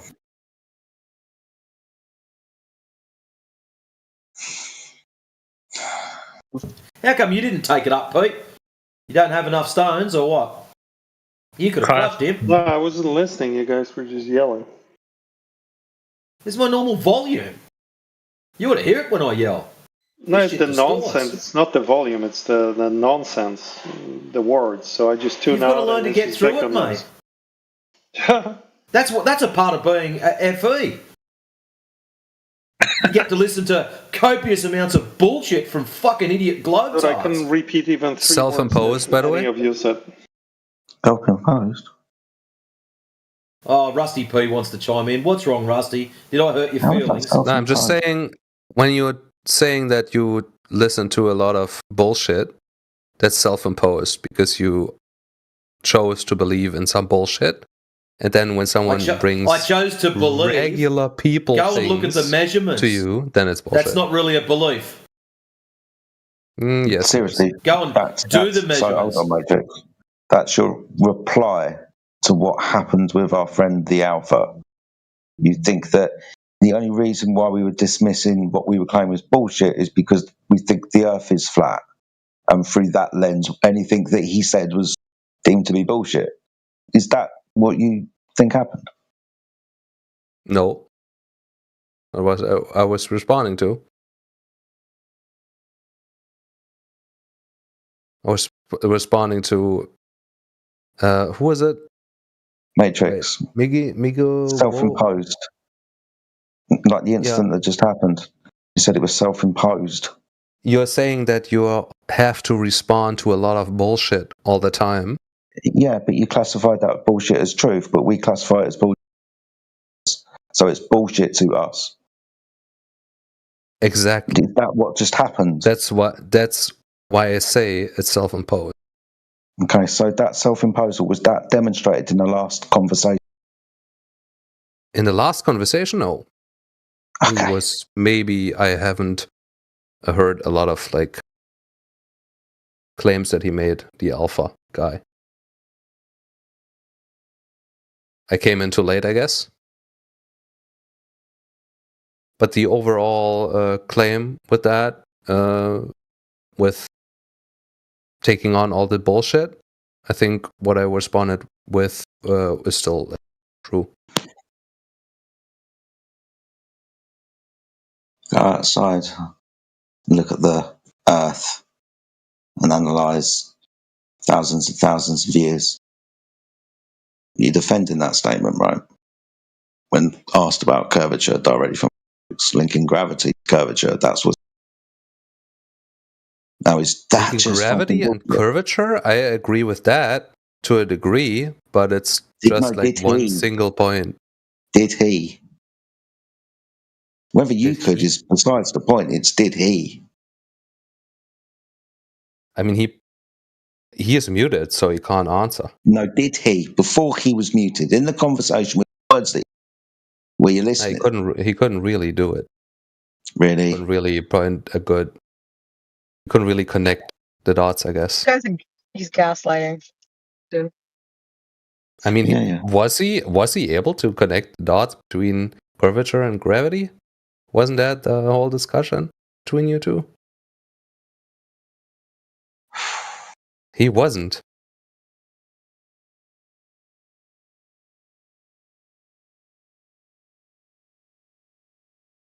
I doubt he could connect a magnet to a fridge.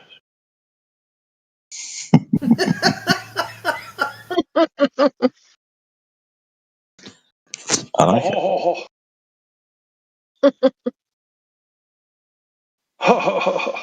Peter, what's going on with you? Have you guys seen the movie Casa de Mi Padre with Will Ferrell? Okay. There's a scene in it when one person starts laughing like this with maniacal laughter, and they just continue like for a minute. Yeah, but why are you Anyways, a flat earther? it was a kickback. What? Why are you a flat earther? Because it's observably flat. Why are you? You know why I am. It's all part of his plan. Hold on. I think I do, but if I say it, then you're going to say that I'm straw manning. So I thought you were a flat earther would you think it's observably flat. And anything else? And that's it. Been around long enough. Observably, measurably, and practically used as a flat Well, station. yeah, but that's all those two things are kind of unnecessary to say after you say the first one. What's My son wanted to go full Bevtard on him, Jedi. But there's hills and valleys. It's not a flat. Not a bad impression. I miss Bev. Have you been working on that? I can't get it. I just you did it well. Yeah.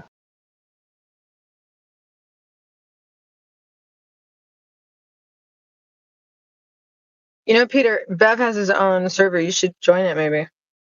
I've been banned from that server for like 2 years now, so I wish I could. Oh.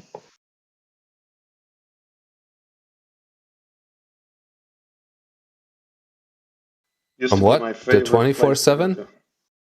24/7 server? No, keep up, bro. Bev has a server, and you thought that was what the 24/7 server. Bev has a server that Peter's been banned from for the last 2 years. I'm Really just not going to asking trust because I your was being banned from that. analysis of what's happened.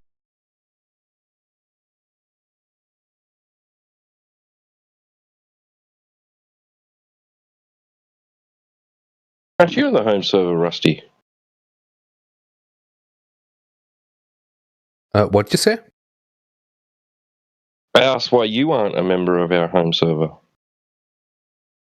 I was, but I was banned. So. Dang. Sorry to hear that. Yeah. That makes two of us. That was like 5 years ago, man. So That's probably expired then. No, I you think don't sound too confrontational or like a troll or anything, so like I don't see any reason why. Maybe it was TOS or something. Hey man, I always enjoyed debating with you people, but you people? I knew you'd say that. No, but I don't think. I think it was like a permanent ban or something like that.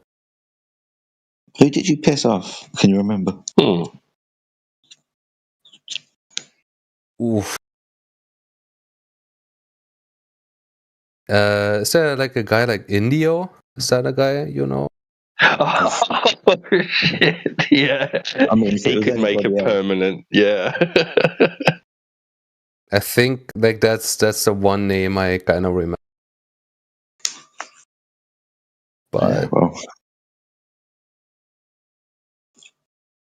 well, there's no overriding that one. I don't care that anymore. I'll keep an eye out for him, man, and like maybe he could like talk it out because he comes in periodically. Don't think it would be possible with a guy like that. No, he's pretty cool. Like, I mean, it's been 5 years. He might be willing to give you another shot.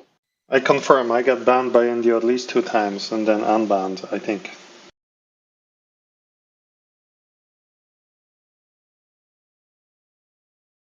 That server is mostly dead though, so you need to go to English Hub. I'm banned from there too because some snowflake removed me from the VC, but that's where these guys usually hang out. You know, they teach like people from non-English speaking countries. Imagine a bunch of Aussie flat earthers teaching you English.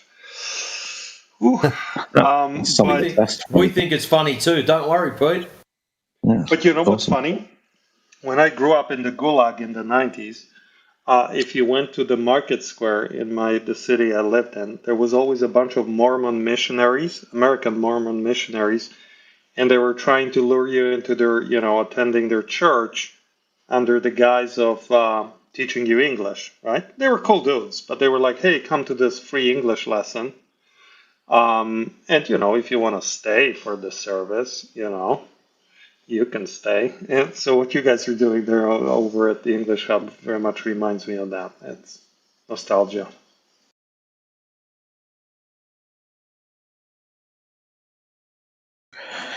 It's actually quite funny. Comparable Australian flat earthers to Mormons. Could you like go up to them and like debate them or something about it, or would they? Oh yes, the Mormons. They were all game, right? They had their book with them, the Book of Mormon, and they could speak the local language a little bit in a very comic ways. And it was fantastic. I always talk to them. They were super cool. What if they like you like disagreed with them? At something they're chill. No, they're not like the Aussies here that they will like bite your neck off. They were like, yeah, sure, man. Everybody disagreed with them. They were in a country that was like 95% homogeneous religiously speaking, so you cannot really sell a foreign religion very easily. You know what I'm saying? Yeah. But they were like a minority, right? But they were still like. They're a minority here, but in Europe they're like a fucking exotic animal, right? Yeah, like I don't know anymore. Like, but so like they didn't like. If you disagreed with them, would they like throw you out or something? When you like try to. Dude, you never met a Mormon. They're the friendliest people on earth. Yeah, I was just asking. I can make like kind Keine of Mormon comparison. in Deutschland. Gibt's keine Mormon? No. Es gibt keine Mormonen in Deutschland. Keine Mormon, danke. Mein Deutsch ist No, they are sehr probably. schlecht. No, it's pretty good actually. As I said. Ich komme aus But Breslau. Breslau? Ja, genau. Wo ist das in Alright, guys, I'm Deutschland? starting to get a bit twitchy. You two Oh, keep, actually, like, yeah, keep let's not do it. Yeah. But, Keep thinking someone's going to invade or something. Look, even the Mormons don't mute you when you disagree with them. Imagine that. That's true, they never would. They might shoot you eventually, but you would have to cross a lot of red lines for that to happen. Shoot you? Yes, the Mormons are known for being prepared for the apocalypse, so they have large supplies of food, ammunition, and firearms. Wait, what? They're preppers? Yeah, they're the ultimate preppers. Well, they are the ones that prepare for the rapture. I thought that was the Amish. No, the Amish are pacifists. Was it the evangelicals then? Who is preparing for the rapture? Dude, different people. Dispensationalists, evangelicals, depending on where the rapture is, Baptist.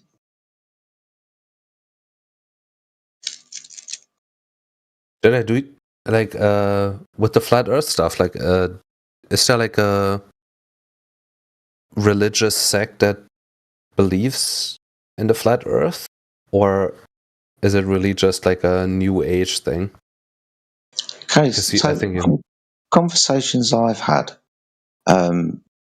it's kind of a misnomer to say that Christians believe that the earth is a sphere. There are like Eastern Orthodox parts of Christianity still kind of go with the biblical way of things. Somebody mentioned the Amish earlier. From what I understand, I think they have a literal translation of the Bible. So, they've taken themselves out of the modern world with space technology and shit. So I think that they think that the earth is flat. But yeah, it's not just one size fits all. That's why I'm asking. Like, it's like a specific sect that believes that specific thing. Like what? Yeah, I heard like there was like the four corners line in the Bible or something.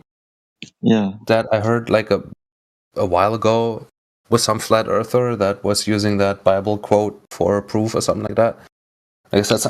I was just like asking, like, is there some specific group of Christianity or maybe Islam or something like that? Like, is there any like specific group of Christians? Not that I know.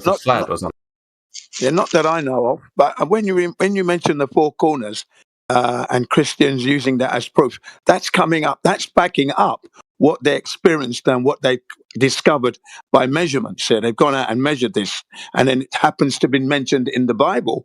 Is what they used. That's backing up what they experienced. By the way, it's not that they don't use that solely as a proof of Earth being flat. That's backing up what they've discovered. Sorry, if you understand. I'm just saying. I'm just saying that someone put that forward when I was debating at some point. Just covered four corners. There's some Bible verse. It's the four corners of the earth, which we often hear in media, don't we? We do hear that in the media as well. The four corners of the earth, and you hear it in films. It was experienced. Yeah. No, I'm saying that they discovered that the earth is flat, right?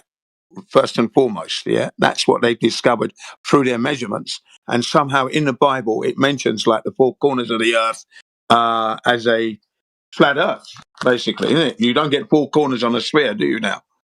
No, I was just misunderstood what you were saying, that was all.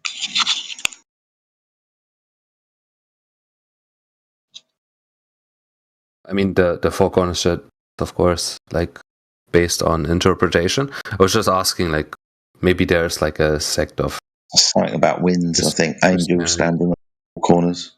I think there's angels on those corners, dude. I think those corners are also north, south, east, and west, which is weird. If we're going to have a talk about biblical cosmology, then corners, you can go to the corner that is the east. That's an absolute location. Oh, I don't know. But yeah, four corners, four angels. That's fully interpretational, probably. Or, well, absolutely. Yeah, I was just thinking, like, if there is there like a, because I like I've been talking to you guys a long time, but is there like a group of people that you could identify that is like proposing the flat Earth in some way, like a sect or a government, like a country in some way?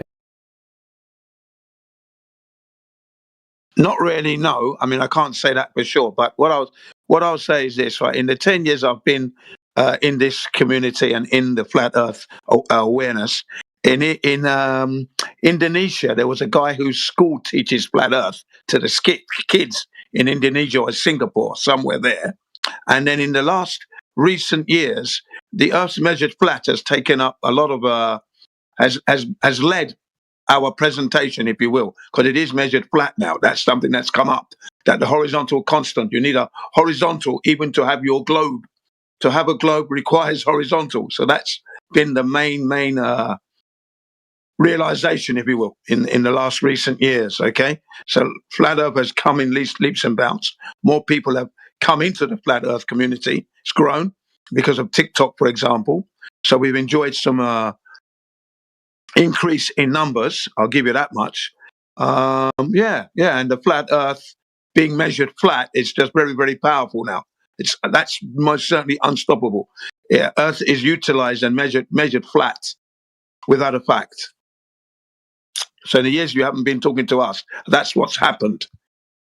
That realization has become even more resolute. Yeah, sure. I'm just asking, like, if there's like any, and I'm not asking this in like some malicious way or something. I'm genuinely asking, because you will probably know if there's a government of any country on the earth, or at least like some, I don't know, like some group of people that propose that worldview as something, like as a core belief of their, like. No, I think the governments know. I think governments know that the Earth is definitely flat, and they're keeping it away from the world populace. Okay, that's what's going on. They know because we know, and if we know, they must know. That it cannot be that we know and they do not know. Yeah, so they know. They know it's there. They're keeping it from the public, without a doubt, through the education, through the indoctrinated system that let's say the G20s are using, because they have to keep control of their slaves. Okay. So they know it's flat. The governments know it's flat. There's no doubt about it. And even the military know it's flat because, like I've said earlier, it's utilized and measured flat. All weapons of mass destruction do not consider curvature or supposed curvature or supposed rotation. There are documents online, but those documents have to be and would be fraudulent, because that's how they keep the lie alive. Okay, so governments know it's flat, no doubt about that. Yeah, but I mean, wouldn't then every government in the world have to work together in some way?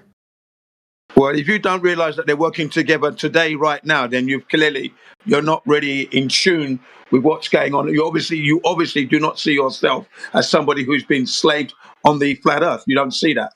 You don't see that at all, and that's naive. Well,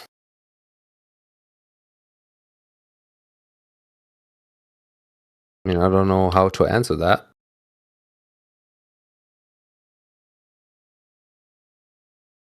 Maybe do some more research.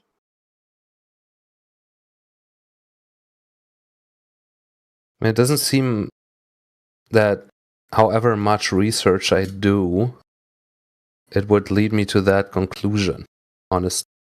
Oh well, I mean, it's quite obvious, yeah. For example, it's not really. Do you trust your government today? Does your government tell you the truth, and does it have your best interest, and is it giving you a good quality of life right now? Your government. So this is the real debate. It's given me you're right, Prodigy. That's the real debate. It's not about flat Earth, I guess. It's about corruption. All action that we talk about. That's the real debate. Let's stay at it. Let's stay at the flat Earth. Actually. Yeah, that's flat Earth. Everything I mentioned is happening on a flat Earth. In order for you to have a communication right now requires a flat Earth, but the communication system wouldn't work on a sphere anyway. So everything I say and speak of is on the flat Earth, and that's it. It's on a flat Earth. Wouldn't work on a globe at all. But what if it would work on a globe Earth? Let's take a hypothesis, right? It would work on a globe Earth? The communication system that we have right now? No. And then it would... No, I'm talking to... Was it Jin, CBR? Jin, I'm just going to call you that. What if the communication system would still work on a globe Earth? What would change then? What would be the next thing? Well, I don't know what change you're looking for, but like the guy said, no, because I don't do that. I don't do that. What if it would work scenarios? I don't do that at all because the Earth isn't a globe. I have to deal with the reality. So the less junk in my head, the better I'm going to be to discern what's going on, which is probably why you don't realize that your government's haven't got your best interest. You think you're living in a beautiful, lovely world. I don't think having children die in an illegal war, for example, just for example, on a flat Earth, we've got governments, going out killing people, killing children. Is a beautiful world. Okay, that's a on a flat extraneous curveball. Yeah, I mean, let's stay back on the communication thing. Yeah. So you wouldn't have communication on a ball. How? You tell me how it would work. Satellites? No. Thank you. Why is deflection? Deflection is always why is deflection always a tool that people utilize in the flat Earth community? Whenever what's the deflection? What's the deflection? You're deflecting by asking someone else what their evidence is without presenting your own. Earth is already flat. Do you need us to create a ball and try communication on it? Well, I was listening to the four corners discussion earlier. Completely ridiculous. How else do you put a sphere onto a piece of paper with four corners on it? It's a form of speech. It's not literally. Yeah, it's not literally four corners. It's talking about the four corners of a paper. No, that's how you map a sphere. Speaking about where Angel stood, blowing winds from the four corners of the Earth.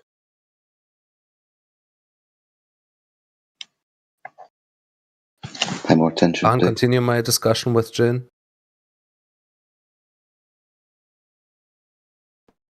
Yeah, tell me how communication works. How does communication work on a ball?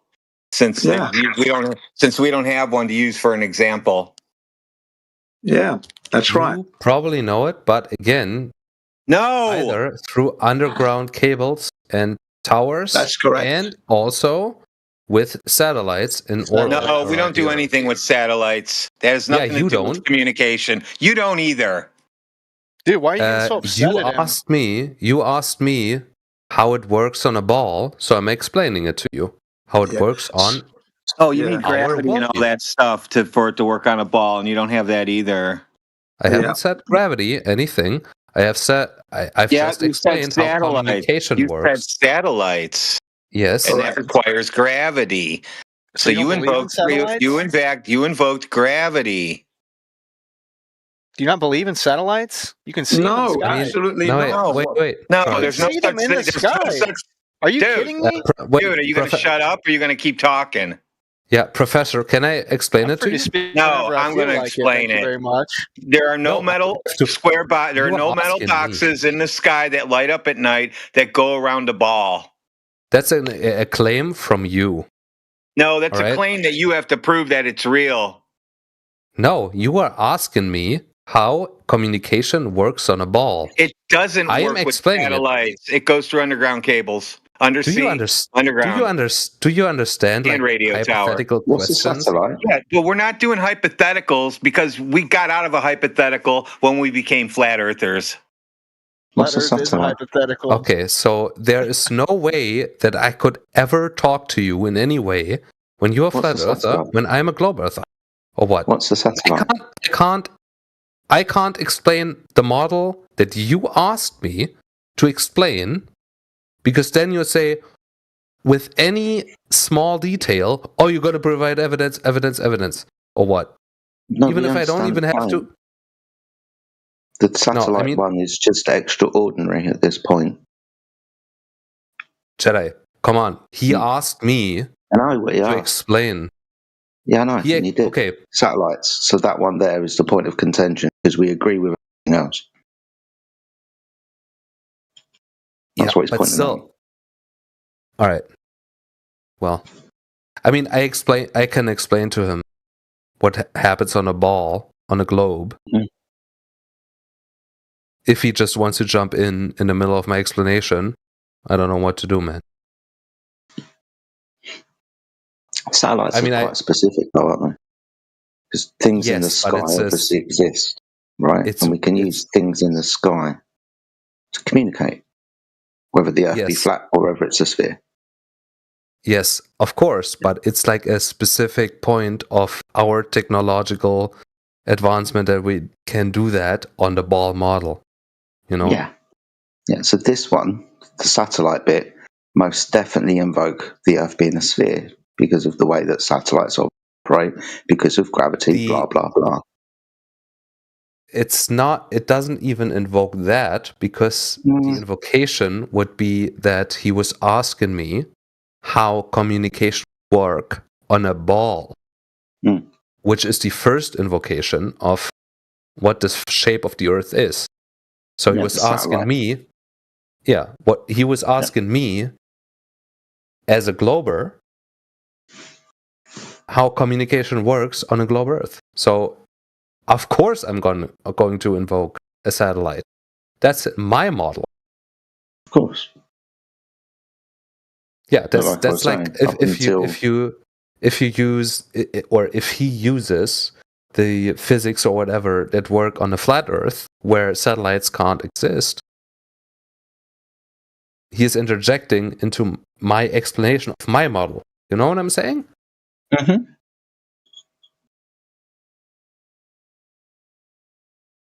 So it's kind of unfair, I think. But whatever. You understand that he's probably leading you to the answer of satellite, right? Yeah, he was pointed onto that, yes, but still, like, I'm not going to interject someone. But yeah, well, sorry, I don't want to interrupt the conversation any further than I. I'm so sorry. Yeah, I had to interject with his interjection, because it is a point of my explanation of how information transfer works on the globe Earth. So I can't really just let him interject with my answer. You know what I'm saying? But whatever. I mean, just let him or whoever speak, I guess. Because I already forgot the topic we were talking about.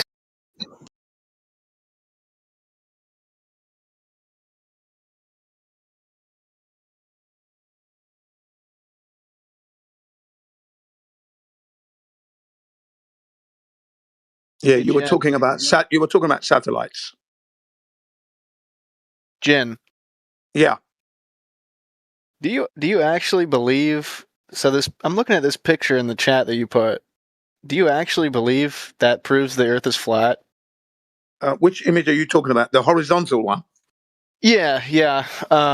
It's not a belief. Do you truly believe that? That's proof. It's not. Hang on. It's not a belief. That is what we see. Excuse me. I apologize. That is what I call. What I'm trying to speak to you. It's not, like I said, it's not a belief. That's exactly what I see, and that is the horizontal constant, and that's what I see on Earth. I don't see the curvature there. Do you? Do you see the curvature there? I don't, but I understand. Thank you very much. Welcome to Flat Earth Truth. Thank you. I understand the massive size of the planet that we live on, that we can't possibly comprehend the size of. We can't possibly physically see the distance of it with our eyes. So if you can't possibly comprehend it, how do you know it's a ball type? Yeah, and you're miscategorizing. Well, let me explain. We witness it as flat. You asked the question. We witness it as flat. We measure it as flat. Hello? Right. I'm not trying to get worked up. I'm just trying to understand. I'm trying to get a classification here. You're miscategorizing Earth. Well, it's really nasty the way people are interrupting and stuff over something so silly. I'm just trying to speak here. That's all. I'm giving I started the time out. I asked the question, so don't get. Yeah, and I'm trying to respond. I'm trying to respond. I'm actually trying to respond. Number one, you're miscategorizing Earth. Earth is not a planet. Planet, when you translate that from either Latin or Greek, it means wandering star. So when I look up at the Earth, the planets up there, Earth is not one of those. Earth is not amongst those planets up there. We're not a planet. You can't go to the planets anyway, and I'm sure they don't have a pistachio, and broccoli, onion, and garlic. Do you understand? So we are not a planet. So please don't keep saying planet, because you haven't even proved that. That hasn't been proven. So we're not a planet. And then when you look at the image, as my colleagues have just said, especially Matrix, we measure Earth flat, and there you have it. It's measured and utilized flat. So that image you're looking at is of a flat Earth. You said it yourself. You don't see the curvature there. Welcome to the planet of reality. Thank you. Okay, I understand what you're saying, sir. And I don't mean to offend you by using the term planet. I wasn't aware that I wasn't allowed to use specific words when I was speaking to you. I've always used the term planet, and I didn't know it was against the law to use that word, so I apologize. Yeah, well, it's wrong, isn't it? Earth isn't. If you're looking at it correctly, I don't believe that the use of the word planet is wrong. I'm sorry. Oh well, we're not a planet. We're not a wandering star, are we? Yeah. If you can prove it, it's a planet. What's the identity of a planet? If you can prove that it's flat, I mean, we can do it both ways, guys. Okay. We can do this both ways all day long. Okay. There's no way to prove problem. either argument. No, there is. We measure the surface. It will either be one way or another. There's strong suggestions and evidence that suggests the Earth is a sphere. Every single time I try to talk to you, just think it's your opportunity to start talking. It's weird. And we can prove it. We can measure the surface. It will either be horizontal or the line over distance will be curved. If it's measured to be curved, it won't be horizontal. And conversely, if it's measured to be horizontal, it can't contradictorily be curved. So we can definitely measure over the surface of the Earth from point A to point B how it's orientated and if there's a rate of change of slope. We survey the land, right? This is why we have buildings, dude. Massive structures on the Earth. Okay, constructing buildings is not over large distances from a level which is perpendicular to vertical. Oh, I wanted to tell you, Jedi, the line being made in Saudi Arabia that's 100 miles long, that's one continuous building, by the way. Oh, yeah. One building connected. 100 miles long, shooting it straight. Straight line, 100 miles on a globe. What's the name of the longest bridge in America over that canal? Or have they started construction on that building yet? I don't think so. At the end of the day, we all understand that building takes place. Simple premises of building upon a level. Just because of water flow, for example. All right, we can most definitely measure from point A to B over the surface of the Earth. So we can prove it, dude. That's not proof, man. I mean, that's a suggestion. Measuring something. When we're talking about geometry, for example, You think that measuring within regards to geometry isn't proof of geometry? No, I think the existence of geometry isn't proof of something that is absolute. Okay. Is the Earth a shape? Is geometry a man-made mathematical? Yeah, for the most part, most definitely. Subject. Mm-hmm. Is the Earth a shape? Would it fit into one of those categories? Geometry isn't wrong. Okay, dude, you're not following. I am following. I'm making another suggestion. I'm not allowed to make suggestions. You guys make suggestions. Prodigy, just a fucking is the Earth a shape? Jedi asked you a simple question. Is the Earth what? A shape? A shape. A shape. I mean, there's no way for me to know either. I choose to believe that it's a sphere. Okay, is there a claim that the Earth is a shape? I don't think so. I'm not going to claim it if you guys are just going to say that I believe that it's absolutely without a doubt a sphere. Three-dimensional shape in orbit around another three-dimensional shape. Have I ever been to space? Are you a fucking idiot? Rob Prodigy, just fucking say it. Yes, it is a fucking shape, man. No, I'm not going to say it because you guys are trying to trap and corner me into a defined. Well, you have no claim then. Why are you flapping your gums? Why are you guys flapping your gums? Okay, we're trying to get information out of you. Yeah, bro, it is a shape. So this is an interrogation now. So now I'm being interrogated for not choosing to believe the Earth is flat. If I was going to interrogate you, I would have got the bright spotlight and stuck it in your face. You might as well have. Well, so what do you believe you live on? I believe I live on a sphere. I don't know with absolute certainty that it is or is not. I do not believe with absolute certainty that it is or is not. That's the difference between me and flat earthers. Have you gone out to try to prove this sphere that you believe you live on? No, because I don't have the capability of comprehending or proving that it is or is not. So you think it's unknowable? All scientific evidence suggests that we live on a sphere. That's all. That's my belief. No, this is not a scientific proof. So you think it's unknowable then? Essentially, yeah. If what you guys believe, we can't trust any scientific. Not what we. I said you. You said this it's is a collective room, is it not? We're all supposedly flat earthers. We're all collective. Stop being a fucking weasel. Prodigy. We're all human beings. Prodigy, shut your yap and stop being a fucking slime ball. Seriously. You were asked a question. You answered a question that's going to get asked in 3 weeks' time. I don't know why. Start listening to what Jedi is asking. If you don't know the answer, you are allowed to say, I don't know. We're not that horrible. I can't say I don't know. At the moment, I'm just trying to clarify what he's saying.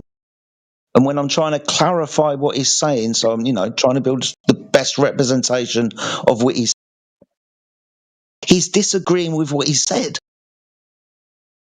He doesn't understand that this is what I'm trying to do. Yeah, trying to clarify your fucking position before I rip it apart. That's right. Yeah. Okay.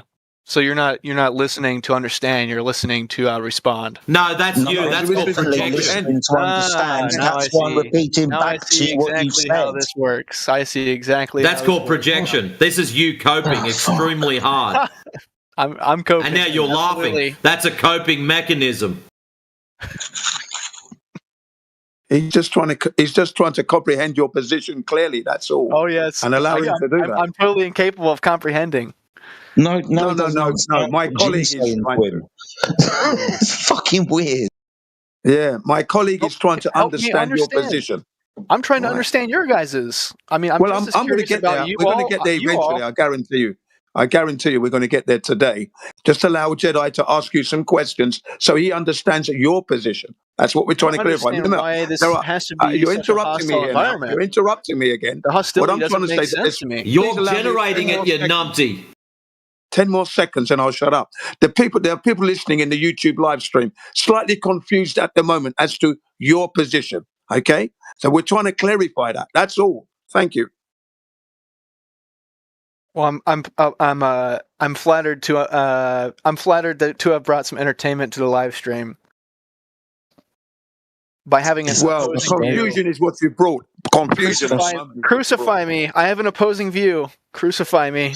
That's But not you what we don't do even here. know why. Oh You my don't lord! even know why you've got an opposing view. The Earth It's is a just, sphere. I've got an opposing view. I think the Earth's a sphere. When you're questioned on it, all of a sudden you start rambling about everything but what you were questioned upon. Yeah, my head looks like your picture of the egg being broken open. That's what my brain feels like right now. You Stop broke doing in. drugs then. But I walked out of the room for 1 minute. I walked out of the room for 1 minute, and you're spiraling, dude. What happened? Yeah. I'm not spiraling at all.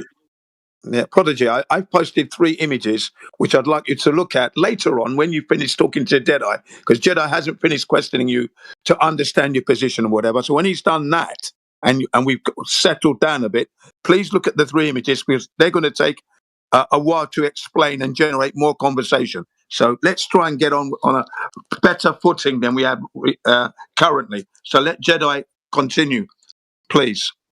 Okay, my apologies. You said it's unknowable to you. I think I probably said that it's unknowable to everyone. Okay, no, that's fair. That's what you said. It is fair. So then I pointed out that You're trying to use it as bait, and I didn't take the bait. Sorry. no, dude, just trying to get to the point that it is knowable. Well, you're trying to gotcha me, and I'm not going to be gotcha. Dude, He's not even fucking listening now. All he's worried about, Jedi, is you doing some kind of gotcha on him. Listen to him. He's a That's how fucking you guys paranoid work. schizophrenic. That's how you guys work. You're upset that I No, won't it's believe not the how we flat work. Earth. We present data. If you choose to accept it, that's up to you. If you want to be a blind fucking idiot and walk away and go, nah, that's also up to you. Yeah, dude, you shouldn't be conflating people in here asking you poignant questions, right, regarding to your position as them trying to get you a gotcha, unless you were concerned that your position is inherently gotcha worthy. That is ridiculous. That makes no sense at all. That's so overly complicated. Like, why is it really this serious? Okay, so you understand, right? You recognize that what I just said is true. What if now the you're Earth trying is to flat? pivot. I mean, the globe Now you're trying to pivot to something else. Hold on. It is serious. You know how serious it is? Oh my It's God. so What's serious. It's so serious that you're afraid to answer questions because you think there's some kind of gotcha involved. That's how serious it is. You're afraid to answer questions. Answer open the to any question. questioning. Answer his questions then. Well, I don't even know what his question was. It didn't make any sense to me. I'm still trying to figure out your position by what you said. So it's not just your personal belief. You think this applies to all of us. Nobody can know the true shape of the Earth. Is this correct? So I'm following you around. So just by what you just said. So nobody knows. We can't tell. Absolutely. Which is why So there's why? a chat room that exists to debate if the flat Earth exists or not. Why do you think we can't know? Have you been to space? No. Have I been to space? No. I mean, I think that's the answer to your question, man. Okay, is that the only way that we can know the surface description of a surface, by moving away from it, just by looking at it from a further distance? Is that the only way? If the implication is made that all scientific research and evidence documentation is false, then there's no way to know. That's not really a direct answer to my question, dude. I just asked you, is this the only way that we can... No, you didn't, dude, you didn't have to invoke science, right? I asked you, is this the only way that we can know the true dimension of... I don't mean to disrupt. I'm just... Well, then... fucking don't! Why do you keep fucking doing it? I'm trying to understand. Maybe I want to become a flat earther. Maybe you should listen. We'll help you not disrupt people. Jedi, please say what you're going to say and we'll unlock him and he can answer at the right time. It's just intolerable, dude. Just getting to the point that he thinks that we can't know. I'm asking him why can't we know? He said that because, we haven't been to space. All right, fair enough, but is this the only way that we know? Is there something else that we could do? That's what I'm trying to figure out. Now you can answer, Prodigy. Is there something else we can do? Oh, my muzzle was taken off. Okay. Correct. Look, he even wanted to talk through that still. This is where you talk. Oh. I didn't realize I was the jester for the server. Sorry. You were asked a question. You get the opportunity to answer now. Why do you not want to answer? I don't feel like answering, actually. I feel a little... Oh, fuck off. So it's just a debate bro tactic that whilst people are asking questions, you ramble on with bullshit and interrupt. Okay then, Prodigy. I did say to you that I posted 3 images, which will generate a lot of conversation, and it puts a lot of pressure on the globe. The globe has to explain this, right? So look at the 3 images I posted and start explaining how they work. Go and have a look at the images I posted in the side chat. You got one of them on the satellites. Yeah, you can. I know you can see it because you've been looking. All right, and then I posted one about how the communications we have on Earth are working. Right, and then a whole bunch of other equipment that used in our communication system. Okay, there we are. That first one should make you think about the space thing, because it's telling you the materials that they're made of, temperatures at which they would be destroyed at. And that couldn't be in space if we could go there. Not to mention it's a second law of thermodynamics violation, but we'll put that aside just for a second. Okay? Right? So your satellites could never be working. For a second. Yeah, go ahead. I was just trying to interrupt you because you'll never stop. Sorry, go ahead. I have nothing to say. I was just trying to introduce an interlude, so maybe you take a breather and slow down a little bit, mate. I mean, come on. I really wasn't speaking that fast at all. I just clarified things for you. I'm not speaking fast at all. You know, I'm going to write an app that counts how many utterances you issue per minute, and we'll do this. Unfortunately, I will always speak when I need to speak, and whether you keep count or not, it's not going to stop that. Okay? Deal with your problem. I know the images I put there are disturbing you greatly, and I'm glad that they are doing that, because you've got to explain. Why would they be disturbing me? Actually, Jen, hey, Jen, check it out. If he gets an app that shows people that disrupt, I'm quite certain that app is going to rip his arsehole a new one. Yeah. Well, I notice you're not addressing the images I put there. You're more concerned about what I said. Why would I be addressing them? I don't have any issue with those images. What are you talking about?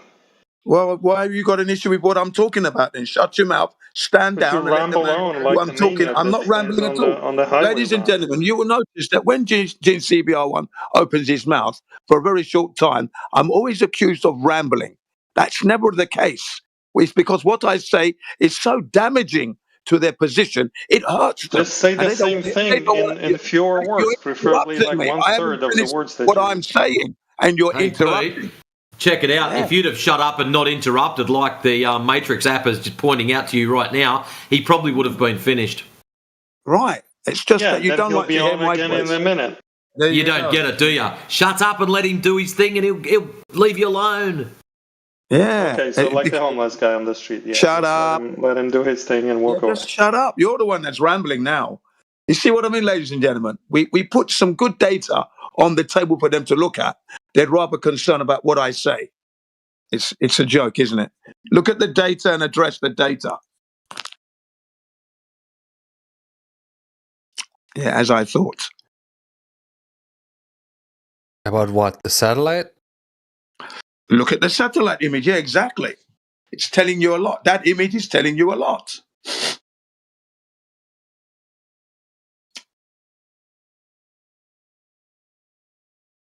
Yeah, you're talking about a lot of melting points and shit.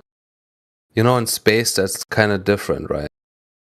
And also, where the satellites generally don't contain gold. Ladies and gentlemen, that's Mylar, by the way. That gold material is actually Mylar. Even though in space, the temperature at which things melt isn't really accurate. Well, satellites are meant to be. The temperature of when things melt is really accurate. How have you verified, validated, or proven this? Okay. Yeah, Well, he's just actually, talking out his ass. yeah. I mean, you don't even think that satellite exists, so you don't have to. No. You provide just any made a claim proof about that- temperatures. Please. No, in space, temperature conversion from a object that is heated is very different than how it works on Earth. And how that proves the sphere? So go ahead. Actually, I don't even have to explain that shit to you. Show us how because you you prove don't. that. I want to do the experiment too. I want don't to do actually the have to. experiment with you.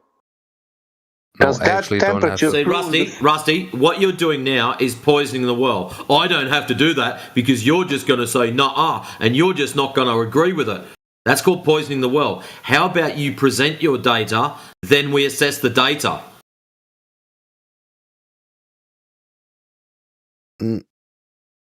No? That'd be too sensible? I'm going to shut You're more worried about our feelings or your feelings getting hurt from us going, no, this data's incorrect because of whatever. You're just going to poison the well and go, well, I'm not going to put my data forward. Well, if you're not going to present anything, game over. He doesn't have anything anyway. They always say the same thing. Well, you guys won't look at it, so that's it.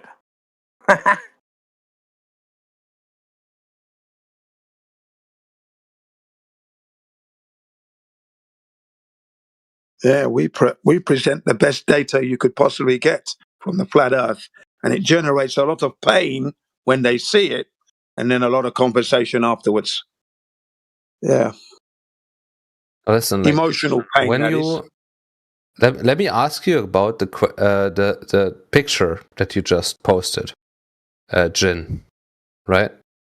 Ranti, but why you forget the question what Matrix asked you about the data now? Yeah. Do that first. Deal with Matrix first, please. I'm waiting my turn. If you're not going to post the data, just say you don't have it and we can just dismiss your claim. Easy as that, mate. Yeah. I was not making a claim. I was asking a question, but if you don't want to take you made a claim. right. Everybody cared about the temperature. Why are you lying now? The temperature that I mean, you don't even believe that space exists. So you don't need to explain anything, man.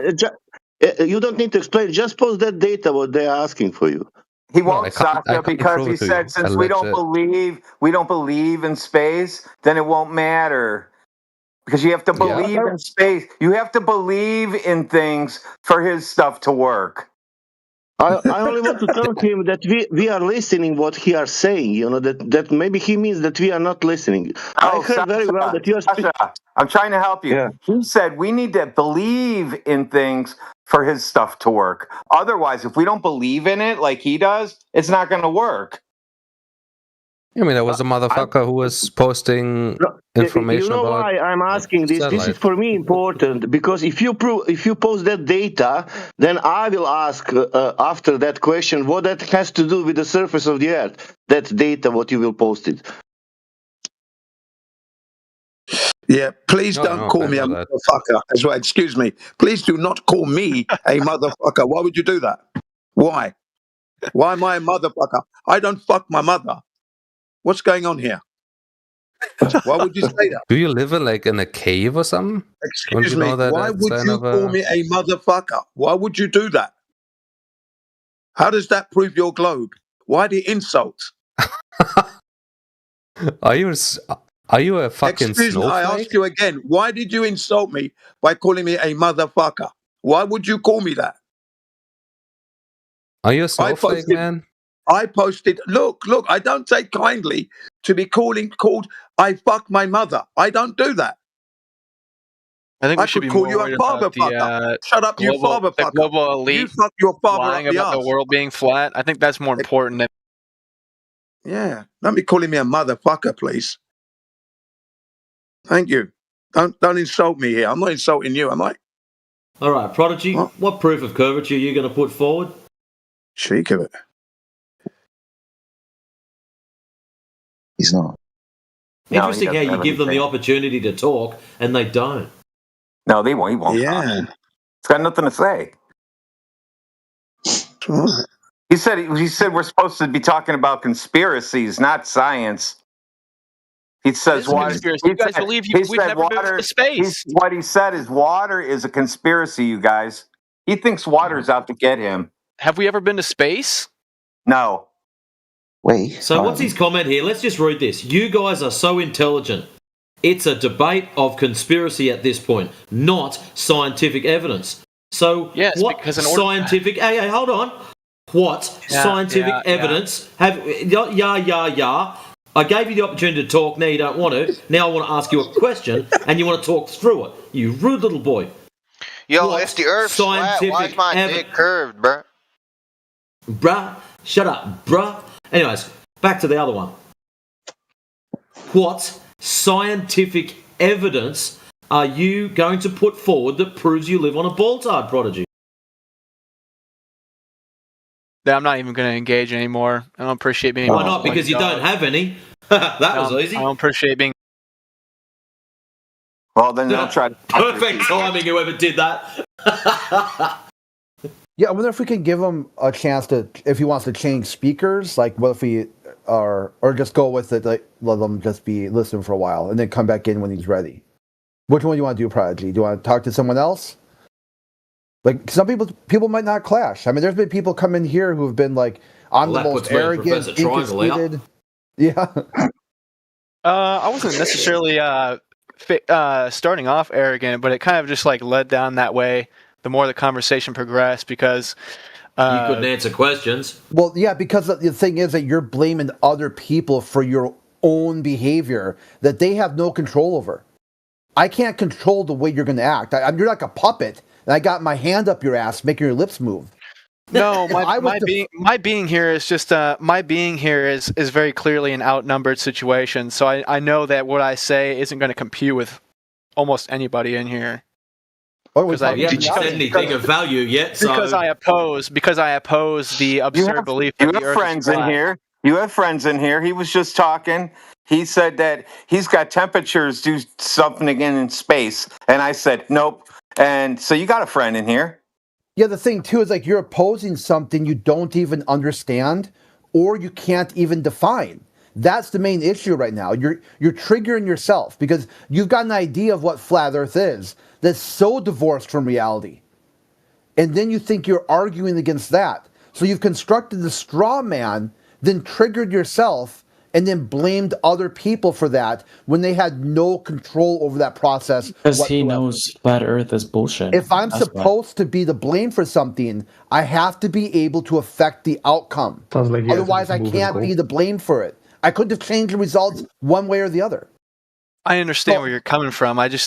Oh, sorry. Were you finished? I'm sorry. No, go ahead. I really don't want to interrupt. I don't mind getting interrupted because I know I'm aware that I do get long-winded and I kind of go on a little bit. Shit. So if I just interrupt me at any time, and if you know what I'm talking about, and how do you guys explain seasons if the Earth is flat? How do you get seasons? Well, I just wanted to stay on subject here because I really want to I want to understand because earlier I was referring to the conspiracy, man. This argument heavily relies on the conspiracy factor that the entire world is lying about the shape of the Earth. And I can't buy into that. It's so ridiculous to believe that everyone is lying about the shape of the Earth. What is in it for them?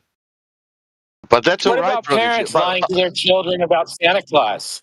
Yeah, what drove you into that pipeline?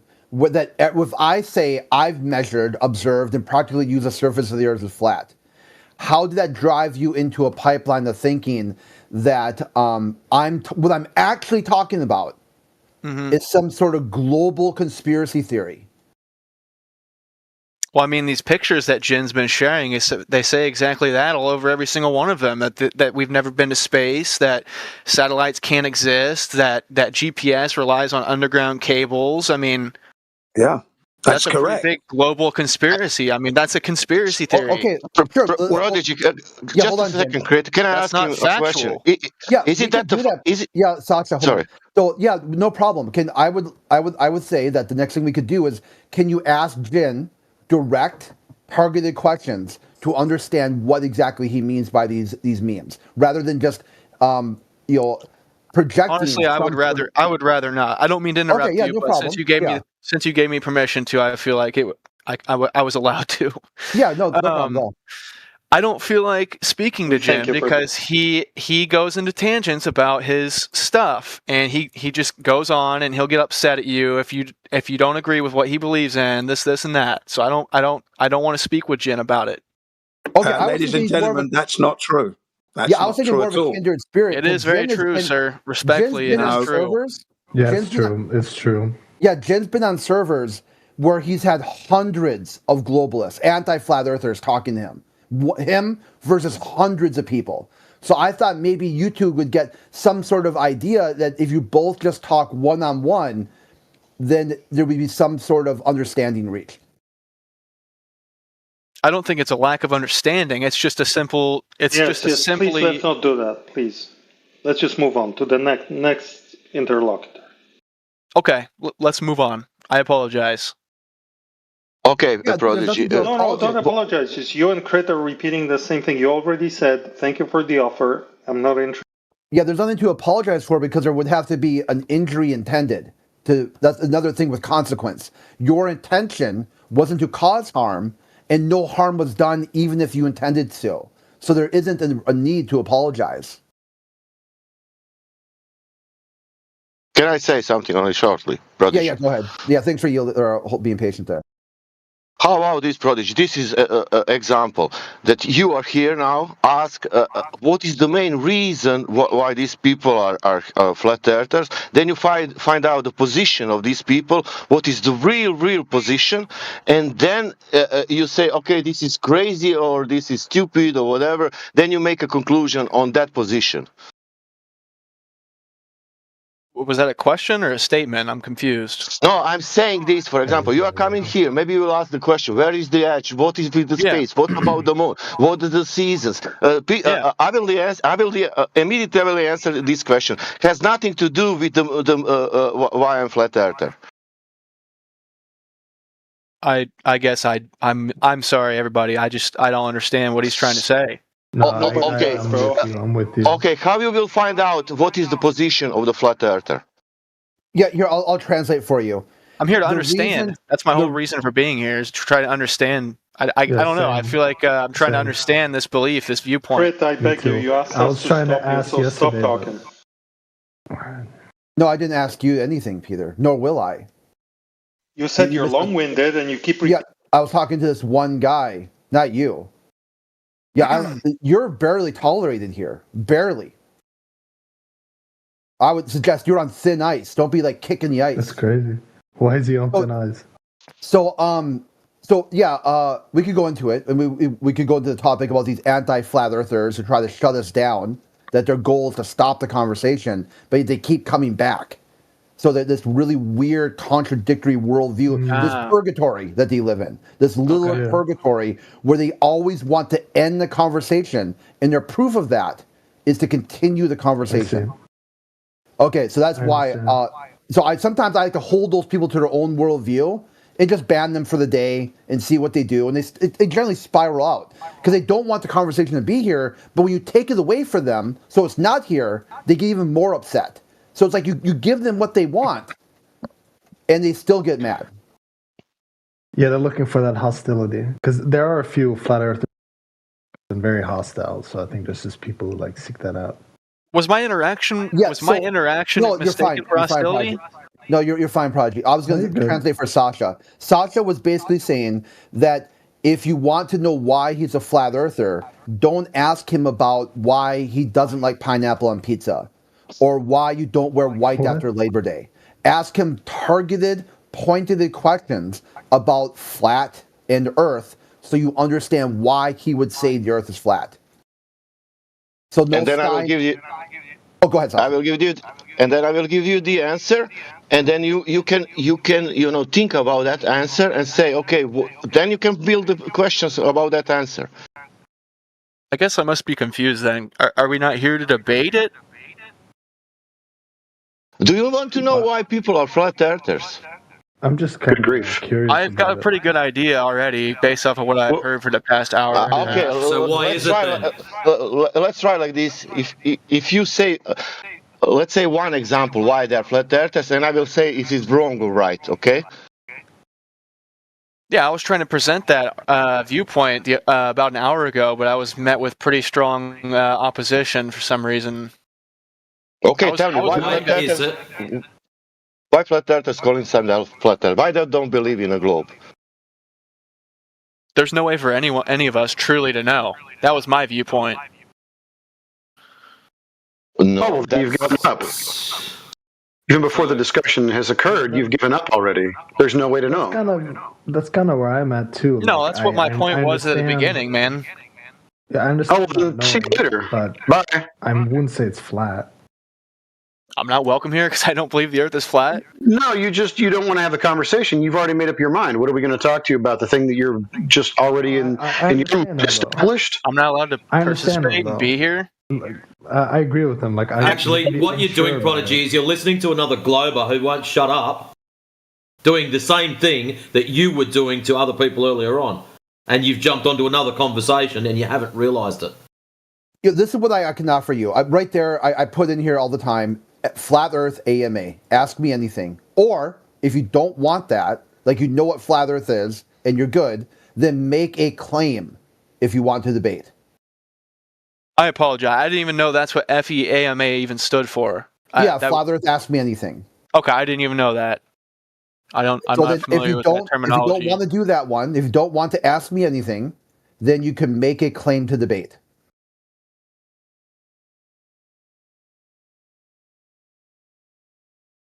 So you're in a room full of flat earthers, well, like 80%, 90% or something.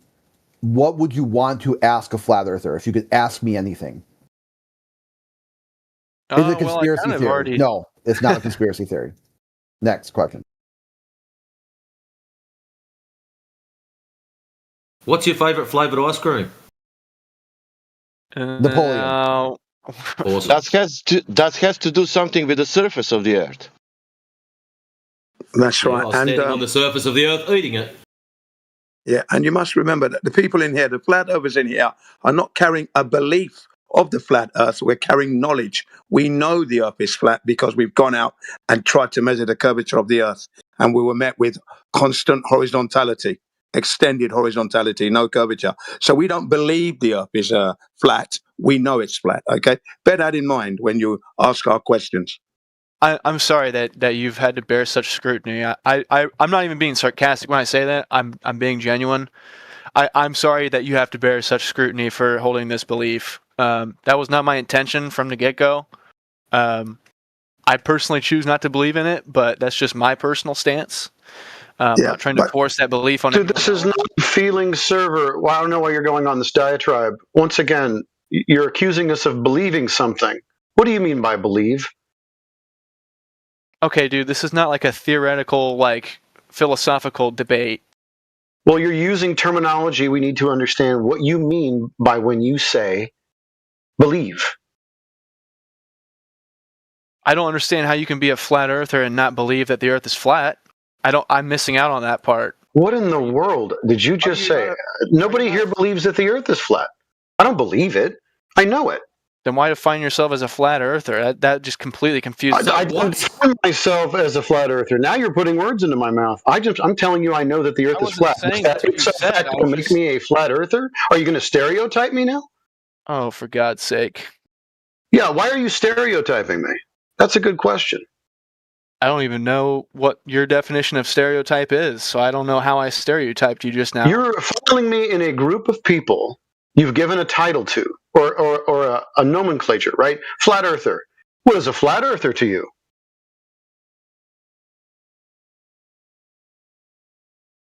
Logic would lead me to assume it's someone who believes the Earth is flat. Well, see, now you're incorrect, because I don't believe it. I know it. I've measured the surface of the Earth. I'm sorry. Why does my logic not make sense? From what point of view are you talking about my logic? What logic are you talking about?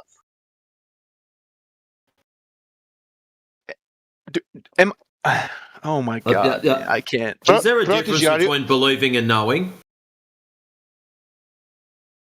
No. Oh, wow. Oh, really? That's the problem. Yeah.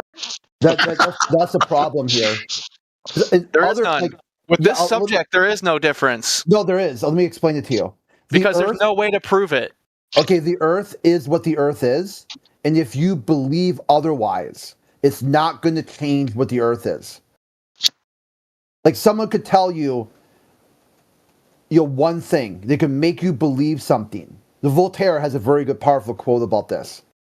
They could tell you that you are a monkey on a lava ball that's water covered in the vacuum of space, and make you believe so without any evidence or any proof. Because what they want you to do is think that way.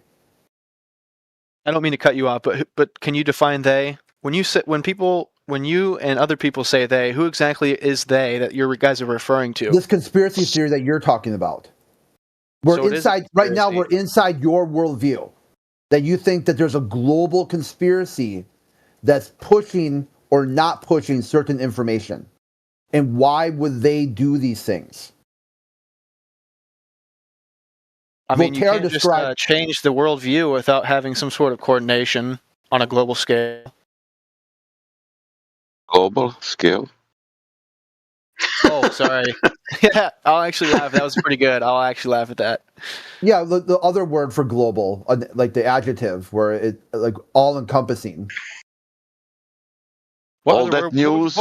What word would you use for the flat Earth, though, aside from global? What term would they use for that? You could use the same one. Yeah, the same linear. Would it be linear or something? No, the word global will work in that. Like if you have a global variable on an operating system, there's certain things. The word global didn't used to mean it. It never meant a shape. That's just new. With that, they changed it to somehow be a sphere-ish object floating in a vacuum of space and time. That's new. That's not what the word global meant until like just recently.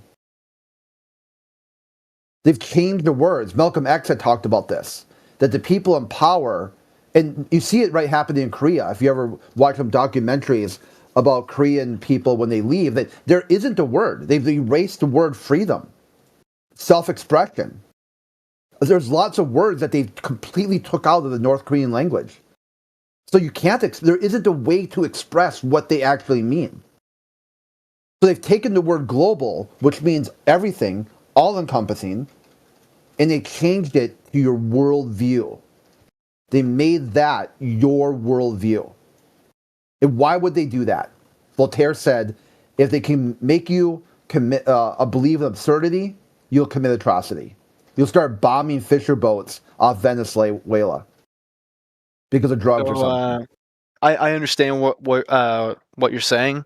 Were atrocities not committed before the Earth was even proposed to be flat or round? Yeah, exactly. So what you got here is no change, no effect. This is a science that the globalists keep missing, because everything was just the way it was, tribalistic worldview, and it was no change, no effect.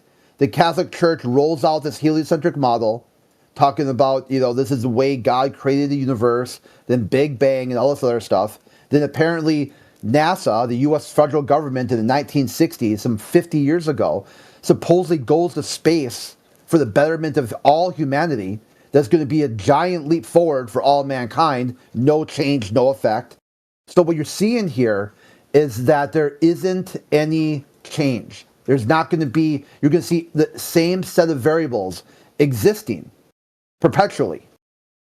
It doesn't matter if you believe it otherwise, you are on a flat, stationary Earth. Right. And if I can just interject for 10 seconds. Yeah, go ahead. Crit. Sorry, Crit. Yeah. So basically, Prodigy, your question should always be, I don't understand why the flat earthers know this, or how they know this, or how they know that. You shouldn't be putting the word belief in there, because we've explained to you that we don't believe the Earth is flat. We actually know it's flat. Through investigation, we've gone out and tried to measure the curvature of the Earth, and we're finding extended horizontality. That's how we know. So when you say, I don't know how the flat earthers would believe that, that's a malformed question related to us, okay?